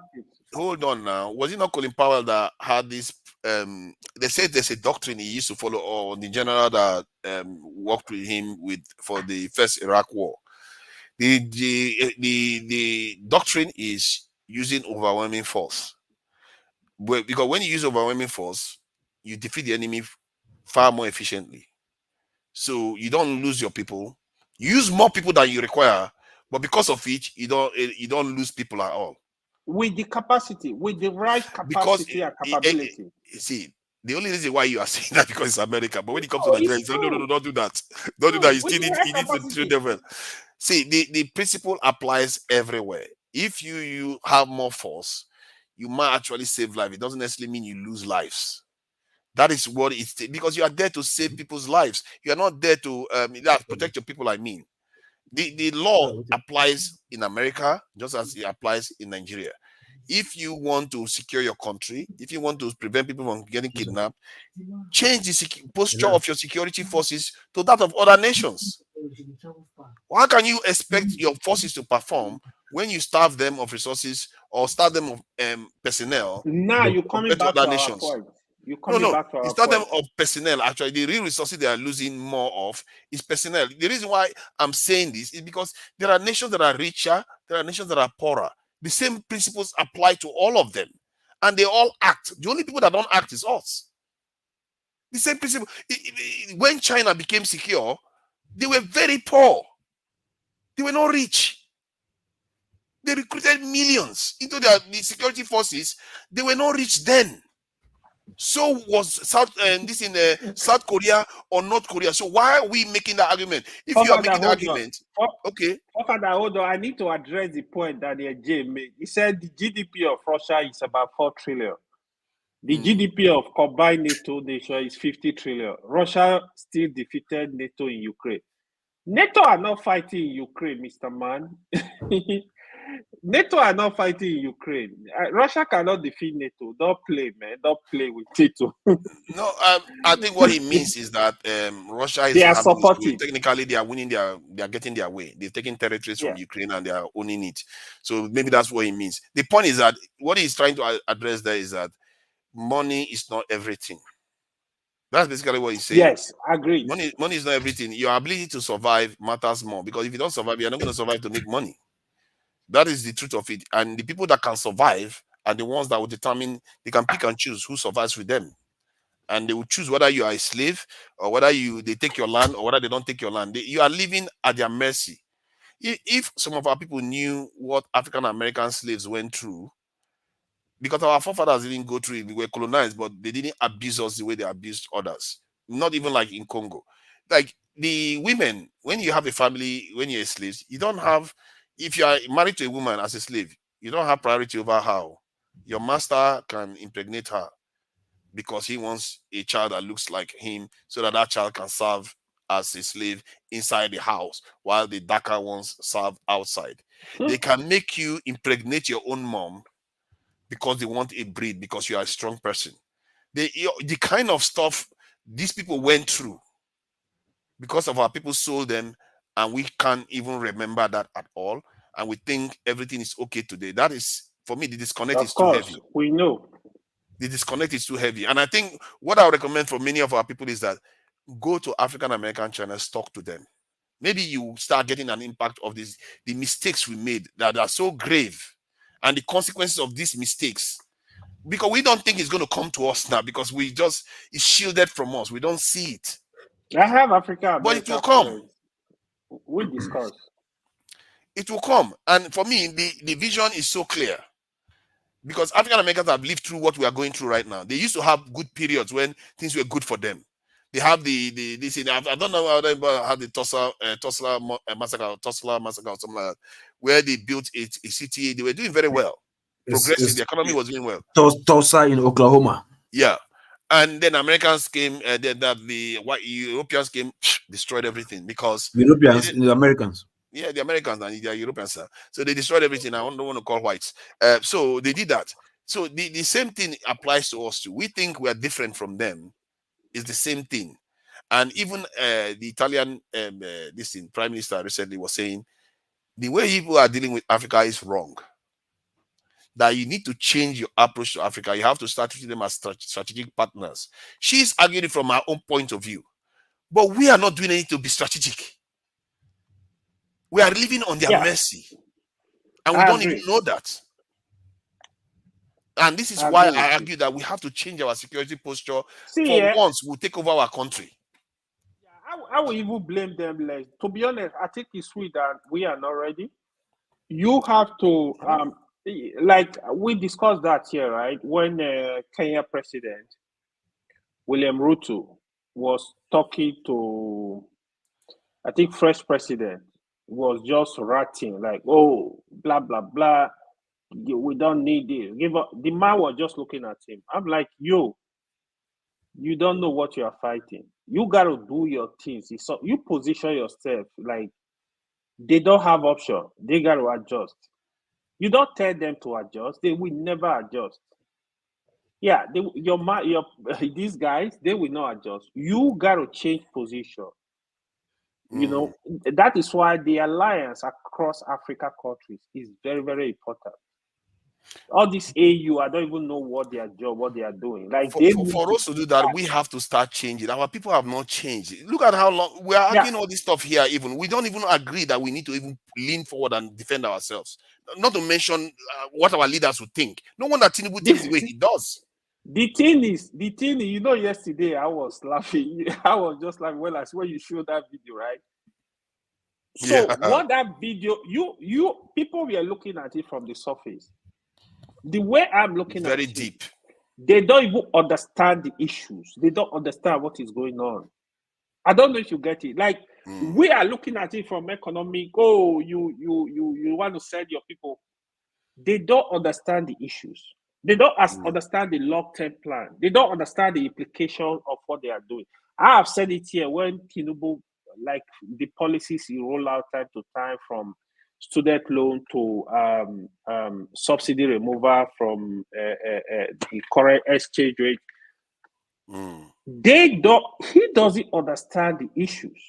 And instead of him to get people that really understand the issues to sit down, analyze, understand the effect, you making policies that will affect 200 million people, you need to put people to sit down, put group of people together to sit down and understand the implication, analyze. They will give you the full report. I heard Alessoti in Abia. Alessoti, his economic team, Okoje Iweala is involved. I'm not sure how true. Somebody said it here.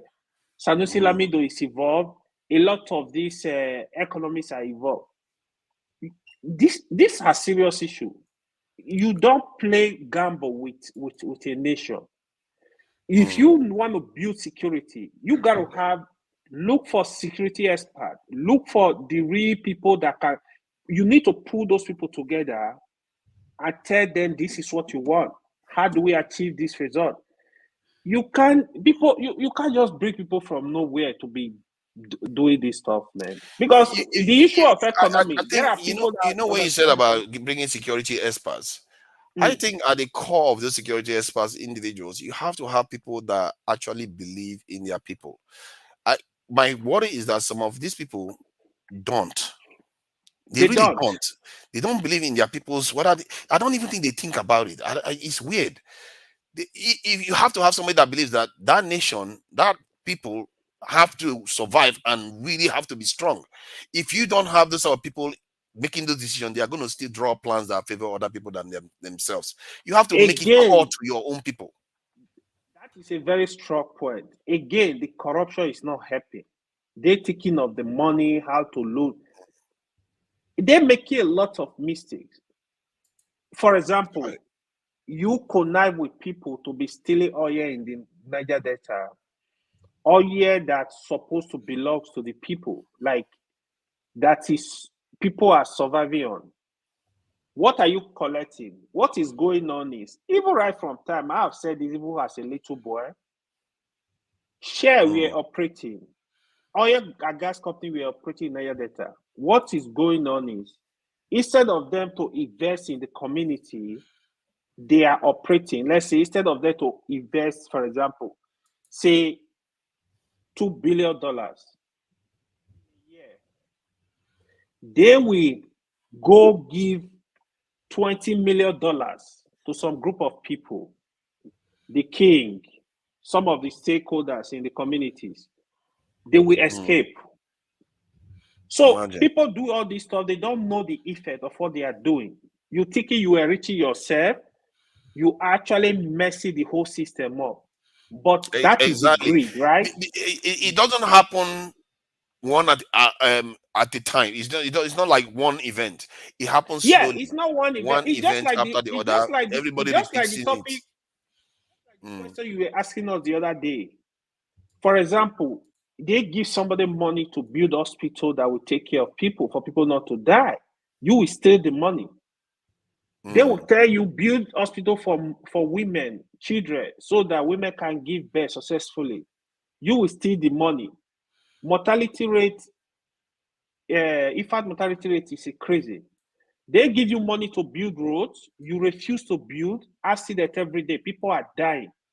They don't understand the implication of what they're doing. It's ignorance also is part of the system. It's part of the problem.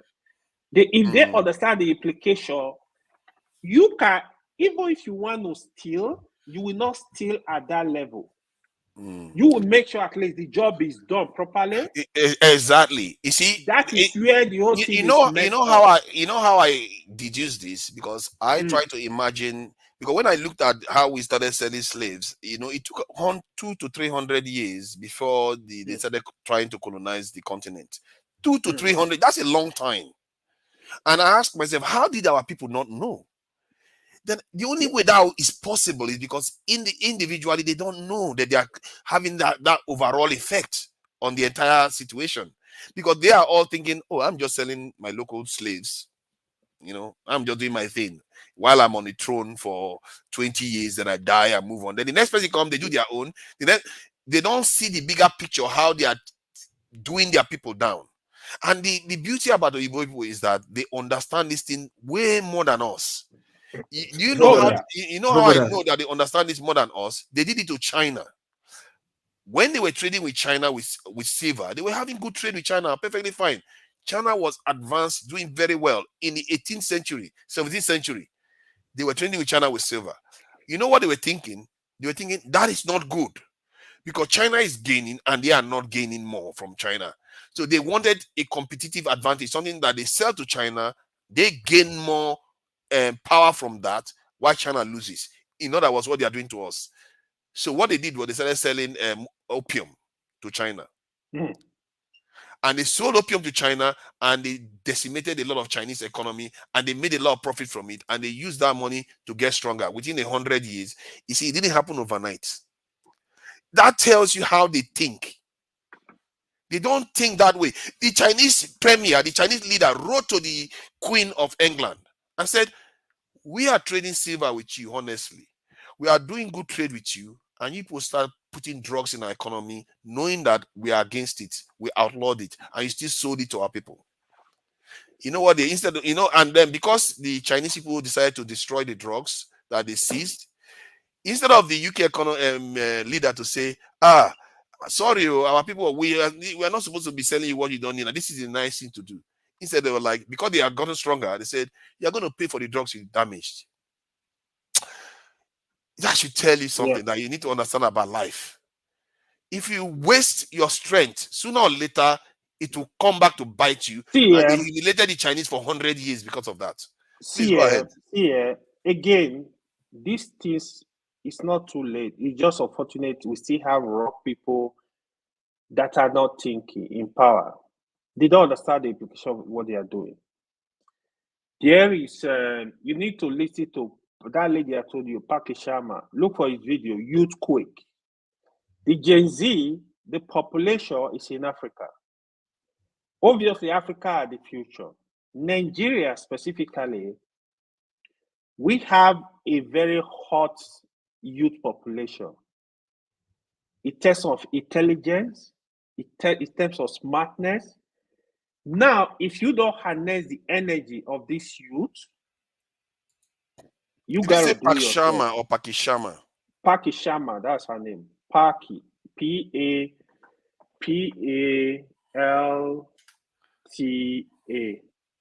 Palti? No, P-A-L-K-I. Is it that lady? Oh my God, that lady's devilish, that lady.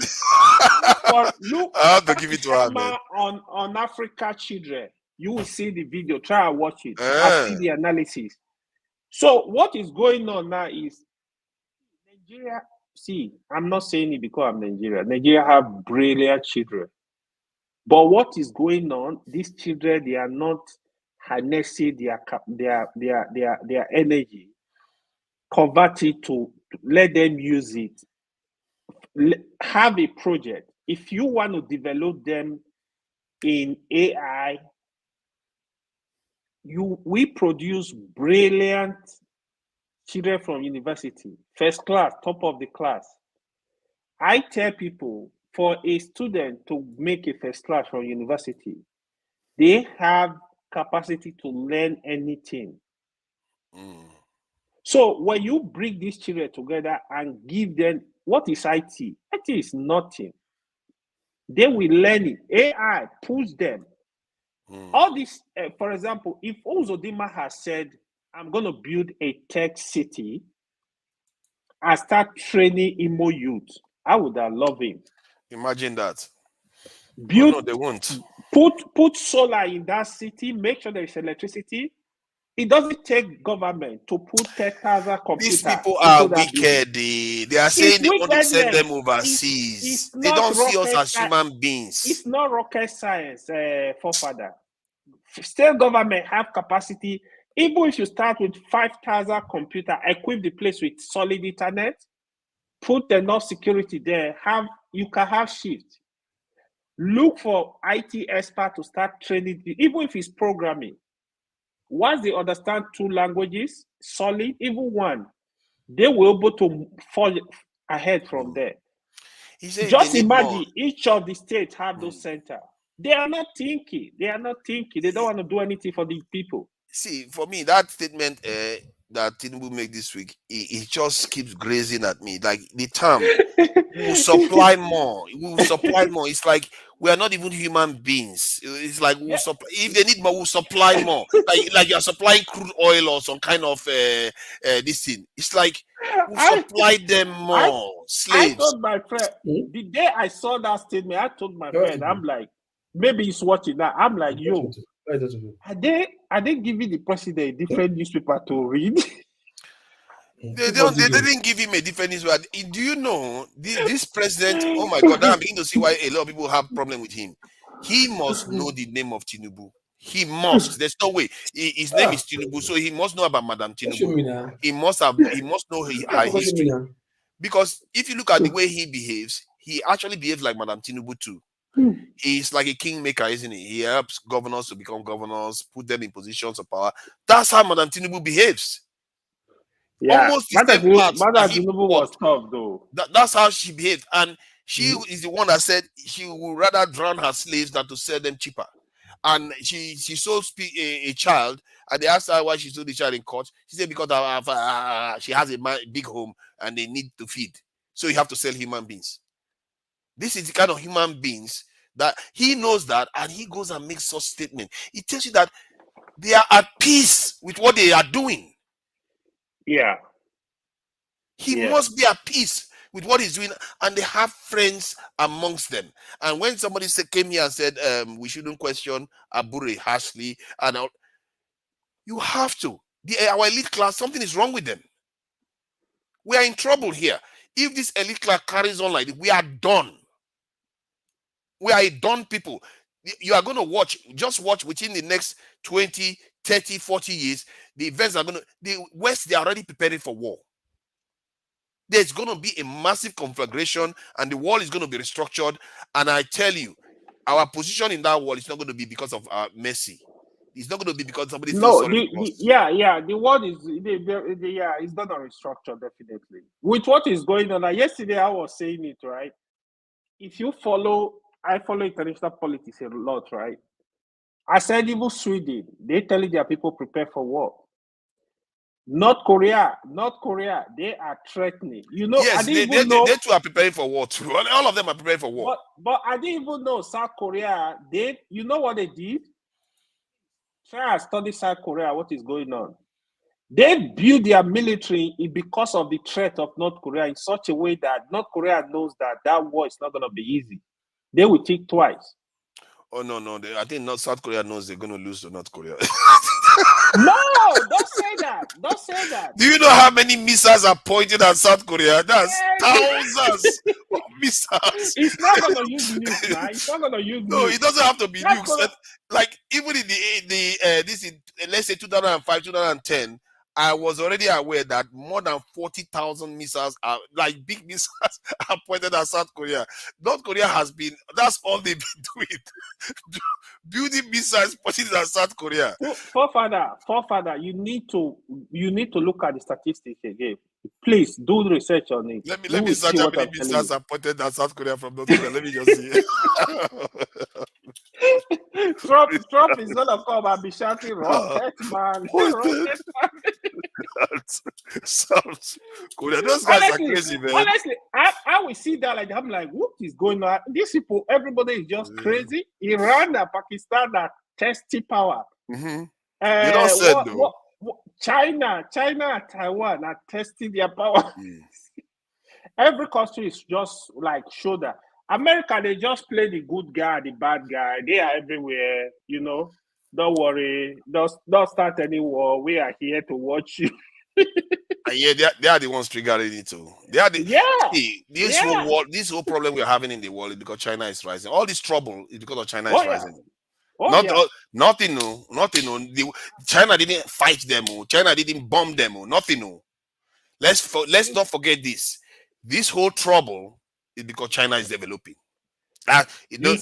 America is just losing it, causing problems everywhere, triggering wars everywhere. You see, America, like, you see how even India, America now pair with India to make sure to use that to control the Asian. So now, you know what next is going to happen? Mm-hmm. They are preparing to get into nuclear. If Trump win this election, Trump will collect money and give them the passover to start developing their nuclear. Trust me, write it down. I'm telling you. Imagine if Trump come into power, the guy will just cash out, and if you want kill yourself. I don't care. He doesn't care. I think it's a mess. Trump is going to make peace with. Trump is more racial. His approach is more racial. He's going to be more belligerent towards North Korea, China, and maybe North Korea. but less belligerent No, against no, Russia. Trump and China are not. No. Trump will push towards Russia more. Yeah, he's going to be more friendly with Russia. He will stop if he will stop the Ukraine war. He will tell Ukraine, "We're giving you nothing." Ukraine will be forced to stop that war. I'm telling you. Yeah, no, he will do that. That's what I'm saying. Trump, but Trump is going to threaten China. Now that is what makes it even more dangerous. Always. Trump is going to threaten China. That is the danger. Yep. So who knows what is going to happen in the next? We see what happened. And it looks like Trump is going to be the next president too. It looks like he's going to be the next president. I don't see Biden beating Trump this time. Biden can, but you can't rule Trump out. They have equal chances. I'm beginning to wish Biden loses. Biden, Trump. You see, the thing I like about Trump is that he talks tough. He doesn't always like the blood. So he can push to the precipice, then he pulls back. But Biden is cold and calculating. Dangerous. Look at the debt that he has just. The children are dying. He doesn't care. In this election, to be honest, I don't care. But I know Trump is very dangerous. Biden, I don't even see. America are just faced with, you know how what's it called? How you have how you have Buhari and Atiku contesting. That's the way I'm gonna see it. I'm not sure Trump is that dangerous. You see, Trump is the only head of state I've seen in America that ordered a strike and canceled it. He ordered it and canceled it. Like, oh shit, I want to kill people. No, I'm not gonna do that. See, Trump. This is why people are like Trump, because they feel like he talks tough. He doesn't always like the war. He doesn't like war unnecessarily. So he may pull back from all these things, but at the same time, when he was about to lose during the election, he almost attacked China. So even the Chinese were worried that he was about to attack them. So you can't predict what Trump is going to do any moment. I tell you. I don't think they will touch China though. I don't think anybody will try. I really don't like. I don't like Biden at all. Biden is horrible. If you touch China, Russia will be involved. I'm telling you for free. So they know. They're not gonna try it. You don't know. See, Trump if you touch China, could try to pull Russia away from China. Trump could try to pull Russia away from China because Trump is more racial. He likes Russians. So he might say, okay, we are friends. Why we, let's kill those chinkos. Well, he like Russia, but the Congress don't like Russia. America don't like Russia. So America is his own. If Trump wins the second term, God save all those House of Congress members and senators. They are all going to be in trouble. He will own America in and out. They are not going to be able to do anything to him anymore. No, especially now. Nancy Pelosi is not there. Nancy Pelosi gave Trump fire. The former speaker she was able to do that because people gave her the benefit of the doubt. But what people have seen now is that all those Russia accusations and all those things is hypocritical because they too themselves were corrupt. Look at Biden's son too was also corrupt. Oh, yeah. So people, I think Trump will own the US. Some people fear that there could be a civil war. That some people will hate Trump so much they will not agree with him. But I don't think that's going to happen. I think Trump will own the US. Then he's going to do as he pleases. And if he's a little bit racist in America, so be it. He might be a little bit racist in the world. Trump is a very complicated character to an extent. It's quite complicated. Trump is complicated though. You can't predict him. At this point, I don't like both of them, but it be like say I go still manage Biden. No. Biden is a killer. See, Biden is a snake that you don't want next to you. Biden will watch you. If you look at what has been happening to Africa since Biden came into office, it's been worse. Trump divided America too much. Trump divided America. I prefer Trump. At least Trump shakes up things. Biden is a reptile. He's a reptile to me. I really don't like him. Let's Steph come in. I don't know what forefathers want, but no, I am not. I'm not a Democrat. I'm not a Republican. Who is that? He's not in the US, is he? Where is Steph? Steph is in the US. I'm a Democrat. I voted Republican once. Okay. I can go with anybody in Republican Party for this presidency, but not Trump. If I'm left with him as the only option, I will vote Biden. Don't vote Biden. Biden has not done anything good for us, though. I can't. Another 4 years of Trump. Bro, Trump is dangerous. I would rather have Trump at his stance right now than for Biden. you now, because you're not here.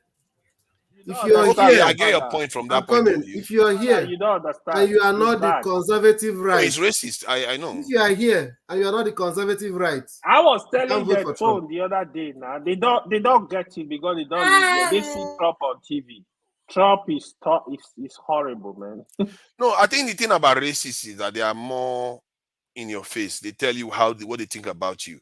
What makes Biden dangerous is that they don't tell you what they think about you. Look at the George Floyd, this thing that happened. Not one law passed about it. He kept everything exactly the way it was when they promised that they were going to do something about it. In terms of Africa, you can't believe how many times this guy has authorized things that has undermined Africa's progress, from trade to this thing, Ukraine war, everything. He's just threatening Africa constantly and looking to open military bases inside Africa. The guy is a reptile. But I'm not gonna deny Biden really disappointed me. But Trump, now it's more like you are forefathers, we know those things, but you know, his 4 years was very chaotic. And if you give him another 4 years, that last 4 years will be the best ever.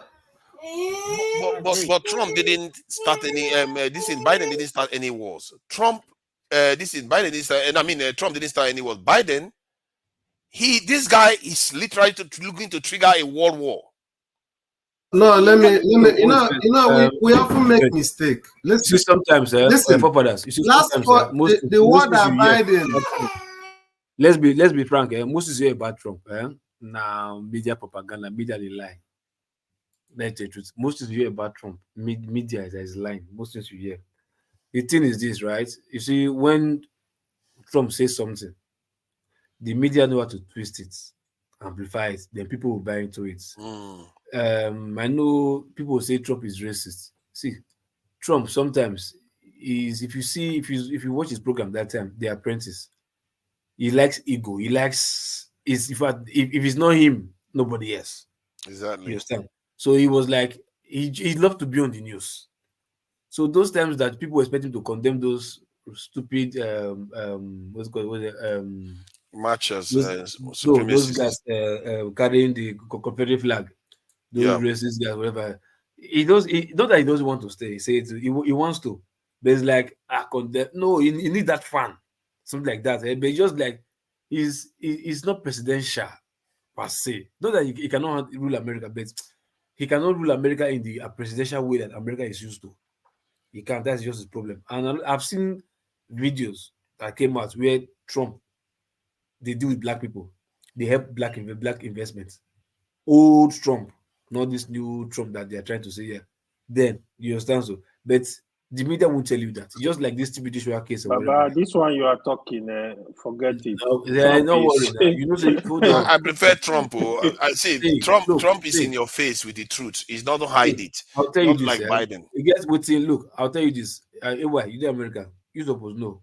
Steph, you supposed to know. No, I did Nigeria. Black people and Republican. In fact, black men they be Republican self. If you follow on a political history, blacks now they did. I think there was a time where blacks were majority in Senate in America. The blacks were majority in Senate, and they were Republican.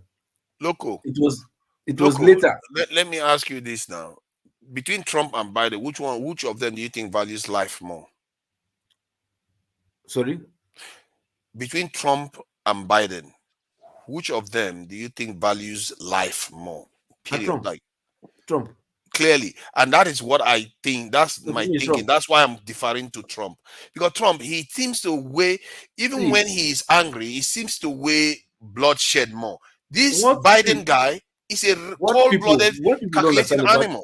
What people don't know about American politics is, look, regardless of how they play the politics, there's nothing in American politics for black people. So they can tell you black people in America anything that they want to hear, just to get the vote strength. You understand?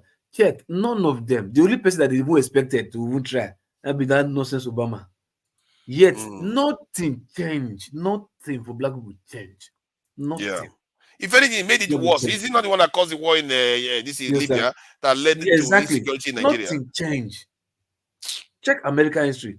If you do documentary if you watch documentaries for all those Malcolm X, Marcus Garvey, what's it called, what's it called down, the pastor, what's it called, Martin Luther King, you understand?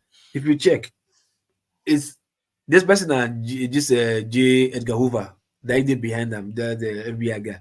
But how many who used to walk the walk? Black people never walk the walk. Black people. That's what they do. They can enter into your head and do anything.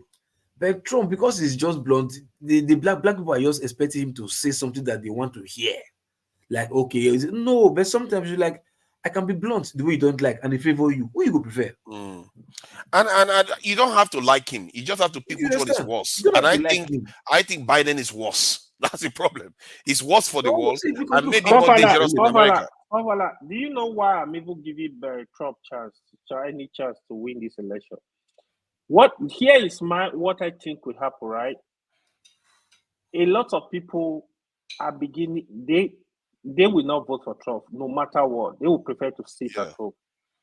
Yeah, I'm seeing that group of people now. No, I don't think hold on, they will sit at home because they are supposed to vote for Biden, but they'll sit at home. I'm seeing that group of people now that will also sit at home. They will say, "I'm not voting Biden." If that happens, Trump supporter will definitely come out in droves. Yeah, and they are more passionate. Clear the election. That was similar to what happened between Trump and Hillary Clinton. Yeah, they are more enthusiastic. A lot of blacks refused to vote. Yeah, I know. See, I'll tell you the truth, right? Look, from the onset, Republicans, these new black Americans don't see Republicans as good people. You understand? These new black Americans, they don't see Republicans as so. Anybody that comes from Republican is anti-black.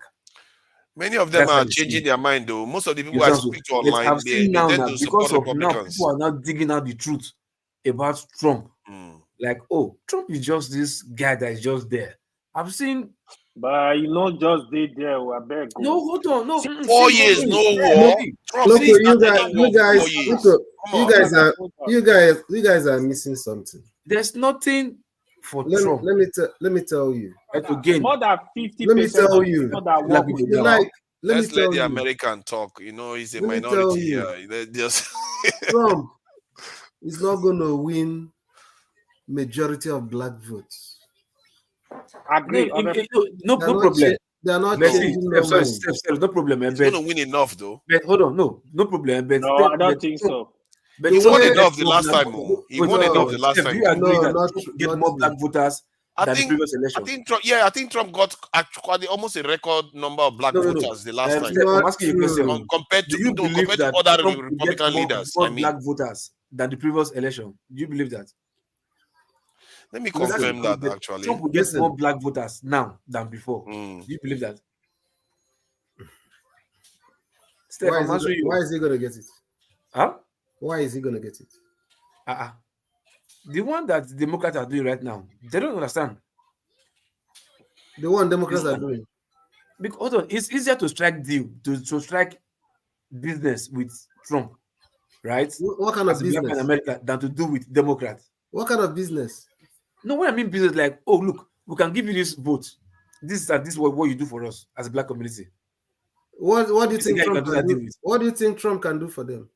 No, hold on. I said Trump is the guy you can do that deal with. No, that's what I'm telling you. He can't do such things. Okay, who do you think take will for, do it? Take for instance. Which Democrats do you think can do it for them? Which Democrats do you think can do it for them? I'm coming. Take for instance, when it comes to child care, or when it comes to Medicare or Medicaid, those are some of the benefits that Obama mostly the demographic that benefits from those things mostly are black households. You understand? And left for Trump, left for Trump in his first 4 years, they would have chopped off all those things. Yes, you know what? Hold on, you know what? You understand? He was trying even to. even now that he's not in power. Wow. The Congress are still working very hard to limit What I'm looking those at right things. now tells you what I'm talking about. Okay, Let me wait, just hold show on. you. See, Steph, let me ask you a question. You see that Obamacare Obama did, right? The Obamacare that he did program. Now, Trump did only 4 years and he left. Now, what's it called now? They are doing how many years now? Democrats. They've done 4 years now, right? And so are black people finding it difficult now to enjoy that care, whether it's called Obamacare. The enrollment nearly doubled this year. Go check the figures. So, No, let me just show you, Steph. What Steph, benefits? Number of people that are keen into it, I'm telling you, is increasing. Okay, Steph, let me just show you this thing before I And it's remove the it. same thing that the Republicans are looking for a way to take out completely. Okay, let me just show you this now so I can remove it now. Hold on, Loco. Let me just show this so I can remove it. You see the black vote in America? Trump got 12% of black voters the last time they went for an election. 8%. So if you look at it, since when did anybody get 12%? 1996 and 1980. So Trump has one of the highest black votes in recent times. And I believe this time is going to be higher. Let me just take that off.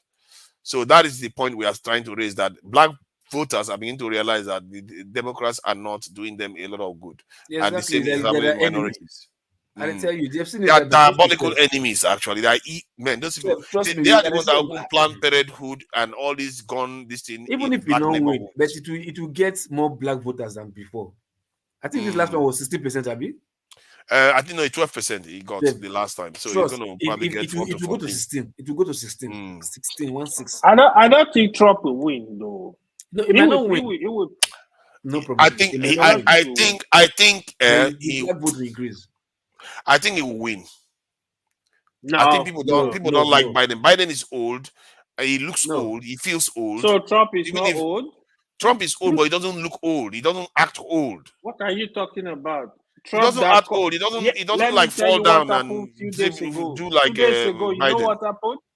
You know what happened? I don't really know what you're listening to. She wanted to call. No, I've seen Biden make mistakes all over the place. Eh? The same thing Trump is doing here.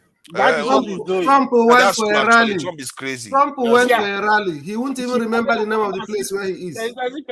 She was calling. Yeah, no, that's actually true. Trump does crazy stuff too. She was calling Nikki and he will do it tactfully. He may say in Indiana when somebody correct him that's not Indiana. Wonderful people of Indianapolis. He not said now. See, he not said. Point is that I think many people, even Americans that are watching the news, believe that Trump is likely to win because Biden doesn't have he doesn't have enthusiastic supporters, and the hate for Trump has reduced in the country compared to the way it was before. The shock factor is reduced. You know the America. You don't know what they have. Maybe I know. Maybe I'm missing it, but I speak to Americans all the time. You're missing it. Okay. Americans' problem, man. Americans' problem. If I was streaming to my channel, Americans would have heard what we were saying and jumped in. Hold on. Look, you are in the UK. You people in UK, the way you people are interested in the American election, it baffles me, man. Because UK and America is one. What is wrong? No, you don't understand. No, it's not one. They are basically one. Hold on. Go and see them in the east right now, kicking Houthi and backsides. Go Nigeria. It's the same thing in Nigeria. They follow up in Nigeria too. Yeah, I know. That is why I'm actually surprised. So people in America, they're talking about what is going on. People in Nigeria, people in UK, they will be making this argument. I don't know why, but it's different. You gotta listen to people that live here. American society is a dead society. If you go street interview, maybe you Bosha, but if you go do street interview and you ask them about some other countries, they know nothing about other countries. Yeah, a lot of them don't know. No, you are very correct. Yeah, it's correct. You see, we don't argue. It's true. I don't just know why. That's correct. You're like other people like, okay, yeah, nothing about UK, but America. Because America is like a continent. It's big enough. They don't think they need to travel. No, I don't think so. America is like a cage. They program you guys. want to It's see not. anything. It's It's not a It's not cage. a cage. AY First of said all, it's too big. It's yeah. not First big, of all, big. It's hold not on, biggie. no copy. May not Look, the look what has listing. started now. It's not biggie. Calling America a cage. Where did you get that one from? Hey. Make Yes, you not now. the listing.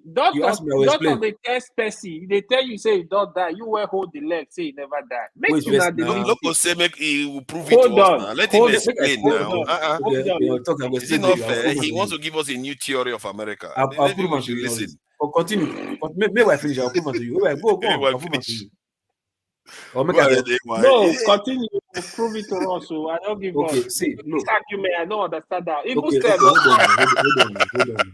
Steph don't tire. We don't give up. Somebody will say, hold on first. Loco will shock you right now. Go ahead. Somebody will say, okay. Sometimes like there's this what's it called? Something you put out there, plain sight. You understand?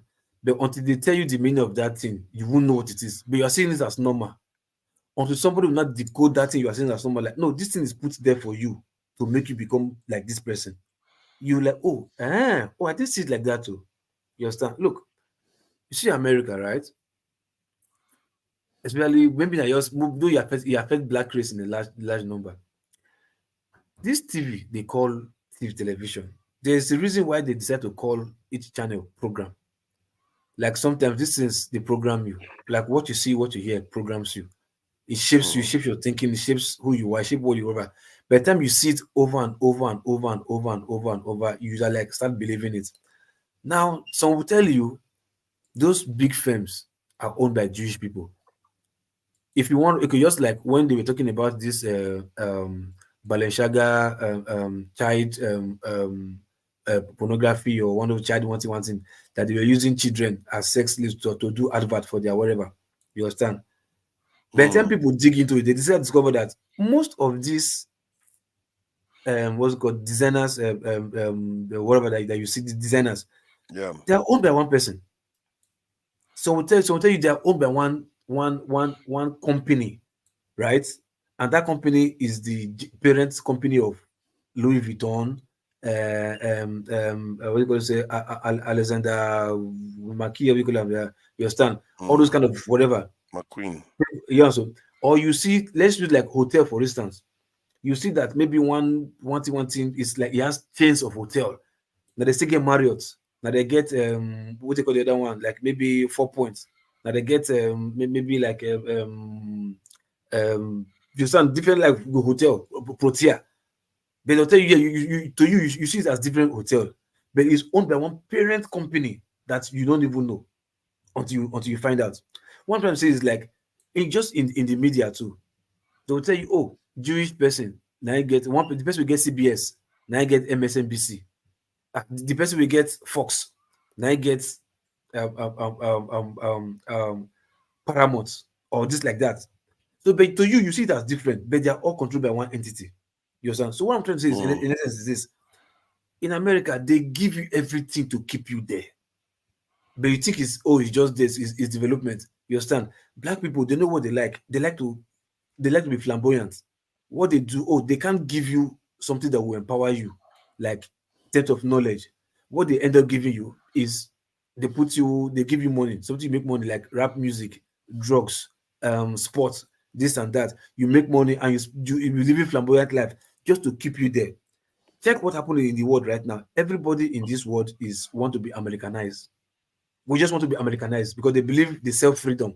Freedom is there. Freedom. Be who you are. Do what I will. Do what I will. Those things they think they tell you is freedom. They are probably putting it there in order to control you. It's to capture your mind, but you won't know. For you are living a free life. You understand? So you think it's too big. There are too many things that they are doing in America to keep you there, not to see outside. To you say America is too big. America can be big with you. Understand? America is not bigger than your head. Because what is killing America, what a black man is suffering in America is bigger than America. But yet you tell America is too big. But they keep you engaged with many things: drugs, gun, music, Gucci, what's it called, bling bling, prostitution, twerking, OnlyFans, TikTok, just to keep you in one place. But to you, you are like, you will not be seeing life. You start living immoral life. But for your mind, you are living a free life. I don't know. When you say keep you in one place, what do you really mean by that? Keep you in one place. This your theory. What do you mean by is meant to keep you in one place? Like because that is the same thing you can No, apply like, to for every you not to nation. know anything concerning outside your environment, outside your America. America. But isn't that what nations not do? to know outside America to an extent?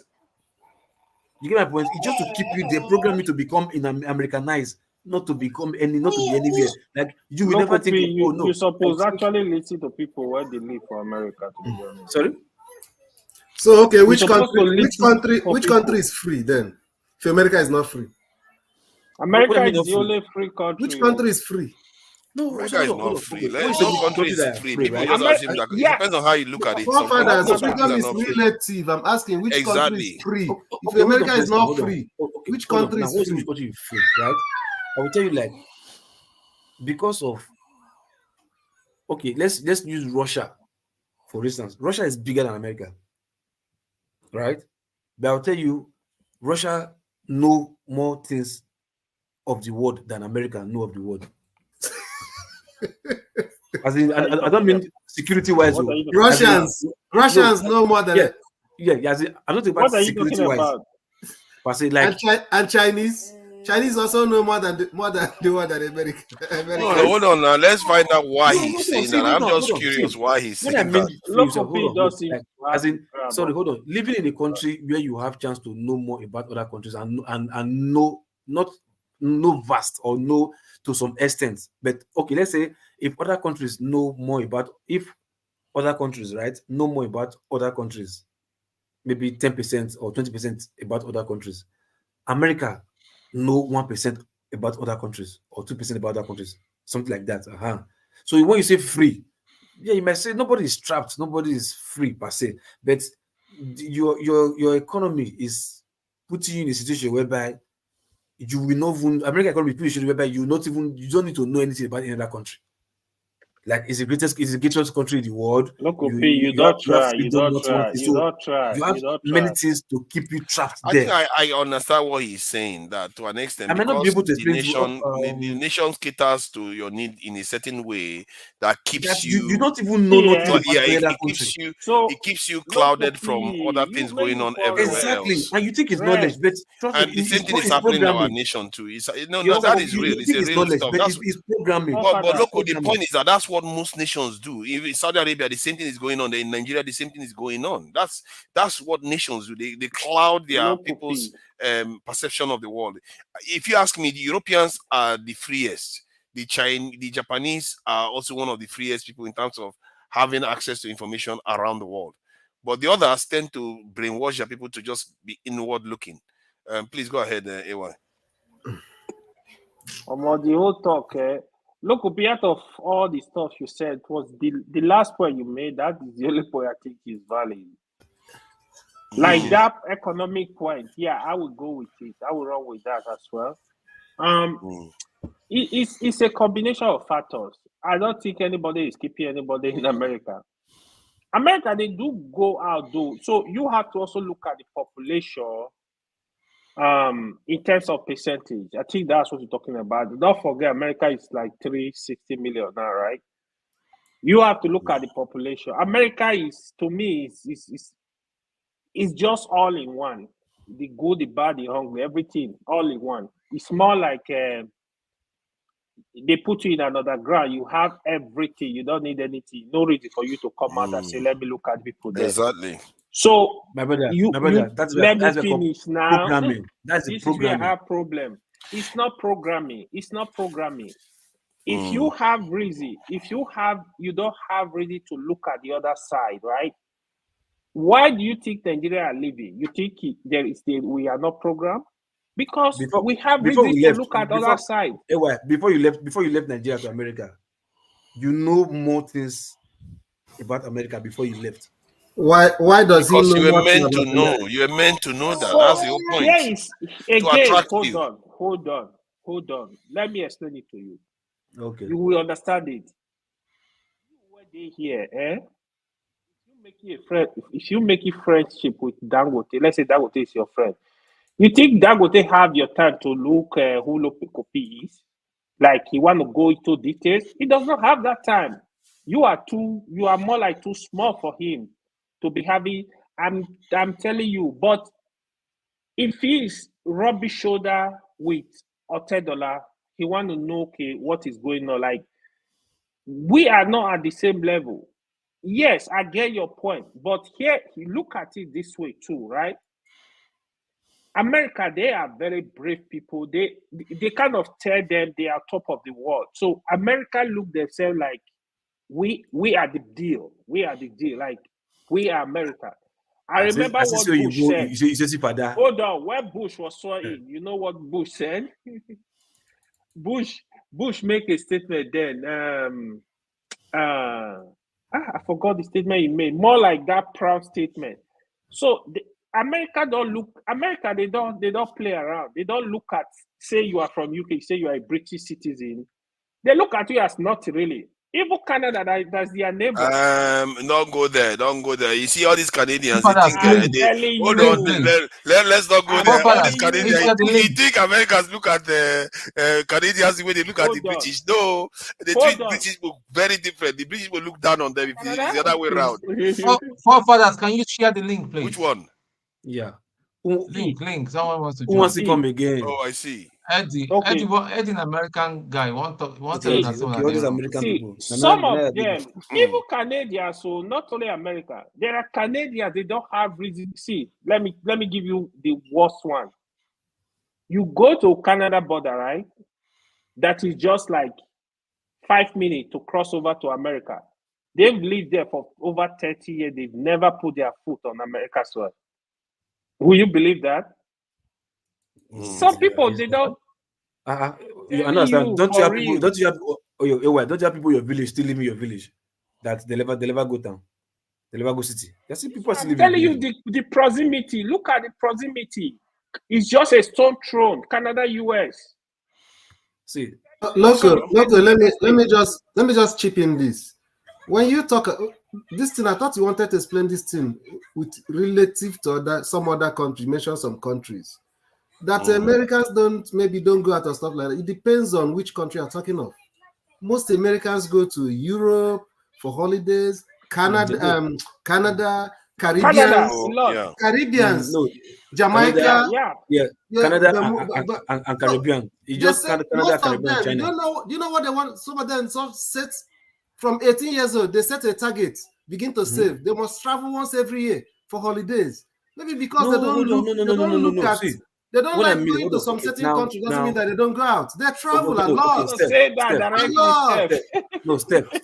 But the idea of freedom. Hold on now. I don't know where you're explaining. What do you think? What do you think America for? Hold on. It's so funny. You're going holidays. Hold on. You are going holidays, right? Like you are going holidays. You're good holidays. Like different people. Like I want. You want them to go hustle in another country? No, not hustle. Go to school or go to school in another country. No. Hold on now. I was trying to tell him. Something like, okay, you want to make just to know, maybe research or have knowledge about that country. Even if it's not going to benefit you for anything, you don't want to use it for anything, right? You understand? Just like politics, for instance, now. So we tell you to go to Americans, like where is Nigeria? Or okay, no, they're popular now. Where is Mozambique? Where is Uganda? What continent is it? They will tell you they don't know. That's what I'm trying to say. Let's put it in context. So when it comes to Africa, an average American see Africa as one country. But that does not mean that they don't have knowledge of some other countries like China, Europe, Britain, and stuff like that. Those general knowledge that you expect every person to know about, like something like what you are being taught in social studies. Understand the way something like that. There are certain things they don't care about. Not that they don't care about anything at all. There are certain things they are not interested in. That be the programming now. They're caging you there. Nobody programmed them. They just feel that it's not important. It's not programmed. Actually, I think what you are missing is I think Loco has a point to an extent. Step. Hold on, Loco. I want to shift this to somewhere else. Why are they shouting right now? Loco, they are not going to agree with you on that front. You are just telling them something other nations do. Loco, hold on now. They should change the academic. Loco, allow me to control the discussion to an extent. I ask question now. You've been having this conversation for the last 15 minutes. Nobody is agreeing with the way you are saying it. Hold on. Why are they asking that now that the school curriculum should be changed? Yeah. You are broadening the That one conversation is somewhere normal else. thing now. They change curriculum every time. Okay. Let's deal with this. See, I think there's an interesting area that you guys raised earlier on that I found. Are you using ChatGPT or Google? Which one? No, not Chat. I'm not using anything.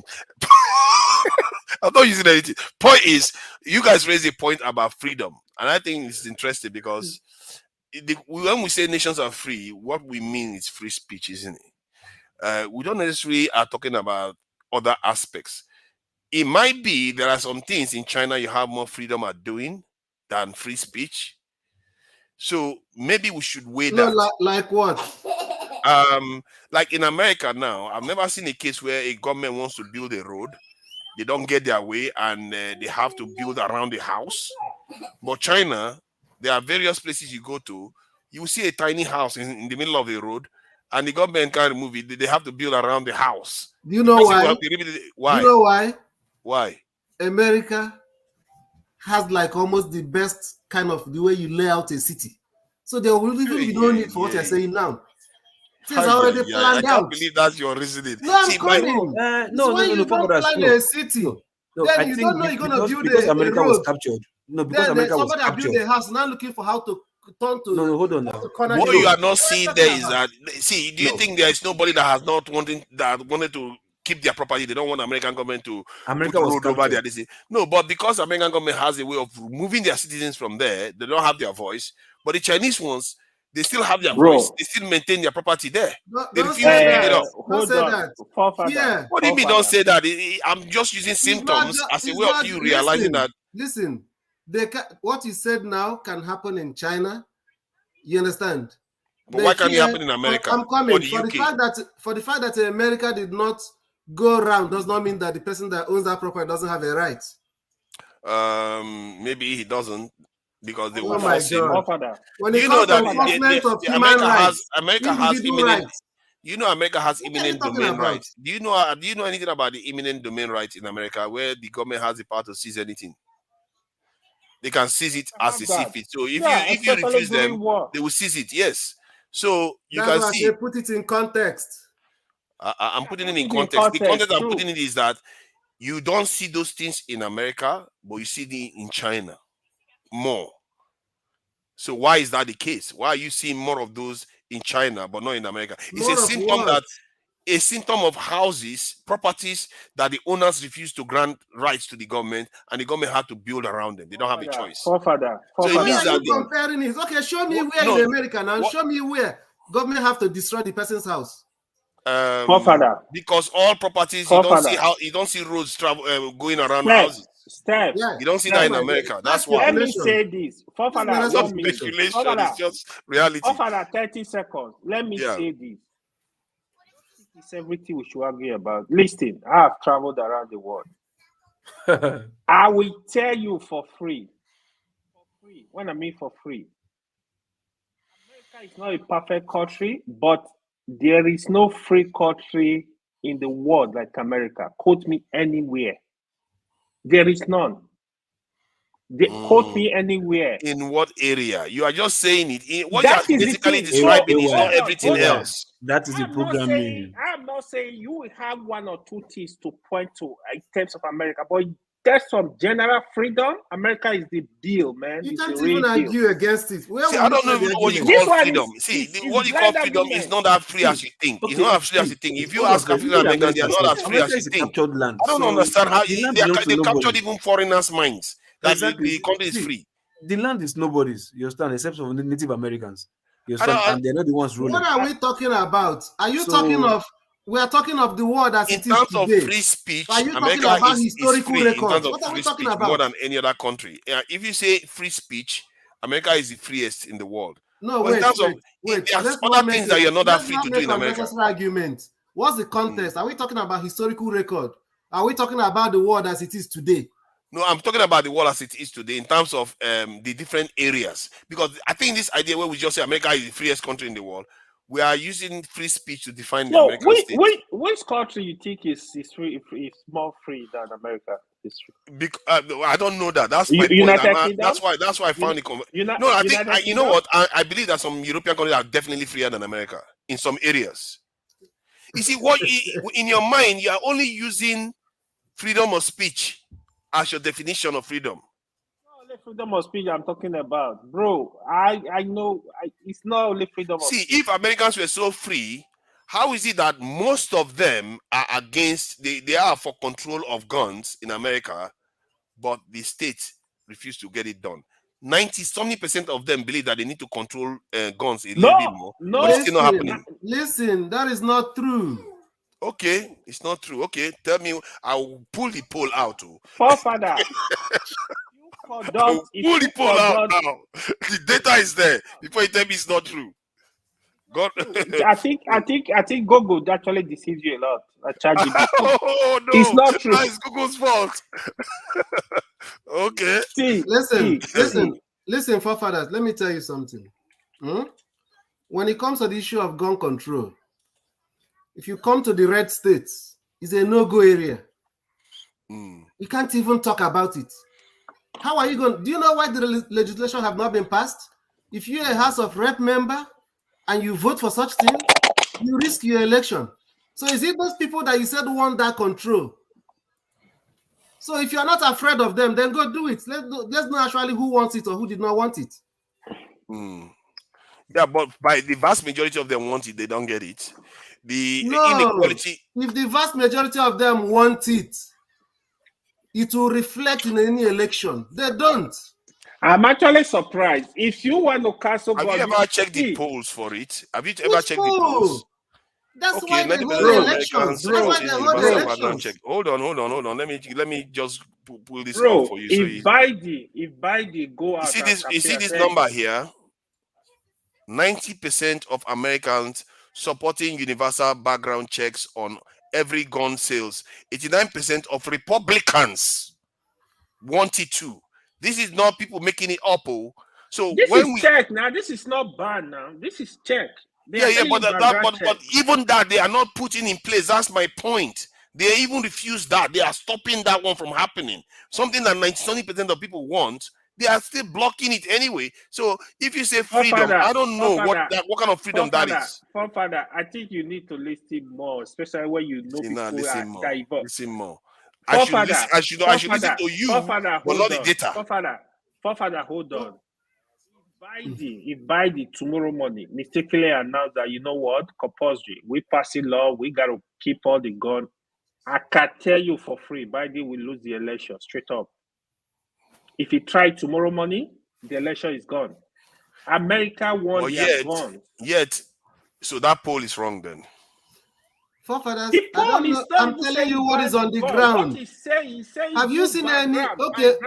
But the background check, they are when you want to pass that background check, they defeat it too. They stop it from happening. Oh, let me tell you, let me educate you. Okay, educate me, please. Go. What is going on now? Where is scary in America? Forefather, in some states, you buy gun as if you go to buy pure water. You just walk into the shop, you buy a gun. You don't need a license. Who does that? That is true. These people are not saying, what they are not saying is, okay, let people do a background check, but you can't take away their gun. America, I can bet my last dollar. America, you go to a referendum, they will never allow you to take their gun. Hold on. You are mixing the argument. You are shifting the argument. I said, see, get me straight here. I'm saying that 90% background check that people support, even that one is not going through.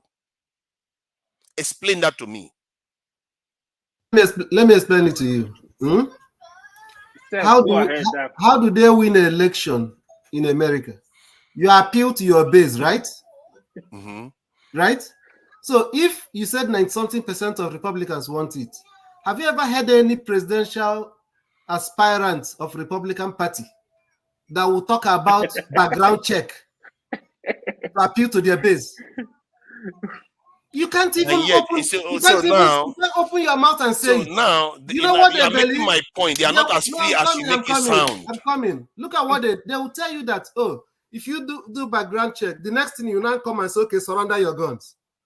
Exactly. So they are not as free as you think. Communication. They don't want it. See, the gun lobby in America controls the narrative. The gun lobby in America controls the narrative. The people that are funding political parties are shady people that people don't know.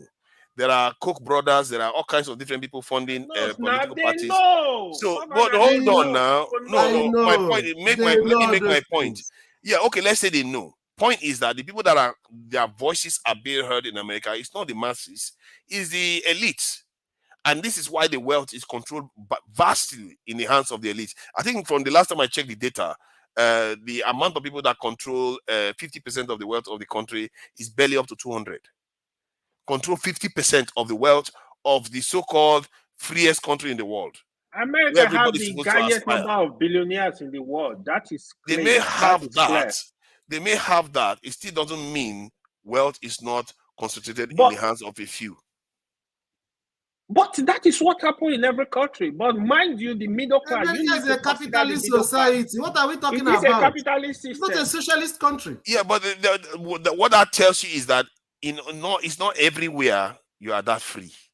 People are not free to necessarily have their own compete fairly for power. You are mixing things up. I'm mixing this up because when we say America is the freest country in the world, we are basically talking about freedom of speech. We're not talking about other things. Hold on. That is the problem. Sir, sorry. Forefather. You're not that free to aspire in America. Forefather, I'm sorry. I don't know why, if you don't know this. Capitalism means freedom.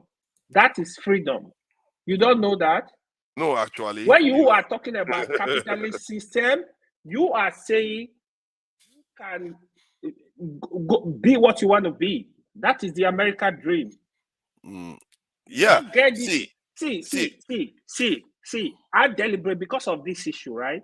I deliberately migrated from a different country to America, even though most people would prefer that. You need to have discussion with people that live in this country to know what is going on. You think you know it, but no, you don't. I think that from what I can see is that, and I think that is true because it's evident that not all nation is free in all areas to the same degree. You see what I mean? So but in terms America of freedom of speech, America is on top. Freedom of speech. Because it leads to a lot of problems. No, I don't think it's everything. If you're in Europe, you're going to find that America is not as free as you think. Education is not as free. Healthcare is not as free. This thing, even security is not as free. The idea that America is free in all areas is wrong. I think that it's evident. Are you talking of freedom? Are you talking of free as in no payment? Free as in no payment or some? Yeah, it's still that is not freedom. That is not freedom we are talking about. Oh my God! Freedom said something. Is that capitalism can be that attached gave to America? certain things. I'm coming. Just a second. Is that capitalism that made America to be the freest country? And that is the problem. Okay, now look at social mobility. Now, social mobility in America is lower than many other countries. If it's so free, it should be at the top, shouldn't it? That is the capitalism. What that means, the freedom that comes with capitalism. It's not. See, you don't understand freedom. That is not freedom. Not you understand. See, what capitalism does is that it empowers a few. They get to the top.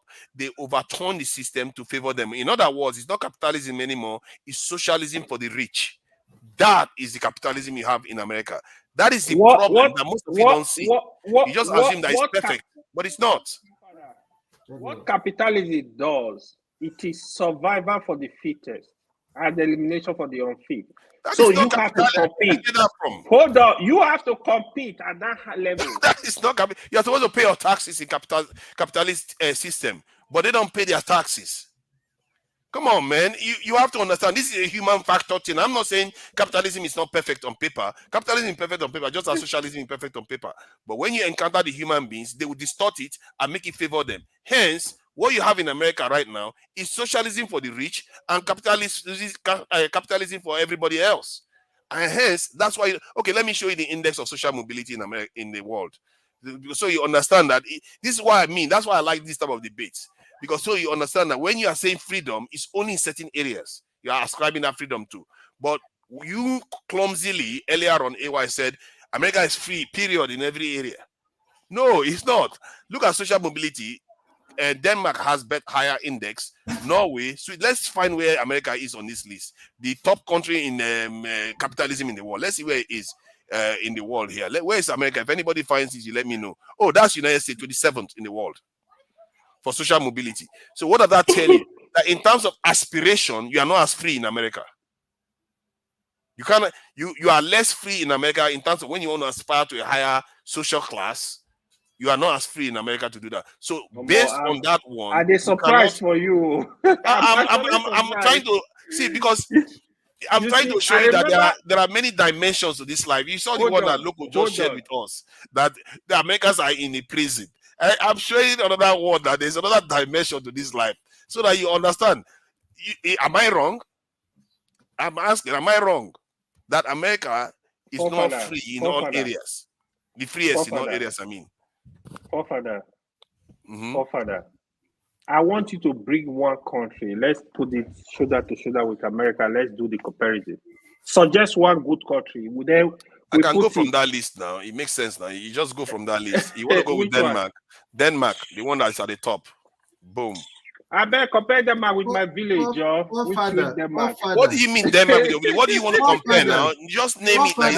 Is it their life expectancy? Let's check their life expectancy. Is that what you want to check? Check what you want to check now. Let's do it. Freedoms. Let's check it. Sweden and Norway is better than America by far. Something is given. Sweden and Norway. Who said America is a capitalist society? Capitalism thrives in America. Okay, you see, we are not saying that America cannot be a top capitalist society and also be a top society that distributes wealth. They don't coexist, except if there is a significant measure of government intervention and regulation. Are you looking at that chart? Which chart are you talking about? Life expectancy. I thought this guy was saying that we should check both countries now. You see, give me one other metric you want to use to measure. We're talking about freedom. Oh, you see this kind of shuffling we are doing. This shuffling is not going. At this rate, you are the one shuffling it. You are shuffling everywhere. No, you are the one shuffling. What do you want us to compare now? Tell us what we should compare. Some of these things you are saying. What should we compare? Are we talking about disadvantages of capitalism? We're talking of capitalism. Capitalism. You can have both. You can have both, actually. Like it's not a mixed economy. It's true. I think the world economy is capitalist versus mixed. This is socialist. They are a mix of both. But this is why you shouldn't say America is just the freest in everything. You don't understand the basis of the argument. Because you be brainwashed by the ego, for the stars and spangled banners. No. That America is the freest country in the world. No, that argument holds. But when you want to compare freedom, stars and spangled brothers. Oh my God! Why are you being see? I'm just trying to show you that there are other ways. You're not allowing me to talk. Okay, go ahead and talk. Go ahead. I will shut up my mouth now. If we say America is the freest country, does not mean that in terms of income equality and wealth distribution and social welfare that America is the best. Capitalism has its own ills, and that is the problem that comes with that freedom. Being free. What do you mean by free? Being free does not mean that you get things free in America. What do you mean by free then? Freedom. Oh my God. Freedom to aspire. Whether I you just get showed it you or that. not I just is a showed you that different thing. the others have better outcomes to aspire. What your argument is and should be is the American capitalist economy the best? We can argue that. It's the biggest economy, it's the strongest economy. Not arguing if America have more free, if Americans enjoy more freedom than other countries. Oh, you want to change the question? But the question was about freedom. Hence, let's not shuffle again like we are trying to do again. Like I said, no, you are the one shuffling. You want to shuffle it to capitalist is better than this. The economy is about freedom. I'm trying to say that because you guys raised the issue, and I thought, it's funny because nobody has actually challenged the idea that America is not the freest place in the world. If you use different matrices, you might find that other places are actually freer. But in terms of freedom of speech, America is notorious for being the freest in terms of freedom of speech. They have a lot of problems because of it. So we all know America in terms of freedom of speech is the freest. But it doesn't mean that it's freer in every other area. You see what I mean? So that's something we have to keep in mind when we say America is free. Because there are a lot of things that is not that free in America, actually. You are very, very limited. If you are a certain group of people, or you are a certain class of people, or a certain religion of people, it's not as free as people think. You see what I mean? So let's keep that in perspective. Yeah, but what you're saying, when we come to that, even as you said it now, when it comes to protection of minority rights or people that are different from you, when you compare America, perhaps to some other countries, you still see America topping on the chart. Do I like it? Is a different question. You mean tolerant? America has a tolerant for multi-ethnic societies. Observe people that doesn't look like you, people that are different. No matter what it is, they still try. Try as much as they can to recognize that those people also have their own rights and they should be respected. I think overall, just like freedom of speech, you can say America is by far more, it has integrated different races more than other groups. But that is more of a function of its nature, that because of its power. That's why it's doing that. But it doesn't mean that it actually doesn't treat those people badly too, based on what we all know historically in America. So, okay, from that point, you can even grant America that because others don't have that experience. So it's not fair. You can't bring Japan that is homogeneous and say you want to compare it with America based on that matrix. So that wouldn't be fair. It's not even the nature of Japan. But if you want to say the few foreigners that are in Japan right now, how they are treated, many of the people that go to Japan right now will tell you that they are probably treated better. I don't know. So that's you see this is about discussion. This is why we have to be careful when we are saying stuff because some of them is based on propaganda. It's not necessarily true. So what is your point? What are you saying? My point is that America, the only area I concede America freely that in terms of freedom for America is freedom of speech. That's the only area I concede freely. It's the freest in the world in terms of freedom of speech. I'm not even sure Nigeria is not free actually because I see Nigeria threatening the president. But in America, if you threaten the president, you're going to get FBI at the door. What do you mean by if you threaten the president? In America, if you say you're going to hurt the president in America, you're going to get the FBI visit you. And how are they? In Nigeria, you can do that and get away with it. Really? Oh yeah, people threaten the government officials all the time in Nigeria. No, you are turning it. You are digressing. I say government official. Oh, no, even president. Yeah, they threaten the president. I've seen that before. How? How did they threaten the president? That is a Boko Haram. If that is a threat, if that is a threat, people say the worst about U.S. presidents. They say they are going to kill him. They are going to kill him and kill all the Fulanis. They are going to drive them away from Nigeria. They will tell you that the president is dead. That dead president is not your president. All kinds of stuff. Even if you say the president is dead here, they're not going to go after you. If you tell them that the president is dead and you spread that rumor, they will come for you. If you go and say the president of America is not the president of America, the real president is dead, they will come for you. Because that's a dangerous thing to say. You see what I mean? So it depends on how you look at this freedom. We've not tested it, but the context, I'm coming. The context that gave rise to it in Nigeria, can it happen in America? Now you want to bring the context in again. No, with the context, America will win 100%. That was the first time ever people had the guts to say that the president is not the president in Nigeria. What led to it? Nigerians, I would say Nigerians do have a level of freedom that some things you do in the West. See, I'm saying that because, like, I'm saying that because in Nigeria, see, it happened only in last administration. I what think led to it? Hold on now, Steph. See, there's a video right now. I think somebody is streaming it right now, saying that Buhari said that he could have sponsored the elimination of Nnamdi Kanu, but he didn't do that. So it tells you that if this was foreign nations, this is what I'm trying to say. That when we say freedom, you have to measure it. Now we have to celebrate. We have to celebrate Buhari for not sponsoring. No, I'm not saying that. We are talking freedom here. This is about freedom. I'm trying to say that it's not that level. And I believe that some of the things Loco said earlier on is also tying to this conversation we are having. That the impression we get of nations are based on what the image they've created for us to believe. It's not necessarily what is actually there. And this is what is being revealed by some of the conversation we are having. I didn't even know. I didn't decide to measure freedom in terms of some of the things that go on within nations before now, until you guys brought this conversation up. In terms of freedom of speech in Nigeria, there are certain things that Nigerians can say that if you said here in the UK, if you carry a Hamas flag right now in the UK, go and protest, they see a Hamas flag, you'll be arrested. It's different because UK designated Hamas as a terrorist organization. But people carry people that are designated terrorist organization flag in Nigeria all the time. They don't go and throw them in prison for it. Who said so? You are not thrown in prison if you carry a terrorist. Who said so?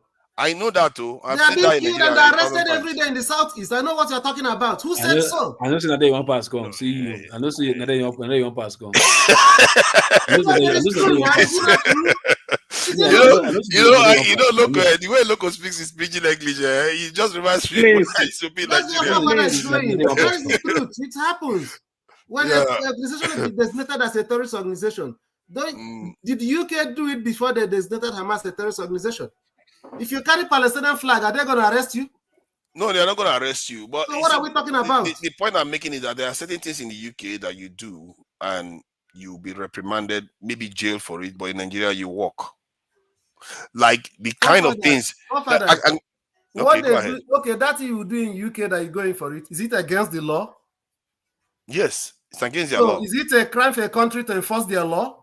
No. And you're happy that your own country doesn't enforce their own law? See, my point, the point when a country enforces their law, does it make them not to be a free society? Do you know incitement to violence is also against the law in Nigeria? Then let them implement the law.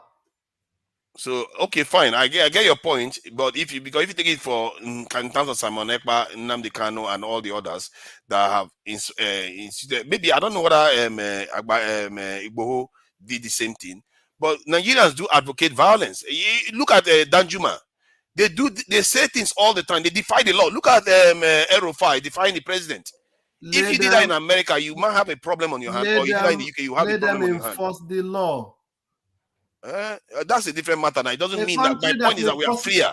The enforcement of law in a country does not make that country less free society. Steph, that's interesting. See, the point I'm making is that you can do certain things and get away with it in Nigeria that you won't get away with anywhere else. Is it right? No, I'm not talking about whether it's right. It's about the nature itself. Here in America, so far it did not cross that line. It's even the free speech we are talking of. I'm not talking about right or wrong. I'm just talking about the freedom itself. Even the freedom, the free speech here, for instance, is not absolute. Agreed, 100%. You understand? Agreed. Take, for instance, when Trump was saying that he won the election, he's protected by his free speach. I mean that nothing else happened because of it. You understand? It's protected. It's a protected speech. True. I see. I agree with that. Look at Julian Assange now. He's still in jail because he did some things that he didn't do it himself. He released documents some other person gave to him. Then they decided that he's going to go in for it because he's broken the law. And till today, they've not tried him. He's still in jail. So they've not tried him where? Is he in America? He's in the UK. So who have not tried him? If he's in America here, I assure you he would have been tried. America that put people in Guantanamo Bay. This is one. This guy, I don't know whether you know America. America put people in Guantanamo Bay. They're citizens for years. They're citizens. They are war criminals. They put it, and including see, it doesn't matter whether they are citizens or not. Even foreigners, they are not supposed to do that. They were breaking their own rules. No. That's why I said let's also always provide You the see, context. all these people in chat, I'm coming. Let us always provide the kick context. all of your backsides. All these people in mentioned chat, they are all Assange. If rebels. Assange is in America, they would have tried him, and it will be transparent. You know, hold on. Let me just say this. I hope all you people in chat know that you are like herding cats. You guys are you are unique. I've never seen any channel in this world I've been to where the people in the chat are constantly against the moderator. This is I've never seen this before. Because you are doing a good job. You are doing a good job. They love you. They are always against the moderator. They love you. Yeah, right. That kind of love. You are like MTN. I don't want to see their hate to it. If that is love. What said you are like MTN? You are everywhere. MTN. You Everywhere you go. You see their attitude. That is unique. I've never seen anything like that before. Universally, they keep coming after the moderator. You know what happens in the channels that they'll be thanking the moderator like, oh nice. Everything the moderator says is the right thing. If you go to Maegu, you hardly hear anybody question him. You go to Niger Watch, the same thing. You go to even this is the one man went to move. But this is the only channel almost the comment section. They are very strong. They are very strong. Jesus Christ! Remember, you are the panelist of the year. So to whom much is given, much is expected. I don't know how that happened. I wasn't here when they nominated me. They be told Fred now. They be told Fred. Yeah. I think they just have to give it to more me. time in the panel in the. In the chat session. They yap you all the time. It's like continuous yapping. I do read the comment section, so whatever they say, it doesn't get to me. I try to block it out now. I try to block it out before, whether they be chicken or they be this thing, or they be. I'll just read. I'll read. Just shake my head. I see if I didn't say anything. By the way, forefathers, that guy that you kicked out the other day. The guy said, "Well, abuse me." Say, but he's afraid he will get banned again. I say, "You better." Yeah, no, that won't teach him now. That won't taught him now. I think there was some other person that was insulting some other person today again that was reported. I don't like to normally ban people because they enjoy having a go and doing their things. But the funny thing is, I think it's called Abure saying now, so let them have your say. No, a lot of them are nice though. A lot of people in the comment section are nice. It's just you that just like cussing people out. One of them has recommended that I go and see a doctor. All kinds of things that they recommend that he never heard. So do you guys know what is called Tourette's syndrome? See everything. Yeah. You know affect me. See everything. You see that you know affect me. Then all yourself. Me, I call it we comment and say because they tell me. You know that this is so. You tell me this one is smoking bo. Come here, local. You're taking drugs. I'm like, huh? You see what? This is one of the freest channels, isn't it? It makes the channel one of the freest channels going. I've never seen anything like that before, actually. Because it's America channel, that's why. Yeah, American channel. It's reflecting. Where is Maegu? Is Maegu based in the UK too or Europe? I don't know where it's based. All of them are UK, man. Wow. This is the only American channel. That's interesting. That's why you see in the comments a lot of them are in America too. That's what you are seeing here. Huh? That's quite interesting. If this is so you American can see now, we defeated your argument. That's a typical example. But I agree with you on this point, though. I agree with you on this point that freedom of speech. America is number one in freedom of speech. You can't argue against that. They are loving you on the comment. Yeah, because I complain. You see, because I complain. How many will that man accept a man saying he loves her after she complains? That's not how it works. America, look, America. There's nothing like freedom of speech in America. They know. You understand? There's none. If you are ordinary, don't mind local people. Hold on first now. If you are ordinary, one ordinary person where you don't get shit for your shit, like you talk Kenya, they not send you. But let others, maybe like all those Hollywood celebrity, or the people they can cancel. If there's freedom, why is there cancel culture in America? It's not free. They can get to you sometimes. That too is there. They can set you I up. forgot about that. That America, lady, those ladies that testified in this thing, all of them resigned. Check because they all didn't those answer the Hollywood question stars. the right way. Hold on, check all those Hollywood stars. By the time many of them just missing by mistakenly, before you know, they'll just talk to themselves. No, you will not get any booking. Okay, Steph, are you hearing that? Do you have cancel culture in movie Nigeria, company will Steph? employ you again. Steph, do you have cancel culture in Nigeria? Acting gig. So you see that cancel culture is another restriction of freedom of speech. Check so all those Steph, basketballer. Okay, what you know about this guy now? This guy that posted one link about slavery, one basketballer that posted one link about it. He didn't say anything, no. He just saw the link. I forgot the name of the one link in Amazon, one Amazon movie. You understand? So he post. I think there's a book on it on Amazon. There's also one thing or IMDb, something like that. I've forgotten. He just posted the link. Next thing they said he should go and apologize to what's it called the Jewish people, the Jewish community. Want for link where he post. Kanye West almost lost. It's practically lost everything now because it's not America. It's not free. It's just if you are just one. And if you listen to Cat Williams recently, if you are listening to Cat Williams recently, God bless you. Cat Williams also revealed a lot of things. Oh my God! You see, AY is scratching his head now. Oh my God! Even America is beginning to lose even freedom of speech now. Is America losing that one too now? God will bless you. That's the guy's name there. Cat Williams opened their backsides completely. Like Carrie it's Ivan. not as free as you think. That's the guy's name, Carrie Ivan. But it's not what I thought. What I'm talking of is constitutionally guaranteed freedom. Is it the government that is persecuting you for what you said? Is it the government? Huh? Okay, hold on. Okay, now listen, right? Hold on. If the government is not behind it, right, or is not support of it, why is it that when they are coming out to say, hey, why doesn't the government say something like, no, you are wrong. You can't be intimidating. You Jewish people cannot be intimidating this player, this Ivan Kari. Let's protect him. Let's give him the justice. Then this this other guy, Colin Kaepernick, when he do nearly down what they want, nobody, all of them, they refuse to renew his contract. Those people are not government. Sorry, they are not government. No, because government is behind them. Government is don't buy local P. Look, American conspiracy. America is conspiracy. American conspiracy. No worry. American conspiracy. It's not the government doing it in many of these cases. It's private institutions. That's true. That's true. Look, and, okay. If there's real justice there, why? But in Nigeria, even private institutions don't do it in Nigeria. Remember, there was a point in this conversation that I made mention of.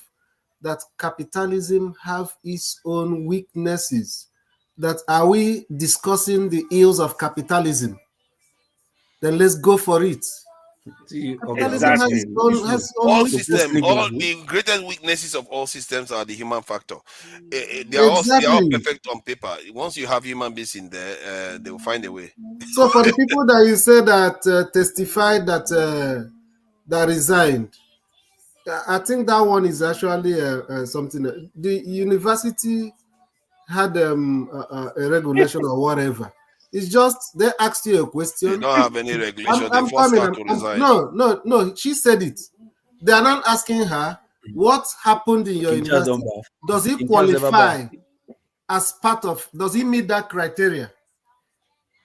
And the answer she gave was correct. No, the answer she gave was correct. He said based on context. No, she didn't give any answer. She just repeated what she said. She gave an answer. It wasn't answer. Which is an answer? It wasn't answer. Father, what I said, right? I'm not saying America is perfect, but when in terms of freedom, America, to me, there is no country as free as America. You think America, they're gonna worship a king, human being, the way you guys worship human being? Friend, no, America will not do that. They will kick him out. No, my friend, listen, my friend, talk like bullshit. American Foundation, listen, you can't say that. American Foundation. You don't worship the king, yeah. They badmouth the king. Okay, you guys worship the queen. No, hold on, no. After the queen is king, self. You can't even compare. America is not founded by that. But they don't worship the king. foundation of don't America mind them. They will was deny. Every morning they will go and deny. bow to the king before they go out. No, they don't. Look at all these people. All these people that you are a colony of the UK. I don't know what you are talking about. You're a colony of the UK. They live in before you claim citizenship in UK, you gotta pay allegiance to the Queen. Now the king. That's not true. Today. But it's not true. That's No, not no, true. that is true now. But America, you have to pay. You don't be yourself. See, hold on. It's true. You say it's not true. Hold on. Okay. What are you talking about? Okay. Even in America, you don't pay allegiance to the people. You pay allegiance to the constitution. Let me explain. Let me explain to the people. It's the constitution. Hold on. Is constitution and human being the same? If you guys worship idols now, human being is better than people. Human being is better than people. I tell you. The country you come Oh from, my they God. have value. You pay allegiance on the rule, then you're gonna observe the rule. You don't pay allegiance to the king. This same throne, colonized. God bless the king. Colonized and enslaved all of us. This same throne is the one that created America. You're talking. What are you talking about? America, we say, God bless America. They God created bless America. How can you even dare to talk? They say, God They bless created United America. Kingdom. Self. They are not United Kingdom is undefeated. United Kingdom is No, undefeated in conflict. they don't say America. they don't say God bless the America Queen. left They and say right. God save the Queen. They say God save the Queen. God It's save, even not the worse. It's even worse. God save the queen and kill all of us. No. See, now I'll tell you this. Even the country you come from. Forefather that is talking about how they enslave us is going there to say God save the Queen. Can you imagine? Who says I'm saying God save the Queen? I'm not saying that. That is your anthem. I don't sing it. See, point is that the UK colonized America, and America is a UK colony right now, and this is why the British look down on Americans without That even is like old they don't news. even try. They do look down on Forget Americans. that glory. You know that now. Forget that glory. Forget that glory. Say it again. They pay come here to allegiance to worship us all the America. time. They pay allegiance to No way. America. No, it's the other way around. The American pay allegiance to No, it's not true. Queen here. They come to the Queen to bow down all the time. Not the other way around. If the king or the queen, I don't know what you get, come America, come talk those now stone Americans go stone. Yeah, right. Look at you. Are even in Canada. I don't know why you're talking. No. AY is in America now. AY is in America. Oh, you're in the United States now. Yeah. Oh my God. Let me tell you something. Even the country you come from, right? There's always somebody. There's custodian. But on the more serious note, right? See, America is America. I used to let me tell you this story. America's America. The very first time, Steph, let me tell you this story. The very first time I entered United Kingdom, I didn't enter United Kingdom with a visa. I swear to God, with Nigeria passport. I will tell you how. See, now land you follow now, sure. I don't know. I know you now. Now this is the container you follow for France. Listen. You follow container for France. Enter. I know. Americans love the British monarchy. We are the ones that govern you people. Your English. This is where it came from. The patent for your English. You are paying royalties every time you use the English language. You follow France. France border. What are you talking about? You guys should wait. Let AY tell us the story. I work for you. You don't want to listen. See, to be honest, America is the deal, man. Forget all this scam. We will deceive ourselves. I'm not saying America is a perfect country, but America is the deal. You know, Steph, I think you don't understand a lot of things about.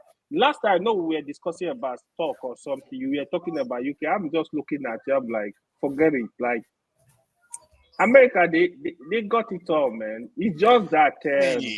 See, I want to show you a list of top British artists in American Hollywood, and you'll be scared that the leading artists, most of them are from the UK. They are most of them are why did they come from UK to America? Exactly. Because they feel like they saying. have to come and colonize you people to show you people how to act. How to they do come the thing. and you people welcome them like the royalties that they are. What are you talking about? How to do the thing? Yes, now. They come to show you and you respect. This is exactly what's happening. It's even American artists are complaining. No, for say. If you can want cash America now, one thing, not to just send, not to send Canada message. Canada, you're from there. Just brush America. Just do what? I say they don't fight. They don't fight before that. You I forgot don't know what Canada is going to do to America and Canada don't fight before that. They just send a message. They just send a message. See, hey. Do you know what Canada is going to be doing? Canada is going to be attacking them and apologizing. Oh, sorry. And well, America is just going to roll over them. Don't forget, say Canada many is of not those, strong at all. Don't forget, say many of those American countries, they under this, what they call them. Is it Commonwealth? Be want to go. So do the plenty. We get with the allegiance to England. So to run America down, I just small thing. I just say. For me, no. America is an extension of the United. All these American power. It's American power. I believe it is controlled by some UK forces that is not seen, unseen UK forces. This is American misbehavior, controlled by unseen UK forces. But nobody's looking at UK. They're looking at America. America is the one shouting. I believe this country UK is just the one pulling some strings, but people will not know. They are facing America. No, this is people UK because this British people, they get German blood. Their ancestors from Germany, so you know how Hitler people behave. They can be blowing you smoke. They blow you breeze and they chop you too. So I'll go there. I think the UK generally, especially anything that involves the English language, anything that involves world events. You'll be surprised how influential the UK is to America. I was surprised that the opposition leader in the UK influenced Obama when he wanted to attack Syria. Because the opposition leader in the UK was against it, the government didn't have a majority to support the war. And because the opposition leader voted against it, Obama backed down from attacking Syria. They wanted to invade Syria. You could get influence, no. You could get bad influence. You get strong influence. No, if that one is what we are talking, it's a different ballgame altogether. Those two countries are allies. They like to no allies, no, but they have strong influence over America. They are linked. They are Anglo-Saxons. They are linked. No. I think one is higher than the other step. Oh my I think God. UK is higher than America's. Are you telling me that America will go into a war now without Britain will go into a war now without America buying into it? No, the thing is, they went to the Suez Canal War. America didn't buy into it. When out there to be in charge, 1960, 70 or so. Suez Canal War is around that. It's like a mother putting the son to be in charge. So they are linked. The way they have this thing that they call the Five Eyes after the war, the Second World War. Churchill was the one that called for creation of the Five Eyes, and the Five Eyes is intelligence. It's for sharing intelligence. It's not only intelligence actually. It goes and deep one amongst NATO nations. Yeah. So we are talking about Canada, US, not NATO United Kingdom. No, within the NATO nation. It's like a group within the NATO nations itself. Yeah, exactly. It's like you have, all of them are founded by the crown. All these people are founded by the crown. What was that? As a conference, Yeah, exactly. It's like conference, like man. Look, where do you get all this language from? In America, local pidgin English wears trouser, man. There's no Africa. Hold on, there's no African. There's no African in this world that doesn't belong to any conference. Not confra. Not me and you. No, hold on. What is confraternity first? What do you mean confraternity? Is it confraternity in a secret court? Or what do you do? You don't deceive us with language. Confraternity in a confraternity. That is what it's say funny, you know. It's oh my God. Can you believe what he just said? You are more correct than you realize. Let me just show you something. When you mention confra, just see what Churchill said. That is quite, you can't even make it up. You can't make it up. Look at the statement. I think he was the one that was making the statement. Look at this here. This is the Five Eyes. And look at the fraternal stuff. He said something about rise of world organizations will be gained without what I have called the fraternal association of the English-speaking people. This means a special relationship between the British Commonwealth and Empire and the United States, the continuation of the intimate relationship between our military advisors leading to common study of potential dangers. Dangers. These are people that are alert all the time. And it's funny you call it fraternal, confra, and that is the language he used. That's why I thought if all of us can decide to be confraternity here now, as we say, as we are 6 here right now, anybody that comes to this show again without paying loyalty will kick them out. Don't form confra with that now. Yeah, and if you want to understand the world, watch these 5 organizations, especially the top 2, the UK and the United States. They always work in lockstep. Remember, they won the First and Second World War. They won it. You can't expect them to not to be the ones running the world. They are the ones running the world. When you hear NATO, you hear France, and no, it's not them. These are the ones running the world. They are the ones calling. Yeah, it's obvious now. They see immediately American warship move to Red Sea. British naval fleets begin to enter immediately. If the British moves away from America, Canada moves away from America, Australia moves away from America, and joins the other European country, America will not do it. Of course, now, yeah, that is a fact.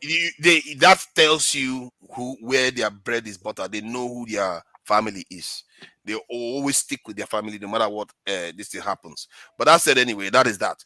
Kando, welcome. I think we should be rounding up. This is Sunday. We have a week ahead of us so that we don't all get fired, and all these Americans, they don't have anything to lose.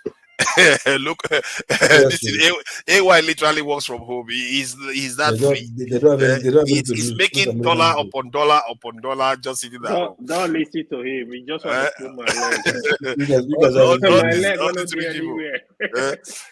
Welcome, Kando. Let Kando round up for us.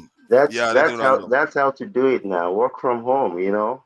Why go anywhere? Yeah. Lazy mindset. Lazy mindset. Man, I like to go out now because look at how long I sit on this chair. I have to walk. No, actually, I enjoy going out. If I have to go out for work, I don't mind. Yeah, actually, I just came on here to support you. You know, you are people for panel now. You know, I see all those people where they abuse you. So I say, I can't support. Thank you. I did it now and again. It was only me that was supporting him. Wait, to make sure I support your father. I send in super chat while you are this. Yeah, I saw that. Yeah, thank you. I sent chat just to look like that we're supporting. To give you hope. No, the issue is that without fathers, the show will always be boring.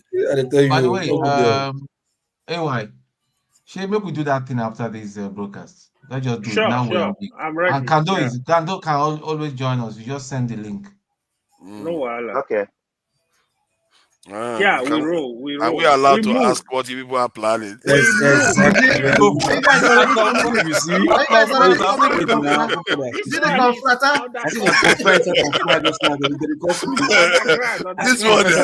talking like this, and we are now curious now.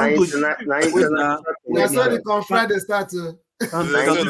Just now. He came last. He's abreast of what is going on. We don't know what's going on. They are getting ready now for business now. They are actually oriented people. All right. So if we are all done, let me thank everybody for coming in and thank the people in the chat. I think it's a bit more relaxed today. I'm happy about that. Tone, thank you for coming in. Tone is a bad belly boy. He went to another channel and completely came and attacked me like crazy. But it's okay. He's still, we agree 90% of the time. Wait. Wait. You see that day I didn't attack you.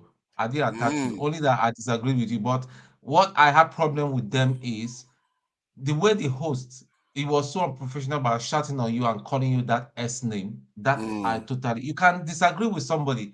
and there was no justification of just throwing you out. You heard, okay, they didn't like what you said. I disagree with you, because to be quite honest, maybe because I thought about it later. I said it can't be forefathers. Maybe you honestly did not have that information to hand at that time, and you can't start calling someone satanic because he has another view and all that. Just throw him out. This is what you get. You get that people, they say satanic is less offensive than saying what's wrong with you. Like, what's wrong with you is more offensive than calling somebody devil or satanic. This is the world we live in now. Let's not gossip. We don't want to gossip about people. I'm just trying to say something. And Steph, don't worry, we'll deal with them later. All those people, they will get what is coming to them. You see, you always have conversation with people. I don't like to look at it because we agree on a lot. You see, we all agree. All of us here agree on a lot. Steph, thank you for coming in. And it's funny because Steph is one of us now, and the elite class. These are the elite people that really go into details. Did you hear Dr. Rudolph today? He said it now. He said even he is getting angrier.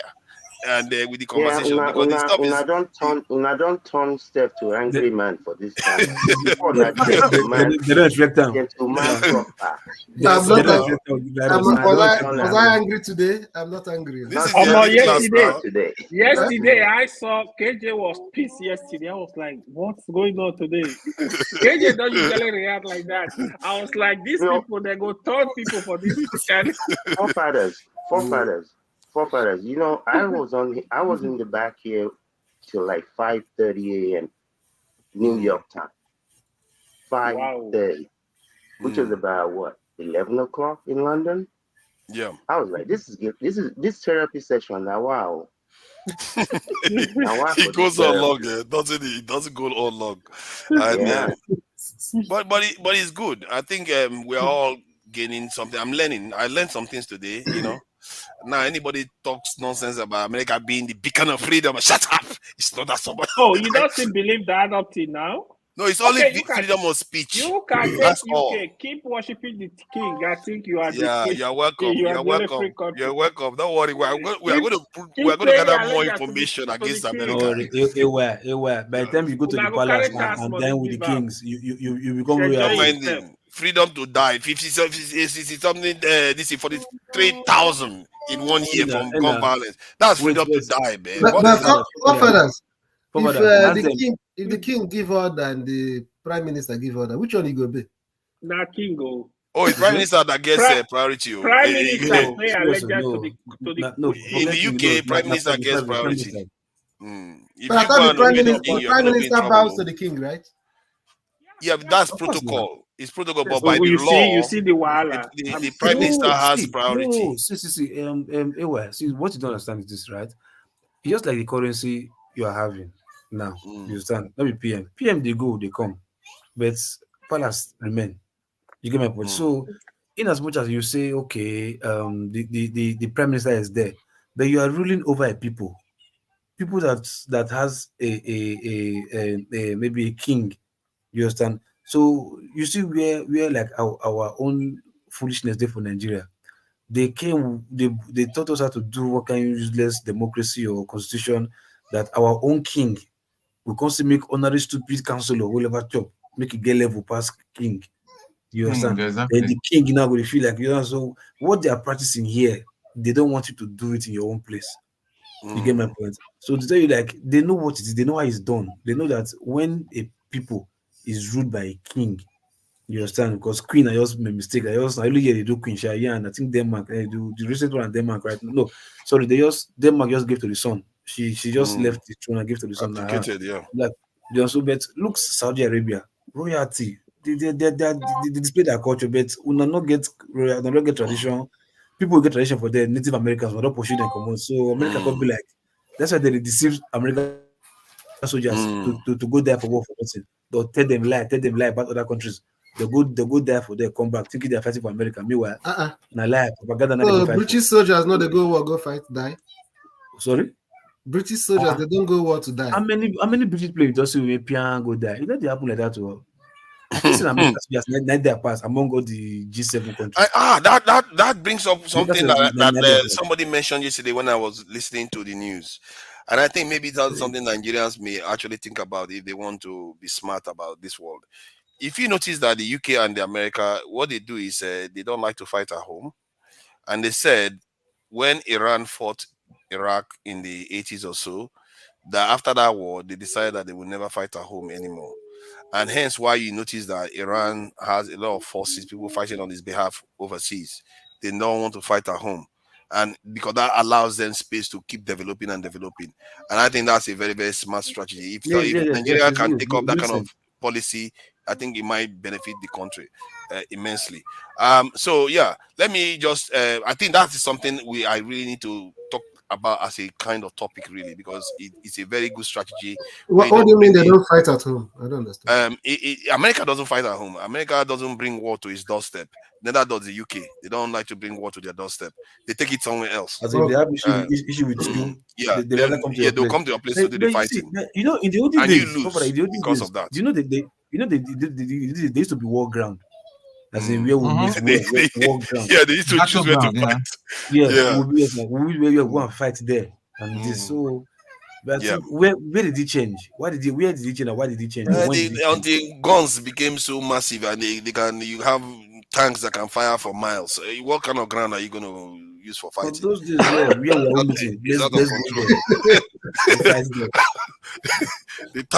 you will start fighting for 500 kilometers. You are shooting missiles at each other. What is going to be between that area? There's no space on Earth anymore. I want to ask one year question. So everybody that have died because of war matter. What did they die for? They died for their nation's progress. And okay. Have the nation progressed? Some of the nations have been free. Yes, they progressed.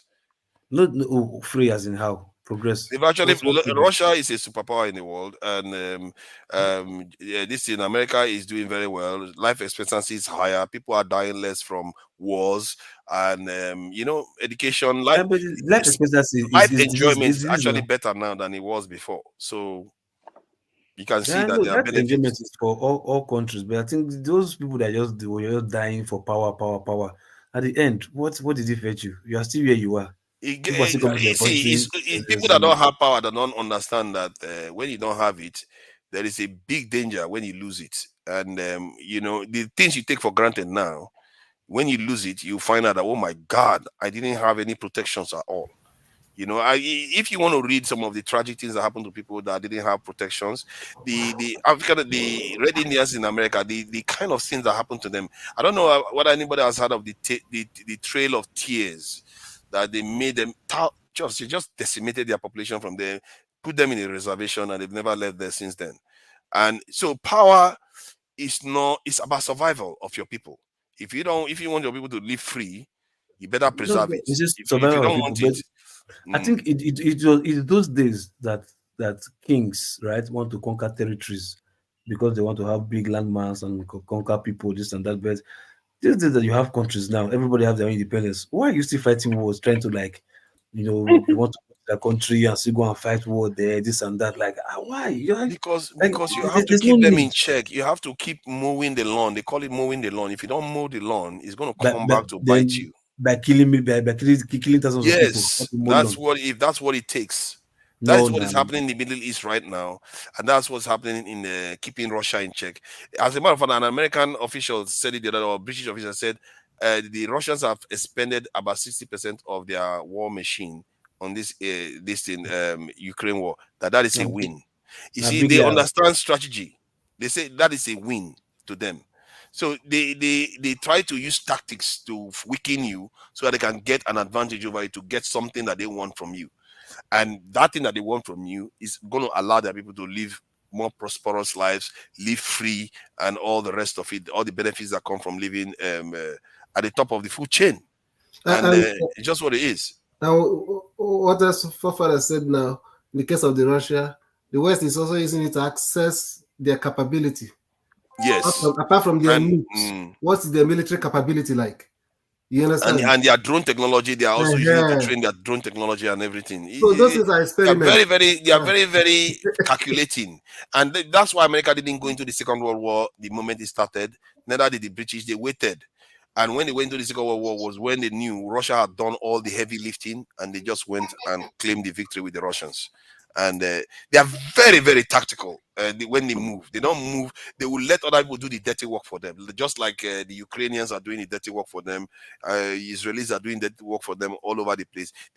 All they do is manufacture and send them weapons to go and kill each other. It's And really crazy. Okay, wait, now Yeah. they're going to kill each other. Now, who come with the fool now? Not be those people there with the believe nonsense. That's why I think we need to strategize in that way so that others are fools for us. Because if you are not the fool, if you are not the fool, you better be the one fooling people, because this is the way the world is working. That is how it works.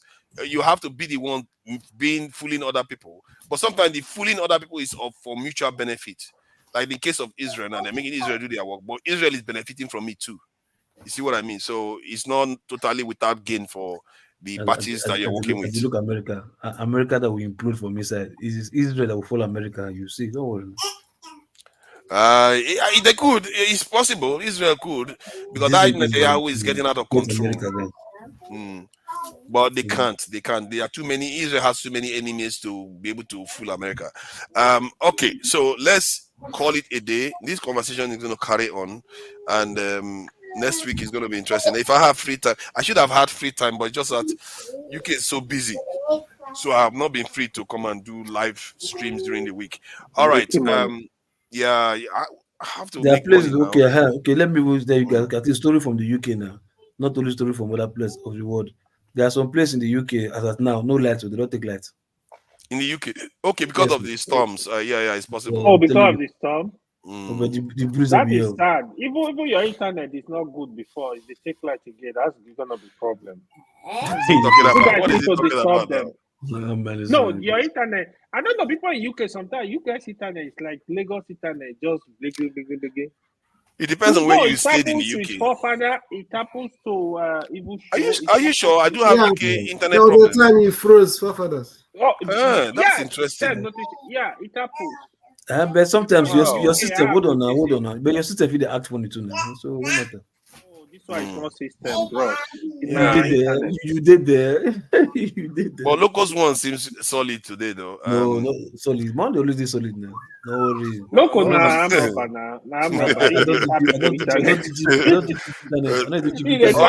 all right. Let's round it up. Thank you all for coming in. Loco, AY, Steph, Tone, I really appreciate you, all of you, spending so much time with us here, and all the people in the chat. Tope, oh, I see you there. Ray Abua, I see you there, and Oga, I see you there. Oga, I'm surprised you're here. Boom, Ray, thank you for being here, and if for real, you are also there on the panel and on the chat, winning all the chat people over to his side. You're going to make a good politician. You're going to make a good politician. Actually, you are like a consensus people builder. are my people. They are my people. I still get enemies there. I get enemies when they block me. Who do you have an enemy there? I don't know. How can you have an enemy? Really. Kando, I see you there too. Hi, Beauty 10. I thank you for coming in. Hi, Beauty 10. I see you there. And Sin TV. I got the report from you about you again. No? They say you have been kind of molesting people and insulting people. Take it easy. Try to be generous and nice to people. Sin TV. You can be mean to me, but not necessarily everybody else. They are reporting him. Take it easy. Jeremy Robinson Asquepeta. I don't know, man. It's like a Hispanic name. No, it's called Aspilicueta. Aspilicueta. That's it. Aspilicueta Robinson. That's it, like a Hispanic name.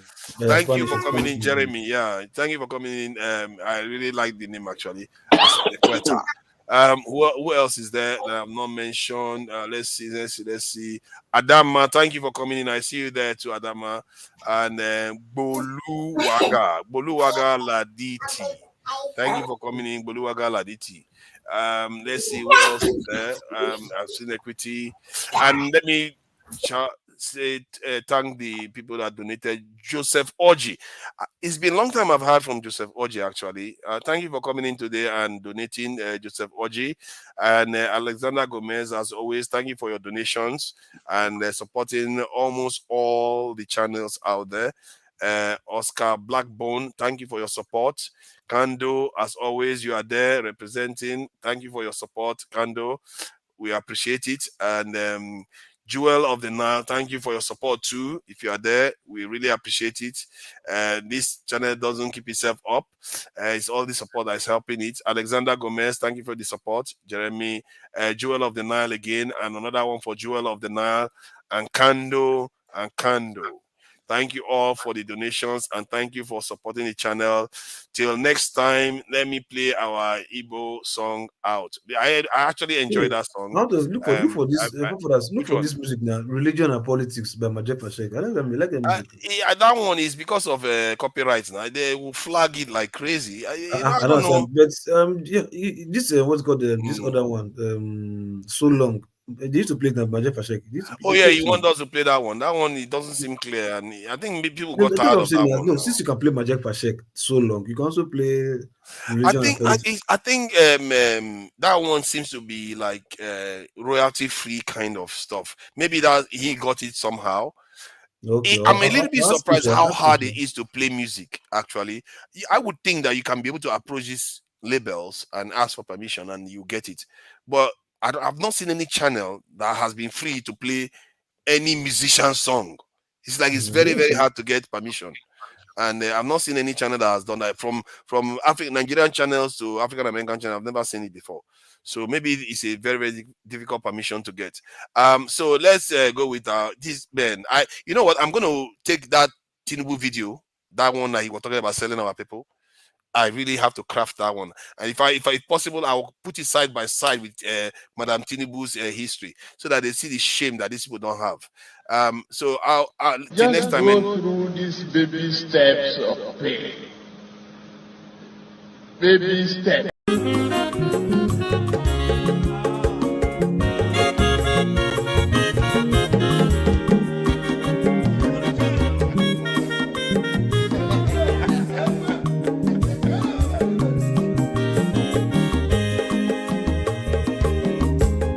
Onye ọma zoro obi o, akwa nwa zoro obi o, Max ịbịa bunyegokwanụ m n'ofu ube n'azụ ụlaga n'ịbịa zugo, mmanwụ ụlaga do n'ịbịa zugo, akwa nwa ilochi o, biko rapụ zoro ka ọ nabazi ya. Onye ọma zoro biko, abọmma nwatara ndasari, ịbịa wunye n'ịgwana m ụlagado n'ịbịa zigo, mma ụlagado n'ịbịa zigo, abọmma nwa ilochila, biko rapụ zoro ọ na-agbazi ya. Mazi wekọba odogwu na kwere ezineke, onye ọma n'ịgadele m mazi n'ịbịazigame ibugo with melody.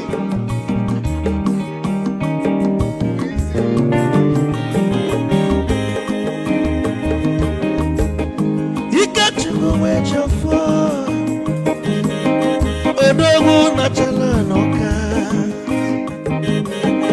ezi nwanne m n'ịgadele m ụlagado n'ịbịazigo, mma ụlagado n'ịbịazigo, amama nwa ilochilo, biko rapụ ụzọ ọ nabazi tee onye ọma zoro Zara Nesari Ibia Muyanu Guanamo Ofube Naru Hulaga Doni Biazugo Nazaboy Mahulaga Doni Biazugo Avama Wilo Chilo Biko Rapuzoro Hanabazi Odogu Kanano Bikechofo amakwa m n'ike agwụgo gị weli igwe kwelu ike ji obodo elebe gị igwe